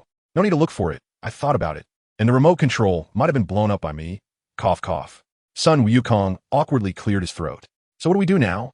How do you plan to handle this Android 18? Piccolo asked. Let's let her sleep for a while. I'll have Aunt Bulma make a remote control soon. She has the blueprints for creating androids, so making a remote control shouldn't be a problem. Since Android 18 saved everyone's lives, and everyone just said we can let bygones be bygones, I'll wake her up and let her go. If she continues to do evil, I'll take care of her myself. Sun Wukong said after thinking for a moment. After hearing Krillin's account and recalling the scenes before his battle with Android 17 and 18, as well as their dialogue, Sun Wukong had already believed more than half of it. These android siblings were also two pitiful individuals, and the root of all this was that Dr. Gero, who had turned into fragments. I see, Piccolo nodded. Then he said, Wukong, the battle with Vegeta isn't over yet. Do you want to go help him? Son Gohan shook his head and said, Uncle Vegeta has such a strong sense of pride. He probably doesn't want us to interfere, right? Their strengths are about equal. So let's let him have his fun. We can watch and learn, maybe cheer him on a bit. What do you think? Although Gohan's strength was quite formidable, his mindset sometimes still resembled that of a child. Piccolo thought to himself, what about this? Piccolo pointed to Android 18 lying on the grass. I have a way. Son Gohan replied. Then he extended his right hand, and the silver watch on his wrist melted away, falling to the ground. The silver liquid expanded and writhed, quickly transforming into a silver version of Son Gohan. The silver Son Gohan walked over, picked up Android 18, and returned to stand behind Son Gohan. What is this? Everyone was astonished. They had never seen anything like it in their lives. How did another Son Gohan appear out of nowhere and in silver? This is a reward for my trip to Namek. You could say it's my doppelganger. Don't underestimate him. His power is even above mine. Son Gohan said with a smile. He spoke the truth. Without using Super Saiyan Kaioken, his strength was indeed inferior to this metallic doppelganger. Can he talk? Krillin asked curiously, walking over to take a look at the silver Son Gohan. Uncle Krillin, the silver Son Gohan, suddenly greeted him with a smile. Wow, you scared me. But you look so interesting, Krillin said, initially startled and intrigued. He circled around the metallic doppelganger and even touched its hands, feeling the cold metallic texture, confirming it was indeed a metal being. The others were also amazed.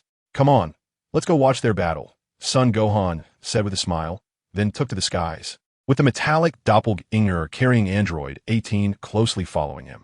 The others, seeing Son Gohan fly away, also took off into the air to follow. Chapter 51. Release Android 16. The battle between Vegeta and Android 16 had gone on for too long, shifting countless battlefields and crossing half the Earth. The group flew through layers of white clouds, crossing a vast ocean until they finally spotted Vegeta and Android 16 still locked in combat on the surface of the sea. At that moment, they were fiercely battling, with seawater shooting up dozens of meters high, creating massive waves and whirlwinds that formed a tsunami, flooding the land and potentially affecting countless innocent humans. As the saying goes, when gods fight, mortals suffer. However, these two were already doing their best to control the spread of their energy. Otherwise, a casual blow from either of them could turn the entire Earth into fireworks in the cosmos. The onlookers stood high in the clouds, watching the battle in the sea without blinking, while also releasing their energy to observe. Otherwise, they wouldn't be able to see the situation clearly. In fact, Vegeta's strength was slightly greater than Android 16's, but Android 16 possessed a permanent energy core, which meant he had an infinite energy form. As their strengths fluctuated, Vegeta gradually found himself at a disadvantage, taking more and more damage. As the fight continued, Vegeta grew increasingly anxious. They exchanged punches and kicks, leaving each other battered, yet neither was willing to back down. Vegeta was aggressive and combative, while Android 16 remained silent like a stubborn blockhead, not having spoken a word throughout the fight. In the blink of an eye, the two of them crashed into the forest, toppling rows of large trees. Countless birds and animals were frightened away. As the birds flapped their wings to soar into the sky, they were knocked back down by the force unleashed by the two fighters, creating a scene of devastation. How long are they going to keep fighting? This is too exaggerated, Tien Shinhan said, swallowing hard and speaking out. It should be ending soon. They're both running out of energy, Piccolo said with sharp eyes, keenly observing the trees that continued to fall, confidently asserting that the battle was nearing its conclusion. Gohan, what do you think? Piccolo asked Son Gohan beside him. Among them, Son Gohan had the highest battle power. It should be about to end. But Uncle Vegeta might lose. Sun Gohan frowned and replied. Why? That android is injured too, and Vegeta's attacks are quite fierce right now. The android is still on the defensive, Krillin said, puzzled. If you sense carefully, Vegeta's energy is slowly decreasing, while that android's power remains the same. He is of the infinite energy type. Vegeta's ferocity is because he wants to end the battle quickly. He knows he can't hold out much longer, Sun Gohan explained. Oh, so that's how it is. The others nodded and continued to watch the battle below. Sun Gohan glanced at the ground and then looked at Android 18, who was lying on the back of his clone. Through mental communication, he called Bulma. Hey Bulma, how are things on your end? Are you okay? Sun Gohan said in his heart as he connected with Bulma. Gohan, where are you? A terrifying person just caused destruction at the Capsule Corporation. It scared me to death. My dad said those two bad guys were lured away by Piccolo and Krillin, but I'm still pretty scared. When will you be back on Earth? As soon as the call connected, Bulma started venting her worries to Sun Gohan. Aunt Bulma, don't worry. I've already returned to Earth. Uncle Vegeta is also fighting right now, and we'll be able to eliminate the androids soon. By the way, do you remember I gave you some design blueprints of the androids last time? Can you make a controller for the androids? You know, the kind of remote that can stop and start the androids, Sun Gohan said. Is that remote necessary to deal with the androids? I've studied that before. I'll make it right now, and it will be done soon, Bulma replied. That's about right. I'll come over to pick up the remote later. Goodbye, Aunt Bulma, Sun Gohan said, and then disconnected the mental call.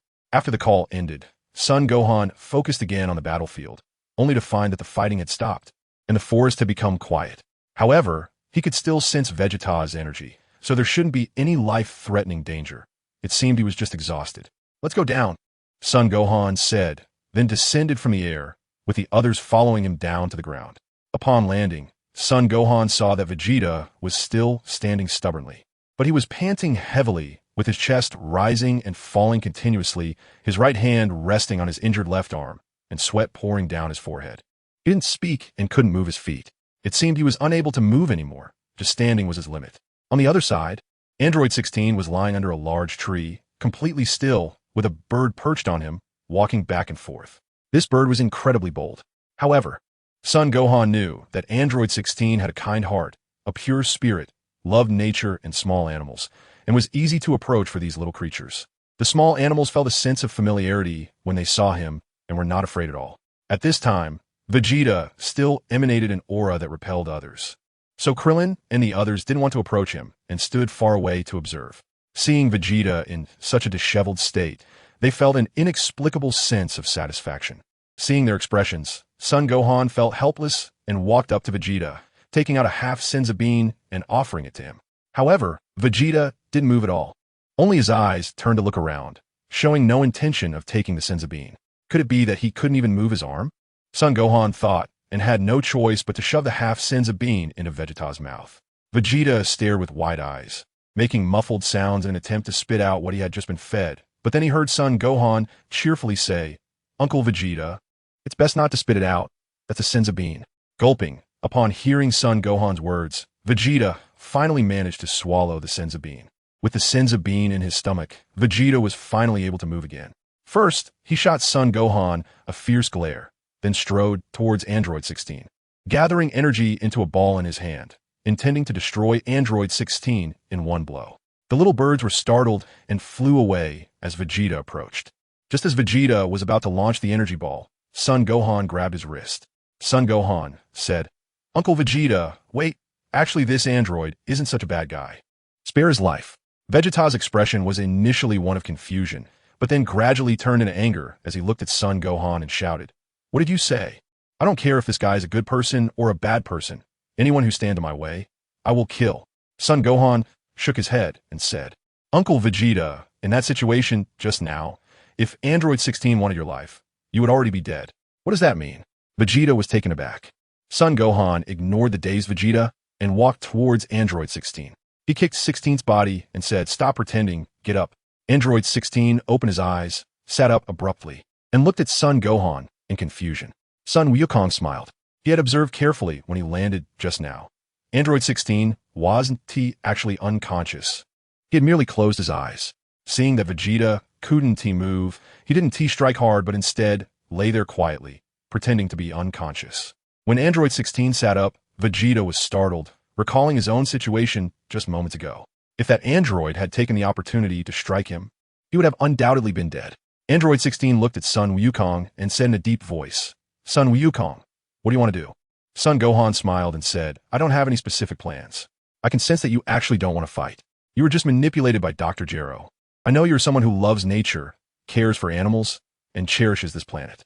I can let you go, and I just hope that if one day the Earth needs you, you'll stand up."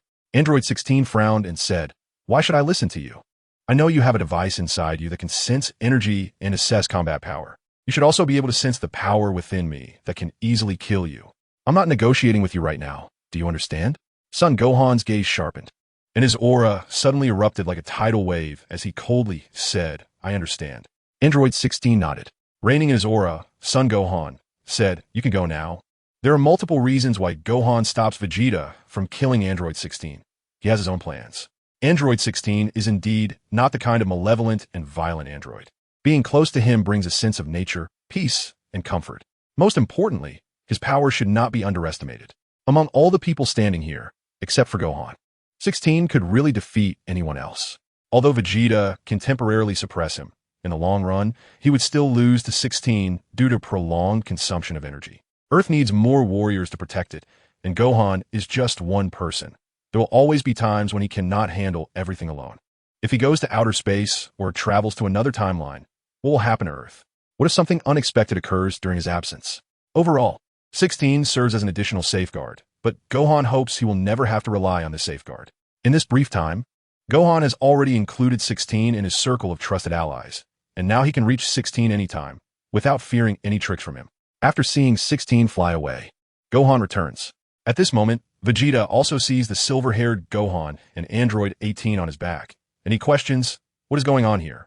Are you planning to let this woman go too?" Gohan scratched his head and explained helplessly again.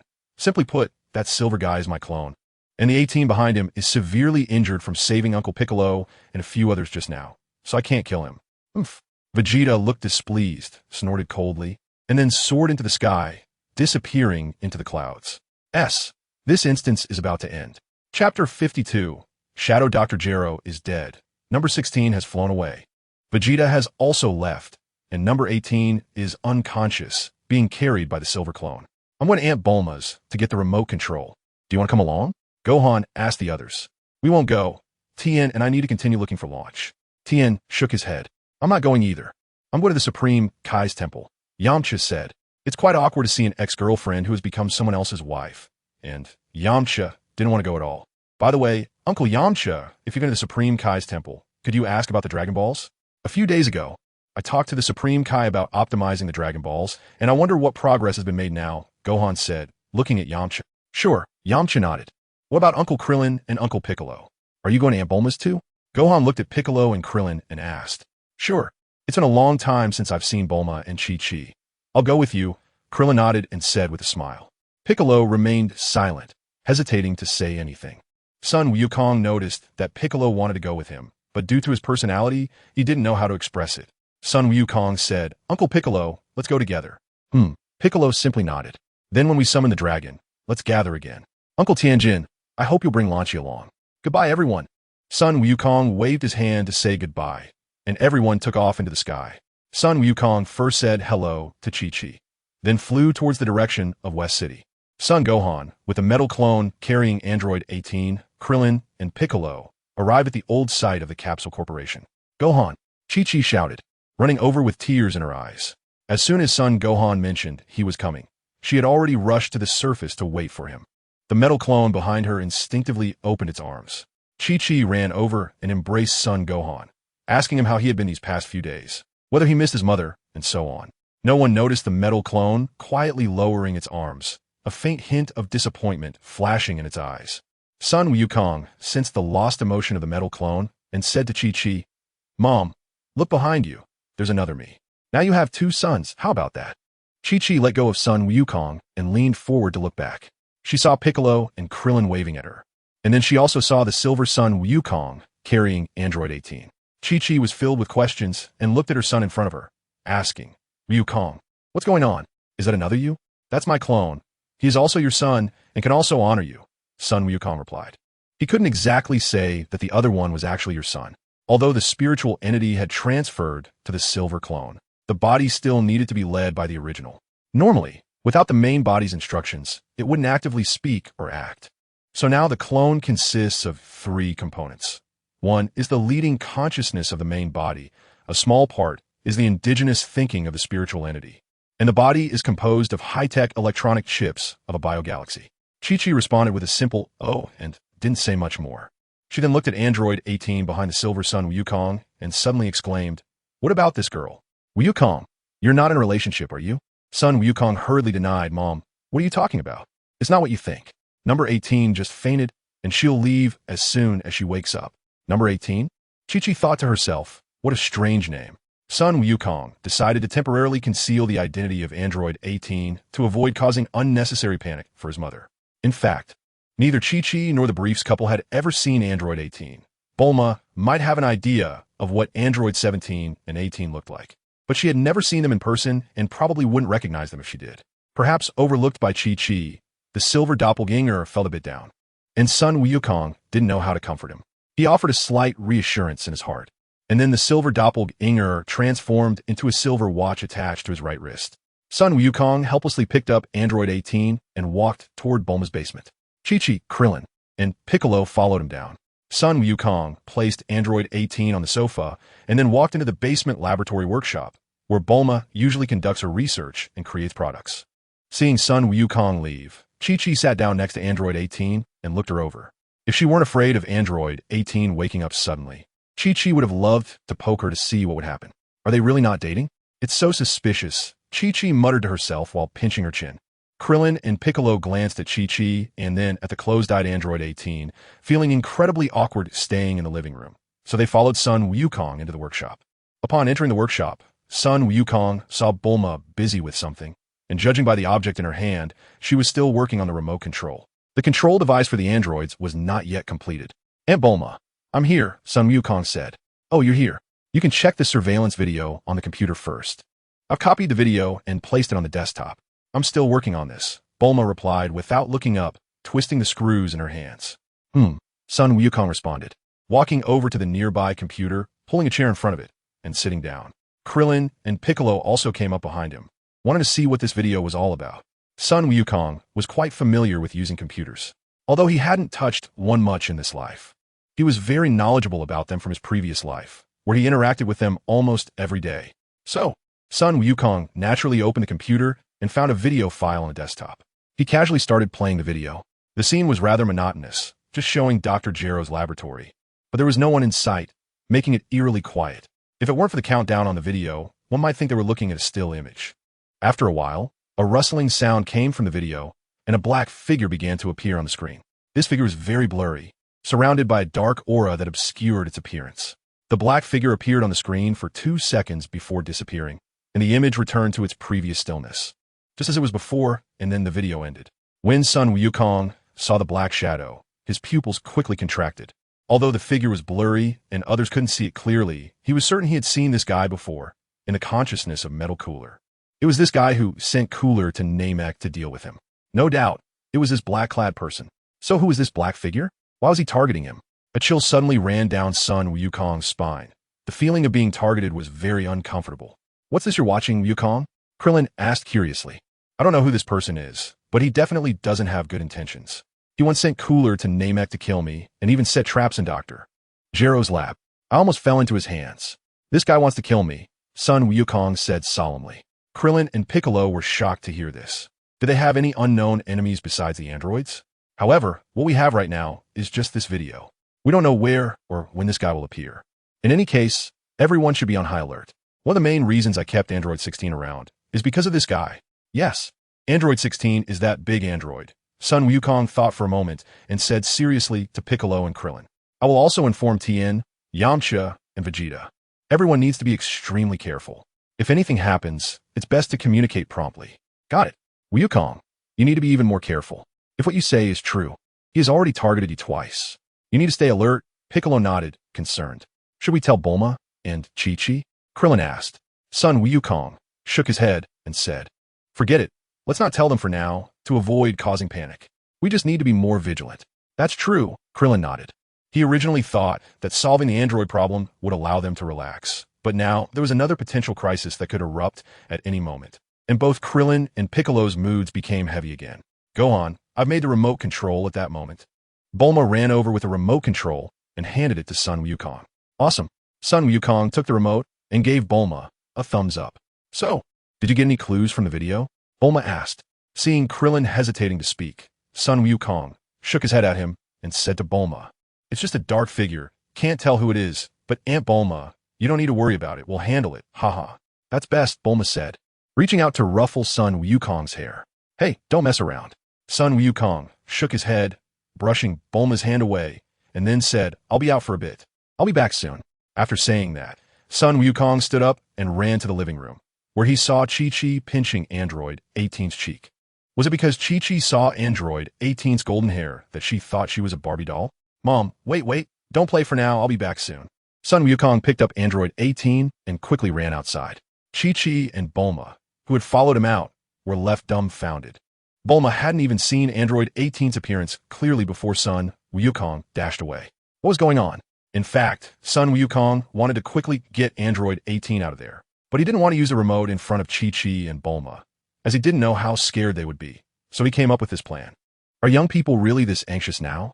Bulma asked Chi-Chi, "Is that girl pretty?" Sun Wukong held Android 18 and flew to a nearby mountain, then gently set her down to lie on the grass. After that, he took out the remote control. To his surprise, the remote only had a single red button, which seemed to indicate it was a foolproof remote, one button to start and one button to stop, he thought. Then, Sun Wukong aimed the remote at Android 18 and pressed the button firmly. It was quiet, and pressing it didn't make any sound. Sun Wukong's guess turned out to be correct. After a short while, Android 18 blinked and gradually opened her eyes, waking up. She then got up and looked around in confusion. Then she saw Sun Wukong standing in front of her. "You." Android 18 was taken aback and struggled to move back a bit. "Don't be nervous. I don't intend to kill you for now," Sun Wukong said, finding it a bit amusing to see Android 18 looking like a startled rabbit. This pitiful appearance was completely unconnected to the fierce and ruthless woman she used to be. "W, what do you want?" Although Sun Wukong said this, Android 18 did not feel reassured and still spoke nervously. "You can go now. I hope you will behave yourself and stop killing people. Otherwise, I will still kill you," Sun Wukong said, turning to leave. However, after thinking for a moment, he turned back and said, "I destroyed this remote control. You're free now." Then Sun Wukong exerted force in his hand, crushing the remote control into pieces instantly. This time, he didn't linger, bursting with energy as he flew towards West City. Android 18 looked at the sky, stunned, and remained in a daze for a long time. Chapter 53. Going home, is it true that Sun Wukong really let me go just like that? Android 18 stared in the direction where Sun Wukong had left. Lost in thought, how could I possibly kill people recklessly again? Hee hee, Android 18 chuckled self-deprecatingly. Then she slowly rose into the air, aimlessly flying towards the sky. After Sun Wukong returned to Bulma's basement, he couldn't help but feel a bit of a headache when he saw the puzzled expressions on Chi-Chi and Bulma's faces. Both of them asked the same question, "Where's that girl? Don't look at me like that. She left on her own after waking up. I don't know anything else," Sun Wukong said, shrugging his shoulders. The two gossiping women couldn't get any answers, so they had to give up helplessly. "What about Vegeta? Why haven't I seen him come back?" Bulma asked. "I don't know. He flew away after the battle. At first, I thought he went home." Sun Wukong shook his head. Hearing this, Bulma didn't say anything more. After all, she married a scion who didn't like coming home. At that moment, Chi-Chi completely understood Bulma's feelings because she also had a man who didn't like coming home. The two women felt a sense of shared sympathy. "Forget him. He'll come back when he's hungry," Bulma said with a carefree attitude. "So what's the plan next, Wukong?" Bulma then asked Sun Wukong. This time, because of Jiro's appearance, many innocent humans died, and the destroyed cities haven't recovered. So I want to see when the Supreme Kai can optimize the Dragon Balls and make a wish as soon as possible. Besides, I used instant transmission to rush back to Earth. My spaceship is still flying in space and won't arrive for at least another week, so I'll just have to wait," Sun Wukong said, finally putting a hand to his forehead. "Everyone else, Wukong, you have some strange moves. We've never seen anything like it. Mom, let's go home." After a moment of silence, Sun Wukong suddenly said, "Can we finally go home?" Upon hearing Wukong say they were going home, Chi-Chi's eyes welled up with tears, almost crying. Unknowingly, The mother and daughter had been away from Bowsy Mountain for too long, and Chi-Chi missed home very much. In the end, Krillin and Piccolo decided to leave, and it was unclear where they were going. Sun Wukong and Chi-Chi left West City and returned to Bowsy Mountain, the place they had lived for so many years. No matter how chaotic and troubled the outside world was, Bowsy Mountain always remained so clean and pure, with fresh air and trees swaying in the wind, making one feel refreshed. The mother and son opened the door to their home and walked in. The dusty scene they had imagined did not appear. Instead, it was incredibly clean and spotless. Sun Wukong had prepared to do a thorough cleaning, but he was surprised to find the house so clean when he opened the door. "Mom, did you come home?" Sun Wukong looked at Chi-Chi in confusion. "No." Chi-Chi shook her head, still looking puzzled. "Strange. Is it possible that a thief came in? And this thief even helped clean our house?" Thinking that there might have been a thief, Sun Wukong hurriedly ran around the house and finally discovered that the vegetable garden in the backyard had new vegetables and potatoes planted. There was a large bag of rice in the kitchen, and a few wild chickens were being raised on the other side. On the living room table, there was also a stack of cash and a gold bar left behind. "Mom, our house was probably used as a hotel during this time. Look, they even left money for us," Sun Wukong said, handing the cash to Chi-Chao. "They left so much money?" Chi-Chi's eyes lit up with surprise upon seeing the money. She didn't need to think about anything else anymore. After all, having money was the best. Looking at Chi-Chi's expression, Sun Wukong felt a bit heartbroken. For so many years, it had been his mother supporting the family alone. Kiki, it must have been really tough. Speaking of money, Sun Wukong remembered that General Kid had promised to give him some money, and he decided to go find General Kid another day to get it back, thinking it would make his mom happier. This person shouldn't have left long ago. "I saw that the wild chickens in the backyard were still lively and hadn't been hungry for too long," Sun Wukong said, then took to the air, searching around for a few miles, but he didn't see any sign of anyone, so he had to fly back. "Wukong, let me cook for you. I'm hungry too," Chi-Chi said happily and then ran into the kitchen. On the way back just now, Chi-Chi had already bought a lot of ingredients. It had been a long time since she cooked at home, and her mood felt different. She had a bit of an impulsive urge to cook. "Okay, Mom, I'll go back to my room to drop off some things and come down to help you in a bit." Sun Wukong shouted toward the kitchen and then walked toward his room. Opening the door and stepping inside, the room was still clean and tidy. Not much different from when he left last time, but he could faintly smell a pleasant aroma, leaving Sun Wukong feeling a bit puzzled. Sun Wukong took out the capsule, pressed the button, and threw on the ground. Then the capsule transformed into a huge backpack. Sun Wukong rummaged through it and found a pile of books and homework that he wanted to put on the desk. The last time he discovered that his backpack was filled with all his books and homework, he was both amused and exasperated, not knowing when Chi-Chi had packed them in. It might have become a strange habit. Every time he went out, Chi-Chi would always fill his bag with endless homework and textbooks. Even that time, when he first went to Namek with Bulma and Krillin, was no exception. Chi-Chi packed a huge amount of homework for him, making him continue to write while on the spaceship.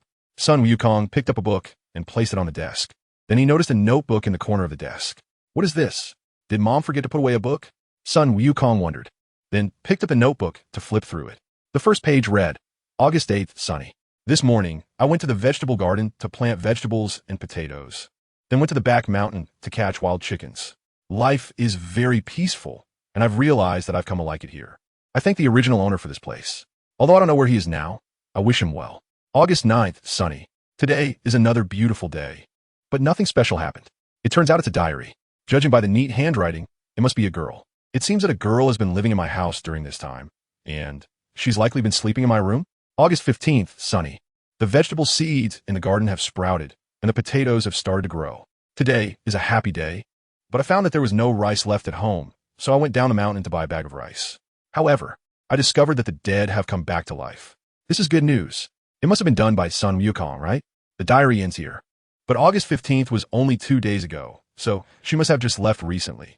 Sun Gohan flipped to the last page of the diary and saw a few lines. "The nightmare is over. I am no longer under the control of the demon. I have found my true self again, but my younger brother died to save me. I am willing to spend the rest of my life atoning for my sins." Could it be such a coincidence? Sun Gohan looked incredulous. Various signs indicated that the girl living in his house was very likely number 18. No, 18 had been staying at his home for the past few days. She even cleaned the house thoroughly and left quite a bit of money behind. So, she left a few days ago because she discovered that the dead had come back to life and the homeowner might return home, which is why she left. Then she just happened to encounter the chaos caused by Dr. Gero, so she quietly followed and saved Uncle Piccolo and the others?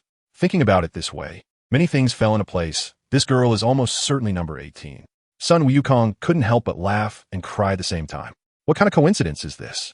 Can such things really happen in the world? This world is indeed too small. Sun Wukong put away his notebook and placed it in the drawer, then stacked all his books and homework on the desk and bookshelf. After changing into casual clothes, he ran out of the room, took some rice and a few leaves of vegetables to feed the wild chickens. Rare moments of leisure felt quite nice. Sun Wukong was in a good mood, and he suddenly felt a slight elevation in his mindset, even experiencing a bit of improvement in his cultivation.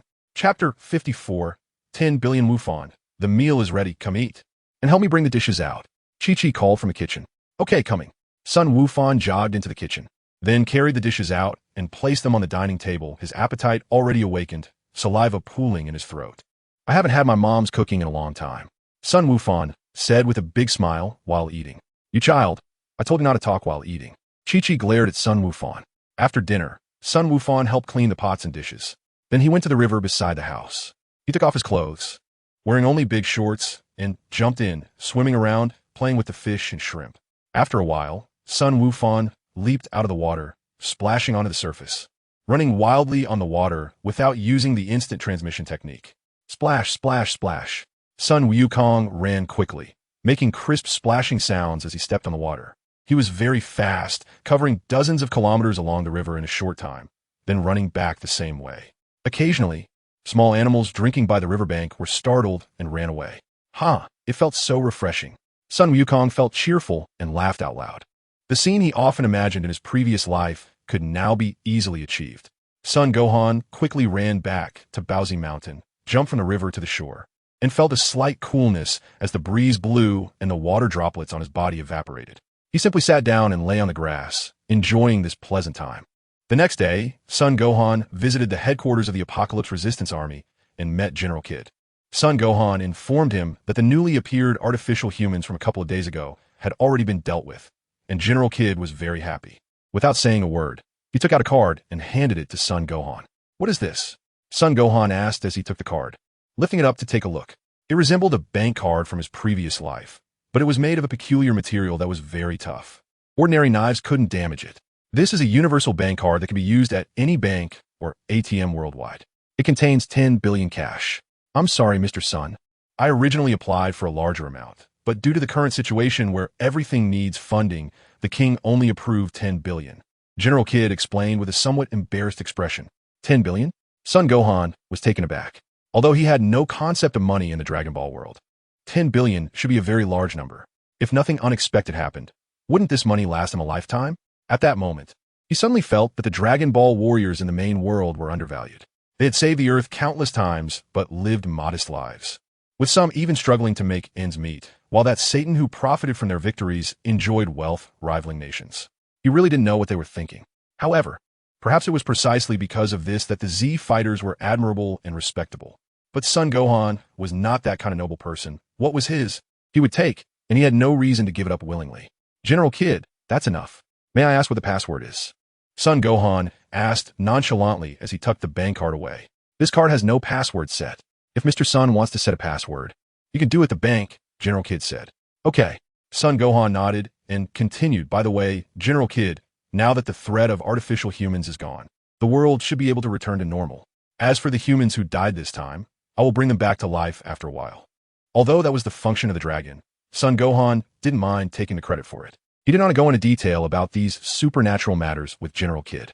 After leaving General Kid, Sun Gohan went to the East capital, casually found a bank, withdrew hundreds of thousands in cash to carry with him, and then opened a new card, transferring 5 billion to it before heading to Satan's martial arts center. At this moment, Satan was training the students of the martial arts center, with Biddy Lee following behind him, throwing punches and kicks, looking quite impressive. Mr. Satan, I'm here to return your money.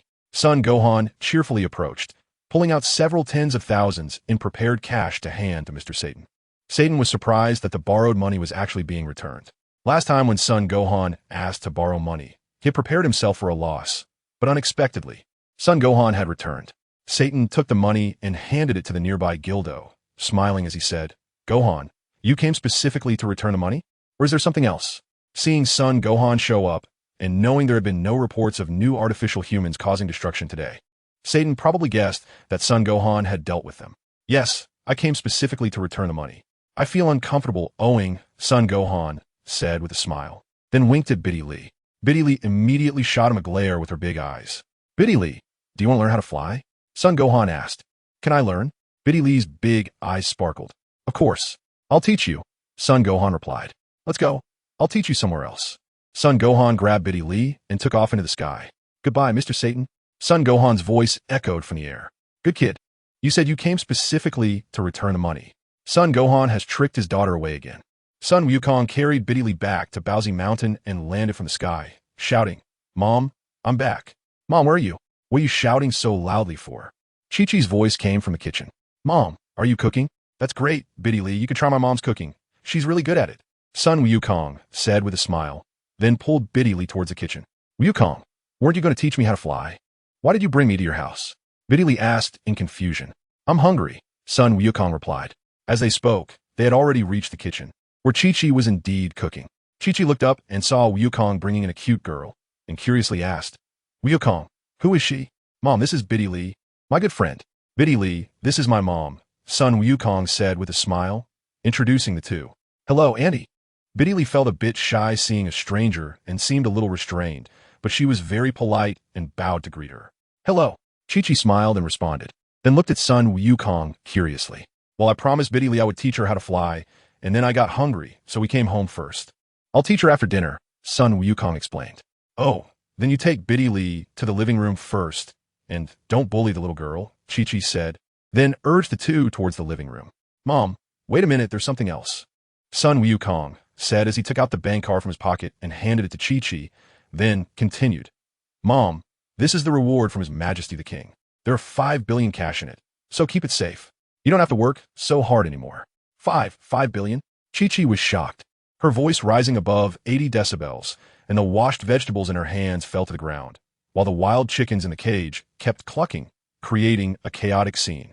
Chapter 55, News about Biddy Lee's mom. Please don't be so excited.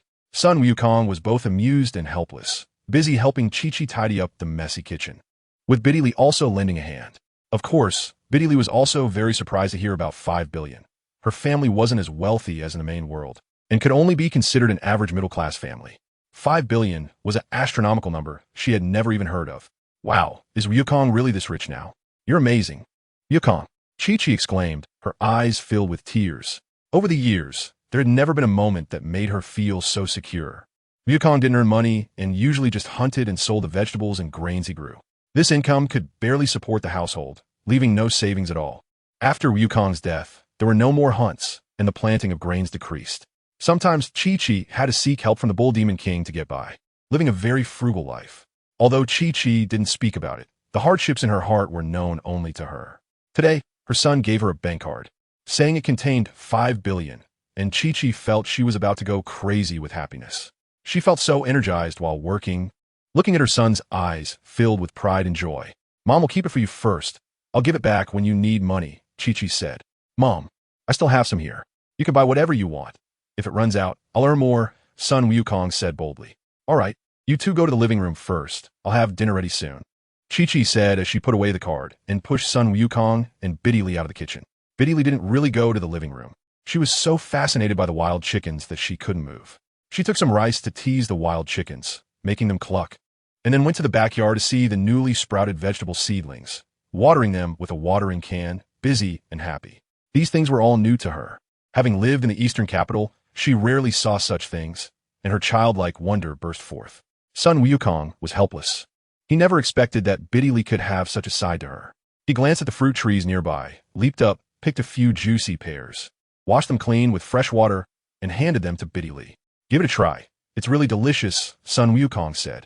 Biddy Lee also washed her hands, took the pears, and started eating.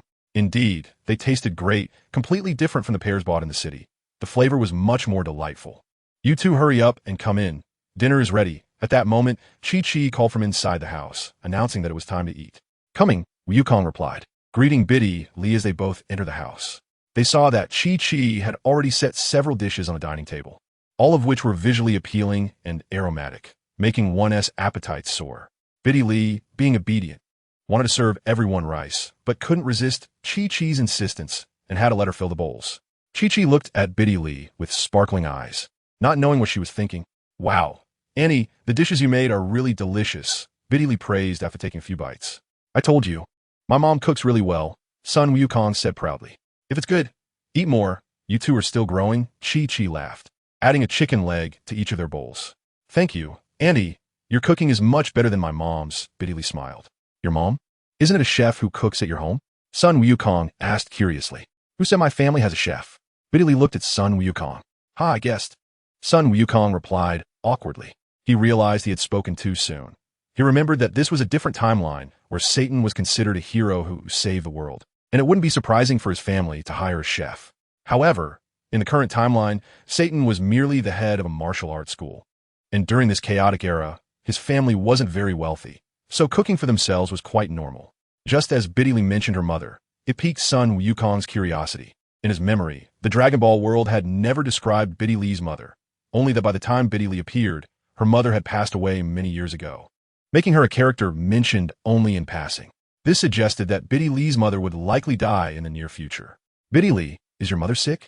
Sun Wukong asked, frowning. There are only 3 possibilities for death, either from illness, accidental death, or being killed, Sun Wukong probed. How do you know my mom is sick?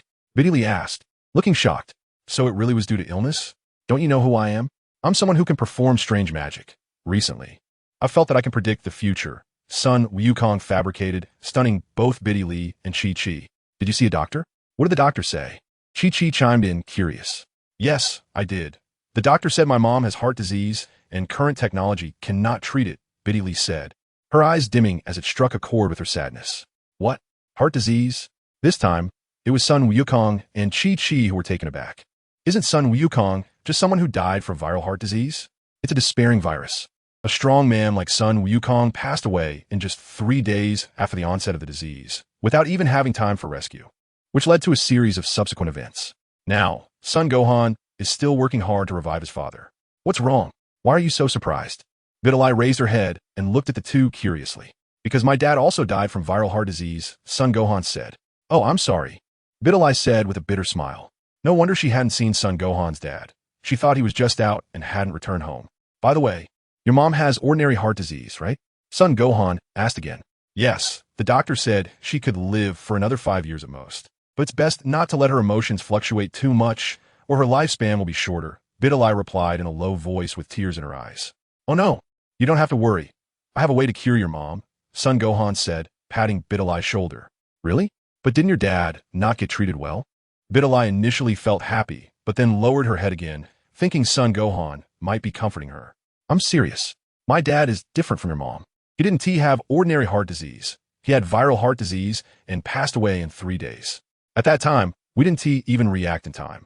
Even so, I'm still looking for a way to revive him. I believe I will find it soon. As for your mom's heart disease, don't worry.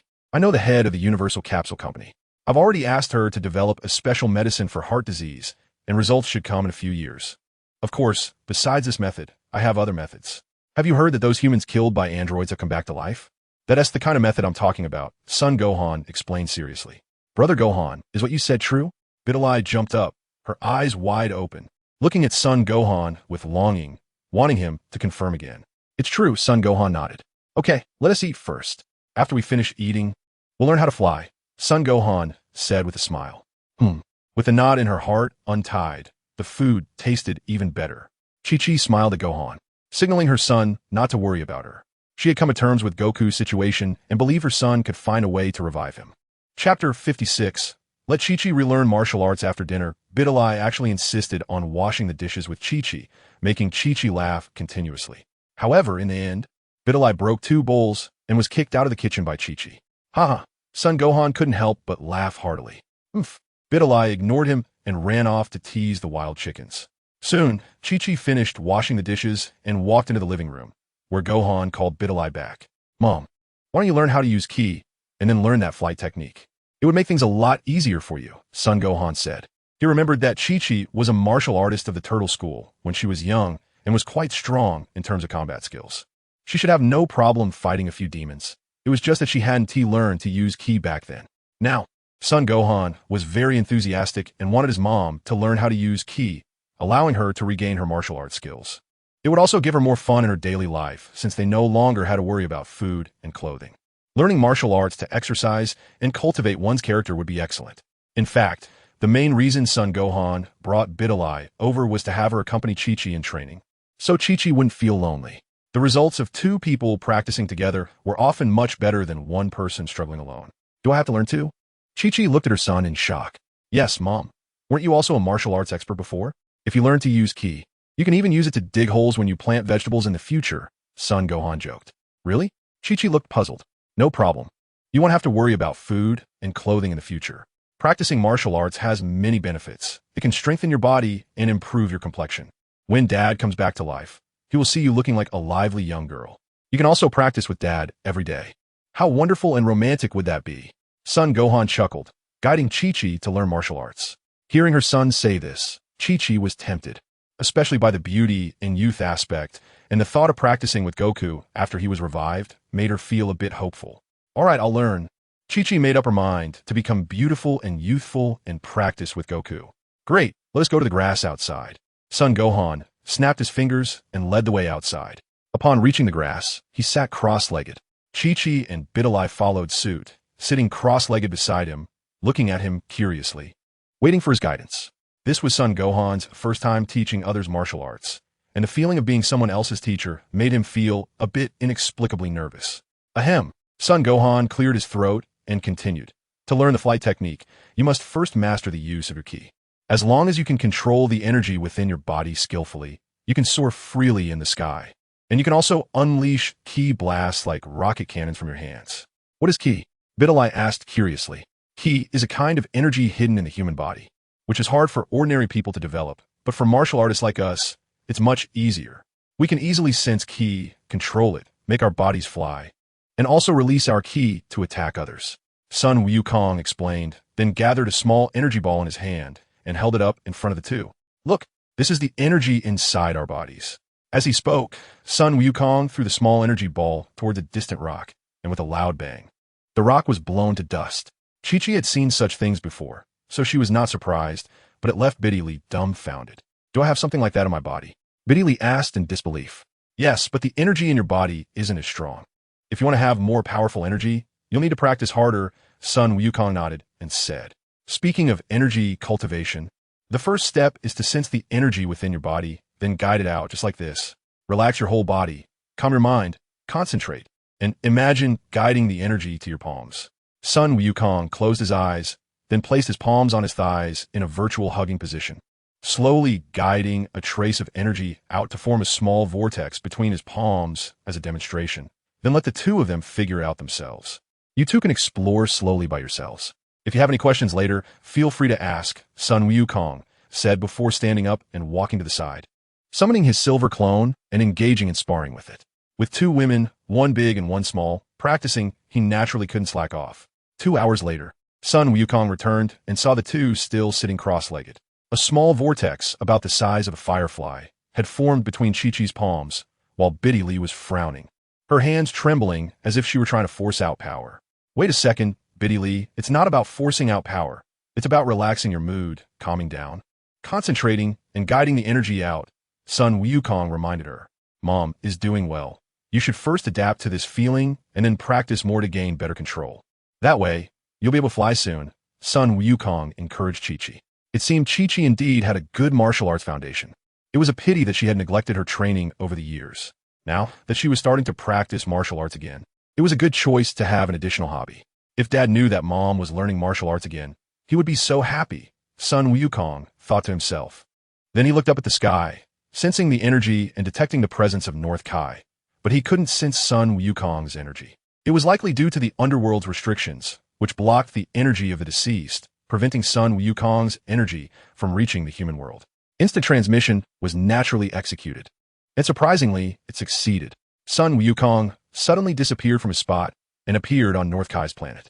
Speaking of which, Sun Wukong's success rate for instant transmission had improved a lot, and he believed that soon he would be able to master it completely. Sun Wukong, who was practicing, immediately sensed his son's energy and ran over. How did you get here? Sun Wukong asked happily, grabbing Wukong's shoulder. Dad, I was trying instant transmission, and then I just poof appeared here, Sun Wukong replied with a smile, feeling very happy to see Sun Wukong. Haha, Wukong, you're amazing, you've grown taller. Sun Wukong gestured to show his son's height, feeling that he had indeed grown. Dad, let me tell you, I'm teaching Mom how to use energy now. I want her to practice martial arts again, so when you come back to life, you two can train together, Sun Wukong said. Huh, isn't Chi-Chi against practicing martial arts? Didn't she always tell you to study and become a scholar in the future? Sun Wukong looked at his son in disbelief. Dad, it's not that I'm criticizing you, but you didn't catch the point before. If you tell Mom that practicing martial arts can help maintain her figure and enhance her beauty, she'll be more enthusiastic than anyone else, Sun Wukong laughed. What? Sun Wukong looked confused, completely not understanding what Wukong was saying. As for her wanting me to be a scholar, she just wants me to earn more money in the future, so I don't always have to fight and risk my life. If we earn more money, we can go home, train ourselves to be unbeatable, and not let her worry, right? Sun Wukong said. But Wukong, I can practice, but I can't make money, Sun Wukong said with a frown. Dad, you just focus on your training, and I'll handle making money, Sun Wukong smiled.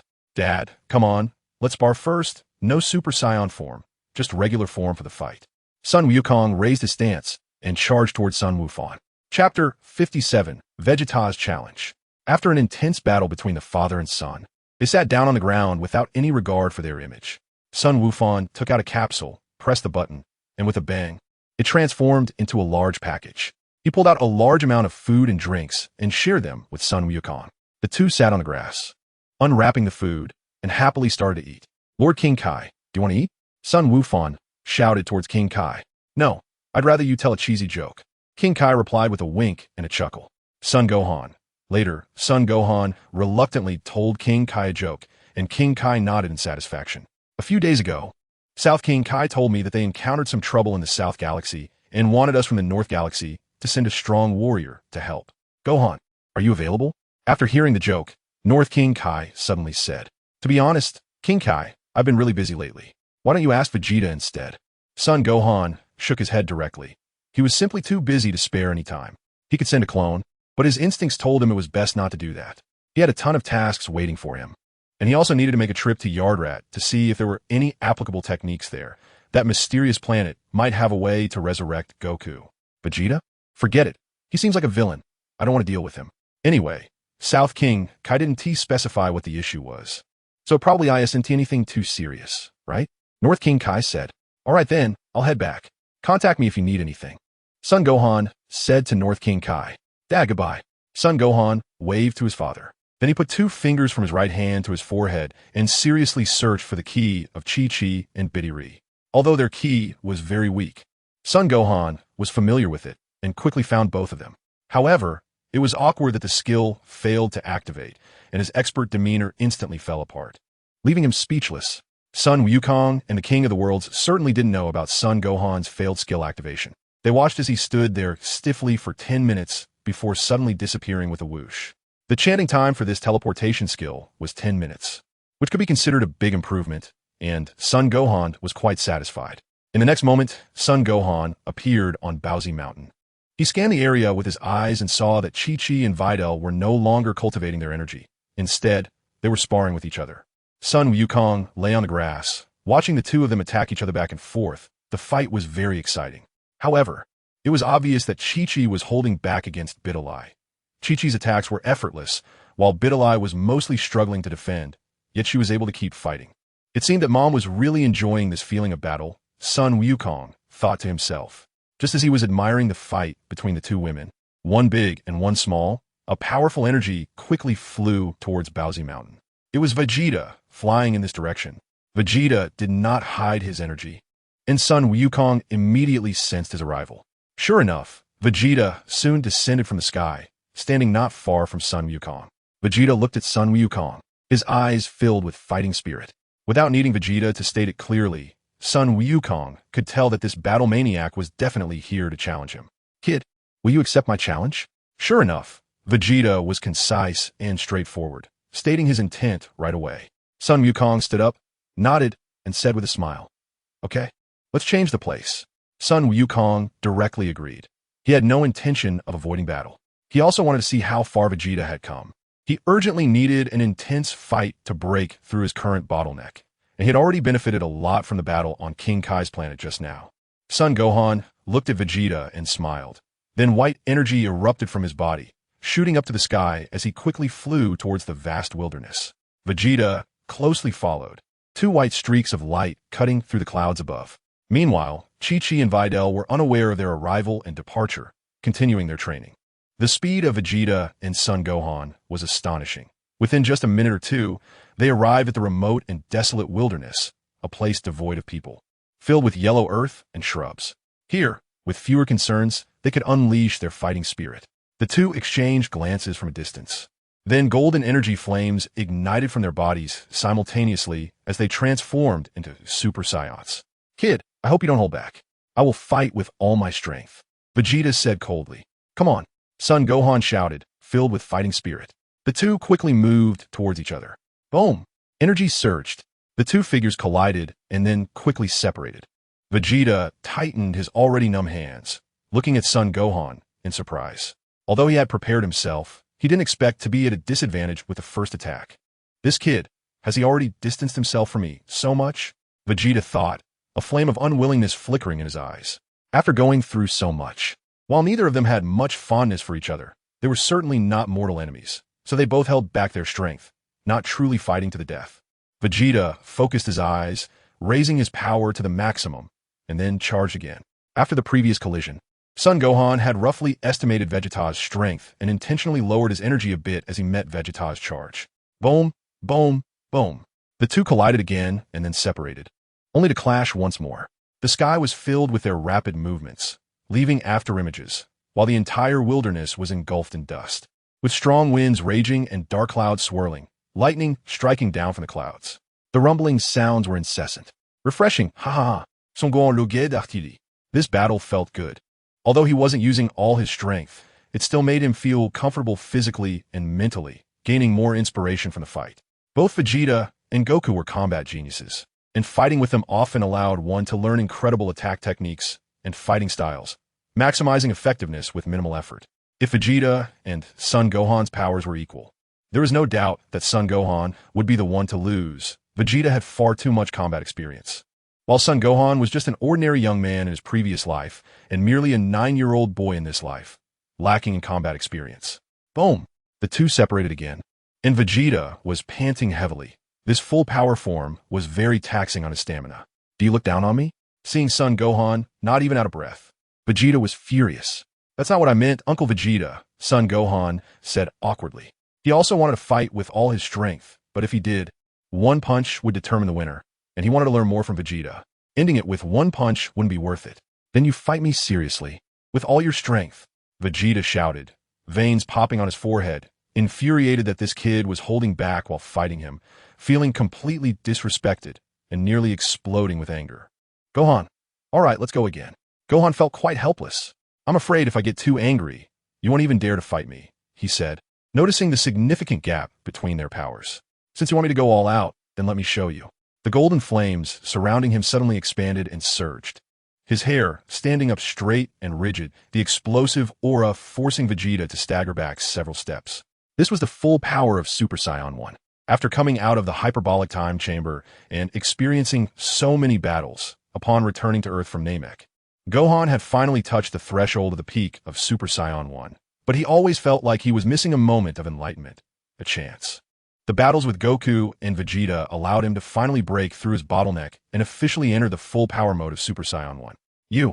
Vegeta exclaimed in shock, his eyes wide as he looked at Gohan in disbelief. The overwhelming aura formed a wall of energy that pressed down on Vegeta, making it hard for him to breathe. He had lost all confidence in continuing the fight. The gap in strength felt like heaven and earth apart, and if he persisted, it would be nothing short of self-humiliation. Vegeta let his hands drop, losing his fighting spirit. Seeing the situation, Gohan knew the battle couldn't continue. So he also dispelled his full power form and maintained his regular Super Saiyan state as he walked towards Vegeta. Uncle Vegeta, let's go into the hyperbolic time chamber one more time. You can do it, Gohan said. Hearing about the hyperbolic time chamber, Vegeta lifted his head, his eyes reigniting with hope. He asked, what form is this? Full power Super Saiyan, Gohan replied without hiding anything. I just officially broke through to this full power form during the recent battle. I have to thank you for that, Uncle Vegeta. Gohan smiled. Just entered this form? All right. Give me 1 day, and I'll go to the hyperbolic time chamber again. I'll come find you after I get out, Vegeta said decisively. And without waiting for Gohan to respond, he shot into the sky towards the sacred world of the Kai. Son Gohan. Is it true that pure-blooded Saiyans are so battle-hungry? He himself doesn't have that constant desire to fight at all. Son Gohan smiled wryly. Chapter 58. The Dragon Balls are activated.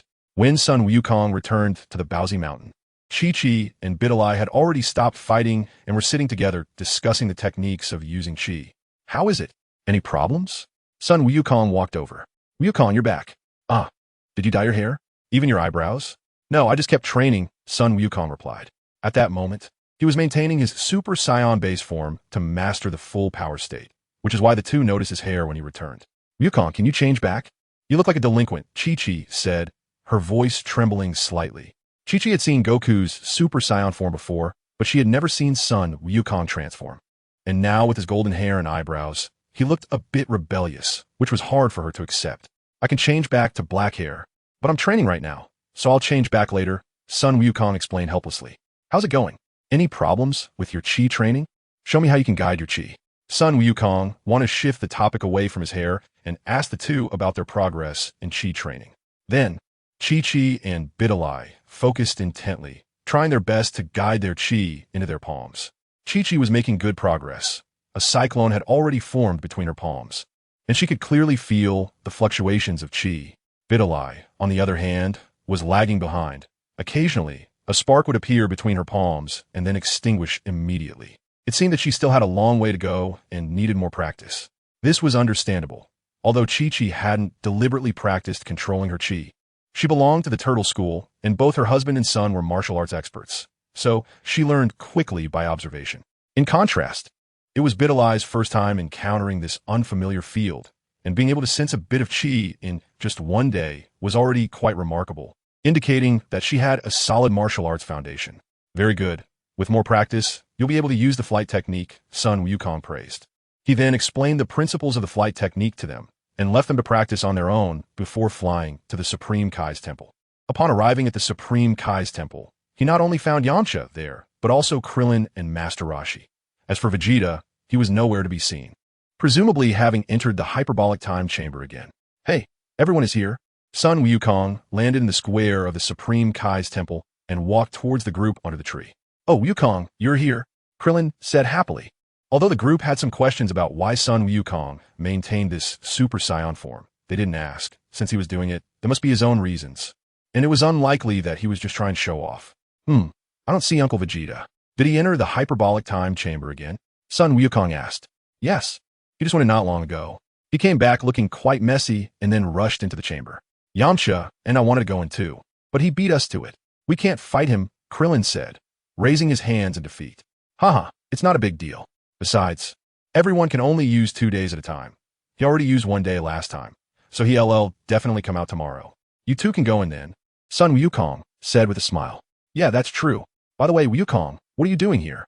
Do you want to enter the hyperbolic time chamber too? If you want to go in, you can go first tomorrow, Krillin said. Yeah, we're not in a hurry, Yamcha chimed in. Sun Wukong waved his hand and smiled, saying, No, I just wanted to come and check on the Dragon Balls. I wonder if Lord Kami has optimized them. Oh, I see. They're inside.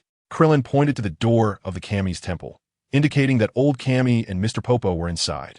Just as Sun Wukong was about to step into the main hall of the Kami's temple, he saw Kami and Mr. Popo coming out, with Mr. Popo holding a model of the Shenron in his arms, which looked a bit like the kind of figurine you could buy for a few dozen bucks on the market. Very plastic in feel. Is this the optimized Shenron? Sun Wukong wondered. Lord Kami, Mr. Popo, Sun Wukong smiled at the two, greeting them. Wukong, you're here too. Perfect timing. The Dragon Balls have been optimized. I will reactivate them now, and then they can be used, Old Kami said with a smile. Old Kami signaled for Mr. Popo to place the Shenron model on the square. Then he covered the model with his hands and began to chant a long string of incomprehensible Namekian words. Then, everyone saw Kami's hands start to emit a golden aura, slowly enveloping his entire body in golden light, which then transformed into golden electric snakes that spread out and coiled around the Shenron model. As old Kami continued to chant, the The Shinran model erupted in a dazzling white light, transforming into a thick golden beam that soared upward. The beam broke through a cloud and exploded into 7 bolts of electric light that scattered in all directions. The 7 golden lights dove down, hitting the surface of the earth, some plunging into the ocean, some into the desert, some into the great forest, and some into the metropolis. As the light faded, the 7 bolts transformed into 7 bright orange orbs, reflecting an enticing sheen, filled with magic that made anyone want to treasure them at first sight. The Dragon Balls have been successfully activated. In the Kami's temple, the Shinran model completely disappeared, and everyone came back to their senses. Kami, how many wishes can the Dragon Balls fulfill now? Can they resurrect humans who have died twice? Sun Wukong asked. They can now grant 2 wishes, and yes, they can repeatedly resurrect humans who have died twice. Kami nodded. Can they resurrect many people at once? Krillin asked. He remembered that the old Namekian Shinran could only resurrect 1 person at a time, so he hoped that even with an additional wish, they wouldn't be limited to just 1 resurrection. Haha, don't worry. The Dragon Balls were already set up when they were activated. They can now grant 2 wishes, allow for multiple resurrections, and can even resurrect without needing to retain a physical body. Kami smiled. Wow, that's amazing. The group cheered. Then I'll go find Aunt Bulma to get the dragon radar, Sun Wukong said, waving to everyone, then leaped off the Kami's temple and flew towards West City. Wukong is still so eager, Master Roshi muttered. Soon, Sun Wukong arrived at Bulma's house. Aunt Bulma, the Dragon Balls have been reactivated by Kami. I came to get the dragon radar from you. I'm going to collect the Dragon Balls, and then everyone can make their wishes, Sun Wukong said. Hearing his words, Bulma returned to her workshop and took out the dragon radar. Here you go, Wukong. Bulma handed the radar to Sun Wukong, then thought for a moment and said, Wukong, you said the Dragon Balls have been reactivated and scattered across the earth, right? What about these few stone balls? Bulma pointed to the corner where 7 fist-sized stone balls lay quietly, covered in a thick layer of dust. These stone balls are the old Dragon Balls. They should be useless now. We could just throw them away. Chapter 59. Lan Shi when Sun Wukong left. He casually took these stones with him and tossed the 7 stone balls into a pile of rubble. Then he took out the dragon radar and began searching for the Dragon Balls. The nearest one was very close, only a few hundred kilometers away. Sun Wukong muttered to himself and then flew off. A little while later, he appeared above a vast ocean, and the radar indicated that the location was right beneath the sea. Sun Wukong jumped into the water with a splash. 10 minutes later, he emerged from the water, with seaweed on his head, holding a Dragon Ball that shimmered with 4 small stars, which was the 4-star ball. After putting the Dragon Ball into his bag, Sun Wukong skillfully used his energy to evaporate the water from his clothes, then checked the dragon radar again and flew towards the next target. In the southern part of the Dragon Ball world, in South City, because every world martial arts tournament was held on Papaya Island in South City, it was once one of the most prosperous cities besides West City. However, after an attack by the androids, the entire South City turned into a wasteland filled with drifting blue smoke. All the buildings were damaged, but due to the Dragon Balls, everyone who had died came back to life. People quickly established a new civilization near the ruins, and houses were rapidly rebuilt like mushrooms after rain. They bought new cranes, motorcycles, various tools, and materials from nearby cities to reconstruct their homes. If they knew that soon, their destroyed cities and homes would be restored by the Eternal Dragon, they wouldn't know what to feel. At this moment, on a newly opened road near South City, a blonde beauty whizzed by on her motorcycle, followed by 5 men on similar bikes chasing her furiously. The blonde girl, excited, provocatively shouted at the 5 men chasing her, "Come on, cowards, come and chase me, haha." After taunting them, she laughed maniacally. The 5 men on motorcycles were furious and shouted back, "You little brat, give us back that orange ball, or you'll regret it." The blonde girl ignored their threats, driving her motorcycle with one hand while pulling out an orange glass-like ball from her ample chest with the other, waving it behind her, and continued to taunt, "Cowards, if you can catch me, try to snatch it from me. Dream on." "Wow, boss, this girl is really tough. Maybe we should stop chasing her," said one of the shorter men. "No way, this is infuriating. We have to catch her and tie her up." The big man in front yelled angrily. The big man wore a thick gold chain around his neck and black sunglasses, looking like a thug. But today, this thug felt like someone had just shat on him. Just a few hours earlier, he had found a beautiful ball in the ruins of South City, which seemed to have magical powers, making him reluctant to part with it. He could tell it was a valuable treasure that would sell for a good price. Who would have thought that the blonde woman would come roaring in on her motorcycle and snatch his treasure away before he could even warm it up? He had always been the one to rob others, and now he was robbed by a woman? This was intolerable. The worst part was that she was still taunting him while running away, which he couldn't stand. I say, with your looks, can't you act like a decent person? The big man complained furiously. Haha, come on, come on. The girl revved her motorcycle to the max and turned around, entering full-on taunting mode. Boss, I can't stand this crazy woman anymore. One of the men yelled. Damn it, step on the gas. Catch up to her. I don't believe this stinky girl. The others were enraged, their eyes turning red. Still trying to snatch the Dragon Ball from me, you cowards. The blonde girl laughed heartily, then single-handedly drove her motorcycle, stuffed the Dragon Ball into her bag, and surprisingly pulled out a submachine gun, swinging it with one hand as her motorcycle made a dramatic turn, aiming directly at the 5 men. At the same time, the gun in her hand spat out fire, and she unleashed a barrage of bullets at the men. Damn it. Boss, run. She has a gun. The 5 men immediately turned their bikes around, flooring the gas pedal and fleeing desperately. Let us see if you dare to chase me. The blonde girl shouted, firing her submachine gun as she chased after the men. In just a few minutes, the roles were reversed, catching them off guard. At that moment, a gust of wind blew, sweeping the girl's golden hair down to her nose. Achoo! The girl sneezed as her hair tickled her nose. In an instant, her golden hair changed rapidly, transforming into deep blue wavy locks. Oh no, what am I doing? She exclaimed, shocked at herself. One hand on the motorcycle and the other holding the submachine gun. Startled by her own reflection, she quickly stowed the gun away and sped off on her motorcycle. Be boss. That woman ran away, one of the subordinates said, still in shock. Forget her, let us go. We can't mess with her. The man in sunglasses sighed in relief when he saw the girl escape. Where did that crazy woman come from? I've never seen her in South City before. Lan Chi, haha, I can't believe she is here. In the sky, Sun Wukong, who had watched the whole scene, couldn't help but burst into laughter.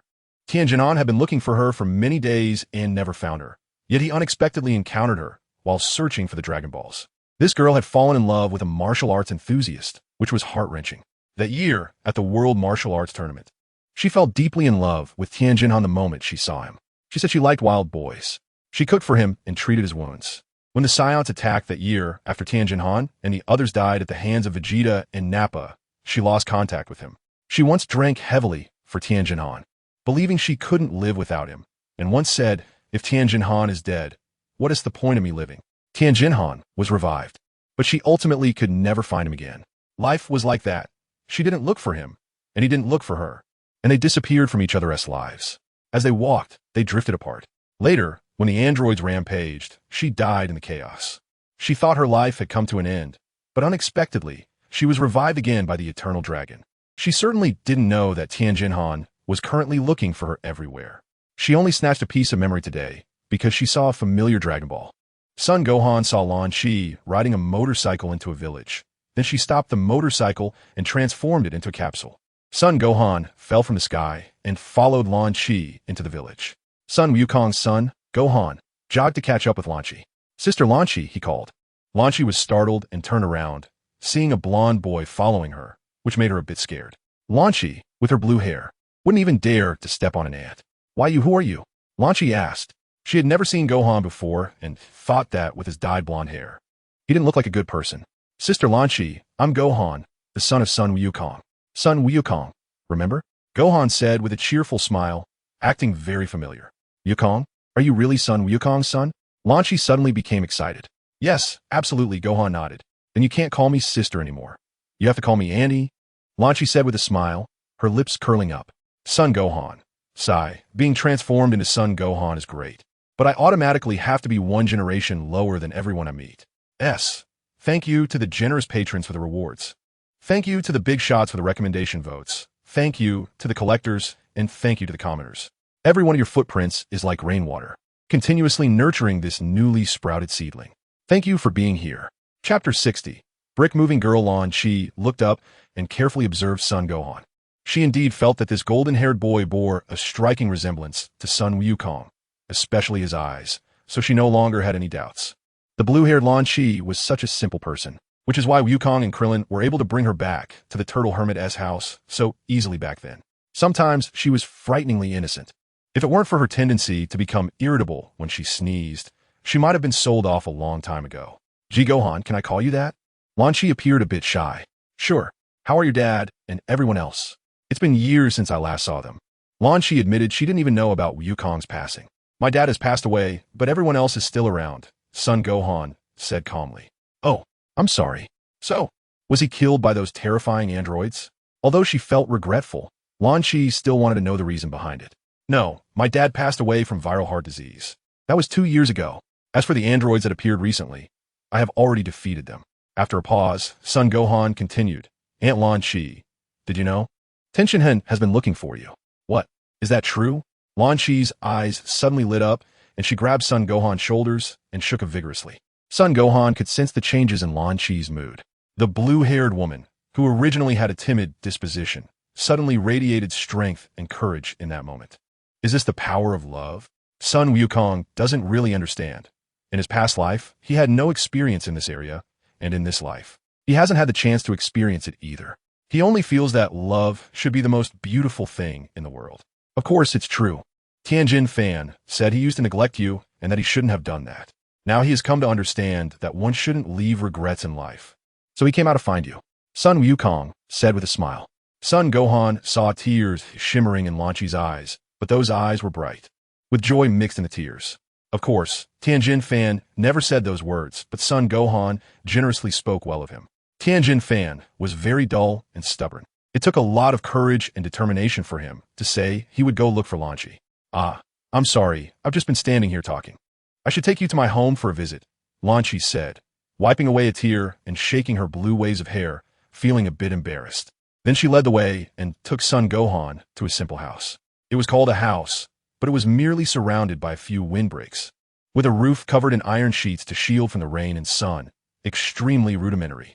This wooden and iron sheet house was just a temporary shelter for some villagers, who were building new houses nearby on the plains.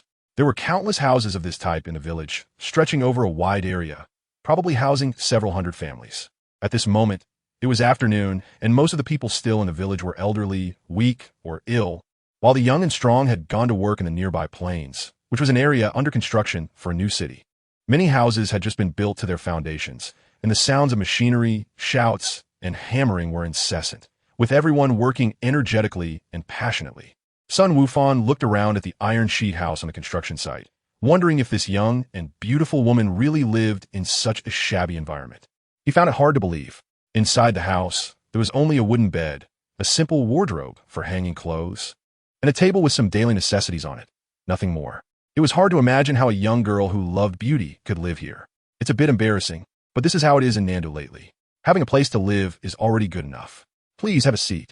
Lan Shi smiled awkwardly and pulled over a wooden stool, gesturing for Wufan to sit down while she sat on the bed. That's true. Life was even harder during the time of the androids. Isn't it unsafe for you to live here alone? Sun Wufan asked. It's fine. Many people know that when I sneeze, I turn into a fierce-looking person. They're wary of me and don't dare to do anything. Lan Shi replied with a smile. Seeing the strange look on Sun Wufan's face, Lan Shi continued. Don't be fooled by my appearance. This is actually quite good. A young girl came to the village these days, and she works even harder than I do. I see her carrying bricks at the construction site every day, and her strength is really impressive, frighteningly so. Carrying bricks? If I heard correctly, you mean a young girl goes to the construction site every day to carry bricks? What kind of situation is this? Sun Wufan thought. Aunt Lan Shi, actually, I met you because I'm collecting Dragon Balls. I want to gather them to restore the cities that have been destroyed, Sun Wufan said. Oh, I see. Then take it, Lan Shi said, taking out a one-star Dragon Ball from her bag and handing it to Sun Wufan. He thanked her and accepted it without hesitation. Lan Ki, why don't you come with me? I'll take you to find Tianjin Han. You shouldn't stay in a place like this anymore, Sun Wufan suggested after thinking for a moment. There shouldn't be anything to miss in this environment, right? If Lan Shi agrees, he wants to take her away from his place. Is that okay? Wouldn't it be too much trouble for you? Lan Shi asked with surprise in her eyes, but she was still a bit nervous, as her blue-haired character was like that. No problem at all. It's not a bother, Sun Wufan smiled. Then just gather a few things, and we'll leave here soon, he added. Mama Lan Ki not that? She stood up, wanting to pack her things, but she didn't know where to start. And the key issue was that she didn't have a bag to put her things in. Sun Wufan noticed her predicament and took out a capsule from his silver watch, handing it to Lan Shi and saying, use this capsule. It's a large package and it's empty inside, so you can put everything here into it. Thank you. Lan Shi took the capsule, pressed the button, and it transformed into the shape of a large package. She then started putting in clothes one by one, and finally stuffed in all the daily necessities without leaving anything behind. Soon, the house was left with only an empty table and an empty bed. Lan Shi pressed the button again, turning the package back into a capsule and stored away, looking at Wu Fan and saying, "All done. Great, then let's leave here," Sun Wukong said with a smile, then opened the door and stepped outside. "Where are we going now?" Lan Shi asked as she followed Wu Fan outside. "I'll take you to Baozi Mountain first, then I'll notify Tianjin Fan to meet us there," Sun Wukong said after thinking for a moment. It was already close to evening, and he still needed to send Biddy Li back to Dongdu. So he decided to take Lan Shi back to Baozi Mountain first, and then notify Tianjin Fan to come there. As for himself, he would send Biddy Li back to Dongdu after arriving at Baozi Mountain, and then hurry back. "How are we going to get there? Did you bring a jet plane?" Lan Shi asked curiously. She had been separated from everyone for too long and was completely unaware of the current situation, not even knowing that Sun Wukong could fly at will. "Come on, I'll carry you. We can fly there," Sun Wukong said, picking up Lan Shi without caring about the strange looks from passersby, and directly took off into the sky. There was nothing to hide. Sun Wukong didn't mind exposing his unusual abilities. Let the passersby be shocked. He didn't want to pay attention to them. Would he really go out of his way to fly in the suburbs just to avoid being seen? That was impossible. The opinions of these ordinary people meant nothing to him. So this flying technique isn't just used during battles? Isn't it a bit wasteful to use it for traveling? Lan Shi asked in astonishment. In her memory, Tianjin Fan only used this marvelous flying technique during battles and rarely used it otherwise. So she thought it would consume a lot of energy. In fact, Lan Shi wasn't wrong. Flying did consume quite a bit of energy.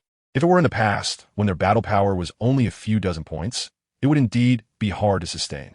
However, for all the warriors now, the energy consumed by flying was just a drop in the ocean. Everyone had become stronger, making it incomparable to before. "This is nothing," Sun Wukong said with a nonchalant smile.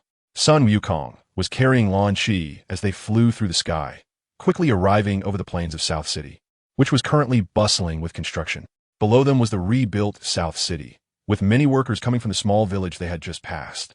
Lan Shi looked down and explained to Sun Wukong, "Well, they really don't need to rebuild the houses.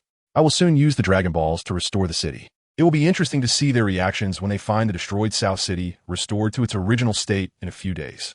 Sun Wukong laughed. "Hey, who is that? I think I see someone familiar," Sun Wukong suddenly exclaimed in surprise, then stopped and descended towards the ground. Hovering above the construction site, Sun Wukong paused, allowing him to clearly see the ground. The workers were diligently laboring, so no one had the time to look up, and thus no one noticed the two figures standing above them. "Wukong, that's the girl I mentioned earlier. She just arrived here a few days ago," Lan Shi said, pointing below. There was a blonde girl moving red bricks with great care, lifting several hundred bricks at a time, eliciting gasps and surprised exclamations from those around her. "How about that? She's really strong, right?" "Surprised?" Lan Shi said. "I am surprised, but I'm surprised that she's here moving bricks," Sun Wukong said with a wry smile. If his eyesight was fine, there was no doubt that the girl working on the construction site was Android 18. Why would such a stunning girl be doing this?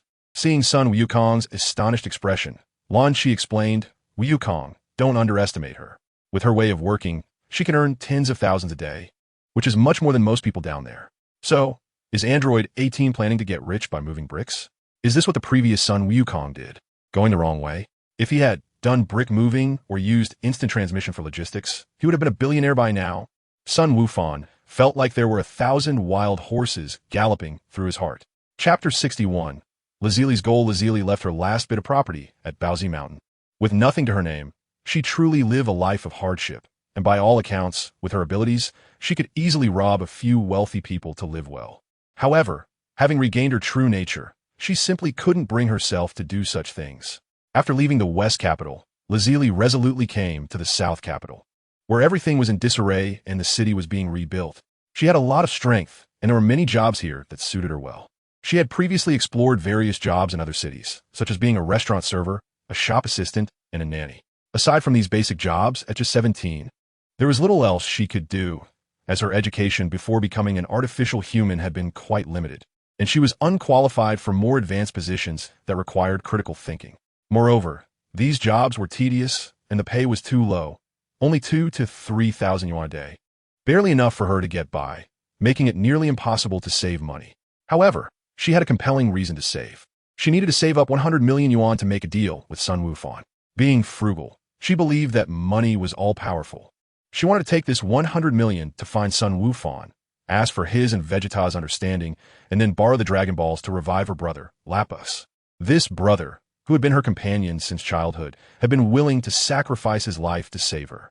Although she didn't know if this deal could be made, she felt it was worth a try. Moving bricks suited her well. She was incredibly strong and could carry a large quantity at once, even faster than the best machines.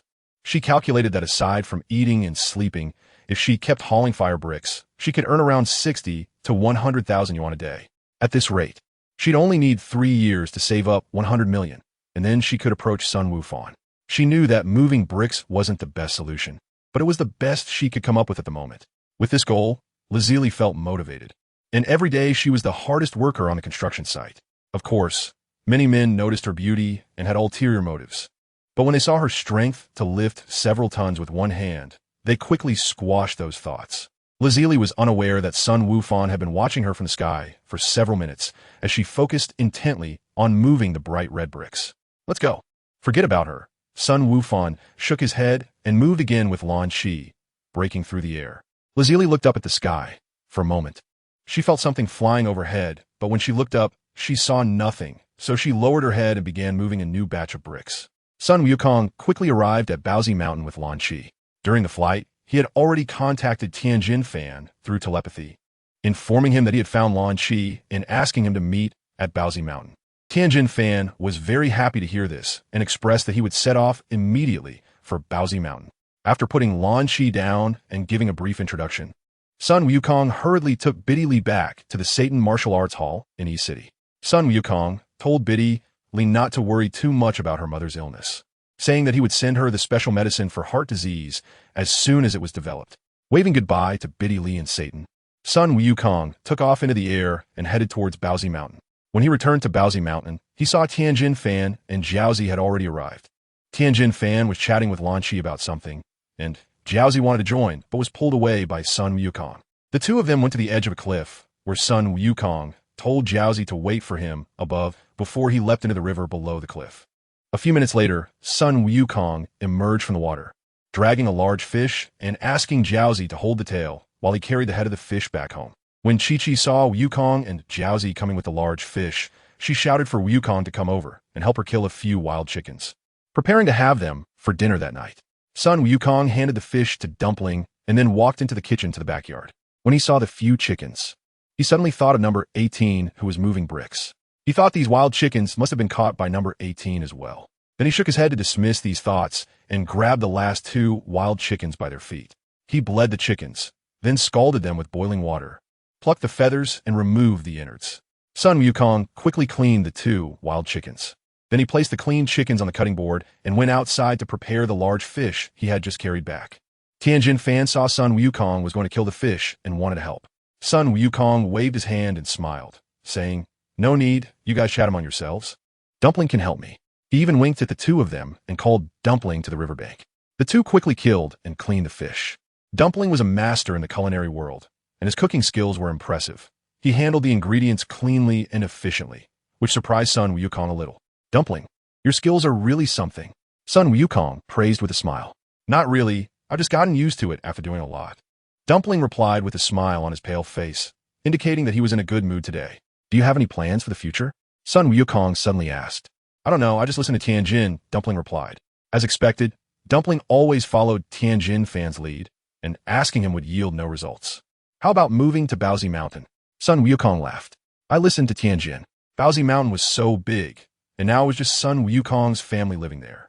Sun Wukong thought about inviting Tianjin Fan and the others to move to Baozi Mountain to be neighbors, so it wouldn't feel lonely.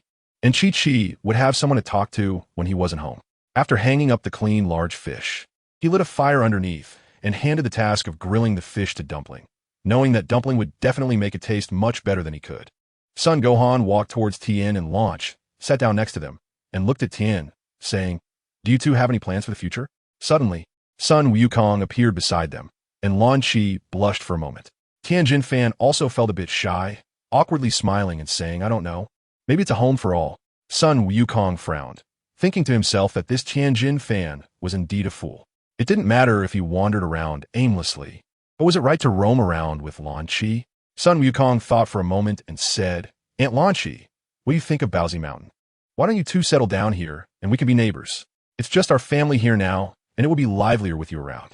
Lan Qi's eyes lit up as she looked at Tianjin Fan with hopeful eyes. Tianjin Fan was a bit slow, but not foolish. He glanced at Lan Qi, nodded, and agreed. As they talked, the sky completely darkened. At this time, the meal was ready, and the group gathered in a circle under the soft yellow light of the backup power supply to enjoy dinner, with a huge roasted fish taking up most of the table, making for a hearty meal. Looking at his friends and family gathered around, Sun Wukong felt truly happy. It had been a long time since Baozi Mountain was this lively. After dinner, they discussed Tianjin Fan and the others moving to Baozi Mountain again. Chi-Chi, being the most familiar with Baozi Mountain, immediately recommended a suitable area for living. Tianjin Fan's dull personality came with a stubbornness and quick execution. Once he decided on something, he would act on it as quickly as possible. He decided to start preparing to buy materials and hire workers the next day.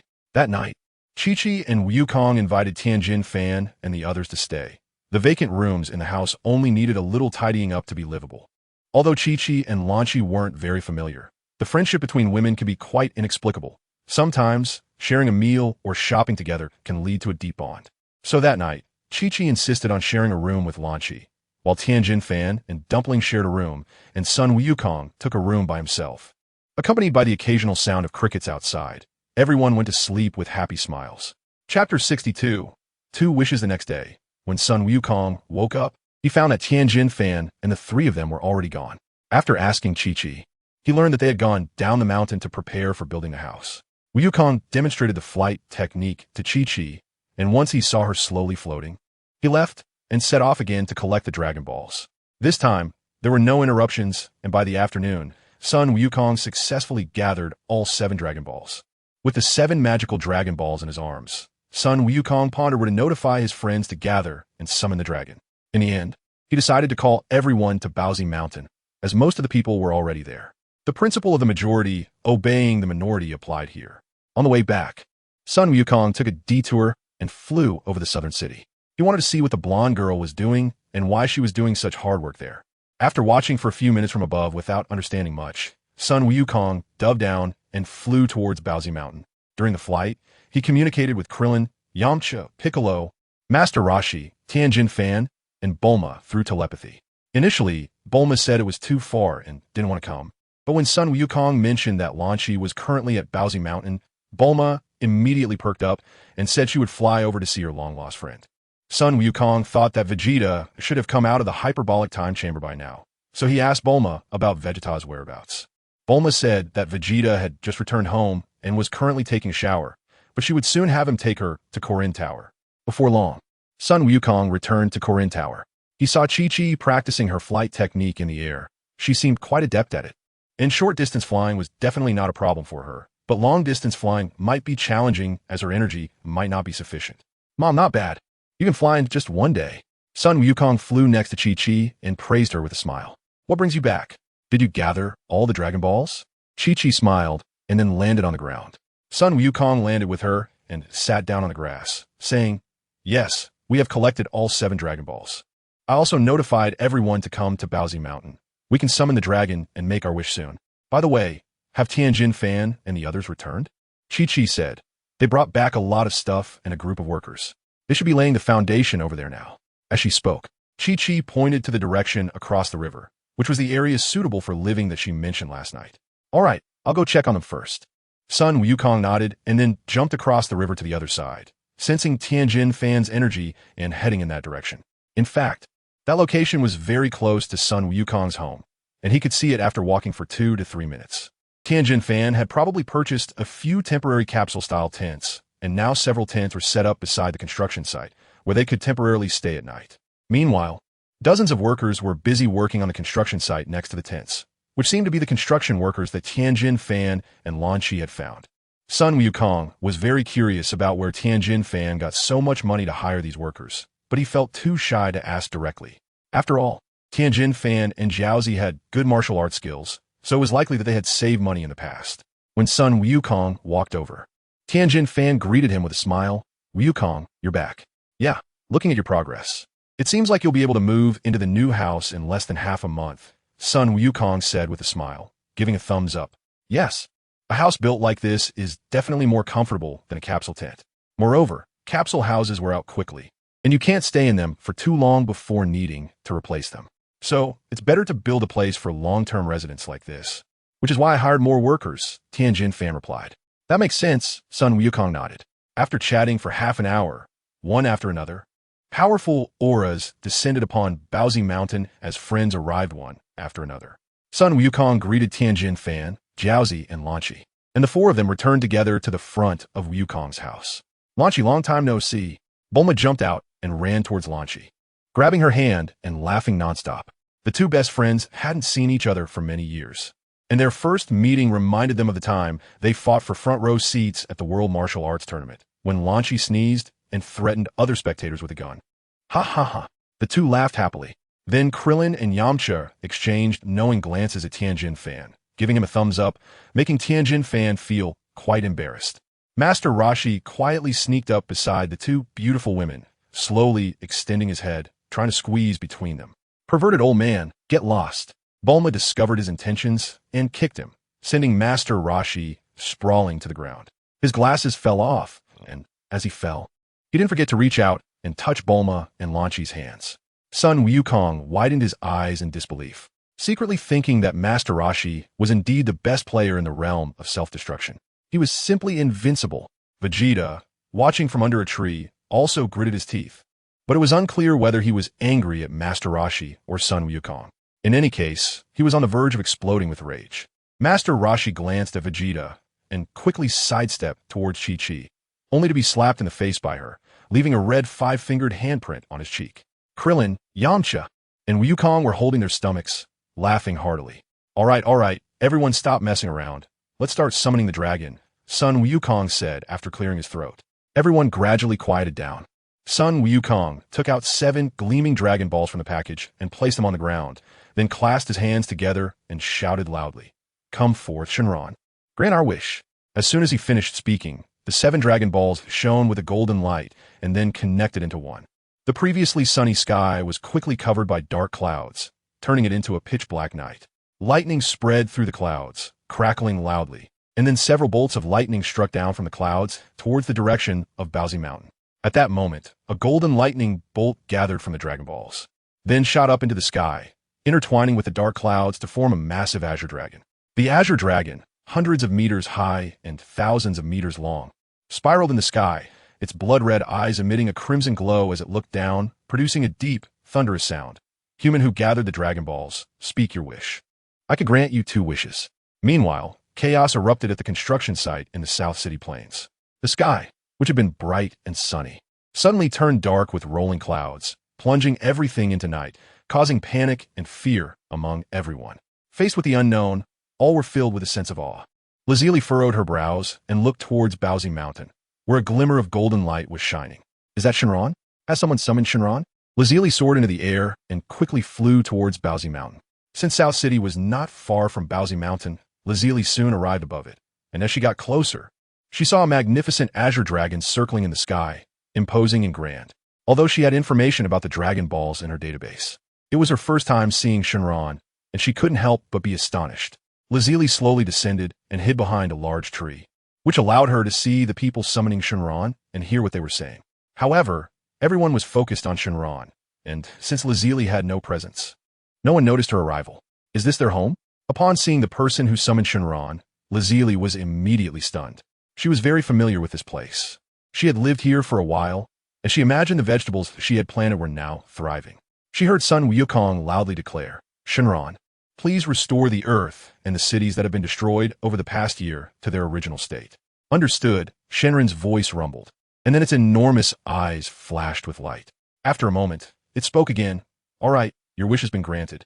Please state your second wish." Sun Wukong thought for a moment and said loudly, "Dragon, please resurrect all the humans who died in the past 6 months, but of course exclude the bad ones." "Is that possible?" "No problem," the dragon buzzed in response. Chapter 63. Ice melting, your wish has been granted, goodbye. The dragon's voice echoed through the heavens and earth. Then it was enveloped in golden light and transformed into 7 bolts of lightning that shot in all directions. The dark clouds in the sky gradually dissipated, and the sky returned to clarity. When Laziri heard the second wish, she was momentarily stunned. Then, as if recalling something, she suddenly took to the sky. Who is there? This time, her movement caught Sun Wukong's attention. You all stay here, I'll go take a look. After saying a few words to his friends and family, Sun Wukong exploded with energy and chased after her. Laziri flew at high speed toward the old site of Dr. Jero's laboratory. Huh, why is it her? Sun Wukong, who was hanging behind, could now see the silhouette ahead. How did he catch up? Laziri sensed someone chasing her, and, in her panic, she looked back to find it was Sun Wukong, and she immediately increased her speed a little more. Stop! Sun Wukong's current speed was not something she could match. And in an instant, he surpassed her and blocked her path. What do you want? Sun Wukong frowned, looking at her. Just now, he thought he was being targeted by the men in black, but it turned out to be Laziri. I'm going to save someone. Can you let me through? Laziri said, with a pleading look. Save someone? Are you trying to pull some trick again? Sun Wukong replied. Why don't you believe me? How about you come with me to take a look? I'm afraid if I'm late, she will be taken away by a beast, Laziri said anxiously. Saying this, Laziri sidestepped and continued flying forward, remembering the notebook on his desk and associating it with Laziri's strange behavior these past few days. Sun Wukong decided not to stop her this time, but followed her speed towards the old site of Dr. Jero's laboratory. Dr. Jero's laboratory wasn't far from Baozi Mountain, and within minutes, the two arrived there. Laziri descended from the sky and saw that the previously destroyed Dr. Jero's laboratory had been restored to its original state. She had come back before, and it had been turned into a ruin, but now it had been repaired by the dragon. Restored. Laziri looked in astonishment at the scene before her. Yeah, it should have been restored by my first wish, Sun Wukong nodded. At this moment, Sun Wukong could probably guess what Laziri was up to. It should be related to the child she once held, the one who was turned into blood mist in that terrifying laboratory. Remembering that horrific laboratory, Laziri's expression changed to one of distress. After a moment of struggle, Laziri gritted her teeth and pushed open the door to Dr. Jero's laboratory and walked inside. Wait, are you trying to get yourself killed? Sun Wukong also remembered the terrifying laboratory and wanted to advise her not to go in, but he didn't expect her to have already entered. You're asking for death. Sun Wukong sighed and quietly followed her in, thinking that if this woman got trapped in that terrifying laboratory again, he wouldn't risk himself to save her. The two tiptoed slowly to the entrance of the terrifying secret chamber. Laziri stretched her head to take a look and indeed saw a child on the dimly lit floor of the chamber. The child had already woken up and was rolling on the ground. She clenched her fists, her palms full of sweat, and beads of sweat formed on her forehead. Ultimately, she made up her mind and walked into the secret chamber. Hey, damn it. Sun Wukong tried to grab her, but couldn't hold her back. This woman had already gone inside to hug the child, really risking her life. However, this time there were no strange sounds. The secret chamber was quiet as usual. The secret chamber has T activated. Sun Gohan raised his head and stared at the glass container in the middle of the secret room, which originally held the infant cell. The green nutrient liquid inside the container was slowly flowing, but there was no sign of the infant cell. It seemed that the infant cell had not been revived. This was a huge relief for Sun Gohan. Nevertheless, he had no intention of stepping into the secret room. Who knew what might happen? If he walked in and the room suddenly activated, wouldn't that lead to disaster? After all, that man in black seemed to be targeting him. The last time, when androids 17 and 18 were drained of their blood and power, it was purely an unforeseen disaster that affected the innocent. Lazili quickly brought the child out. Weren't you scared just now? Sun Gohan asked, but seeing the sweat on Lazili's forehead, he realized that this was a pointless question. Judging by her appearance, it was clear how much inner struggle and courage it took for her to step into the secret room. You scare me to death, but thankfully nothing happened. Lazili suddenly broke into a smile. After all, she was still a girl. The joy of surviving a calamity was evident and could not be concealed. Do you know about this secret room? Lazili looked at Sun Gohan. Yeah, I've been here before, almost got killed, Sun Gohan nodded. What do you plan to do with her? Keep her? Sun Gohan pointed to the little girl in her arms. Return her to her parents. They live in South City, and they should have been revived by the dragon, Lazili said. After thinking for a moment, Sun Gohan asked, by the way, why have you been working at the construction site in South City these past few days? Lazili suddenly looked up at Sun Gohan, her face showing an awkward expression. How did you know I was working there? I saw it while collecting Dragon Balls, Sun Gohan said casually. I. Lazili stammered, unsure of how to respond. She hadn't saved up much money yet, and didn't know if it was appropriate to mention it to Sun Gohan now. Forget it. If you don't want to say it, then don't, Sun Gohan said. Let us go to South City, he added. Huh? Are you coming with me? Lazuli asked in surprise. Of course. I have to make sure you return the child to her family, right? What if you trick me and sell the child instead? Sun Gohan said. Lazuli looked at him speechlessly. The two walked outside the laboratory, and Sun Gohan casually unleashed a Kamehameha wave, destroying the lab once more. And then they flew towards South City. At this moment, South City had already been restored by the dragon, returning to its former environment with tall buildings standing erect, and waves of people were flooding into the city to return to their homes. Seeing the scene, Lazuli suddenly exclaimed, "Oh no, what's wrong?" Sun Gohan asked, puzzled. South City has been restored. Doesn't that mean I'll lose my job? Lazuli's little face twisted in distress. What are you thinking about moving bricks for at a time like this? Son Gohan retorted. No, I want to save money, Lazuli replied, nearly in tears.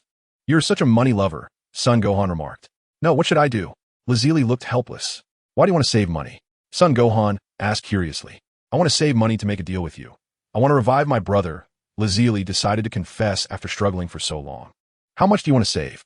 Sun Gohan looked at her with interest. 100 million, Lazuli said. 100 million? You want to earn 100 million by moving bricks? Sun Gohan's eyes widened. Yeah, I've calculated it. As long as I work nonstop every day, I can save up 100 million in about 3 years. But now I don't have a job, Lazuli said seriously, her face showing confusion and distress towards the end. You're really something else. Sun Gohan didn't know how to describe his feelings at the moment, and could only give her a thumbs up. Following Lazuli's memory, the two found the little girl as home, but her parents had not returned yet, so they could only wait outside. Soon, the sky turned completely dark. During this time, Sun Gohan used telepathy to inform Chi-Chi and the others that he was safe and not to worry, and that he would return later. After they had waited in front of the house for 2 hours, the child's parents finally appeared. Lazuli reached out to return the child to them. But the couple seemed to still remember Lazuli, trembling and afraid to take the child, their faces filled with fear. Lazuli had no choice but to place the child on the ground and turned away with a sorrowful expression. Sun Gohan saw that she indeed returned the child and silently followed her away. Hey, I'm going home, Sun Gohan said. Huh? Oh. Lazuli seemed to be distracted. After a moment of daze, Lazuli suddenly turned back. Hey, wait a minute, Sun Gohan. If I really save up 100 million, can I bring my brother back to life? Lazuli looked at Sun Gohan. Bringing your brother back to life is something I need to consult everyone about. This isn't a decision I can make alone. After all, they're the ones involved, Sun Gohan said seriously. Okay, Lazuli nodded. Goodbye. Goodbye. The two went their separate ways, with Sun Gohan flying towards the direction of the Bowsy Mountain and Lazuli flying towards the construction site shed. She might still have to stay there for a while, as she hadn't thought of any other place to go. By the way, number 18, the wild chickens you caught have already been eaten by me. Sun Gohan's voice came from a distance. Chickens? What chickens? Lazuli was taken aback. So that's Sun Gohan's home? By the way, she forgot to take her diary. Did Sun Gohan guess that she had lived at his house before? It seemed he must have read that diary.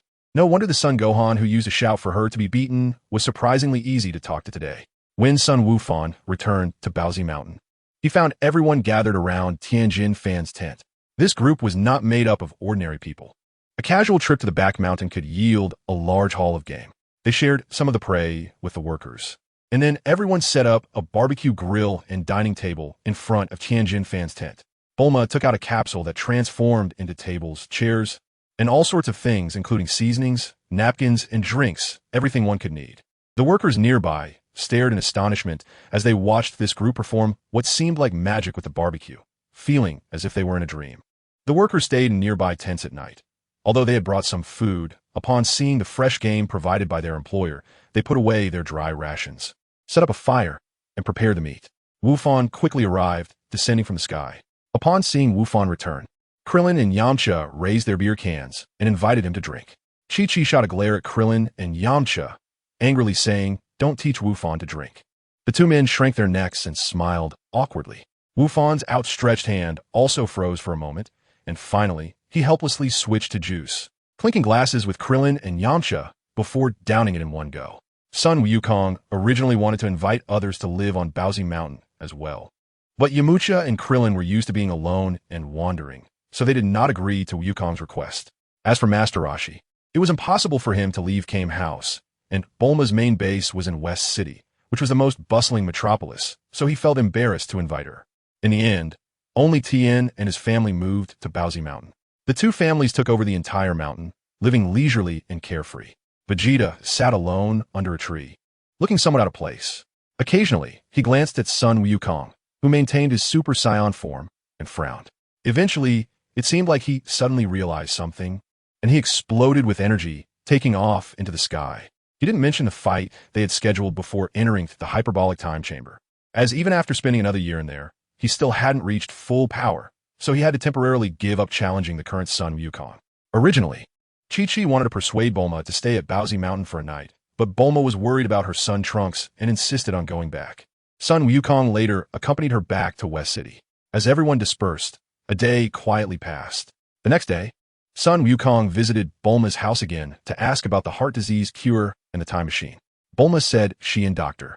Brief had just started their research and hadn't made much progress yet. Son Gohan suddenly had a flash of inspiration and remembered that his silver clone contained a super high-tech intelligent electronic chip, which might be helpful for Bulma and Dr. Brief's research. So he had the clone replicate a disk and copied the relevant technological knowledge from the chip onto it, giving it to Bulma for safekeeping, to serve as a knowledge reserve for her to learn and reference new technologies at any time. After receiving the disk, Bulma briefly browsed through a small portion of its content and was overjoyed, saying that Gohan had done her a great favor, and she treasured the disk as if it were a priceless treasure. It's worth noting that this electronic chip had undergone countless years of evolution, absorbing immense amounts of high-tech knowledge, and the wealth of technological information it contained was undoubtedly vast and astonishing. That same day, Bulma immediately improved the universal capsule technology, making it more convenient to use and allowing it to store even more items. After teasing Trunks for a bit, Son Gohan left the Universal Capsule Company and flew towards Ucha Village. Just as he imagined, everything was restored, humanity was revived, and this beautiful village regained its original splendor. Son Gohan stood on the cloud for a while, then decided not to disturb this paradise and turned to leave. In the next 2 days, the lost Oolong and Puar were found, and then followed Yamcha to Kame House. This always lecherous pig-headed man and Master Roshi formed the strongest duo again, exchanging unique programs and magazines every day, living a carefree life. The city was restored by the dragon, along with the power supply, water supply, communication systems, transportation systems, and everything returned to normal. The apocalypse finally ended, and the Earth welcomed a long-awaited peace. On a new day, Son Gohan used telepathy to inquire about Vidal's training progress and offered a few pointers. Then, he began to practice his punches on the grass in front of his house, summarizing and reflecting on the results of his training over the past few months, innovating and feeling inspired, as if he had been completely rejuvenated. Another day passed just like that. The next day, Gohan visited Capsule Corporation again to ask Bulma if she could create a portable gravity chamber for him. Bulma smiled and handed him a capsule, saying, "I knew you and Vegeta would definitely ask for this, so I prepared it in advance." Pretty impressive, right?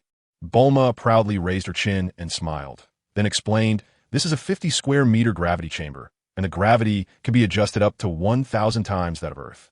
Just remember to charge it once a month. Got it?" Completely understood and clear. Son Gohan put away the capsule and flashed a big smile, showing his white teeth. "Aunt Bulma, I'm leaving. My spaceship should arrive on Earth this afternoon." Gohan waved goodbye and left Capsule Corporation again. Around 2 p.m., a spaceship approached Earth, breaking through the atmosphere and turning into a fireball roaring toward the surface. With a fierce momentum, if the trajectory of the spaceship didn't change, it would crash directly into the city, destroying buildings and possibly causing casualties. The city it was about to crash into was North City, the center of the Dragon Ball world where the king resided, making it the capital of the Dragon Ball world. Inside the palace, a messenger rushed in, frantically reporting to the king, "No, this is bad. Your Majesty." The satellite detected a spaceship forcefully breaking through the atmosphere, heading toward North City. According to calculations, the landing point is right at our palace. What? Then hurry up and shoot the spaceship down. The officials in the palace were in chaos, with someone angrily shouting, reporting, "Your Excellency, the spaceship is moving too fast. With our current technology, we can't lock onto it." Sweat beaded on the messenger's forehead. "Your Majesty, safety is a priority. We must evacuate quickly."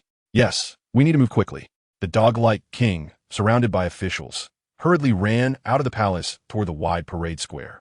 At that moment, everyone looked up to see a fireball with a long flaming tail diving down getting closer and closer, about to make intimate contact with the palace, threatening to turn the palace, which had just been restored for 2 days, into ruins again. It's over, the palace is going to explode. At that moment, everyone suddenly saw a figure shoot up into the sky, heading toward the massive fireball. A young man with golden hair stretched out his hands, grabbing the spaceship that was still spewing flames and then stabilizing himself in the air. Those on the ground watching the sky swallowed hard, their eyes filled with horror. Sun Wukong held the spaceship like a soccer ball and shouted down, "Everyone, don't panic, this is my spaceship." Chapter 65, Mysterious Visitors from Earth. Sun Wukong tapped the spaceship, and with a bang, it transformed into a capsule the size of a thumb, which he put away. Then he smiled at the ground, turned around, and flew away. The royal palace square erupted in excitement. Finally, Kid stood up and said, "I know him. He is the miraculous boy who defeated the androids." "General Kid, tell us about his deeds." "Yes, General Kid, we should get closer to such a young hero." General Kid was immediately surrounded by a large crowd. The Doghead King shook his head helplessly. The next day, Sun Wukong bid farewell to everyone and set off on his journey to Planet Yarrat. Time flew by, and a month passed quietly. That afternoon, a gentle breeze blew, refreshing and pleasant. At this time, Earth's climate was entering autumn, with leaves turning golden and fruit trees laden with heavy fruit, presenting a unique beauty. Hardworking farmers began to harvest the crops in the fields, with tractors humming and laughter echoing from the field's edge, celebrating the joy of harvest. At that moment, a farmer looking up at the sky suddenly saw a huge spacecraft appearing in the blue sky, slowly descending. This massive spaceship was different from small battleships. Battleships had fewer functions and pursued speed, landing violently, often leaving a big pit wherever they landed. However, this large spaceship was entirely different. It had complete functions, could land smoothly, and even made passengers feel no bumps, providing a very good travel experience. The spaceship landed steadily on an open space, kicking up a gust of wind and scattering leaves. The spaceship's hatch opened with a creak, and a large group of strangely looking short aliens streamed out, each holding a standard laser gun, moving in a neat and orderly manner, clearly well-trained. The short aliens with purple skin lined up in front of the spaceship, raising their hands in salute to welcome their leader out of the cabin. Sure enough, moments later, 2 figures slowly walked out of the hatch and approached the group of aliens. Seeing these 2 men, the short aliens stood even straighter, fearing that any dissatisfaction from the 2 leaders would cost them their lives. Soldiers had seen such situations too often. These 2 leaders were known for their unpredictable tempers. The 2 men standing at the hatch were tall. The older one, a burly man with a scar over his left eye, had a square face and a beard, and his single eye emitted a cold glint. The younger man, slender but slightly built, had a muscular upper body resembling granite, wore a golden necklace around his neck and golden wristbands, was wrapped in a red cloth around his waist, wore a golden headband, and his white pants made him appear exceptionally tall, estimated to be over 3 meters. Unlike the cold middle-aged man, the young man had a dull expression, his face showing no emotion, looking somewhat dazed and quite gentle. As they descended from the spaceship, 2 brown furry tails swayed behind them, revealing their resemblance to Earthlings, but with furry tails. There is only one such race in the universe, the warrior race, Psions. These were 2 Psions. The older one took out a Frisia standard energy detector and put on his intact right eye, beeping as he searched for large energy signatures. Soon, he detected several massive energy sources flying toward him. "Oh, Prince Vegeta, did you come here yourself?" "That's good," the one-eyed Scion said with a smile. But a hint of cold light flashed behind the detector. The young Scion remained silent, standing quietly behind him like a carved statue, not moving at all. The Earth warriors sensed the suddenly appearing powerful aura and gathered, flying toward the spaceship. Soon, Vegeta, Piccolo, Krillin, Yamcha, Tan, and Dend arrived one after another. With so many powerful auras suddenly appearing on Earth, everyone felt tense, unsure whether they were friends or foes. Earth had just regained peace. They all prayed internally for no more disturbances. Vegeta frowned, his face filled with confusion, as he sensed 2 familiar auras among the sudden influx of energy. This was a bloodline connection. However, planet Vegeta had long been destroyed. Apart from a few Psions left on Earth, where could there be any more Psions? The closer he got, the more puzzled Vegeta became. Vegeta descended from the air, and Krillin, Piccolo, and the others also arrived, watching from a distance, ready to fight at any moment. "Prince Vegeta, The one-eyed scion knelt on one knee before Vegeta, then waved his hand, and all the short aliens also knelt down, shouting, "We pay our respects to King Vegeta." Only the tall young scion remained standing motionless, as if everything here had nothing to do with him. He glanced at Vegeta, suddenly showing a look of disdain. Piccolo, Krillin, Tin, and Yamcha were stunned, unsure of what was happening, wondering if this was an old subordinate of Vegeta's. Vegeta did not notice the young scion's expression. He frowned and looked at the kneeling one-eyed man, asking in a deep voice, "You are a scion, right?" The one-eyed man replied with a smile, "Yes, Prince Vegeta, my name is Paragus. We have been searching for you. This time we specifically came to welcome you to the new planet Vegeta as king. Only under your leadership can the new planet Vegeta prosper. Only you can make our warrior race intimidate the universe again, and we will establish the strongest empire in the cosmos." His voice was high and stirring, making people feel excited. Hearing his words, his subordinates cheered and were elated. Vegeta remained unmoved, coldly snorting and saying, "Humph, I am not interested at all. I only want to know how you survived." The scion named Paragus said, "Back then, my son and I were sent by King Vegeta to the distant planet Vampa on a mission, avoiding the disaster of planet Vegeta's explosion. That is my son, Broly." Paragus turned his head back and pointed to the young scion wrapped in red cloth. Broly suddenly smiled at Vegeta, nodding and greeting, "Hello, I am Broly." Vegeta suddenly felt as if he were being stared at by a poisonous snake, feeling uncomfortable all over, his heart racing. "Consider yourselves lucky. But I have no interest in the throne of planet Vegeta. You can leave." Vegeta looked at Broly, sensing something was off, feeling very uncomfortable, and turned to leave. "King Vegeta, only you can defeat the legendary Super Saiyan," Paragus said, but from Vegeta's unseen angle, a sinister smile curved at the corners of his mouth. "What? The legendary Super Saiyan?" Vegeta's eyes suddenly widened, and he turned his head sharply to stare at Paragus. "Yes, King Vegeta. The legendary Super Saiyan is wreaking havoc in the South Galaxy. If he continues unchecked, our newly established planet Vegeta will be destroyed by him, and in the near future, I'm afraid the North Galaxy will also fall victim to him," Paragus said. "Are there other Super Saiyans? The legendary Super Saiyan?" Vegeta clenched his fists, his eyes narrowing, then looked at Paragus and said loudly, "Let's go. Take me to find him." Vegeta pushed past everyone and walked into the enormous spaceship. "Are we really going?" Krillin and the others were at a loss. "Are you King Vegeta's companions? Why not join us on a trip to the South Galaxy? Think of it as a vacation." Paragus said with a smile, placing his right hand on his chest and bowing in an inviting manner. "We're not going. We can't be of any help," Piccolo refused. The others nodded in agreement. They were well aware of their limitations. If their opponent was truly a Super Saiyan, following along would only be a burden. Paragus, who was still bowing, narrowed his eyes but quickly returned to a normal expression, saying, "All right, then we'll see you next time on Earth." With that, Paragus waved his right hand, and soldiers surged into the spaceship. He and Broly then entered the ship, the hatch closed, and a massive spaceship erupted with flames, soaring towards the South Galaxy. Chapter 66, The Tale on North Kai's Planet. "This is bad, it's over." North Kai's two antennae shook, and beads of sweat appeared on his forehead. "What is wrong, Lord Kai?" Son Goku walked over, having removed the dozens of tons of weight from his body. "Vegeta has been tricked. He has gone to the South Galaxy," North Kai said. "Lord Kai, what are you talking about? Can you be a bit clearer? I can't understand." Goku complained, pouting.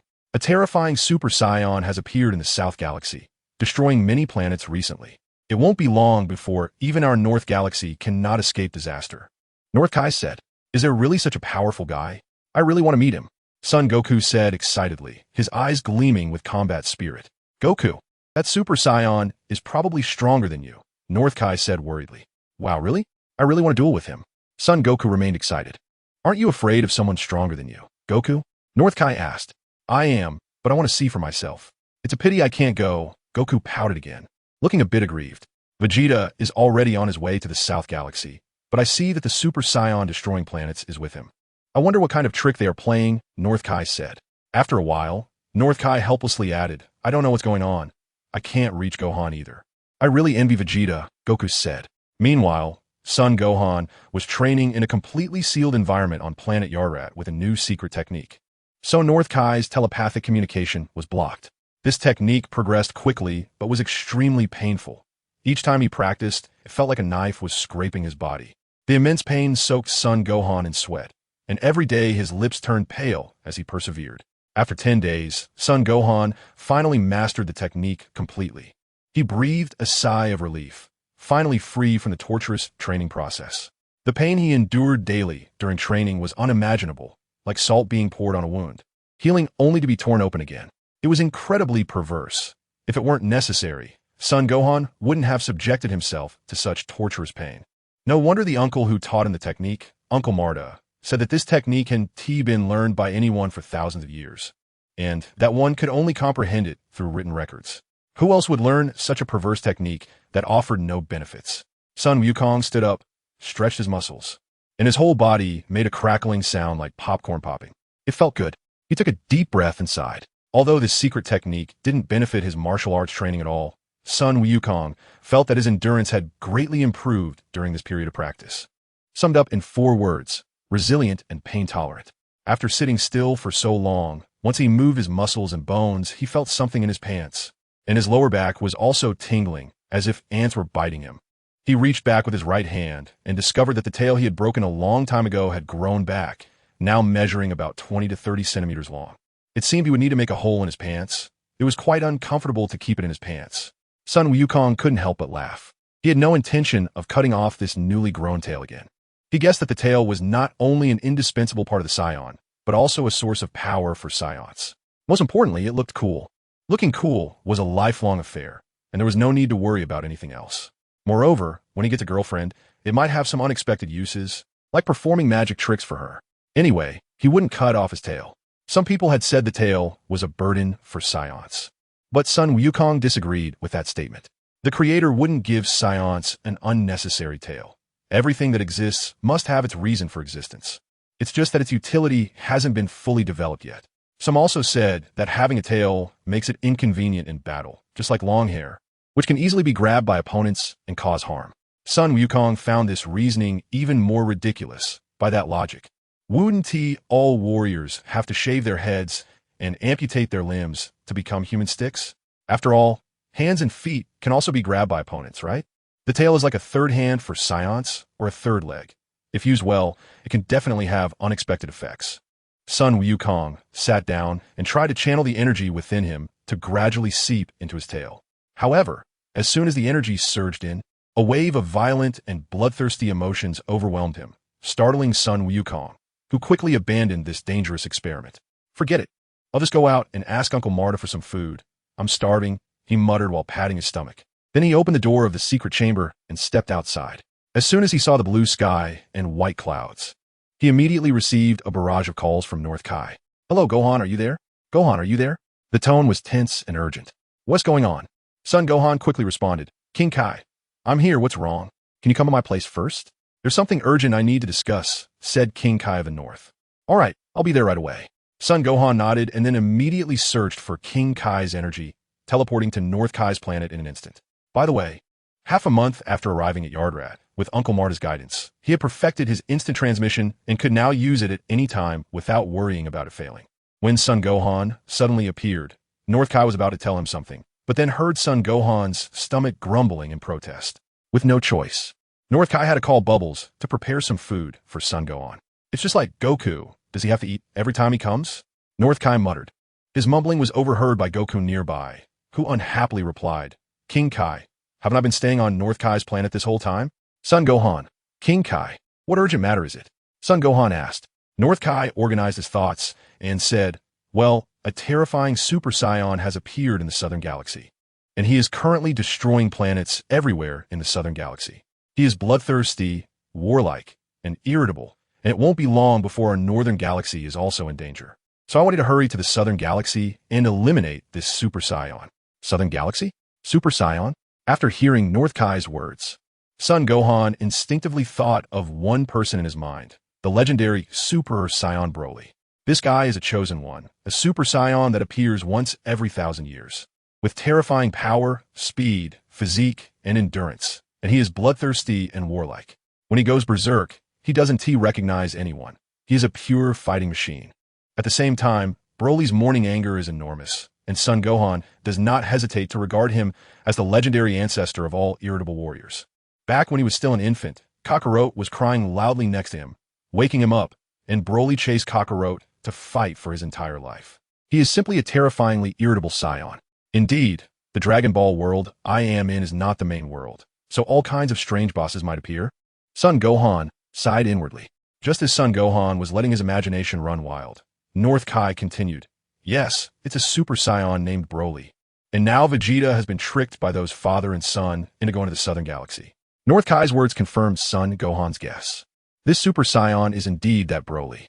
However, what North Kai might not know is that Broly and his father tricked Vegeta into going to the Southern Galaxy to actually kill him. Chapter 67, The Legendary Super Scion. In the year 737 of the Age of the Universe, Broly and Kakarot were born on the Scion planet Vegeta on the same day. Upon birth, he was detected to have a battle power exceeding 10,000, which frightened the nearby infant Kakarot, who cried out loudly, waking little Broly. For this reason, Broly held a grudge against Kakarot for his entire life. Broly, with a battle power above 10,000 at birth, alarmed King Vegeta. Fearing Broly's terrifying potential, King Vegeta decided to kill Broly. Before the plan could be implemented, it was discovered by Broly's father, Paragus. To successfully execute the plan, King Vegeta decided to eliminate Colonel Paragus as well. After killing Paragus with a ki blast, King Vegeta sent someone to stab Broly to death, then threw the unfortunate father and son's bodies into a garbage dump. However, what King Vegeta did not know was that Paragus and Broly had not actually died. They were still hanging on to their last breath. Retribution came quickly. Within a few days, the fearful King Frieza, who dreaded the legendary Super Saiyan, descended upon planet Vegeta, and a death ball exploded the entire planet Vegeta. In a life-and-death moment, Broly unleashed his legendary potential, dragging Paragus to open a protective shield and escape from planet Vegeta. The father and son survived a near-death experience, wandering in space before landing on the harsh environment of planet Vampa, beginning their life filled with hatred. In the Southern Galaxy, on new planet Vegeta, after the spaceship landed, Vegeta immediately asked Paragus to take him to find the Super Saiyan they mentioned. But Paragus said they currently did not know the whereabouts of that Super Saiyan and could only wait for news on new planet Vegeta. Then the father and son took Vegeta back to the palace of new planet Vegeta. Upon arriving at the palace entrance, hundreds of aliens knelt down and shouted, "Long live King Vegeta!" Vegeta coldly glanced at them and did not respond. They were not his kin, just some aliens with a bit of battle power, hardly worthy of being his subjects. Paragus explained, "These are followers who came from various planets in the Southern Galaxy. They were previously outlaws from different planets with considerable battle power and will serve King Vegeta in the future." Vegeta frowned and coldly said, "A rabble. This is not a garbage dump." Hearing the words garbage dump, Paragus's hands trembled for a moment but quickly regained composure, smiling and saying, "King Vegeta, please rest inside for now. We will notify you immediately when there is news about the Super Saiyan." "Chef, hurry and arrange some food," Paragus instructed. Vegeta walked into the palace and sat on the throne, feeling bored. When Paragus saw Vegeta enter the palace, he clenched his fists, filled with resentment. "Humph, detestable Vegeta, let you be proud for a couple of days. Soon I will send you to meet your father." After enduring for 2 days in the palace, a messenger ran into the palace. "Report, the Super Saiyan has appeared on Torikama planet." "Haha, has he finally appeared? Broly, take me there at once. I'm going to punish this legendary Super Saiyan." Vegeta exclaimed with excitement upon hearing the news. He could not wait any longer. "Yes," Broly nodded in agreement, then took Vegeta aboard the spaceship, heading towards Torikama planet. After seeing the spaceship take off, Paragus laughed heartily. Foolish Vegeta, just one more day of delay, and tomorrow a massive meteor will collide with this planet. By then, you will turn to ashes along with this planet. Ha ha ha." Paragus laughed maniacally, a laugh he had endured for several days. Unfortunately, Kakarot's son did not come along. He had to make another move, which was quite troublesome, Paragus said. Originally, his plan was to take both Vegeta and Sun Gohan to new planet Vegeta from Earth, then use the explosion of this planet to kill the two of them, after which he would relocate to Earth. After all, although Earth is a low-level planet, its environment is the best in the entire galaxy, very suitable for living. According to his judgment, as long as he killed Vegeta and Sun Gohan, the father and son would be able to dominate the entire galaxy. It was also for this reason that he did not choose to make Earth the main battlefield. This was the main reason.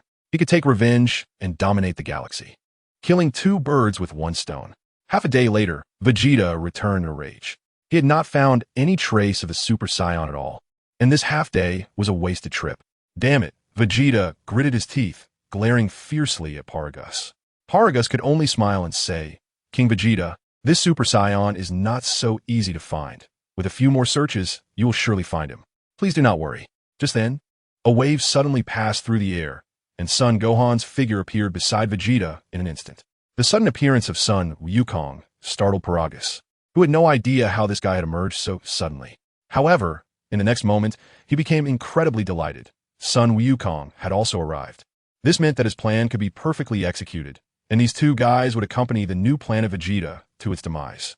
"Sun Wukong, how did you come here?" Vegeta's expression was not pleasant. Ignoring Vegeta's strange expression, Sun Wukong directly said, "Uncle Vegeta, you shouldn't believe this old guy. In fact, Broly is the Super Saiyan who destroyed the South Galaxy." "What?" Vegeta's eyes widened as he looked at Sun Wukong. "It's true, I just came from King Kai's place." "He told me," Sun Wukong said. "You're lying to me, Paragus." Vegeta shouted in anger, grabbing Paragus by the collar and lifting him up. "And no, King Vegeta, please don't listen to him. Broly is even weaker than I am. How could he be the legendary Super Saiyan?" Paragus gasped for breath as he explained. At that moment, a loud roar came from behind. "Kakarot!" Broly appeared with a fierce expression, walking towards Sun Wukong. With each step, his aura grew stronger, emanating a powerful energy. Everyone was taken aback by Broly's transformation. Vegeta was astonished by the terrifying change in Broly's aura and power. Son Gohan was surprised that Broly mistook him for his father, Son Goku. Paragus was astonished by Broly's sudden loss of control. Vegeta was shocked and, in his surprise, loosened his grip, letting Paragus down. Paragus clutched his chest and gasped for breath, then aimed the remote control he was holding at Broly, activating it and shouting loudly, "Stop!" Broly. The remote control was a device crafted by top scientists, designed to work in tandem with the headband on Broly's head, specifically to counteract Broly's berserk state. When Broly went berserk, he entered a bloodthirsty frenzy where he recognized no one, not even his father Paragus, who could not awaken his son's consciousness and could be killed by his rampaging son. Paragus had already been injured several times by the berserk Broly. Therefore, even though Paragus knew that the berserk Broly could kill Son Gohan and Vegeta, he did not dare to take that gamble and ultimately chose to lure Vegeta to New Vegeta Planet, planning to use the planet's explosion to take Vegeta down with him. However, at this moment, Broly had completely lost control, exceeding his plans. Kakarot. Broly's aura surged, his eyes filled with rage and bloodlust, his muscles bulging as he transformed from a slim figure into a muscular giant. Kakarot. Broly roared, his power rising again, creating a strong wind in the air, sending leaves and sand flying, and the palace began to tremble, swaying dangerously. Chapter 68. Broly, look, your dad is dead. Broly strode forward, each step destroying the surrounding buildings. The hurricane he created sharp as a blade, leaving several cuts on Paragus's face. Meanwhile, Son Gohan and Vegeta were far stronger than Paragus, and this wind was of no concern to them. Seeing Broly approach, Son Gohan's expression turned serious. This madman's strength was not to be underestimated. If it weren't absolutely necessary, he wouldn't confront this guy head-on. Broly's power was no joke. In Super Saiyan Stage 1, he was absolutely invincible. And in Stage 2, it remained to be seen if he could withstand it, as Broly's fighting ability only grew stronger, seemingly without end. In Son Gohan's past life memories, during this period, Broly could easily defeat Son Goku, Vegeta, young Son Gohan, and future Trunks. And if it weren't for Goku forcibly breaking through, Dragon Ball might have ended up as a different parallel world story. Watching Broly's hair change from reddish-brown to light blue, then to gold, and his aura growing stronger, Vegeta was stunned. He grabbed Paragus by the collar and lifted him up. "You despicable guy, tricking me?" At this point, Paragus knew that continuing to hide the truth was pointless. So he burst out laughing. "Ha ha ha, that's right. What are you still dreaming about as a king? I brought you here just to kill you, ha ha." "Why?" Vegeta asked coldly. "Vegeta, how can you, the prince of the Saiyans, ask me such a foolish question? It seems Earth has changed you quite a bit, ha." Seeing the situation spiraling out of control, Paragus gave up all pretense and laughed loudly. At that moment, Broly had completely lost control. The headband on his head exploded, and he charged at Son Gohan with a flurry of punches. His immense physical power left Son Gohan in a desperate state, forcing him to retreat repeatedly with numb hands. So strong, truly abnormally strong. Son Gohan retreated, shaking his numb hands. Kakarot, looking at Broly's face, which bore a resemblance to Goku's, and feeling the same bloodline resonance. Broly went mad again, charging at Sun Gohan, causing the ground to crack beneath him, dust swirling in the air, a terrifying spectacle. Damn it, are you afraid of me? Come on. Sun Gohan, angered by the beating, unleashed his full power in Super Saiyan Stage 1. The two began to clash fiercely. Meanwhile, Vegeta and Paragus were still at standstill. Vegeta, you have no idea how much I hate your father. Back then, he was afraid that Broly's extraordinary talent would threaten your position. So he killed us and threw us into a garbage dump. But he never expected we would survive. Haha, your retribution has come. Do you think you can defeat Broly? That's impossible. Haha. He is the legendary Super Saiyan who appears once every 1,000 years. Haha. Paragus had gone mad, laughing uncontrollably. Humph, you despicable old fool. If my father didn't kill you back then, I will finish you off today. Vegeta snorted coldly, a smirk forming on his lips. He then unleashed a ki blast, piercing through Paragus's body. The Saiyan body was incredibly resilient, even with a large hole in his chest. Paragus did not die immediately. He spat out a mouthful of blood, clutching the wound, and slowly collapsed into a pool of blood. Before dying, he let out a laugh, intermittently cursing, Vegeta, you will regret this. When Broly goes berserk, no one can control him. He will surely turn the entire galaxy upside down. With his last syllable, Paragus breathed his last, his face still twisted in a mad smile, eyes wide open. Hey, Broly, look, I killed your dad. Vegeta laughed maniacally, provoking Broly. In the midst of the fight, Broly turned to look at Paragus lying in a pool of blood, ignoring Vegeta, and charged back towards Son Gohan. Uncle Vegeta, are you an idiot? Son Gohan spat out a mouthful of blood, mentally criticizing. Broly was on par with his full power state now, covered in wounds. But the most terrifying thing was that Broly's aura grew stronger with each blow, subtly threatening to overpower his full power. You dare to look down on me? Seeing that Broly ignored him, Vegeta became furious, unleashing a golden aura, gathering a ki blast in his hand, and smashing it toward Broly's back. Boom! An explosion rang out, smoke swirling. Broly emerged unscathed from the smoke, grinning menacingly as he charged at Vegeta. You little stinking ant, I won't let you die so easily. Broly's eyes glowed white with murderous intent. Come on, Broly. Vegeta laughed maniacally as he charged forward. His extreme anger nearly drove him to insanity.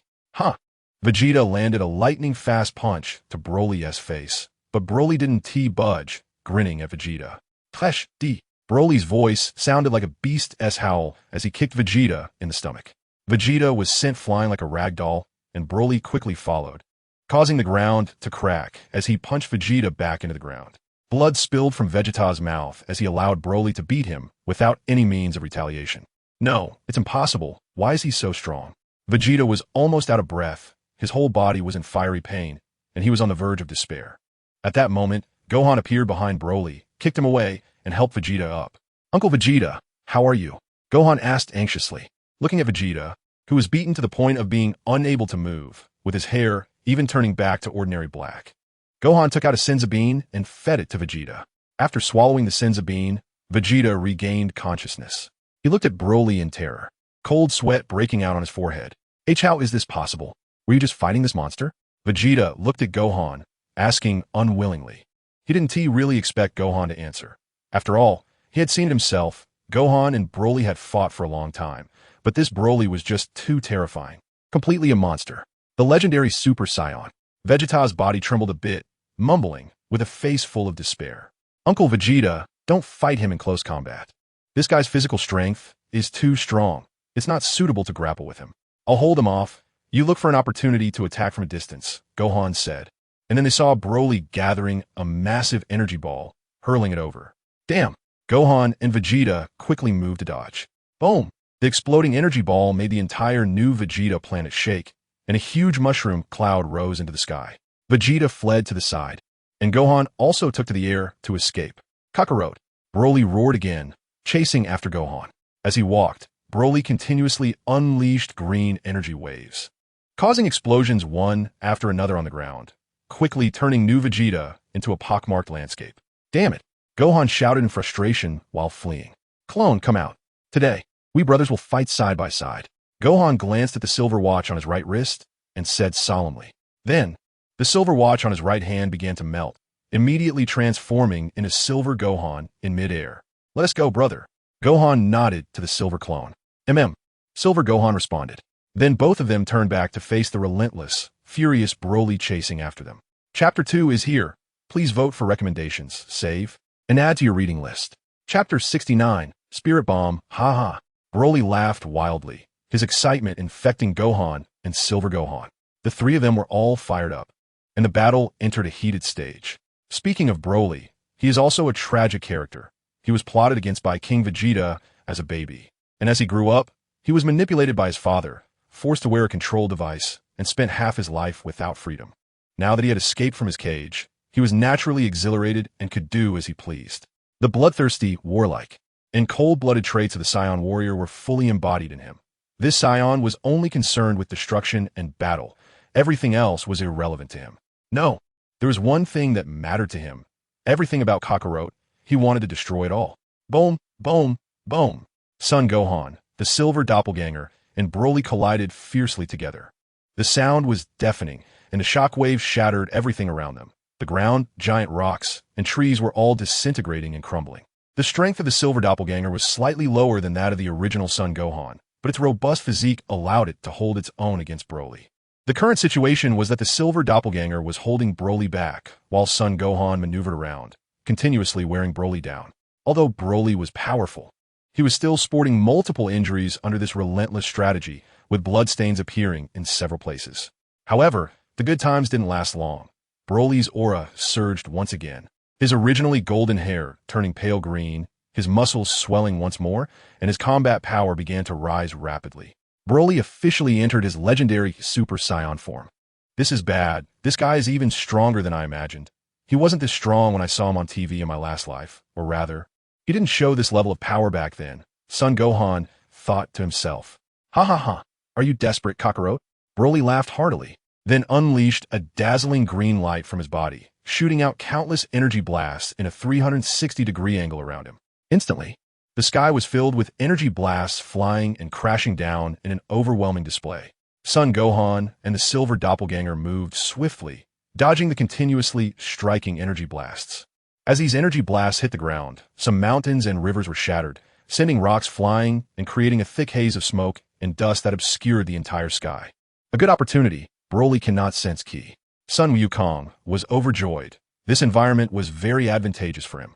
Sun Gohan's figure kept moving, evading the barrage of energy blasts while gathering energy in his hands. Soon, a Kamehameha wave was formed. With a powerful thrust of his hands forward, a blue energy column, piercing through heaven and earth and carrying the might of lightning, rushed towards Broly in the smoke. The massive energy column tore through everything, striking Broly. However, Broly surprisingly held up a strong protective shield, making it impossible to break through for the time being, and both sides entered a stalemate. Suddenly, the sky thundered as two powerful forces collided, continuously emitting a buzzing roar. At that moment, Vegeta suddenly appeared, launching another energy wave towards Broly's back. But his energy wave was also blocked by Broly's shield. Broly roared madly, his power surging again, his muscles and height increasing significantly. The surging power blew Sun Gohan's Kamehameha wave off course, causing it to graze past Broly's side and rush into the vast universe, shattering a planet near New Vegeta. Kakarot D. Broly charged in, landing a punch that sent Sun Gohan spitting blood, his body flying backward, crashing through mountain after mountain. I'm not. Sun Gohan thought helplessly. Gohan was knocked back, and Broly, in his arrogance, did not pursue further, but instead turned to look at the silver Gohan and Vegeta, then grinned maliciously and charged at Vegeta. At this moment, Vegeta had become a frightened bird. The pressure from the Saiyan bloodline and the overwhelming evil energy made him afraid to confront the enemy head-on, and he exploded with energy and turned to run. Vegeta, for the first time, fled without a fight. Seeing Broly relentlessly pursuing Vegeta, the silver Gohan chased after Broly. Instantly, Broly chased Vegeta, while the silver Gohan chased Broly. Sensing the silver Gohan closing in from behind, Broly abandoned his pursuit of Vegeta and stopped to face the silver clone. At that moment, the injured Gohan teleported back from hundreds of kilometers away. Clone, hold him off for a moment. I need to charge a spirit bomb to deal with him. Gohan transmitted his thoughts to the clone, then found a concealed spot to hide, raising his hands to the sky to begin gathering energy. Seeing Broly turn back to charge at the Silver Clone, Vegeta hesitated for a moment before returning to assist the Silver Gohan with a ranged attack on Broly. However, at this point, the Silver Clone, with Broly's energy further strengthened, was no longer a match for Broly and was continuously being beaten, putting the situation in a dire state. Gohan initially wanted to use the Kaioken technique again in his Super Saiyan form, but his body no longer allowed it. Using Kaioken in Super Saiyan form would damage his foundation, and such injuries couldn't even be healed by Senzu Beans. The last time he forcibly used it against Cooler on Namek, he didn't seek Den's healing afterward, and the injuries from that Kaioken had yet to heal. He feared that if he attempted it again, he would explode and die. Therefore, Gohan had to choose to charge the Spirit Bomb, which required a long accumulation time, hoping that the Silver Clone and Vegeta could hold out long enough for him to complete the gathering. Damn it, what a monster! There's completely no chance to strike. Vegeta hovered in mid-air, panting heavily, eyes wide as he stared at Broly and the Silver Gohan. In the battlefield, the Silver Clone was continuously being beaten.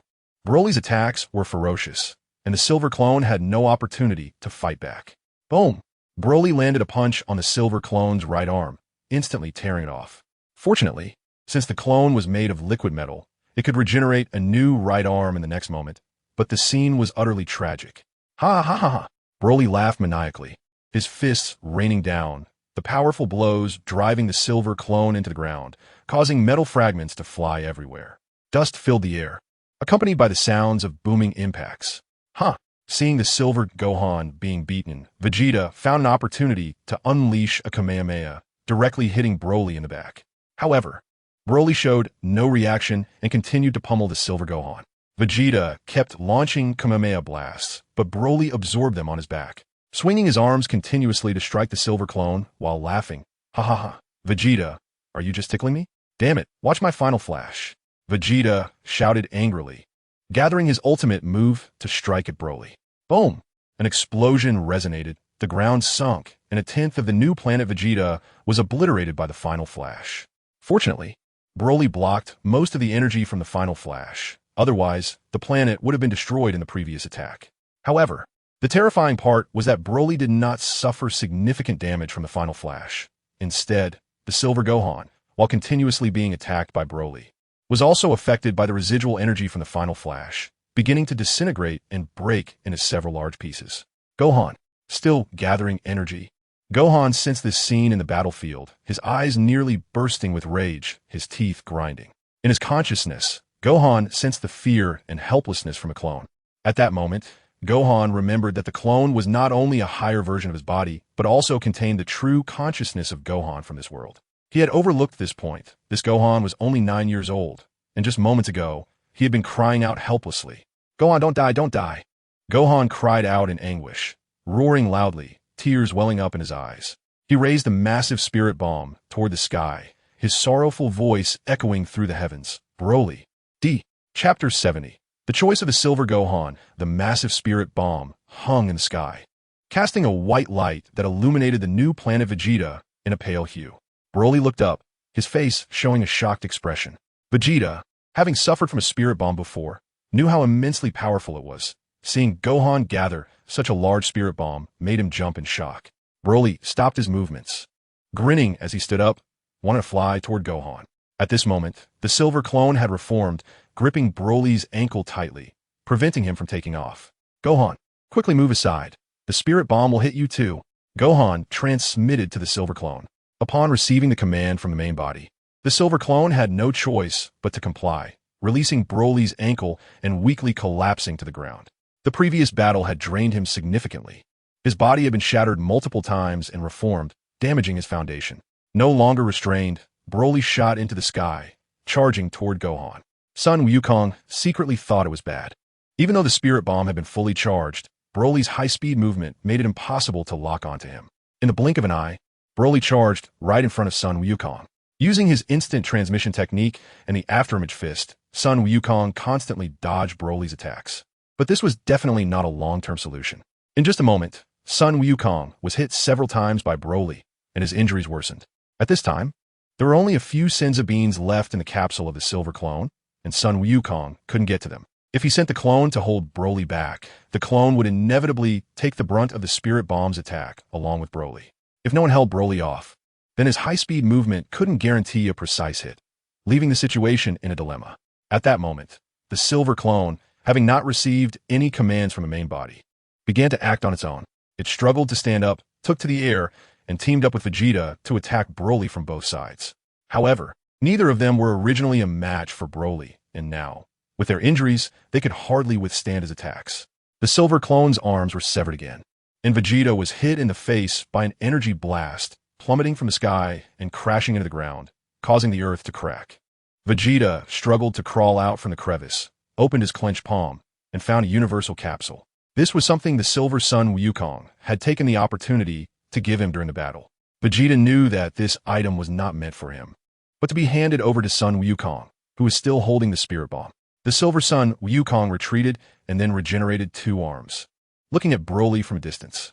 In the next second, his eyes flashed with determination as he made an important decision.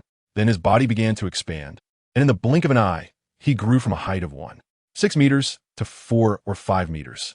After reaching 5 meters, the silver clone stopped growing and flew towards Broly.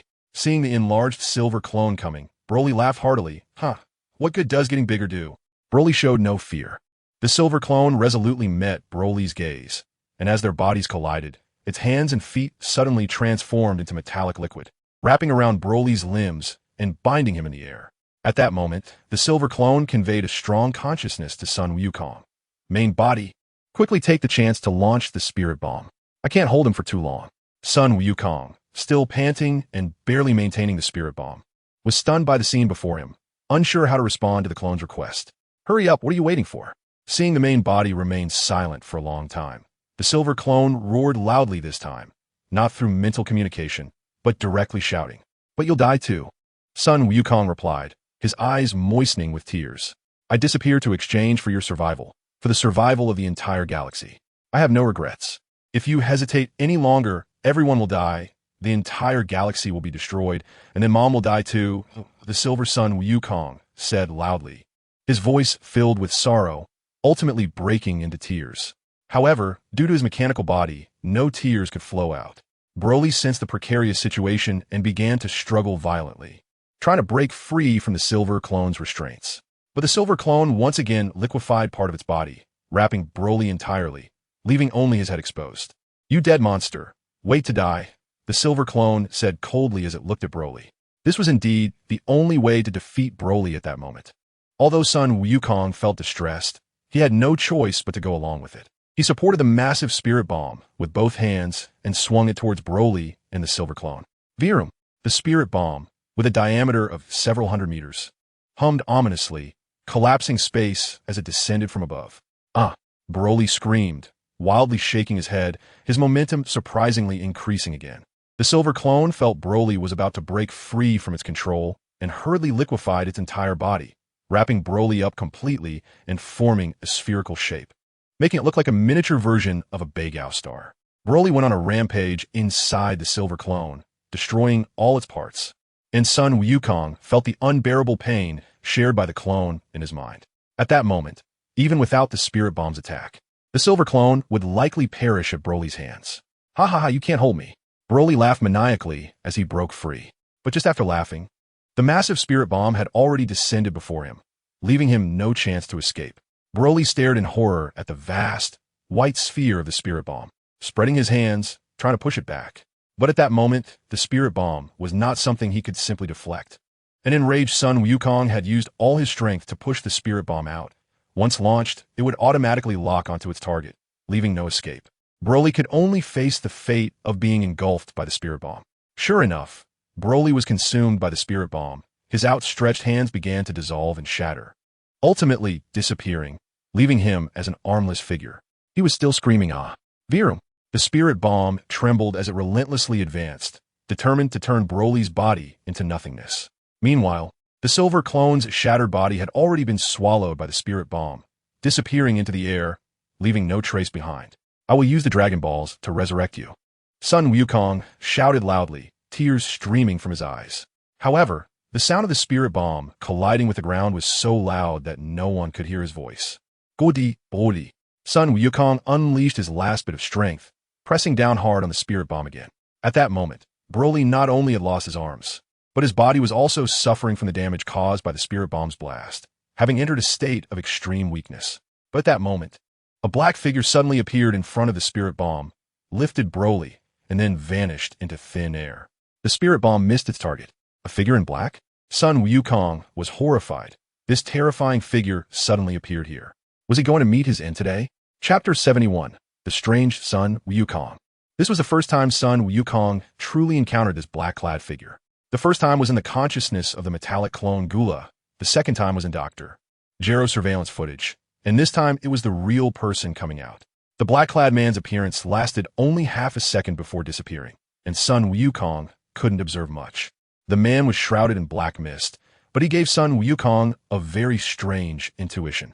This person, he should know, but he couldn't figure out who it was. The spirit bomb crashed into the ground with a thunderous roar, carving out a trench over 1,000 meters wide and dozens of kilometers long on the new planet Vegeta, then shot into outer space.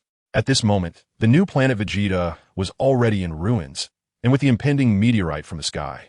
The explosion of this planet was only a matter of time. The explosion was inevitable. Sun Wukong raised his vigilance, his spirit highly tense as he watched the surrounding space, on guard against the reappearance of the man in black. However, after looking around for half an hour, the man in black did not show up. Could it be that he has already left this planet? Did he just use some kind of teleportation technique? What a strange guy. I'm severely injured right now. Wouldn't this be the best time for a sneak attack? Sun Wukong muttered to himself, setting a mental note. Sun Wukong landed beside Vegeta, looked him over, and asked, "Uncle Vegeta, how are you? Still alive?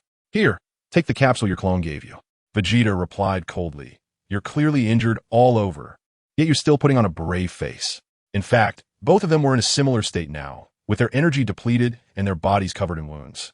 Sun Wukong's eyes dimmed as he took the capsule. "So you were already prepared for sacrifice, weren't you? You even remembered to hand over the capsule to me. All of Son Gohan's belongings are basically in this capsule, including Senza beans, a spaceship, supplies, bank cards, and so on." Son Gohan opened the capsule, took out a Senza bean, broke it in half, handed one half to Vegeta, and swallowed the other half himself. After eating this one, there were only 2 Senzu beans left, which was quite scarce. "Did you see that man in black earlier?" Son Gohan asked. "What man in black?" Vegeta replied in confusion.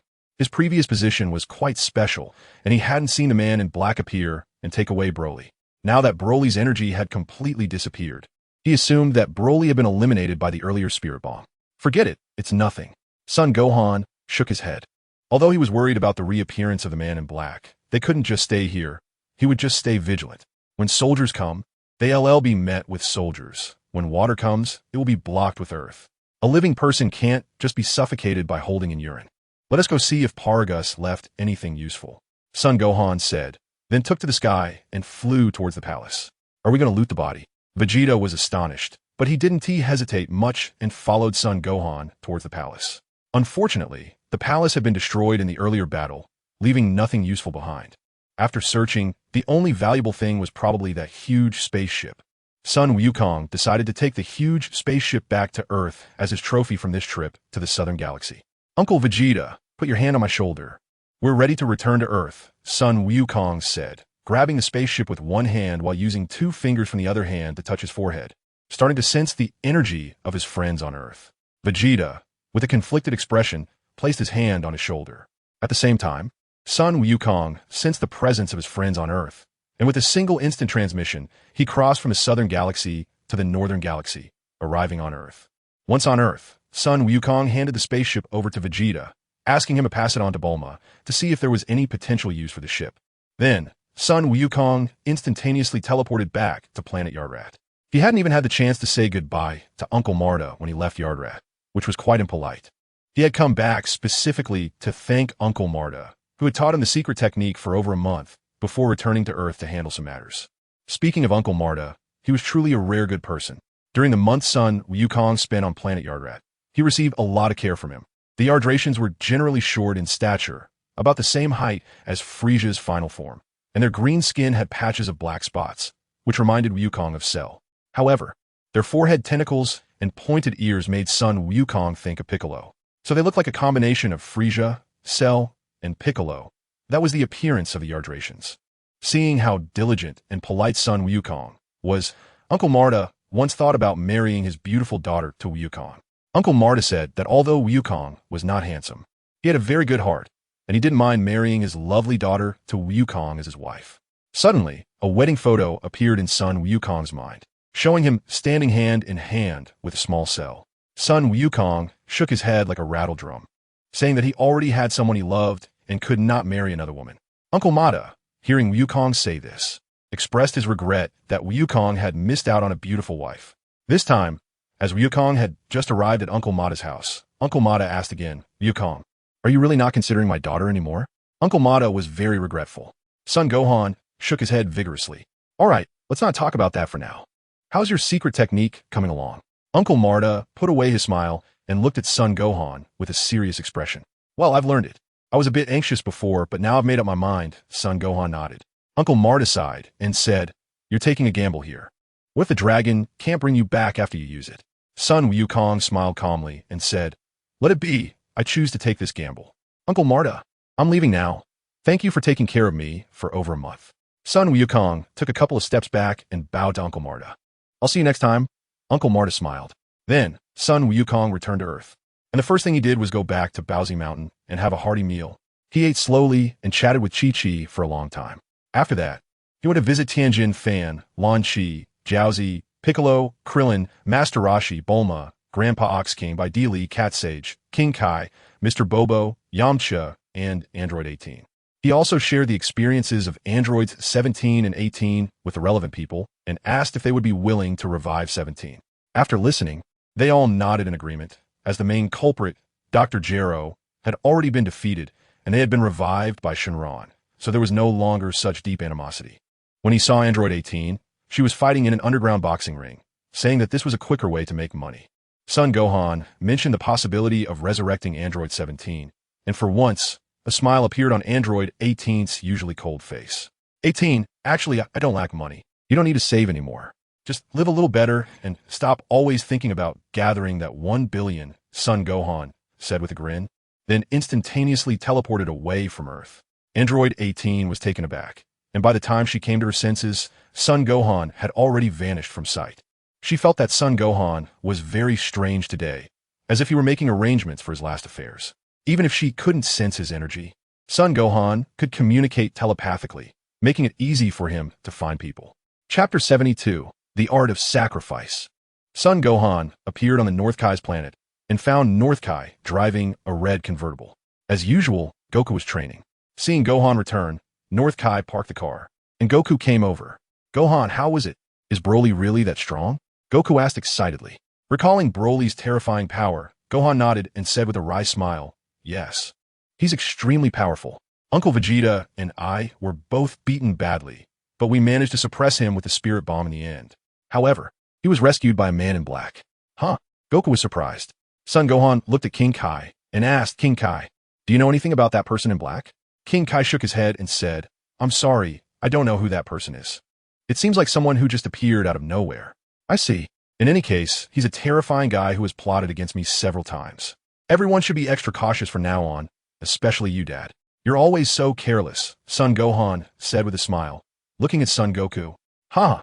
You shouldn't be plotting against a dead man like me, right?" Son Goku logedartili. "No, you're coming back to life starting today," Son Gohan said seriously. "What do you mean?" Both Son Goku and King Kai were taken aback, not understanding Son Gohan's words. "I learned a new secret technique called offering life on Yardrat, which can bring you back to life," Son Gohan explained. "Really?" Son Goku said with excitement, placing his hands on Gohan's shoulders, overjoyed. For him, coming back to life meant being able to participate in more battles. He had been bored on King Kai's planet. Feeling Son Goku's happiness, Gohan nodded with a smile. "Offering life? It sounds like there's more to it. It can't be that simple," King Kai said with a frown, unlike Son Goku, who was more carefree. "Haha, actually, it's not a big deal. It's just giving my life to Dad, and then a year later, you can use the Dragon Balls to revive me, right?" Son Gohan forced a calm demeanor and laughed. Indeed, during this trip to Yardrat, besides mastering instant transmission, he also learned this technique, which hadn't been learned by anyone for thousands of years. This technique offered no benefit to oneself at all. Learning it was very painful. Every time he practiced, it felt like he was cutting his own life with a knife, giving pieces of his life to others. Because of this, Sun Gohan had endured quite a bit of hardship. When he first learned about this technique, he thought of the old Kai. During the Buu saga, it was the old Kai who gave his life to Son Goku, allowing him to shed his halo and return to the living world. Gohan once thought that was a skill and privilege held by the Kai, but after seeing this technique, he began to suspect that the old Kai's ability to offer life was probably not a skill he possessed by himself, but rather a skill from the ugly, which he fused within life. The old Kai once said that when he was young, he was a very handsome Kai. But one day he encountered a very ugly, which who took one of his earrings and wore it on her own ear. This triggered the fusion effect of the earrings. And from then on, he merged with the old, which becoming the ugly, withered form he had later. The young Kai had no knowledge of this ability to give life to others, so Son Gohan felt he was getting closer to the truth. However, this was just Son Gohan's personal speculation. The truth was known only by the old Kai, who was currently sealed within the Kai sword. In short, the offering life technique was a secret art that allowed one to cut their life and give it to the deceased, enabling the deceased to be reborn. Previously, Son Gohan was very conflicted and anxious about whether to use this skill on Son Goku. After all, he was a traveler. What if, after he died, the Dragon Balls revived the original Gohan instead of him? What would he do then? It was only after the sacrifice of the Silver Clone on New Vegeta that he made up his mind. Regardless of whether the one revived by the Dragon Balls after a year was him or the original Son Gohan, it all depended on fate. If it was the original Son Gohan, that wouldn't be a bad ending. After all, he didn't die before traveling over. Perhaps he would return to the present world because of this? Gohan, are you sure this will work? If there's any risk, I don't want to be revived. Son Goku said seriously, unusually solemn. No problem, don't worry. Son Gohan reassured his father with a calm expression, then took out a capsule and handed it to Son Goku. What is this? Goku asked. This contains my assets, including Senza beans, a spaceship, and a lot of money. Dad, I'm leaving it to you, Son Gohan smiled. Okay, I'll just keep it safe for you. I'll return it to you in a year, Goku replied with a smile. All right, let's sit down. By the way, Dad, please tell Mom and our friends that I'm just going to train the universe for a year, so they won't be worried, Son Gohan said, then sat cross-legged behind Goku. Okay, Son Goku nodded in agreement, and also sat down cross-legged. Once they were seated, Son Gohan began to perform the offering life technique. The difference between his technique and the old Kai's was that his was extremely painful to execute, while the old Kai's was done lightly. Sun Wukong placed his hands behind Sun Wukong and began to activate the technique of offering his body. Suddenly, he felt his body being slowly sliced, and a tremendous pain surged through him. Sun Wukong started to tremble uncontrollably. Beads of sweat the size of mung beans rolled down from his forehead, and his lips turned pale. Son Gohan underestimated the cost of casting this secret technique. The pain during the execution was more than 10 times stronger than during training, far beyond what a normal person could endure. Gohan, today, I, Chunyu, will return my life to you, he murmured in his heart. Then life surged from his hands, flowing into Goku's body. As his body leaned back, he fell to the ground with a thud, losing control of his consciousness. Under the gravity of the North Kai's planet, Son Gohan's body became several hundred kilograms, making a loud noise upon landing. With the influx of powerful life force, the halo above Goku's head slowly faded away until it completely disappeared. Sun Wukong has completely resurrected. After his resurrection, Sun Wukong is very healthy and does not carry the hidden dangers of heart disease or viruses. This is likely due to the fact that he returned with his physical body after death. His death was like a reboot. All ailments and injuries were cleared away. And now he has resurrected with a strong and healthy body. Not only has he come back to life, but he has also become even stronger due to the life force that Gohan infused into him. Feeling the changes in his body and hearing a thud behind him, Sun Wukong quickly turned around, only to see Gohan falling backwards, lifeless, with no signs of life left in his body. Gohan's energy has completely vanished. Gohan. Sun Wukong's heart is heavy, and even this normally smiling, iron-willed man has tears welling up in his eyes. Sun Wukong's only son is Son Gohan, and now he has died to save him. Chapter 73. Sun Wukong returns to Earth. Sun Wukong placed his son's head on his lap, and then looked at the North Kai, saying, Lord Kai, why hasn't Gohan disappeared? His body is still here. The North Kai smiled helplessly and said, Isn't this quite normal? Sun Wukong said, No, I've died twice and my body went to the underworld both times. So you think this kind of development is normal, do you? The King of the Worlds gave him a glance. However, thinking about it, Son Gohan had saved the Earth several times, So King Yin should have made an exception to keep his physical body. Why was it still here? At that moment, the King of the Worlds quickly contacted King Yin. The North King said, King Yin, has Sun Gohan reported to the underworld? King Yin responded with a series of questions. Oh, it's you, North King. What's the matter? Is it Son Goku's child, Sun Gohan? Did he die? Hearing King Yin's words, the North King already knew that Sun Gohan had definitely not gone to the underworld. The North King furrowed his brow and said, Yes, please keep an eye on it, and I'll contact you again in a few hours. All right, my lord, King Yin replied. After that, the North King cut off contact with King Yin and looked at Sun Wukong, saying, He hasn't reported to the underworld yet. I'll contact him again in a few hours. Wukong nodded. He then picked up Sun Gohan's body, walked into the house, and placed him on the bed where he usually rested. After half a day, the North King contacted King Yin again. The North King asked, How is it? Has Sun Gohan gone to the underworld? King Yin replied, No, he hasn't come. How long has he been dead? The North King said, It's been half a day. That shouldn't be the case. Normally, the deceased would report to the underworld within an hour, unless he isn't truly dead, King Yin responded. The North King frowned and said, That's impossible. I checked personally. There are no signs of life left, and his breath has disappeared. How could this happen? King Yin said, I don't know then. Sun Gohan indeed hasn't reported to the underworld.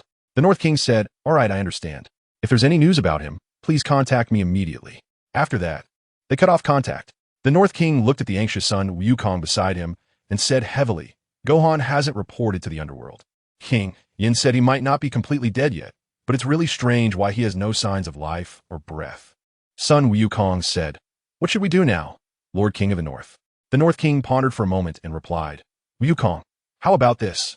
I will keep Gohan's body safe, and I promise he will look just like he does now, in perfect condition a year from now. As for you, you can collect the Dragon Balls a year later and find a way to wake Gohan up. If there is any news from King Yama, I will inform you immediately.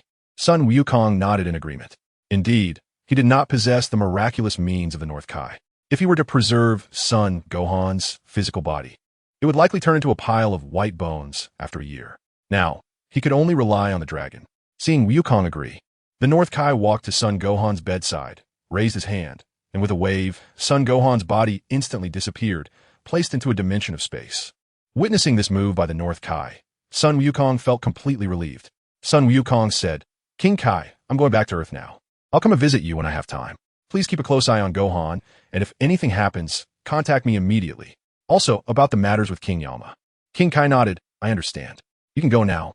When you get back, read a few more joke books, and try to tell me some jokes next time you come. Sun Wukong had a. Then, with a, Sun Wukong disappeared from the spot and headed towards Earth. As for why Sun Wufan did not report to the underworld after using this matter remains unaddressed for now. The moment Sun Wukong's aura appeared on Earth, it immediately caught everyone's attention. Vegeta was first taken aback, then his eyes revealed immense surprise and fighting spirit, after which he rushed out of his house and quickly flew towards the direction of Bowsy Mountain. Ha, Kakarot, I'm coming. Hey, Vegeta, where are you going? Bulma ran out to ask, but Vegeta had already vanished from sight. Piccolo also showed a smile and took off into the sky. Then Krillin and Yamcha did the same, all heading towards Bowsy Mountain. As for Tien and Kaiotsu, who lived very close to each other, they quickly made their way over. The first thing Sun Wukong did upon returning to Earth was, of course, to go home. He saw Chi-Chi practicing martial arts on the grass in front of their house and shouted, Chi-Chi, I'm back. Then he ran over to her and lifted her high up. Upon hearing Wukong's voice, Chi-Chi thought she was dreaming until he lifted her up. She reached out and pinched his face hard. Ah, Chi-Chi, that hurts. Wukong exclaimed and put her down. Is this not a dream? Chi-Chi was overjoyed, tears welling up in her eyes as she threw herself into Wukong's broad embrace. Chi-Chi. Wukong gently called her name, holding her tightly. They embraced for a long time without speaking, and then Wukong softly whispered in Chi-Chi's ear, I'm back. At that moment, Chi-Chi burst into tears, wiping them all over Wukong's chest. The couple hadn't seen each other for nearly 3 years. Chi-Chi, many people have come, Sun Wukong said. Hearing his words, Chi-Chi opened her eyes and saw a row of figures not far away, watching them with great interest. Among them were Vegeta, Piccolo, Yamcha, Krillin, Tien Shinhan, Den and Launch. Don't mind them, he, Chi-Chi said, ignoring them and continuing to bury her face in Wukong's embrace. Though she said that, she only held onto Wukong for a few more seconds before letting go and waving at the others. Haha, Krillin and the others awkwardly walked over. Wukong, you're finally back, that's great.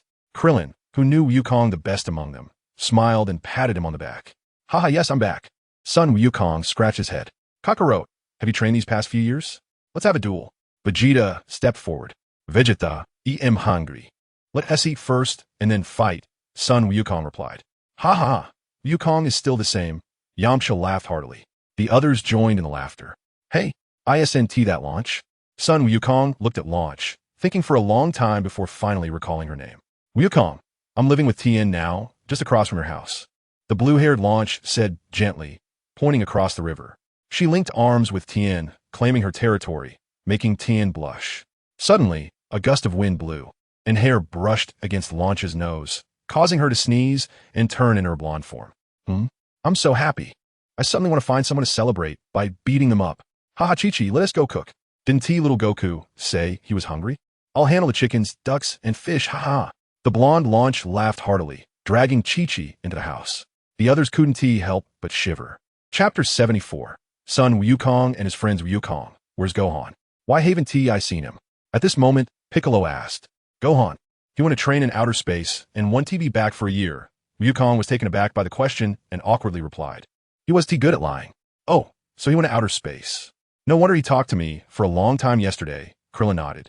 Yeah, he came to find me too. Yamcha also nodded. He came to find me as well, Tien Shinhan said. When he came, I was with Tien and Launch, then added. Everyone turned to look at Piccolo. Of course, he came to find me too. Piccolo felt a bit embarrassed under their gaze. This kid, going to outer space to train and not telling us directly, just rambling about boring topics, and even saying he wants to help me find a girlfriend. Krillin shrugged and laughed helplessly. Sun Wukong felt a pang of sadness in his heart upon hearing everyone's words. Well, it's better to continue keeping a secret from everyone for now. I'll explain everything once I've gathered all 7 Dragon Balls.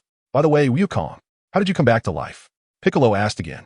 It was Gohan who learned a magical technique on Yardrat. He was the one who brought me back to life. Sun Wukong smiled. Wow, Gohan is really amazing, like the dragon itself. No, even better than the dragon, as the dragon couldn't revive Wukong. Yamcha said, Yes, Wukong, you have an incredible son. If it weren't for him, Earth would still be in ruins, and we would still be on King Kai's planet, Tien Shinhan praised. Yes, that kid is indeed very impressive. I have to admit that his power is much stronger than mine now. However, Kakarot, you might not be so certain. Vegeta interjected with a rare comment, but he didn't forget to provoke Sun Wukong with a meaningful expression. Wow, Vegeta, I also want to spar with you. Sun Wukong's eyes sparkled, but he added after patting his belly, Let's fight after we finish eating. Oof. Wukong, let me tell you. Many things happened after we returned to Earth, including Android 18, Android 16, and an old robot. You probably don't know, but Android 18 is actually a good person. She was just controlled by that old man, Dr. Gero. As for Android 16, he's a very large android who disappeared after Gohan let him go. Gohan asked us yesterday if we could revive Android 17, and we all agreed. Yamcha pulled Sun Wukong over and spilled a lot of information like a machine gun. Wukong, I think Gohan must like that Android 18. Although she's beautiful, she's an android. It's really troubling for a young man in love, Yamcha said thoughtfully, stroking his chin. Yamcha makes a good point. Is Gohan planning to find an android girlfriend? What if they can't have children later? Wukong, you should really advise Gohan. Even Krillin chimed in. Yeah, it's really troubling. Wukong also stroked his chin. Love is truly perplexing. Piccolo had no idea how to join their conversation because he reproduced asexually and couldn't understand what love was at all. Meanwhile, Vegeta was grinding his teeth, watching the group of men gossip. Hey, Vegeta, are there any other Scions besides us? I'm so excited that Broly suddenly showed up. Sun Wukong shouted at Vegeta. As far as I know, besides us, there's only my brother Tarbell left. There shouldn't be any other Scions. Vegeta said with a stern face. Your brother Tarbell? Is he as strong as you? No, he's gentle and doesn't have much combat talent. He should get along well with you guys. Why am I wasting words with you? Hurry up and eat, then let's duel. Vegeta, frustrated that he had unintentionally revealed family information, shouted at Sun Wukong again. Everyone was already used to Vegeta's Tsundere personality and shrugged, indicating they couldn't do anything about it. Soon, Chi-Chi and Launch prepared the food, and Sun Wukong gathered everyone to sit together and share the meal. Although Vegeta said he wouldn't eat, the dining table soon became a battlefield for him and Wukong. sweeping through the food like a whirlwind, with about 80% of the food going into Wukong and his stomach. Piccolo, who didn't need to eat, quietly sat aside with a cup of water, watching everyone. If it weren't for Wukong's return, Vegeta would never have sat down to eat with everyone, Piccolo thought to himself. During the meal, Wukong once again explained the reason for his resurrection and mentioned that Gohan had gone to outer space and wouldn't be back for a year. Gohan. No wonder he talked so much to me yesterday, but didn't directly say he was going to outer space for training. Was he afraid I wouldn't let him go? Really? Chi-Chi said with tears in her eyes. It's still because you always make him read books, Krillin remarked. Krillin. Chi-Chi shot a glare at him. Krillin immediately backed down. I haven't made him read books anymore. After the meal, it was time for the duel between Vegeta and Sun Wukong. The two decided to fly to the vast wilderness for a fierce battle. Everyone wanted to be spectators and insisted on going together. Seeing that Chi-Chi was also flying up with everyone, this unusual scene made everyone exclaim in surprise. Who knows how Gohan got her to start practicing martial arts? Seeing that Chi-Chi was flying slowly and almost couldn't keep up with everyone, Wukong returned to carry her and zoomed past everyone. Vegeta clenched his fists, feeling furious that he hadn't brought Bulma with him. He was truly eating dog food. The group moved quickly and arrived at the vast wilderness in just a few minutes. The spectators stood at a distance while the two Saiyan warriors, who hadn't seen each other for nearly 3 years, faced each other with tension in the air. Boom! Both of them exploded with energy simultaneously, golden auras erupting from their bodies, stirring the wind and clouds of the world. Hee, come on, Vegeta! Wukong laughed, filled with fighting spirit. I've been waiting for this battle for several years. Come on, Kakarot. Let me, Prince Vegeta, defeat you. Vegeta was equally excited. Boom, boom, boom. The two moved quickly, throwing punches and kicks, clashing rapidly. The air resonated with explosive sounds, and the shockwaves kicked up countless dust. They were evenly matched. After watching them fight for a while, Piccolo commented. Yes, their fighting power is almost equal, Krillin said. It's no wonder. Although Vegeta trained in the hyperbolic time chamber for 2 years, Wukong also trained for over 2 years on King Kai's planet, which is 10 times the Earth's gravity. And Wukong even had King Kai put him in weighted clothing. Din Shinhan nodded. Ha! Then if Wukong goes into the hyperbolic time chamber one more time, wouldn't he completely dominate Vegeta? Vegeta's time is already up, but Wukong can still go in for more than a year. Yamcha suddenly laughed. Don't think about it. Old Sun won't do that. Unless there's a powerful, invincible enemy, he wouldn't go into the hyperbolic time chamber. He prefers to train outside like this, Piccolo said. While the group was talking, Vegeta and Sun Wukong simultaneously threw punches, hitting each other's right eyes. Instantly, both of their right eyes were swollen and red. If they were to get hit in the left eye now, they would look like two pandas fighting. Chapter 75. Chi-Chi meets Android 18 soon. A punch hit the other's left eye, and the 4 black eyes locked onto each other, almost making them burst out laughing. Damn Kakarot. Bam! Just after cursing, he got hit in the nose, and blood started flowing. Kakarot, I didn't expect you to become so despicable after being dead for 2 years. Vegeta wiped his nosebleed, feeling quite indignant. Ha! Vegeta, you're so funny right now, Goku said, holding his stomach and unable to stop laughing. Bang! Just after laughing, Goku was hit by Vegeta's elbow strike and fell from the sky, crashing into the ground with a loud boom, causing the earth to crack. Kakarot. Vegeta continuously fired energy blasts that thunderously struck the cave entrance, blocking Goku's way out, shaking the ground and filling the air with smoke. Kamehameha. A blue column of energy shot up into the sky, charging toward Vegeta, who had to stop his attack and quickly dodge. However, Goku's figure followed the Kamehameha wave and burst out. The two began to grapple again.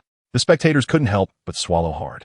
The fighting style of these two was simply indescribable. Simple yet violent, fast and direct.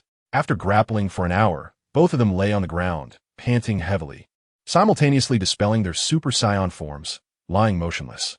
They had exhausted their stamina and energy, forcing the battle to stop.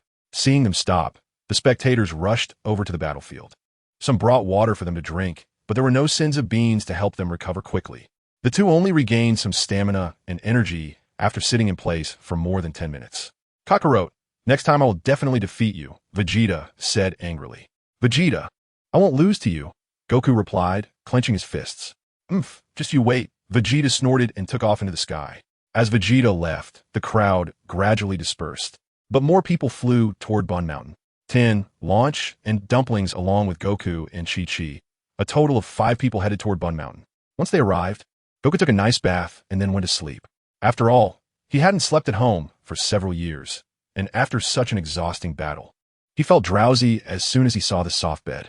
Chi-Chi saw Goku go to sleep and obediently cleaned up the mess left from their meal, washing all the dishes and tables.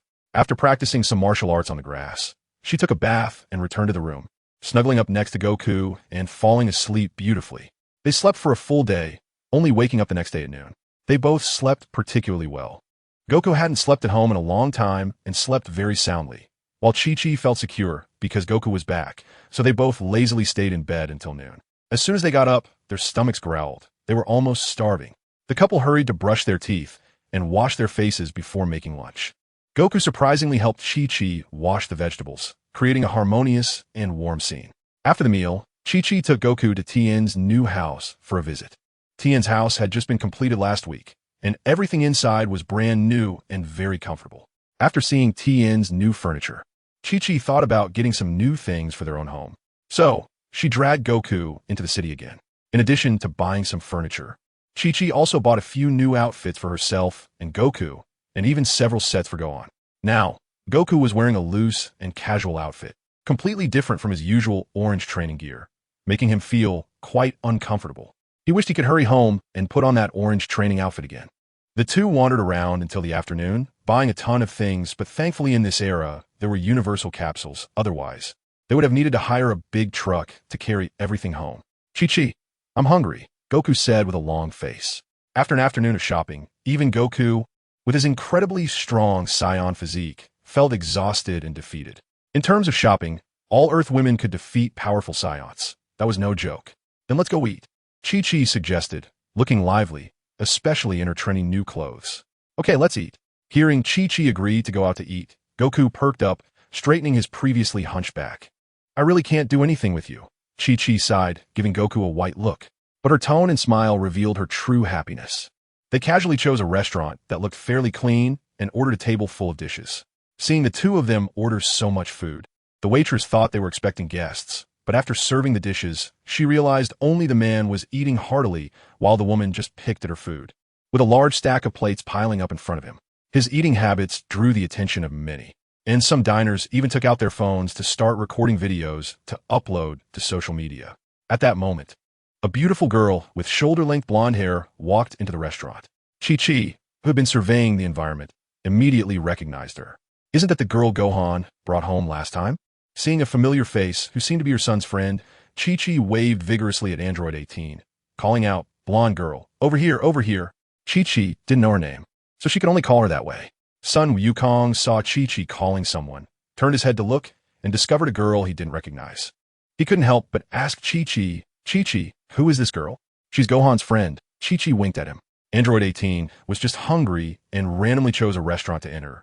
But as soon as she walked in, an older sister was waving at her and calling out, which left her very confused. She didn't know this sister, but since she kept waving at her, she had no choice but to walk over. Just a few steps in, she saw the man sitting opposite the older sister. Isn't that Sun Wukong? Android 18 was in a daze. So the sister across from her is his wife? Gohan is their son? And this sister called her over on Sun Wukong's orders? What to do? Should she go or not? That was the question. Forget it. She had already turned over a new leaf. She was not the same as before, and according to the database, Sun Wukong had a gentle personality and was inherently kind. So he shouldn't make things difficult for her. Android 18 thought to herself and steeled herself to walk over. In fact, she was overthinking it.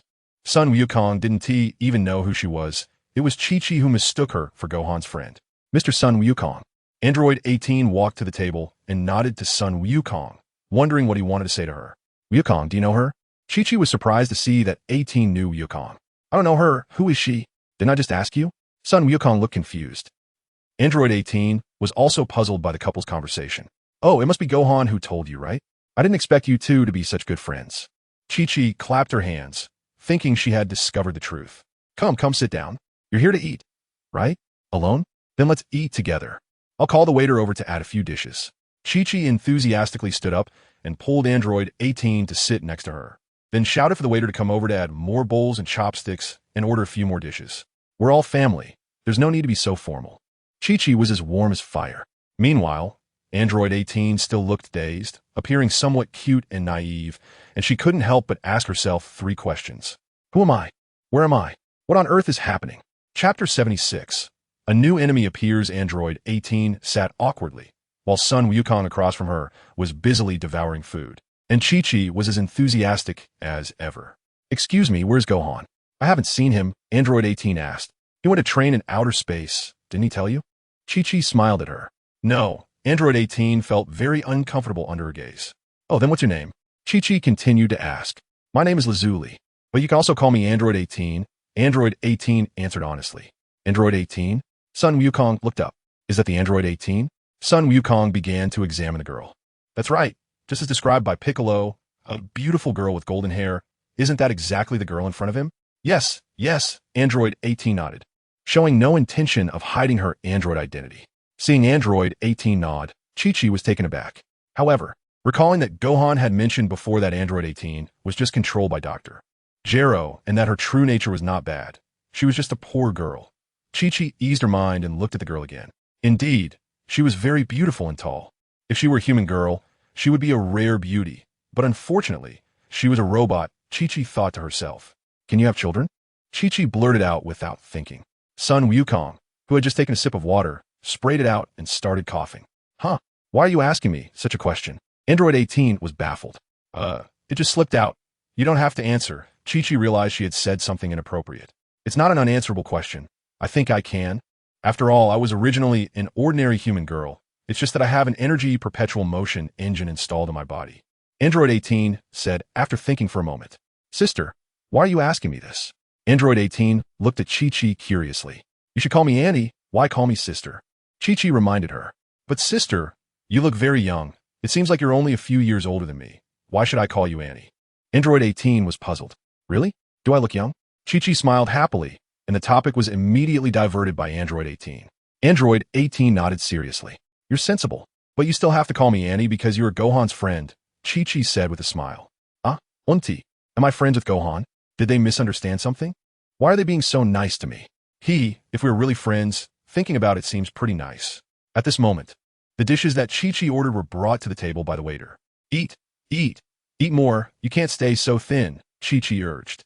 Hearing Chi-Chi's ordinary words of concern, Android 18 was lost in thought and absent-minded. She didn't know how many years it had been since she felt someone else's care. Her parents had been killed by Dr. Gero many years ago, and she and her brother had been turned into androids by him, thus being abandoned by the world. Although they possessed great power, they felt they had nothing. After the nightmare ended, her brother left her, and she began to live alone, without family or friends, struggling to survive every day.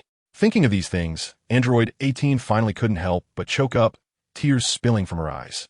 A person can be as strong as they are fragile, and that was Android 18. You child, why are you crying?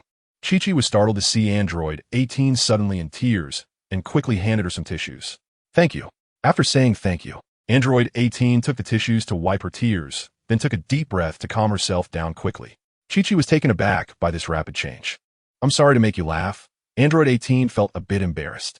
It's okay, let us eat quickly. Chi-Chi smiled, secretly thinking how sentimental this girl was. After that, everyone fell silent and quietly ate.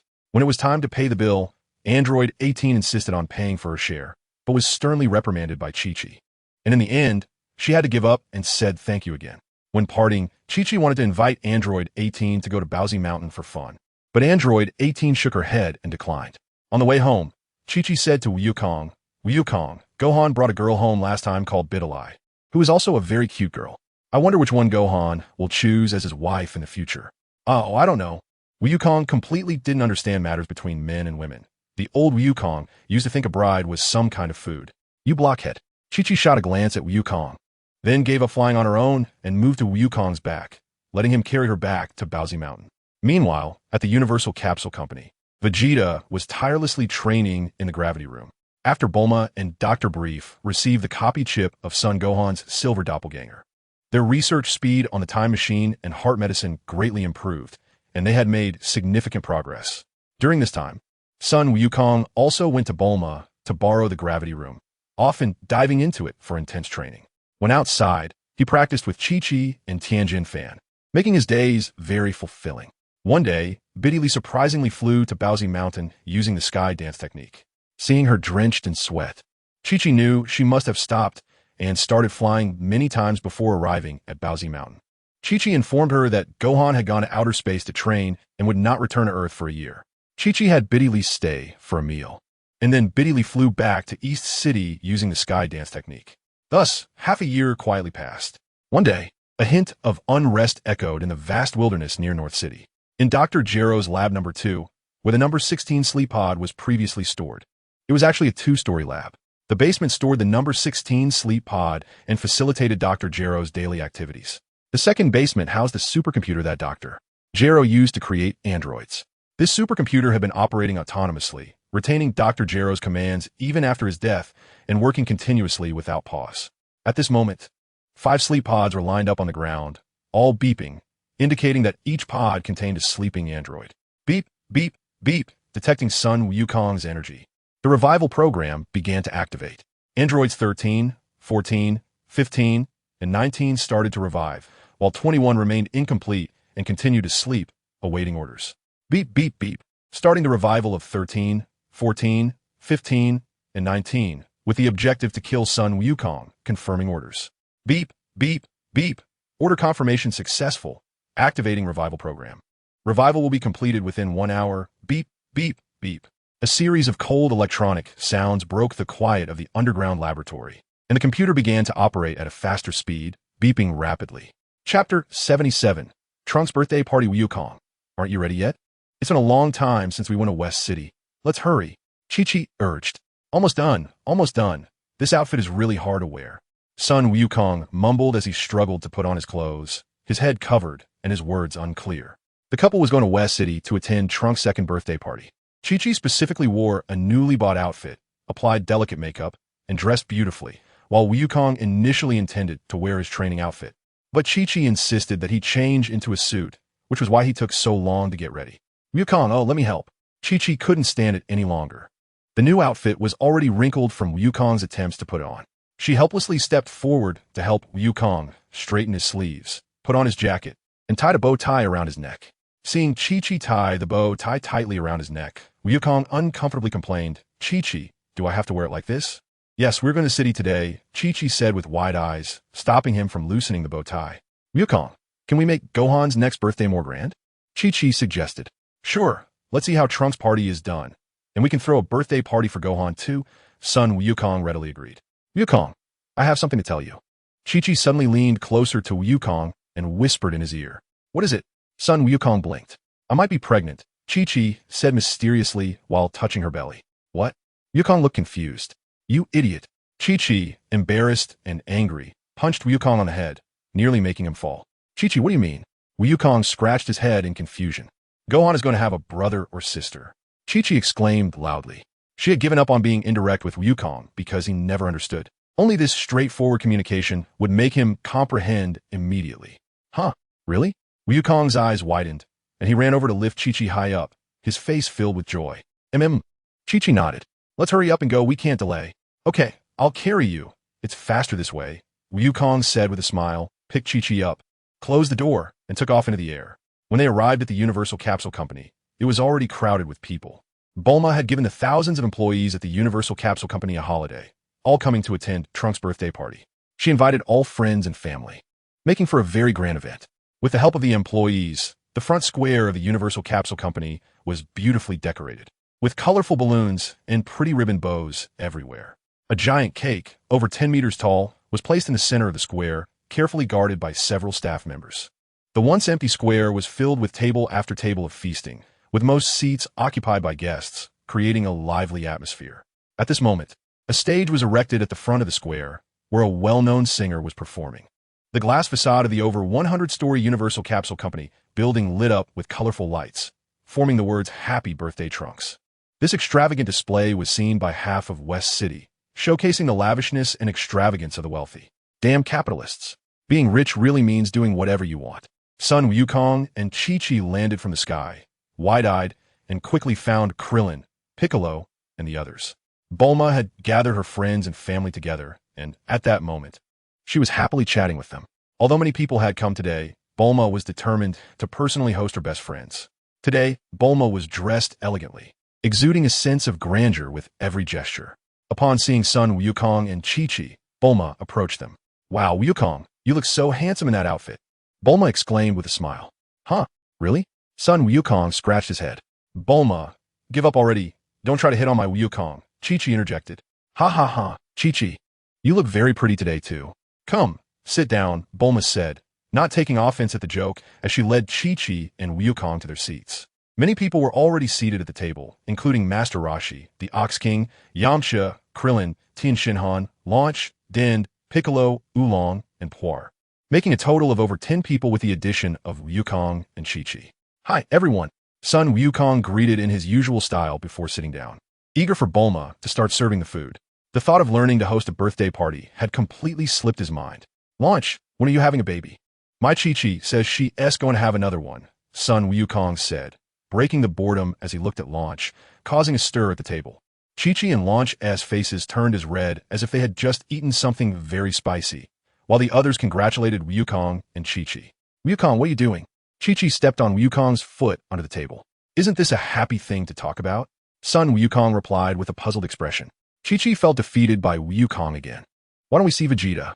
Wukong looked around but didn't spot him.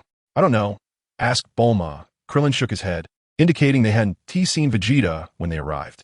At that moment, Bulma was at another table filled with her relatives, including Dr. Brief and his wife, who was holding little Trunks. "Bulma, where's Vegeta?" Sun Wukong leaned over to ask. "He's probably still training. He was just in the gravity room. He doesn't like gatherings like this," Bulma said helplessly. Bulma was quite understanding. If it were another ordinary woman, she would probably have been angry by now. "Vegeta really works hard," Wukong remarked. "Wukong, any news from Gohan yet? It's such a pity he couldn't attend Trunks' birthday party. Trunks really likes him." Bulma asked with a smile. "Not yet," Wukong shook his head. To others, it sounded like Gohan had gone far away to train without sending news. But Wukong meant that neither King Kai nor King Yama had any news about Gohan, and it seemed they would have to wait until they gathered the Dragon Balls in half a year to place their hopes on the dragon. Little Trunks stood up and babbled upon hearing Gohan's name, calling out, "Gohan, Goku Wufan. Mama, where's Goku?" "Ha ha!" Everyone burst into laughter. It seemed that little Trunks really liked Gohan, as he was already trying to call him at such a young age.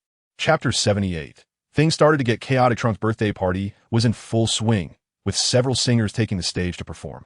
Meanwhile, Bulma waved her hand, and the dishes were served, bringing the atmosphere to a peak. To everyone's delight, Vegeta actually came out of the gravity room at that moment.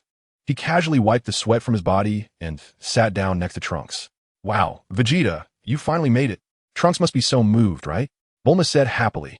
"Oomph, I was just hungry. I'm not interested in such boring things," Vegeta replied, focusing on a large pork knuckle. Daddy. Trunks raised his little spoon. After thinking for a while, Vegeta took Trunks' small spoon, dug a spoonful from his pork knuckle, and handed it to Trunks. Trunks took the spoon, tasted it, and seemed unsatisfied, starting to babble again. "Stinky little brat." Vegeta shot a glare at Trunks, then tore off a chicken leg and handed it to him. Only then was Trunks satisfied and began to eat. Everyone looked on in disbelief at this scene. Meanwhile, Piccolo, holding a cup of water, watched the humans devouring their food with envy. He could only drink water and photosynthesize. To him, food tasted like chewing wax, and he couldn't understand why these people enjoyed eating so much. After everyone was full, it was time to cut the cake. A singer performed a birthday song, pushing the party atmosphere to its peak. However, cutting a cake that was over 10 meters tall was no easy task. If an ordinary person tried to do it, they would need a tall platform and several people wielding knives just to manage it, and even then, they might not have enough strength. At this moment, it was Dumpling's turn to shine. Dumpling gestured with both hands, rapidly moving towards the enormous cake, sliding thousands of times, and then with a ha, the massive cake exploded into thousands of pieces, which floated through the air on small paper plates, flying toward each person at the table. Soon, everyone had a piece of cake in their hands. Unaware of the truth, the ordinary guests applauded, thinking this was the grand finale of a magician hired by Miss Bulma. Excitedly clapping their hands read. Although they didn't know how the magician accomplished it, it was indeed impressive. "Haha, Dumpling, your superpower is amazing." Yamcha gave Dumpling a thumbs up. "This is nothing, just basic operation," Dumpling blushed and replied. At this moment, the sky, which had started to darken, suddenly brightened. Everyone looked up, thinking another magic act was about to take place, their faces filled with anticipation. The Z warriors suddenly looked up, their expressions changing drastically. This was no magic act, but a massive energy wave descending from the sky. This is bad. There are so many ordinary people here. Who is doing this? Sun Wukong shouted angrily. Huh, I can't care about that now. Sun Wukong stood up, ignoring the gazes around him, clenched his fists, transformed into a super scion, and instantly radiated golden light. Kamehameha. He gathered energy at his waist, then pushed the Kamehameha wave upward toward the incoming massive energy sphere. A blue energy column surged forth, shooting into the sky to meet the enormous energy blast that was about to land. Boom! The Kamehameha wave collided with the energy blast, causing a whirlwind on the ground that overturned many tables in the venue. At that moment, the Z warriors sprang into action, protecting the ordinary people and knocking down the flying tables before all soaring into the sky. Ha! Sun Wukong shouted again, his momentum rising once more, and the Kamehameha wave simultaneously grew stronger, finally blasting away the incoming energy sphere with a loud bang, rushing into the vast universe. Master Roshi, Chi-Chi, be careful, and keep an eye on Bulma and the others for me. I'm heading up. Sun Wukong furrowed his brow as he looked at Chi-Chi and Master Roshi, giving them a reminder before soaring into the sky, following Vegeta and the others. Which filthy rat dares to cause trouble here? Today is my son's birthday party. Vegeta, furious, instantly transformed into a super scion, two golden lights illuminating the previously dim sky. Ha! Our goal is simply to kill Sun Wukong. If you want to stop us, then you'll have to die with him. The voice came from high above, where four figures were floating. One was tall and muscular, another had an average build. A third was a round and chubby man, and the last was a short little guy, all four being men. They all had two redder symbols on them. Seeing their appearance, Sun Wukong frowned and said solemnly, "You are remnants of the Red Ribbon Army?" "That's right. The four of us are super androids created by Dr. Gero's supercomputer. And our purpose is to kill you, Sun Wukong," said the man of average build, wearing a baseball cap. "Damn it. How many androids did Dr. Gero create?" Piccolo's expression turned grim, and he even turned green. "Cough cough, you scrap metal are probably dreaming. Only I can kill Kakarot. Who do you think you are?" Vegeta was very displeased to hear the android's boast, his hard training over the past half year giving him plenty of confidence. "Vegeta, don't be careless. They're not simple," Sun Wukong reminded him. I'll take down their strongest one," Vegeta snorted. "And that leaves you, Kakarot." He turned to look at Sun Wukong. Sun Wukong ignored Vegeta's provocation and looked at the four androids, saying, "How about we change the battlefield?" The four androids did not respond to him, taking a stance that indicated they were about to attack. Sun Wukong frowned and then flew towards the distant sky, followed by four androids. Vegeta and the others also followed them, flying alongside Sun Wukong. The instruction given to the androids was simply to kill Sun Wukong. Eliminating him was their primary task. And it didn't matter where the battlefield was. There was no requirement for a fixed battlefield coded into the chips in their brains. Sun Wukong led everyone to the western desert closest to the West capital, a place constantly eroded by sandstorms, desolate and uninhabited, where they could fight freely. "Come on." Sun Wukong took a fighting stance, ready to face the attacks from the four androids. The android number 13, wearing a cap, charged forward first. Immediately, the four androids pounced on Sun Wukong. "Are we not here?" Vegeta shouted angrily, quickly moving to intercept the tall and muscular android. The one that looked the strongest, android number 14. Piccolo, Krillin, Yamcha, Ten, and Kaiatsu surrounded the chubby android number 19, while the remaining androids 13 and 15 flanked Sun Wukong, putting him in a 2-on-1 situation. Chapter 79. Intense battle, great brawl. Piccolo, Krillin, and the others had made progress over the past 6 months, and with their numbers, they were evenly matched against the hefty android number 19, creating a chaotic melee. In contrast, Vegeta found himself more at ease against android number 14. It was no match for him. Within just a few minutes, Vegeta had thoroughly beaten android number 14, leaving it in a pitiful state. However, what Vegeta didn't know was that android number 14's strength was not as formidable as it appeared.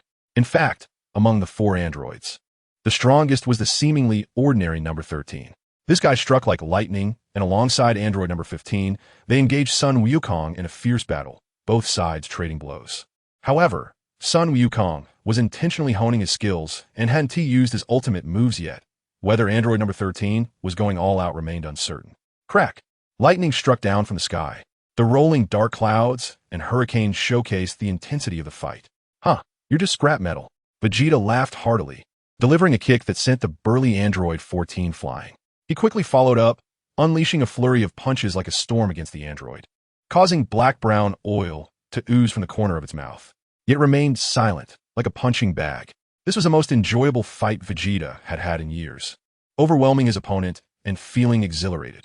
There was no need to mention the time on Namek, where he was beaten mercilessly by Frieza and ultimately killed, while Sun Wukong had transformed into a Super Saiyan during that time and defeated Frieza. 2 years ago, he had been defeated by androids 17 and 18, resulting in his death once again. After transforming into a Super Saiyan in Hell, he faced Frieza again, leading to mutual destruction. Upon resurrection, he faced android 16, resulting in another draw. He challenged Gohan, only to be crushed by Gohan's power. Later, he went to the South Galaxy and was easily beaten by Broly. After returning, Sun Wukong was resurrected and faced Vegeta again, resulting in a stalemate where both ended up exhausted. Today, facing android number 14, Vegeta finally found victory, releasing the pent-up emotions he had been holding back. His strikes were fast, accurate, and ruthless. Boom, boom, boom. Vegeta retreated dozens of positions, then continuously fired energy blasts, raining down like a meteor shower on android number 14. Thick smoke billowed, and debris flew into the air, breaking the law of where there's smoke, there's nothing. Android number 14 perished in the explosion. Android count, -1. Vegeta accidentally inhaled some dust and quickly spat it out. On the other side, Sun Wukong was also in a heated battle with the two androids. The short android number 15 was kicked and exploded, lighting up the sky like a firework. Oil and metal flying everywhere. Now it's one-on-one, Sun Wukong said with a smile, then waved his hand to throw an energy ball at number 13. Seeing that Sun Wukong and Vegeta had each taken down one android, Piccolo, Krillin, and the others were overjoyed. With this situation, victory seemed certain. Get out of my way. Seeing the five still fighting the chubby android number 19, Vegeta angrily charged in to join the battle. Be careful, Vegeta. This android absorbs energy, Piccolo kindly warned. So what? Vegeta scoffed. At that moment, android number 19 had already grabbed Vegeta's arm, starting to absorb his energy. Oh, this is interesting. Vegeta still seemed unfazed, pushing off against android 19 and flying backward, detaching both of its arms in the process. Big Bang Attack. Vegeta shouted, his energy surging dramatically.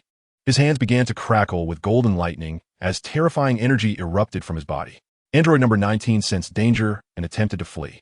It was hard to imagine how those short legs could run so fast. However, Vegeta wouldn't be given the chance to escape.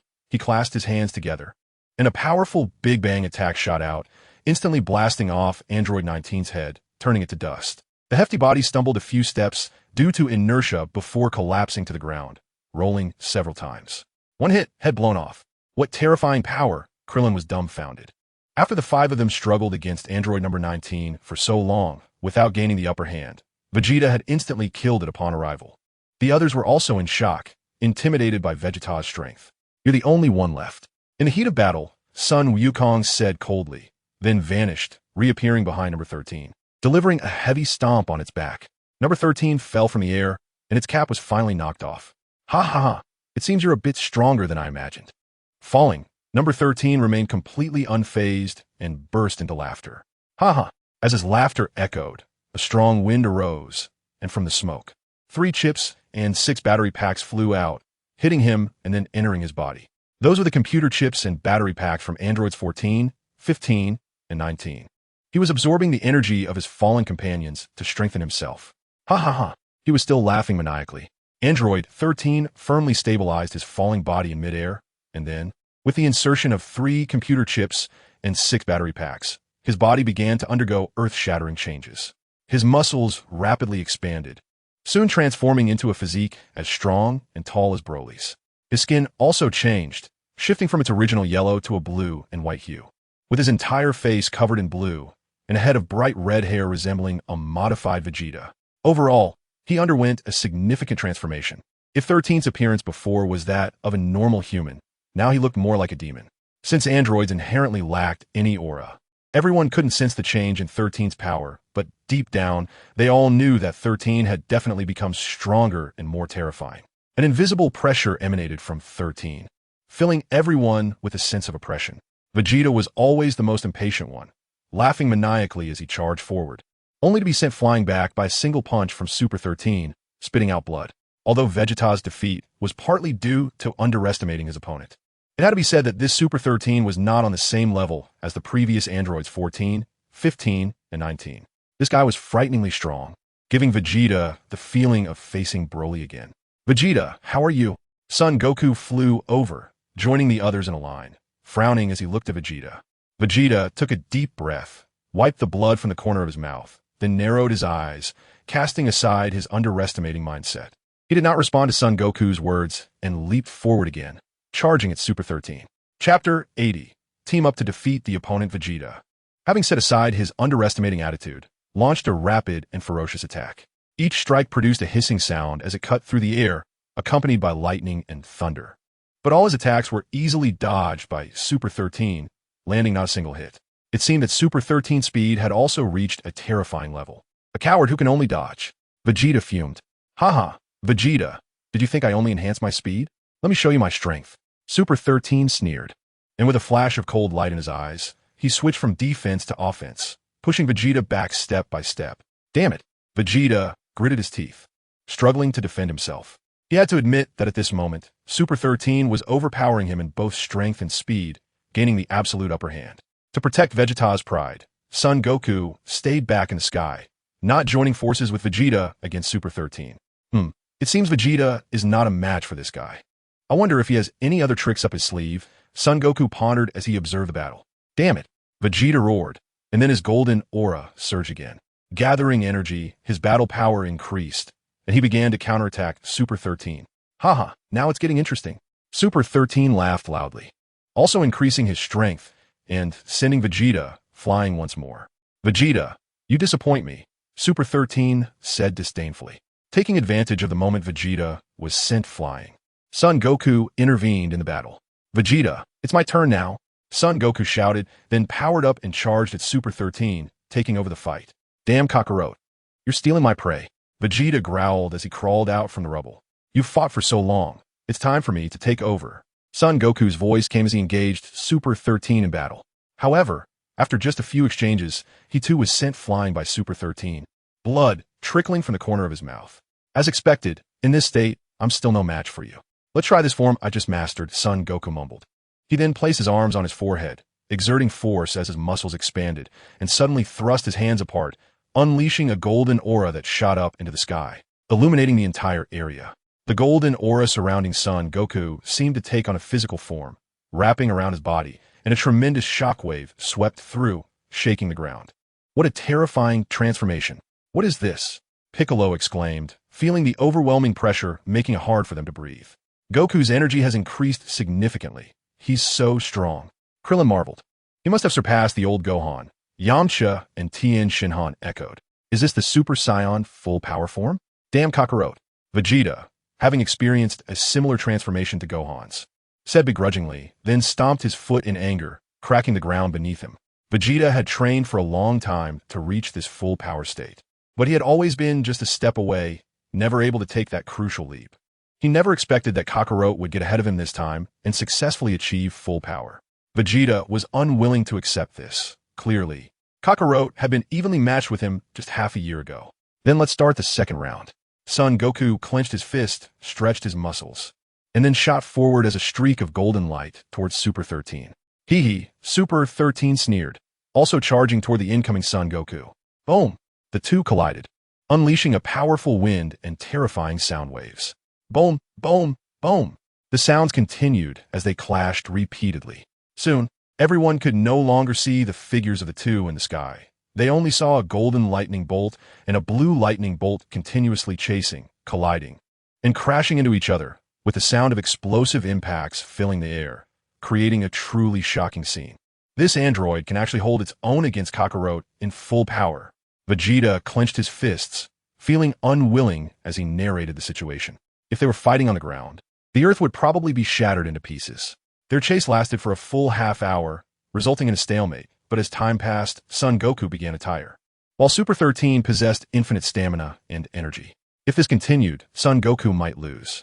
Sun Wukong spread his right hand with 5 fingers open, and 5 columns of energy transformed into meteors, rushing towards Super 13 and blocking his attack direction. Seeing the 5 energy columns coming at him, Super 13 sneered, raised his hand, and swatted the energy columns away like flies, altering their trajectory. Then, his body shot up into the higher sky. After fighting for so long, he grew tired and decided to use his ultimate move to end the battle. He spread his hands, and a terrifying blood-red energy began to gather, coalescing into a massive blood-red energy sphere in front of him. The blood-red energy sphere spun continuously, emitting a nauseating, bloody stench, while the pressure of the wind caused chaos among the people on the ground, making their hair fly and their clothing flap loudly in the strong breeze.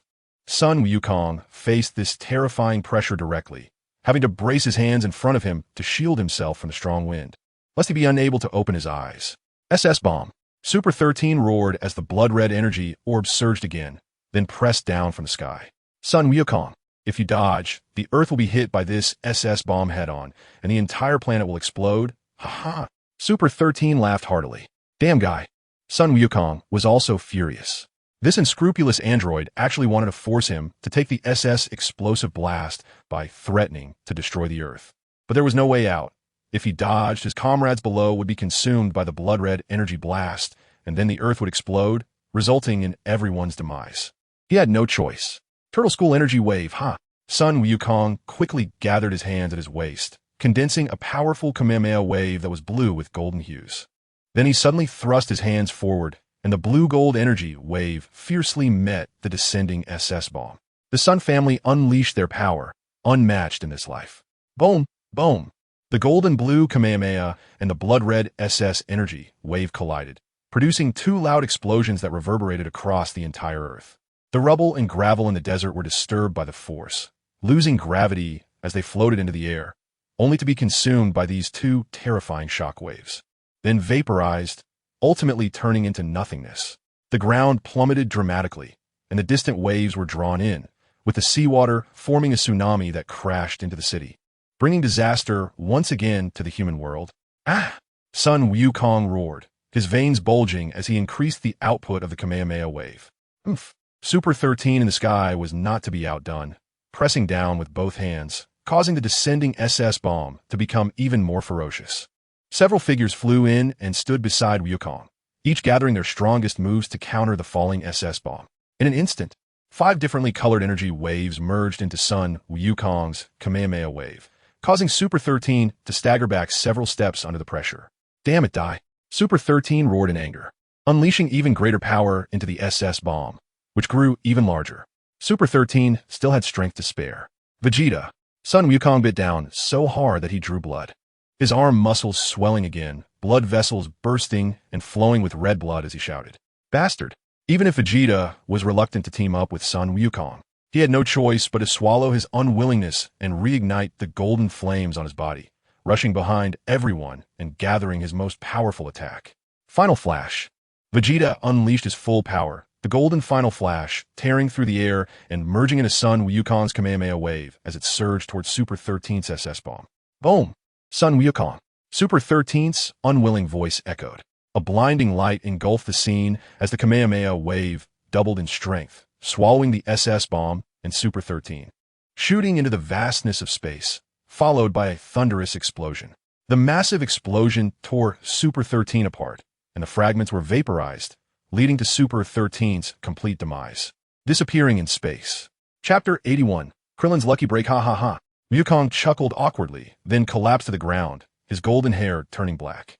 This full power form was something he had just begun to explore and couldn't control skillfully. The energy he had just unleashed exceeded his body's limits, and he felt overwhelmed. Krillin was about to crouch down to help him, but Wukong waved his hand. "Let me lie here for a few minutes. I'll get up on myself later." All right.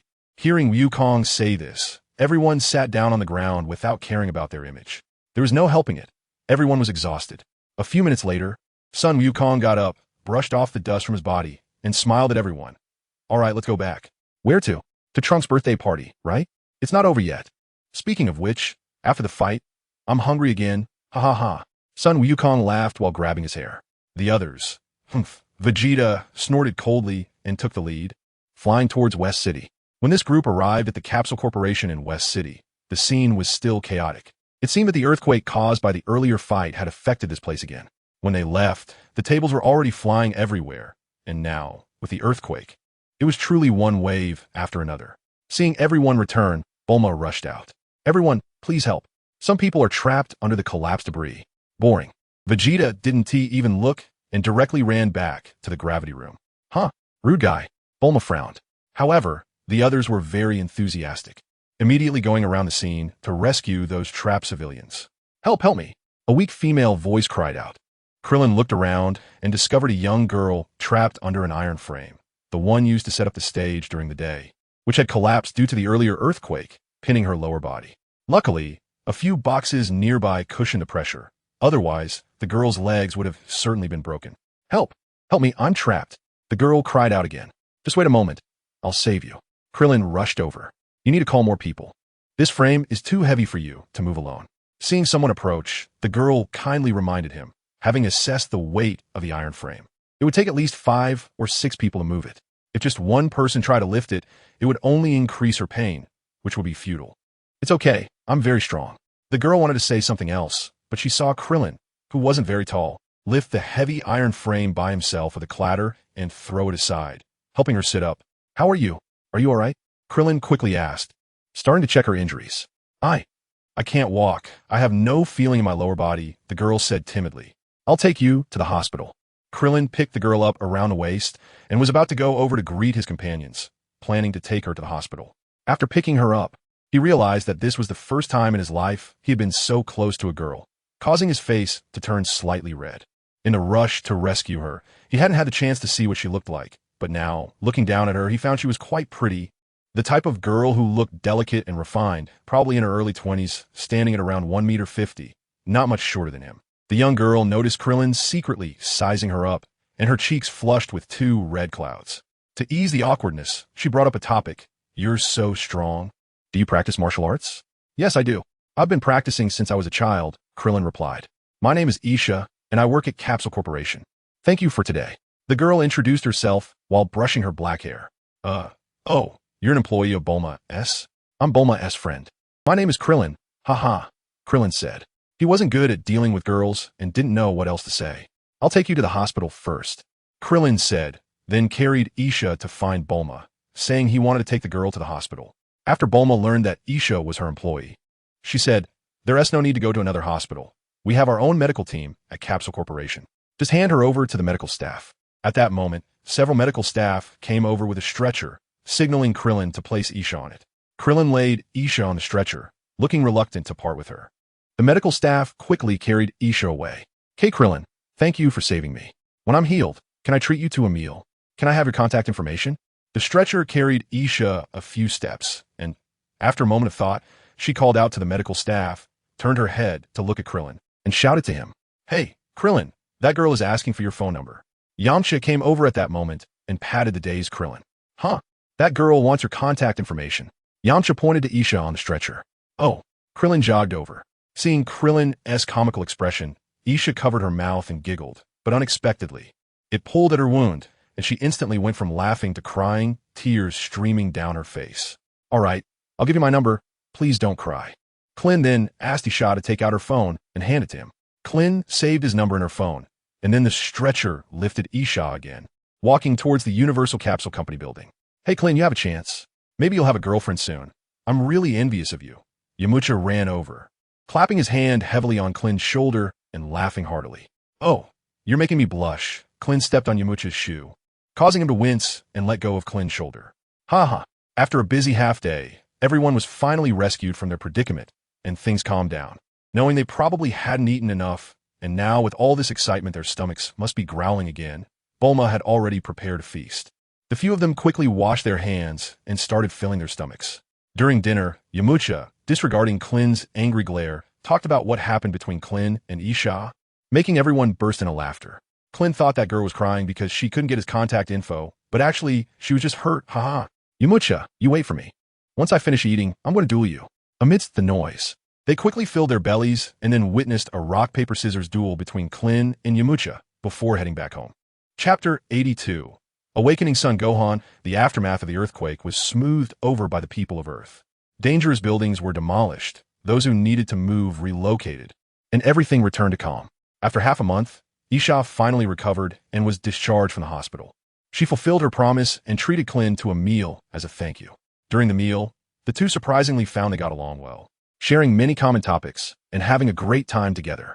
Over the months, their meetings increased, and Clint often ran to the Universal Capsule Company. Bulma had long noticed their little secret and occasionally gave Clint and Isha knowing winks. In this dark space, Sun Gohan had been drifting for nearly a year. After using the sacrificial technique, he arrived in this strange space, all pitch black, unable to see anything and utterly silent. He didn't know how big or wide this place was because he couldn't see anything. Everything relied on perception and intuition. At first, Gohan was very curious. Logically, after using the sacrificial technique, his lifespan should have been exhausted, so he should have either descended to the underworld or returned to Earth in his previous life, or gone to the underworld of his past life.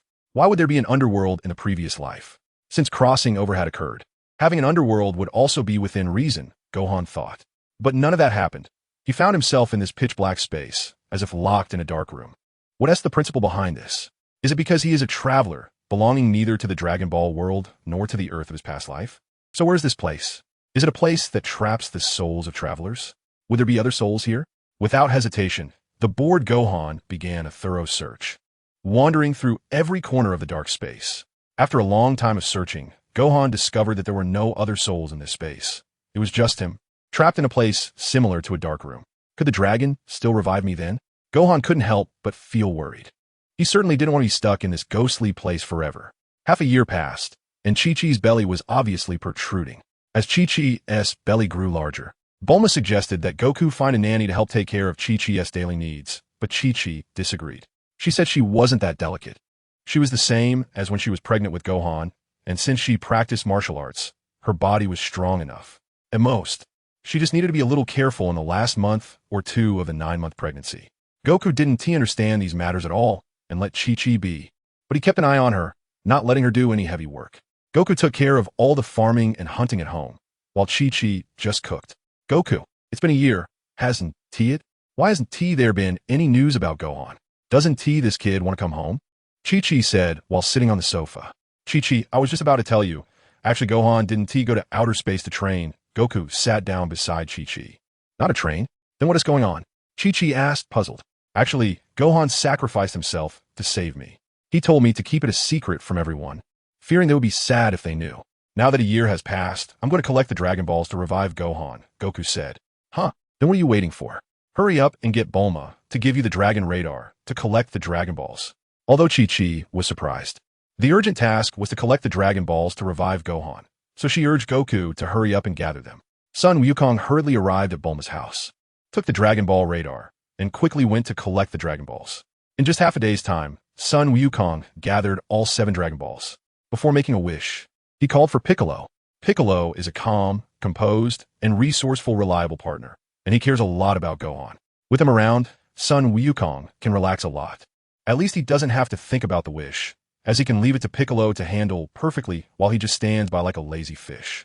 Sun Wukong informed Piccolo about Gohan's situation, and then contacted King Kai to retrieve Gohan's physical body from the other dimensional space. When King Kai saw Gohan's body, he was shocked because Gohan's hair and eyebrows had turned completely white, and his long hair trailed on the ground, as long as his height. If he were to be dressed in white clothes now, he would look like a giant white radish. Although puzzled, King Kai quickly contacted Goku. Goku, I've retrieved Gohan. You can make your wish now, King Kai transmitted. Okay, I understand, Goku replied. Before Sun Wukong's house on Baozi Mountain, he poured out 7 Dragon Balls from his bag and shouted loudly, Come out, Shenlong, grant me my wish. Suddenly, dark clouds rolled across the sky, turning it pitch black, and a golden light shot up into the sky, transforming into a green dragon that coiled in midair. Chi-Chi and Tianjin Fan and others were nearby, and all ran over, just in time to see Sun Wukong and Piccolo summoning Shenlong. Piccolo, it's up to you. Sun Wukong gestured to Piccolo and stepped aside. Shenlong, please revive Sun Gohan. Piccolo shouted at the green dragon. After a moment of silence, Shenlong suddenly buzzed with an echoing voice. I'm sorry. Sun Gohan has fallen into a deep sleep due to the exhaustion of his life force. I cannot revive him. What? What's going on? Everyone was shocked. What do we do now? Wukong? Chi-Chi cried out with tears in her eyes upon hearing Shenlong's words. Tianjin, Fan, and the others, not understanding the situation, figured it out through Piccolo's explanation and looked at the dragon in the sky in astonishment. Piccolo, what do we do now?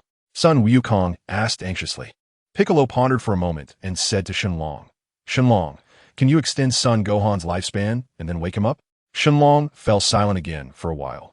Then his eyes flickered with red light, buzzing. I have increased Sun Gohan's lifespan by 1,000 years. Do you confirm the use of the second wish to awaken him? What? What's going on? I was just asking. I didn't make a wish. Piccolo glared at Shenlong. What's going on? I was just asking a question. If it's possible, I was planning to wish for Gohan to have eternal life, but you just added 1,000 years, and I haven't even made a wish yet. Do you confirm the use of the second wish to awaken Sun Gohan? Shenlong did not answer his question and continued to buzz. No, wait a minute. Piccolo raised his hand, signaling the dragon to pause. King Kai, Shenlong has already increased Sun Gohan's lifespan by 1,000 years. See if you can wake him up. Piccolo shouted to the sky. He knew that King Kai was definitely paying attention to this moment. Okay, just a moment, I'll try. Sure enough, King Kai's voice echoed in the air, just like Shenlong's voice, causing the dragon in the sky to look around. On King Kai's planet, King Kai suddenly raised his hand and slapped Sun Gohan's face twice, but Sun Gohan did not wake up. King Kai checked his breathing and heartbeat, which had returned. King Kai then magically produced a bucket of cold water, pouring it over Sun Gohan's head, splashing everywhere. Wow, who is it? In the darkness, Sun Gohan felt a deluge of ice water pouring over him, and then sneezed and jumped up. On my eyes, a strong light shone into his eyes, causing a stinging sensation. After a while, he slowly opened his eyes and gradually adapted to the brightness.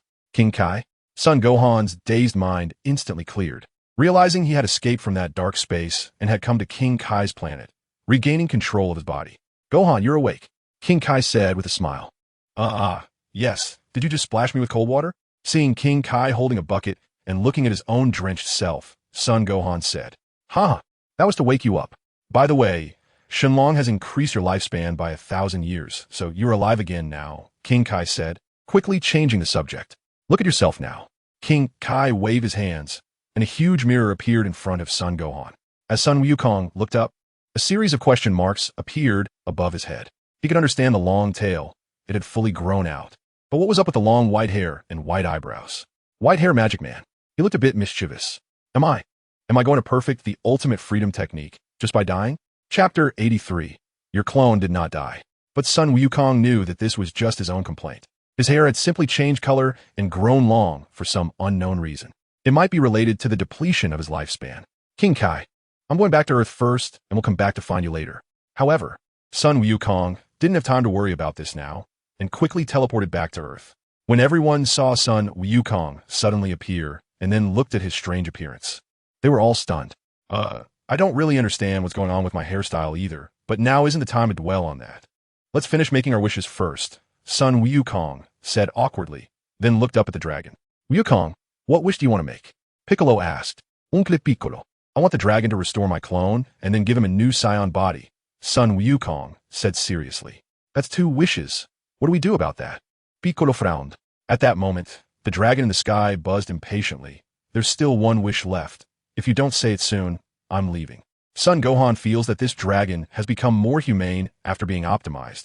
Has it changed its skin? Sun Wukong looked up at the dragon, his eyes fixed in a way that made the dragon feel uneasy. How about this? Using a scion's physical body as a basis, revive my clone. That should count as a wish, right? Sun Wukong said. That makes sense, Piccolo nodded. Dragon, please use a scion's physical body as a basis to revive my clone. Sun Wukong stated his wish to the dragon. After pondering for a few seconds, the dragon finally buzzed in response. I'm sorry, this wish cannot be fulfilled. Your clone is not dead. Not dead? Sun Wukong was shocked. Where is he? Why can't I sense him anymore? Sun Wukong had repeatedly experimented and found that no matter how he operated, he could not sense the existence of his clone. So he was sure that the clone was dead. But now the dragon unexpectedly told him that the clone was still alive? What exactly is going on? Sun Wukong was confused. Then please transfer my clone here, he said to the dragon again, changing his wish. Since the clone is still alive, transferring him here should be possible. I'm sorry, your clone refuses to be transferred. Please make another wish, the dragon buzzed. What's going on? This dragon hasn't upgraded. It's downgraded, right? The dragon replied, what can I do? I'm just as helpless. I can't grant any of the wishes you made. Sun Gohan's mind was filled with thoughts. The matter of the doppelganger had indeed led him to many reflections. This doppelganger had undergone some mutations that he could not control. After a moment of silence, Sun Gohan looked at everyone and said, "Then I guess my wish can't be granted. Does anyone else have a wish?" The others exchanged glances, and finally, Tien Shinhan said, "Wasn't there a little earthquake during the battle with the androids 6 months ago? Should we ask Shinran to fix the earth? Battle with the androids? What happened? Did a lot of people die?" Sun Gohan asked, confused. "No, it's like this." Tien Shinhan then carefully explained the events of the past 6 months to Sun Gohan in detail. It was androids 13, 14, 15, and 19. Comparing their appearances, Sun Gohan roughly figured out which androids they were. After thinking for a moment, Sun Gohan said, "Since there weren't too many casualties, let's not use the Dragon Balls. Sometimes, we need to let the people of Earth solve their problems themselves and not rely too much on the Dragon Balls. Besides, didn't I promise Android 18 to revive her brother? Then let's use that wish to revive Android 17. Does everyone think that's okay?" Sun Wukong looked at the companions present. No problem." Everyone nodded, indicating they had no objections. "Shinran, please revive Android 17, Sun Wukong said as he looked up. After Sun Wufan finished speaking. A few seconds later, the dragon's enormous eyes flashed with a red light, and then its voice rang out. "Your wish has been granted, goodbye." Then, a flash of golden light appeared in the sky, and the dragon exploded into a mass of golden light. The 7 Dragon Balls turned into shooting stars heading far away, and the dark clouds in the sky dispersed, restoring brightness to the once gloomy sky. Wufan. Chi-Chi ran over and embraced Sun Wufan, tears streaming from her eyes. Just now, Sun Wukong saw that Chi-Chi's belly was already quite big, and now that he had the chance, he joyfully asked, "Mom, how many months along are you?" "It's already 6 months. This child, clearly dead, still has your dad fooling everyone by saying he went to outer space to train." Kiki Ugid Gohan said, and tears fell on his son Gohan's hair. Pregnant women are more sentimental, and seeing Gohan like this made Chi-Chi unable to hold back her tears. "I'm going to have a younger brother. That's great," Gohan said with a smile, gently placing his hand on Chi-Chi's big belly. "How do you know it's a younger brother? What if it's a younger sister?" Chi-Chi laughed through her tears. "It's just a feeling. I just think it's a younger brother." Gohan grinned, his face lighting up with joy. After a while, Son Gohan released Chi-Chi and looked at Sun Wukong, saying, "Dad, can you help me cut my hair later?" "Sure, no problem. I guarantee it will look just as lively as before," Sun Wukong laughed. "Unbelievable. Old son, you can cut hair too?" Piccolo teased. "Piccolo, let me tell you, I really can. I used to cut Gohan's hair." Sun Wukong shot Piccolo a glare. "It's a pity you all don't have hair, otherwise I could give you all the same haircut," Sun Wukong said, looking at Piccolo, then at Tien, and then at Kaiatsu, before pointing at himself and Gohan.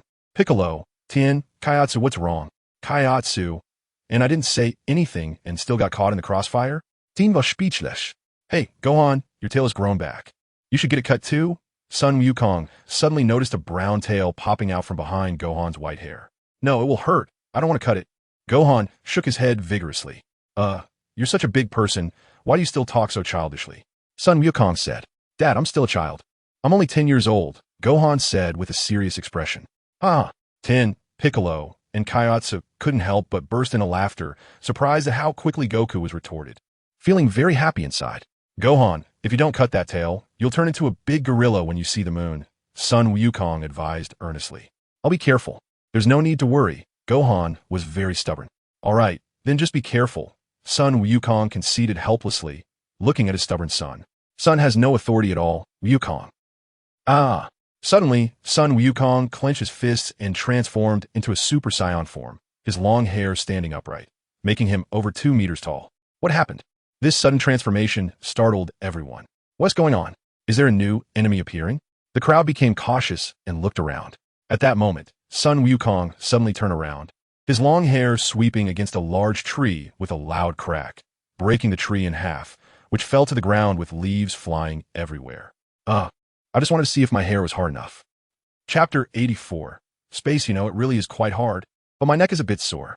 Sun Wukong shook his head, swaying it like he was wielding a large sword. "Stop shaking it. You look a bit ridiculous." "Kiki Said, you should get your dad to cut it.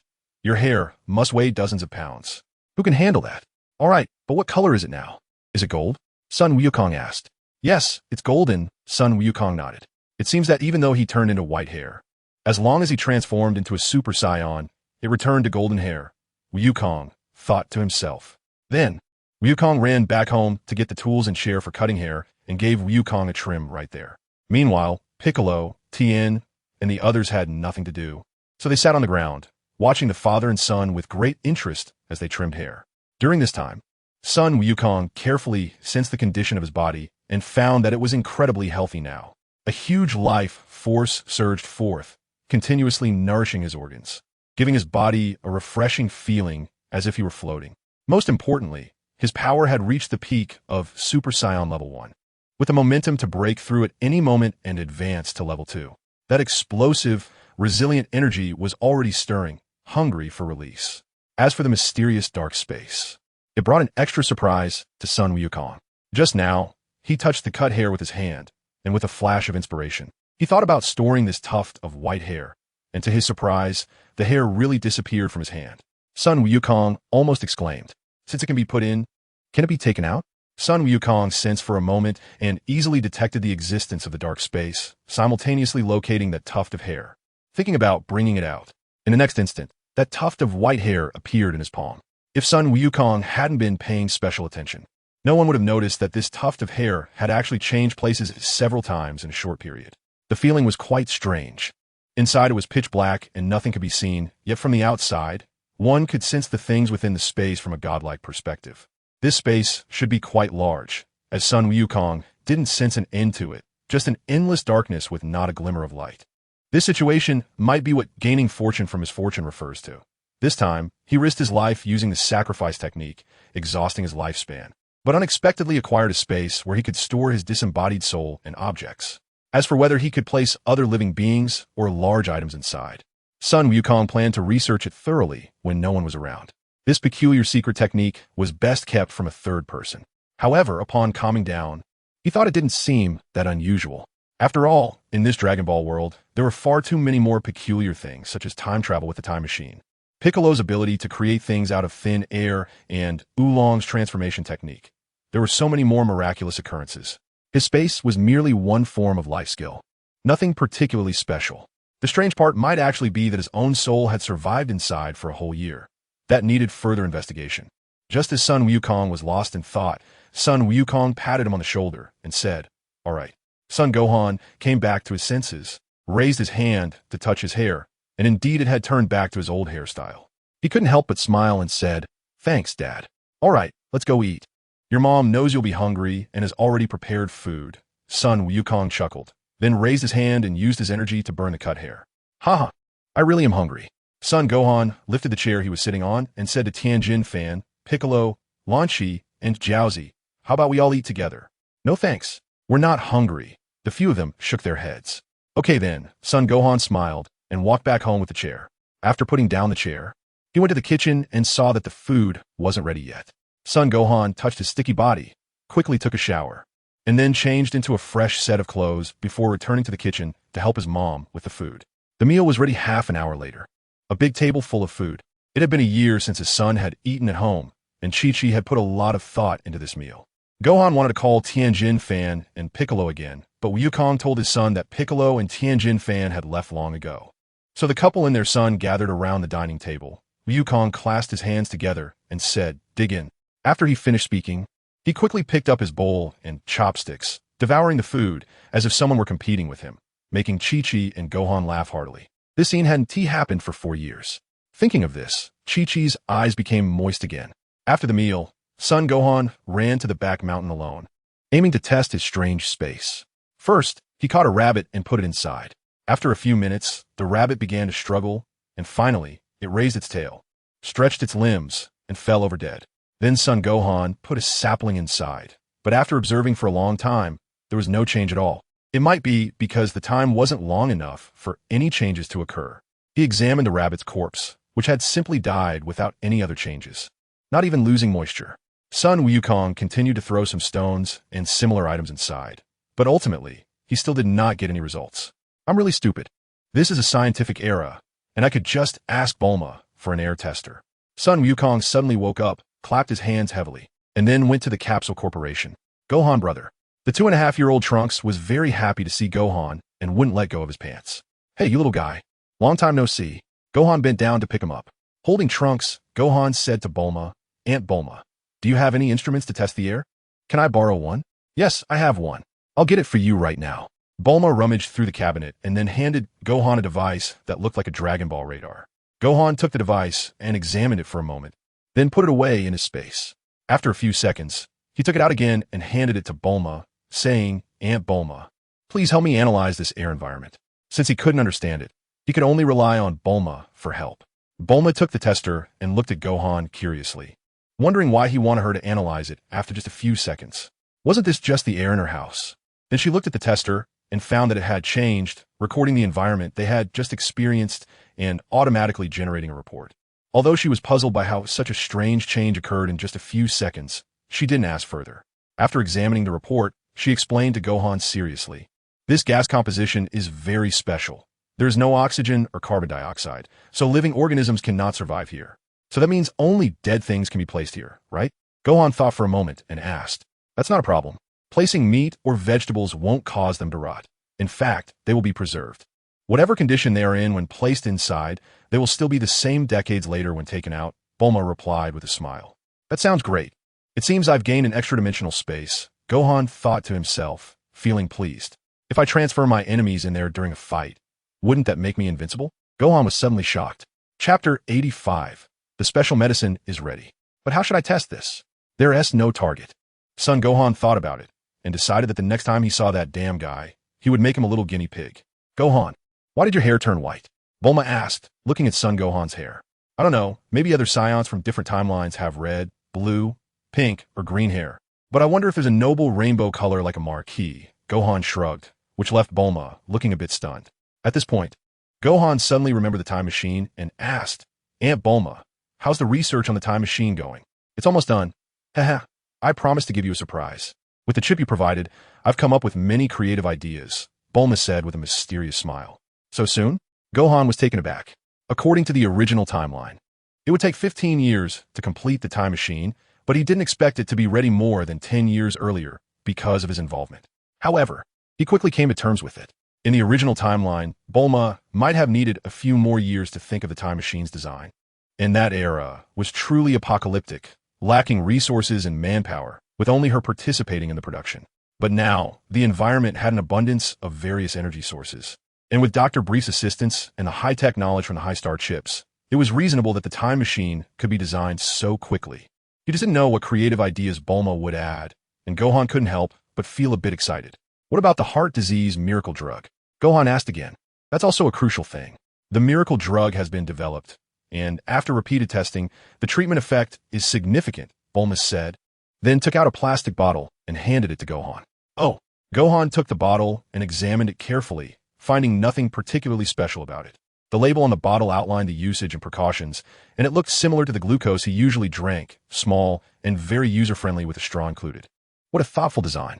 Truly amazing, Aunt Bulma. Thumbs up. Gohan gave Bulma a thumbs up again. At that moment, little Trunks suddenly climbed on his son Gohan's neck, striking a pose as if he was ready to ride a horse. Son Gohan indulged him. If this kid fell to the ground now, he could make a dent without any worries about getting hurt. Aunt Bulma, is this medicine expensive? Son Gohan asked. A bottle costs just a few $1,000. Bulma casually replied. Then I'll take this bottle. I have a friend whose mother also has heart disease, and this medicine is just right for her. Son Gohan said with a smile. A few $1,000 is nothing for the rich Capsule Corporation. It's hardly worth mentioning, like the excess air Trunks breathes out. Son Gohan didn't he plan to give Bulma money, as that would make things feel distant. He intended to compensate in other ways. Okay, sure, Bulma nodded. Is Uncle Vegeta still in the gravity room? Son Gohan asked. He sensed Vegeta in the Capsule Corporation, but didn't he see him, which was why he asked. Yeah, that man practically lives in the gravity room, Bulma said helplessly. Impressive. Son Gohan truly admired Vegeta for his perseverance. There is no one like him. Vegeta plans to start training Trunks when he is 3 years old, so the kid only has 6 months of a carefree life left. Bulma pointed at Trunks' neck, causing Trunks to shrink a bit. Haha, Son Gohan could only chuckle awkwardly. Aunt Bulma, I'm taking Trunks out for a bit and also delivering this medicine to my friend. Son Gohan said, then stored the medicine bottle in his space. Okay, be careful, Bulma reminded him. Got it. Trunks, Let's go, Sun Gohan said with a smile, lifting Trunks off the ground and then moving him to his back as he soared into the air. Trunks, how do you like flying? Sun Gohan asked mid-flight. Little Trunks, still unable to articulate much, giggled and said, I like it. Gohan, take me flying often in the future. Sun Gohan laughed and said, when you grow a bit bigger, you can fly by yourself. Hold on tight. Big brother is going to speed up, haha. Sun Gohan powered up and transformed into a beam of light heading towards East City. Haha, this is so fun. Wow, wow, wow. The sound of little Trunks' cries echoed in the air. A few minutes later, Sun Gohan landed in East City, leisurely walking towards the Satan martial arts school with Trunks on his back. At that moment, gunfire suddenly rang out nearby. Sun Wukong looked in the direction of the sound and saw 4 or 5 police officers ambushing near a bank, each holding a handgun aimed at the bank's entrance, wearing vigilant expressions. Nearby, there were many onlookers hiding and watching the excitement, with some even taking out their phones to record videos of the scene. Has the bank been robbed? Sun Wukong thought. He then approached a young man, patted him on the shoulder, and asked, Hey, what's going on? The young man was about to get angry, but when he turned around and saw a werewolf with white-dyed hair and eyebrows, he quickly said in a low voice, A bunch of armed robbers are robbing the bank. They've already killed quite a few people inside and have taken several hostages, currently in a standoff with the police. Just as the young man finished speaking, 3 big men appeared at the bank entrance, each holding a bound hostage in one hand and an assault rifle in the other. Shouting at the police, You useless fools, why aren't you scramming? My gun is itching to go off. One of the robbers then shot at the leg of one of the hostages, and the victim screamed in agony as blood gushed from the wound. Captain, what should we do? One of the police officers asked. Hold on a little longer, I've called for backup. Our people will be here soon, and they'll bring negotiation experts. The middle-aged police officer, referred to as the captain, said, beads of sweat forming on his forehead. Bang! Another gunshot rang out, and the hostage who had just been shot in the leg was instantly killed with a shot to the head. The robbers were brutal. Captain, one of the hostages has already been killed. Of course I can see that. Just hold on. Damn, they're so ruthless. Sun Wukong had already covered Trunks' eyes. He didn't want the 2-year-old to witness such a bloody scene. Officer, please take care of my brother. I'll handle those 3 beasts. Sun Wukong said as he walked over to a police officer and placed Trunks at the officer's feet. He's still small. Don't let him see the blood. After telling the officer, Sun Wukong walked out. Hey kid, don't go and get yourself killed. The officer shouted, but he couldn't stop the reckless young man, who had already made his way to a conspicuous spot at risk of being shot by the robbers at any moment. The officer felt a surge of anger. He had just failed to grab hold of the reckless youth. Kid, aren't you afraid of dying? One of the robbers sneered, raising his gun to shoot at Sun Wukong. Oomph. A cold glint flashed in Sun Wukong's eyes as he raised his hand and sent out 3 beams of light, destroying the robbers' assault rifles. The weapons fell apart and clattered to the ground, leaving the 3 robbers stunned, completely dumbfounded. What kind of sorcery was this? He had disabled their weapons with just a wave of his hand. Sun Wukong took a step forward, and in the next instant, he appeared in front of them, snatching the 2 living hostages from their hands. Then, with another flash, the hostages were sent to the side of the police. Once again, with a flash, Sun Wukong returned to stand in front of the 3 men. Is this something a human can do? In just 2 or 3 seconds, the several robbers were terrified, their faces turning pale. Sacrifice to the heavens, you scum, Sun Wukong said coldly, then pointed his hand at the 3 men, silently chanting in his heart, Little mice, come forth. It's decided. I'll use you for my experiment. Huh? Why is there no effect? These 3 men actually didn't move. Is it because they weren't close enough? Sun Gohan took another step closer, and suddenly, the scene before him changed. The 3 people turned into fruit bodies, standing bare in the wind, looking disheveled. What the hell is going on? Sun Gohan was also stunned. This was quite different from what he had imagined. Chapter 86, The Villain Vegeta. The 3 robbers instinctively covered their lower bodies, looking down in fear, not even daring to look at Sun Gohan's face. Hee, are you starting to feel scared now? Sun Wukong frowned and unleashed his aura, forming a wall of energy that pressed down on the 3 robbers, causing them to foam at the mouth and faint. Officer, I've knocked them out. It's up to you now, Sun Wukong shouted to the police. They will be executed, right? He asked again. The officers nodded mechanically. Well then, scum like them should be tortured for a few days before being executed. We can't let them off easy. The officers, in a daze, ran over to handcuff the 3 robbers, but when they turned back to find Sun Wukong, he had already vanished. At that moment, 2 police cars arrived with sirens blaring. The doors opened, and more than a dozen fully armed officers filed out and quickly surrounded the bank entrance. However, when they saw the scene before them, they were taken aback. 5 colleagues were dragging 3 naked, perverted men towards them. Where are the robbers? What is going on with you tying up these perverts? The middle-aged captain saluted and reported, "Report, sir, the robbers have been captured." "Where?" "Report, sir, it's these 3. The captain pointed to the 3 white-skinned perverts. "Then why did you request backup and a negotiation expert?" The officer looked displeased. "Report, sir, a few minutes ago they were armed with submachine guns, killing several civilians and taking hostages. They were very ruthless, which is why we requested backup. Then a white-haired boy showed up, and he knocked out the criminals and saved the hostages," the middle-aged captain explained. "White-hair boy?" The officer looked confused. "Yes, white hair, even his eyebrows are white. He must have albinism," the captain said earnestly. Sun Wukong, who hadn't walked far, stumbled and almost fell. "Wukong, what is albinism? And why did you hit those 2 men?" Trunks, who was following closely, looked up and asked. "Albinism is a terrible disease, but don't worry, brother is not sick. As for why I hit those 2 men, it's because they are bad people. In the future, Trunks should also hit bad people when he encounters them." Sun Wukong smiled, placing his hand on Trunks' head. "Then Wukong, what is a bad person?" Trunks asked again, like a curious baby.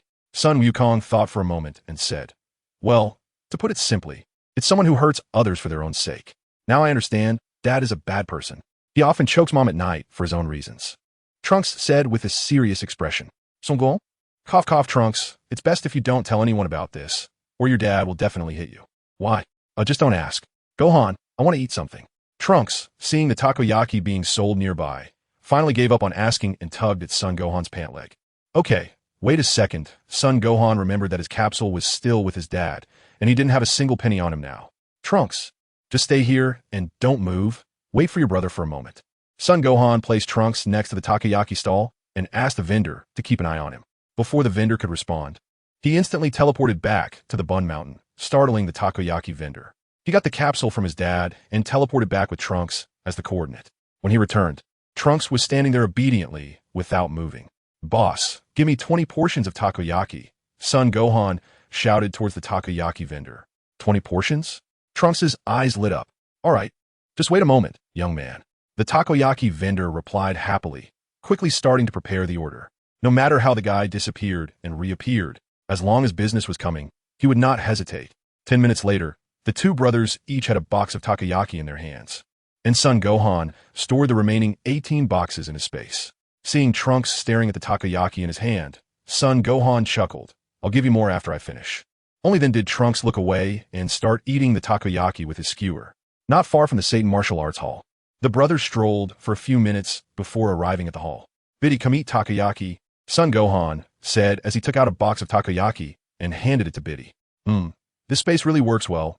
Even the heat hasn't dissipated." Son Gohan thought contentedly as he sensed the temperature of the takoyaki. Trunks' eyes followed the box of takoyaki, and then he saw it fall into the hands of a young lady. "Gohan, you're back," Biddy exclaimed with stars in her eyes, happily receiving the takoyaki. After more than a year, Biddy had grown taller and seemed to have a bit more of a teenage girl vibe. "Yeah, I'm back. And I brought you a good thing," Son Gohan said, taking out a bottle of special medicine and handing it to Biddy. "What is this?" "It's a special medicine for heart disease." Hearing this name, Biddy's fingers trembled slightly as she took it seriously, saying, "Gohan, thank you so much. It's nothing. Just a small thing. By the way, where's your dad? I haven't seen him around." Son Gohan smiled. Looking around the training ground, he noticed that Mr. Satan was not present today. It was Biddy who was training the students. "Dad is at home, taking care of Mom. Her condition has worsened these past few days." "Gohan, how much is this medicine?" "I'll ask my dad to pay you," Biddy said. "The medicine is from Trunks' family. You can ask him." Son Gohan laughed, pointing at Trunks. "1 box of takoyaki." Before Biddy could speak, Trunks quickly said, "Huh?" Biddy was taken aback and handed the takoyaki in her hand to Trunks. Trunks immediately reached out to take it. "Hey Trunks, you're a man, what are you doing?" Son Gohan slapped Trunks' hand away and took out another box from his space to hand him. "Just kidding, you can have the takoyaki. I have plenty more. As for the money, you don't need to pay. This kid's family is loaded, just the annoying capitalist kind. You know the Universal Capsule Company, right? This is the young master of the Universal Capsule Company." Son Gohan looked. Biddy was shocked. "You should take the medicine home. Just use it according to the instructions. The sooner you use it, the sooner your mom will recover. Don't keep her waiting too long." Son Gohan smiled. "Then what about you?" Biddy said, a bit reluctant to leave. "I'll come find you again when I have time. Let's go." Son Gohan waved his hand, but he turned around, explained a few things to the students, and left, looking back 3 times as she hurried home. Trunks, let's go too. Sun Wukong pulled Trunks and left East City. Chapter 87, Super Saiyan Rabbit. Gohan sent Trunks back to Bulma's house and then returned to KO's house. After that, he went to Tien's house for a visit. And by the time he got home, it was dinner time. After the family finished dinner, the father and son quietly sat on the sofa and watched 2 hours of soap operas with Chi-Chi. It wasn't until Gohan kept yawning that Chi-Chi nudged him, telling him to hurry and wash up before going to bed. Son Gohan returned to his room and fell asleep without thinking of anything. The next day, Son Gohan woke up early, before the sun had risen. He jumped into the river in his big shorts and swam happily. After enjoying the swim, Son Gohan lay on the grass by the shore, looking at the sky. It was not until he saw the red sun rising above the horizon that he sat up. The rising sun was gentle and warm. Its rays felt like a pair of warm hands brushing over his face, making Son Gohan comfortably close his eyes. This feeling. Gohan stood up, clenched his fists, and golden flames began to flicker and burn on his body. The flames surged, and with a loud bang, he transformed into a Super Saiyan. His aura gradually intensified, reaching full power as a Super Saiyan, ultimately reaching the peak of that power. Crackling sounds echoed as the golden aura grew more intense, and Gohan's golden hair became even more rigid, eventually standing up completely, leaving only the bangs in front of his forehead. Ha! Sun Wukong let out a long laugh, and the energy within him exploded completely. Boom! The white clouds in the sky swirled, and the strong wind made the trees rustle. The river water around him was lifted, continuously swirling around his body, and eventually transformed into water vapor. The golden aura around Sun Wukong's body turned to deep gold, and his skin seemed to have streams of golden liquid flowing through it. Then, blue lightning crackled within the golden aura, wrapping around his entire body and hissing. Gohan clenched his fists. This feeling filled with power was Super Saiyan 2. He broke through his limits and shook off his shackles, officially stepping into the early stage of Super Saiyan 2. Goku, who had just woken up, was completely shocked. In an instant, he teleported from home to the riverbank, appearing beside Gohan. Gohan, what level is this? Feeling the overwhelming energy that made it hard for him to breathe, Goku widened his eyes.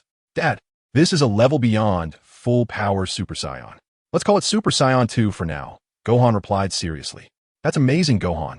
Can we spar a bit? Goku asked, fire igniting in his eyes. Sure, Gohan nodded.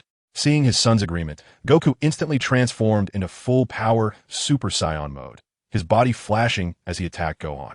The wind from his punches howled, and his kicks were fierce, but every one of Goku's attacks missed. He didn't land a single hit on Gohan. Son Gohan flashed into the sky, followed closely by Son Goku, who threw a heavy punch directly at him. It's fast. Let's see how strong it is, Gohan muttered, then extended his own fist to meet Goku's punch. Bang! The 2 iron fists collided, and Goku was sent flying out, rolling several times in the air before he finally stabilized himself. Gohan, you're amazing, Goku praised, then concentrated his strongest power and charged again. Boom! This time, Gohan didn't dodge. Goku's fist struck directly against his chest with a loud bang, but Gohan didn't budge at all. Energy waves exploded around him, shattering countless clouds in the sky. Sun Wukong shook his paralyzed fist and said helplessly, let's not fight for now. The power difference is too great. Even if you don't dodge, I can't hit you. Dad, you're also very fast. Keep it up, Wu Fan said with a smile, tightening his fist in a gesture of encouragement. Haha, of course.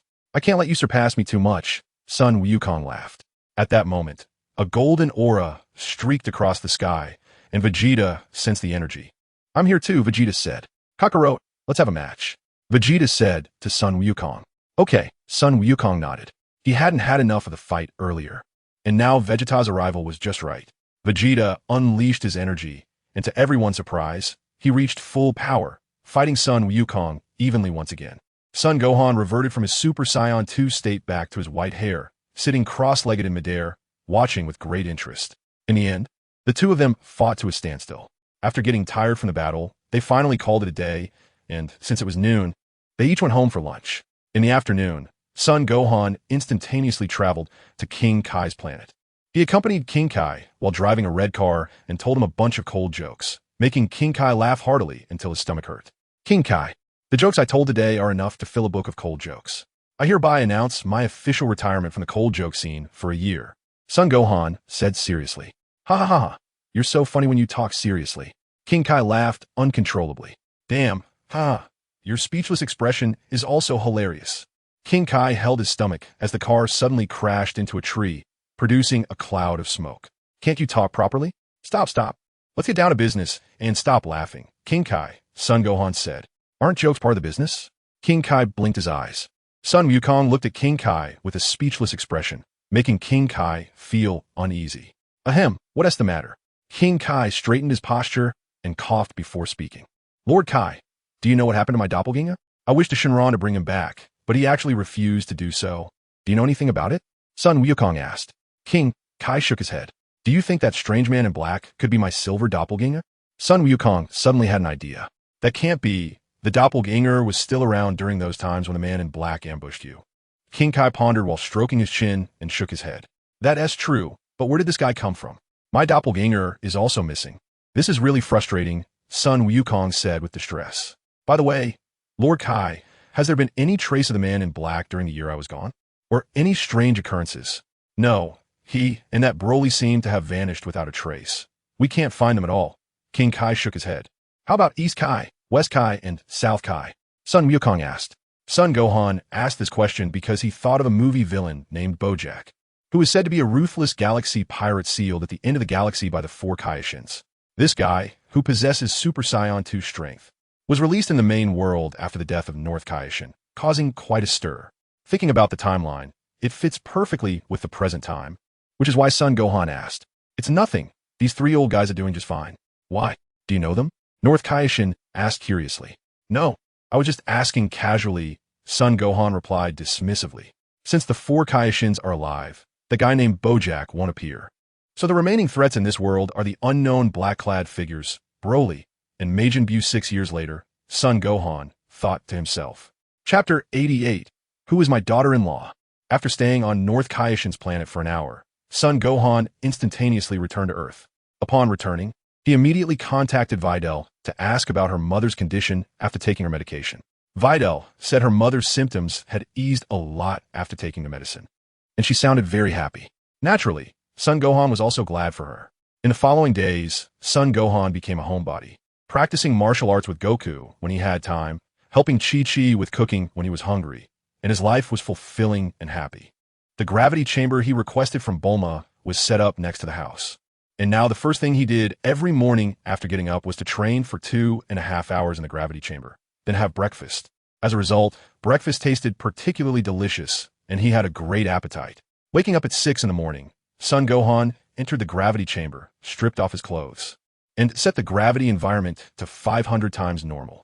In his normal form, he did 100 push-ups, 100 sit-ups, 100 squats, and ran 10 kilometers on the treadmill in the first hour of training.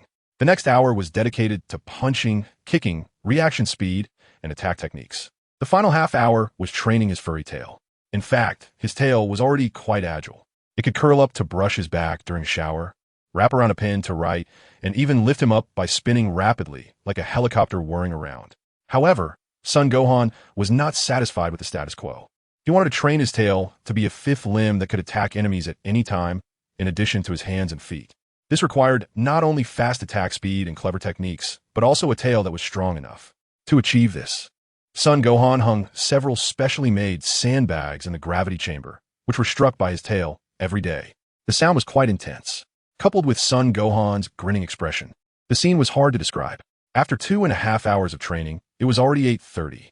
Sun Gohan, drenched in sweat, weakly crawled out of the gravity chamber, then faced the sun to do a set of calisthenics, feeling satisfied before rushing to take a shower, change clothes, and enjoy a delicious breakfast. Mom, where did Dad go? Sun Gohan asked. Gohan sensed that Goku's energy was not at Bowsy Mountain, which is why he asked. Bulma just called and said she found a nanny for me, so he went to pick her up. I told her we didn't need a nanny, but Bulma insisted on arranging one. Kiki said, Bulma is just being kind. You are already in your 7th month, and we are worried. Gohan smiled. Hee. What's there to worry about? I went through the same when I was pregnant with you. Kiki said, times have changed. We're a wealthy family now, Mom. Gohan laughed. You child.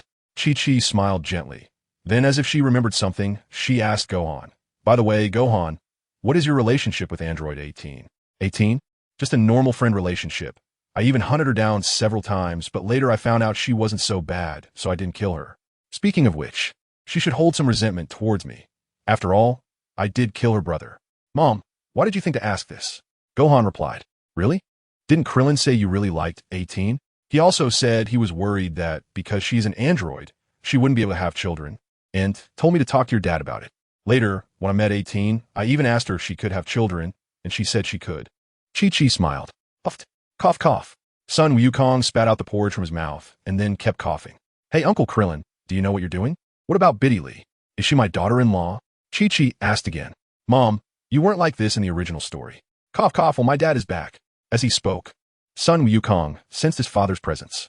Then, Sun Wukong suddenly appeared in the room, accompanied by a young woman. Sun Wukong looked at the young nanny and noticed that she was quite good-looking, but at that moment, she seemed to be in shock, with vacant eyes, staring blankly. It seemed she was stunned by Sun Wukong's miraculous method. Dad, have you talked to her? Sun Wufan looked at Sun Wukong. No, what should I talk about? Sun Wukong replied with a puzzled expression. So you brought her home with instant transmission without saying anything?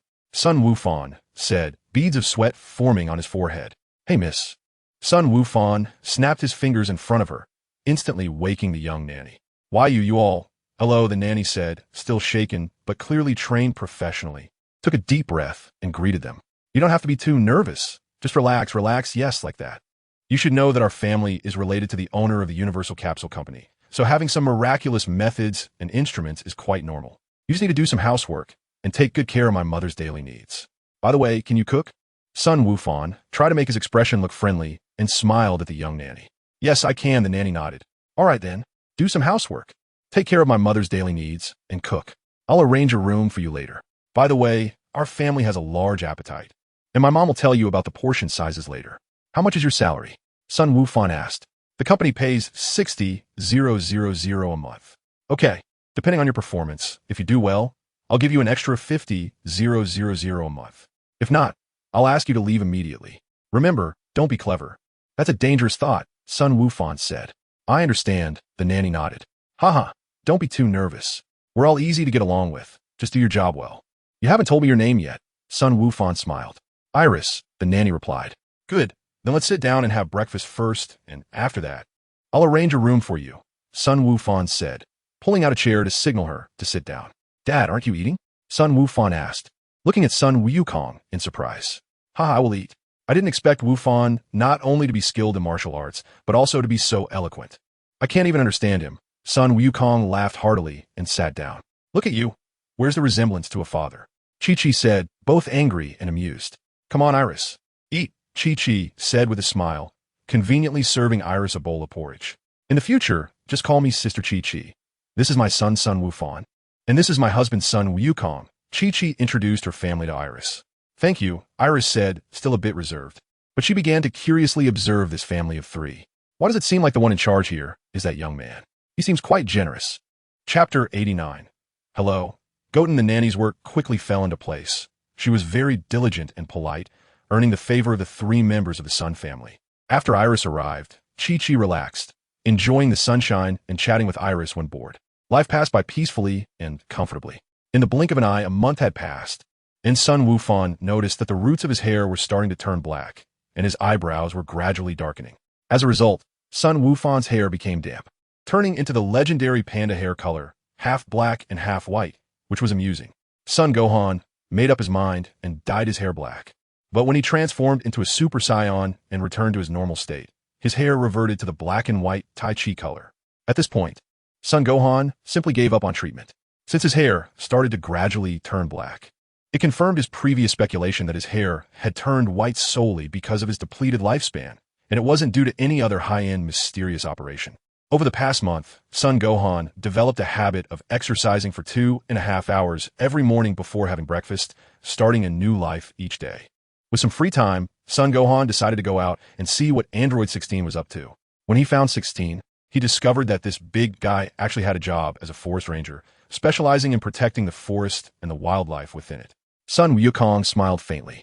Isn't this job the one for Android 17 in Dragon Ball Super? However, it seems more suitable for Android 16 to do this work. This big guy is naturally inclined to care for nature. He truly loves nature and cares for animals. The animals are not afraid of him when they see him. and he is very close to these little creatures. Sun Wukong jumped onto the back of a dinosaur, allowing it to take him running quickly through the forest. This is the first time Sun Wukong has seen so many animals. In the forest, there are wild deer and wild horses everywhere, along with wild boars, wild chickens, and hares running around. It seems that because number 16 did a good job, no hunter dares to enter the mountains to hunt. So many animals have come from all directions to settle in this area. After playing for a while, Sun Wukong floated away. He found number 17 and no. 18 in that remote village, the same one where they had once recovered from their injuries. When he saw this pair of siblings, Wukong was a bit surprised.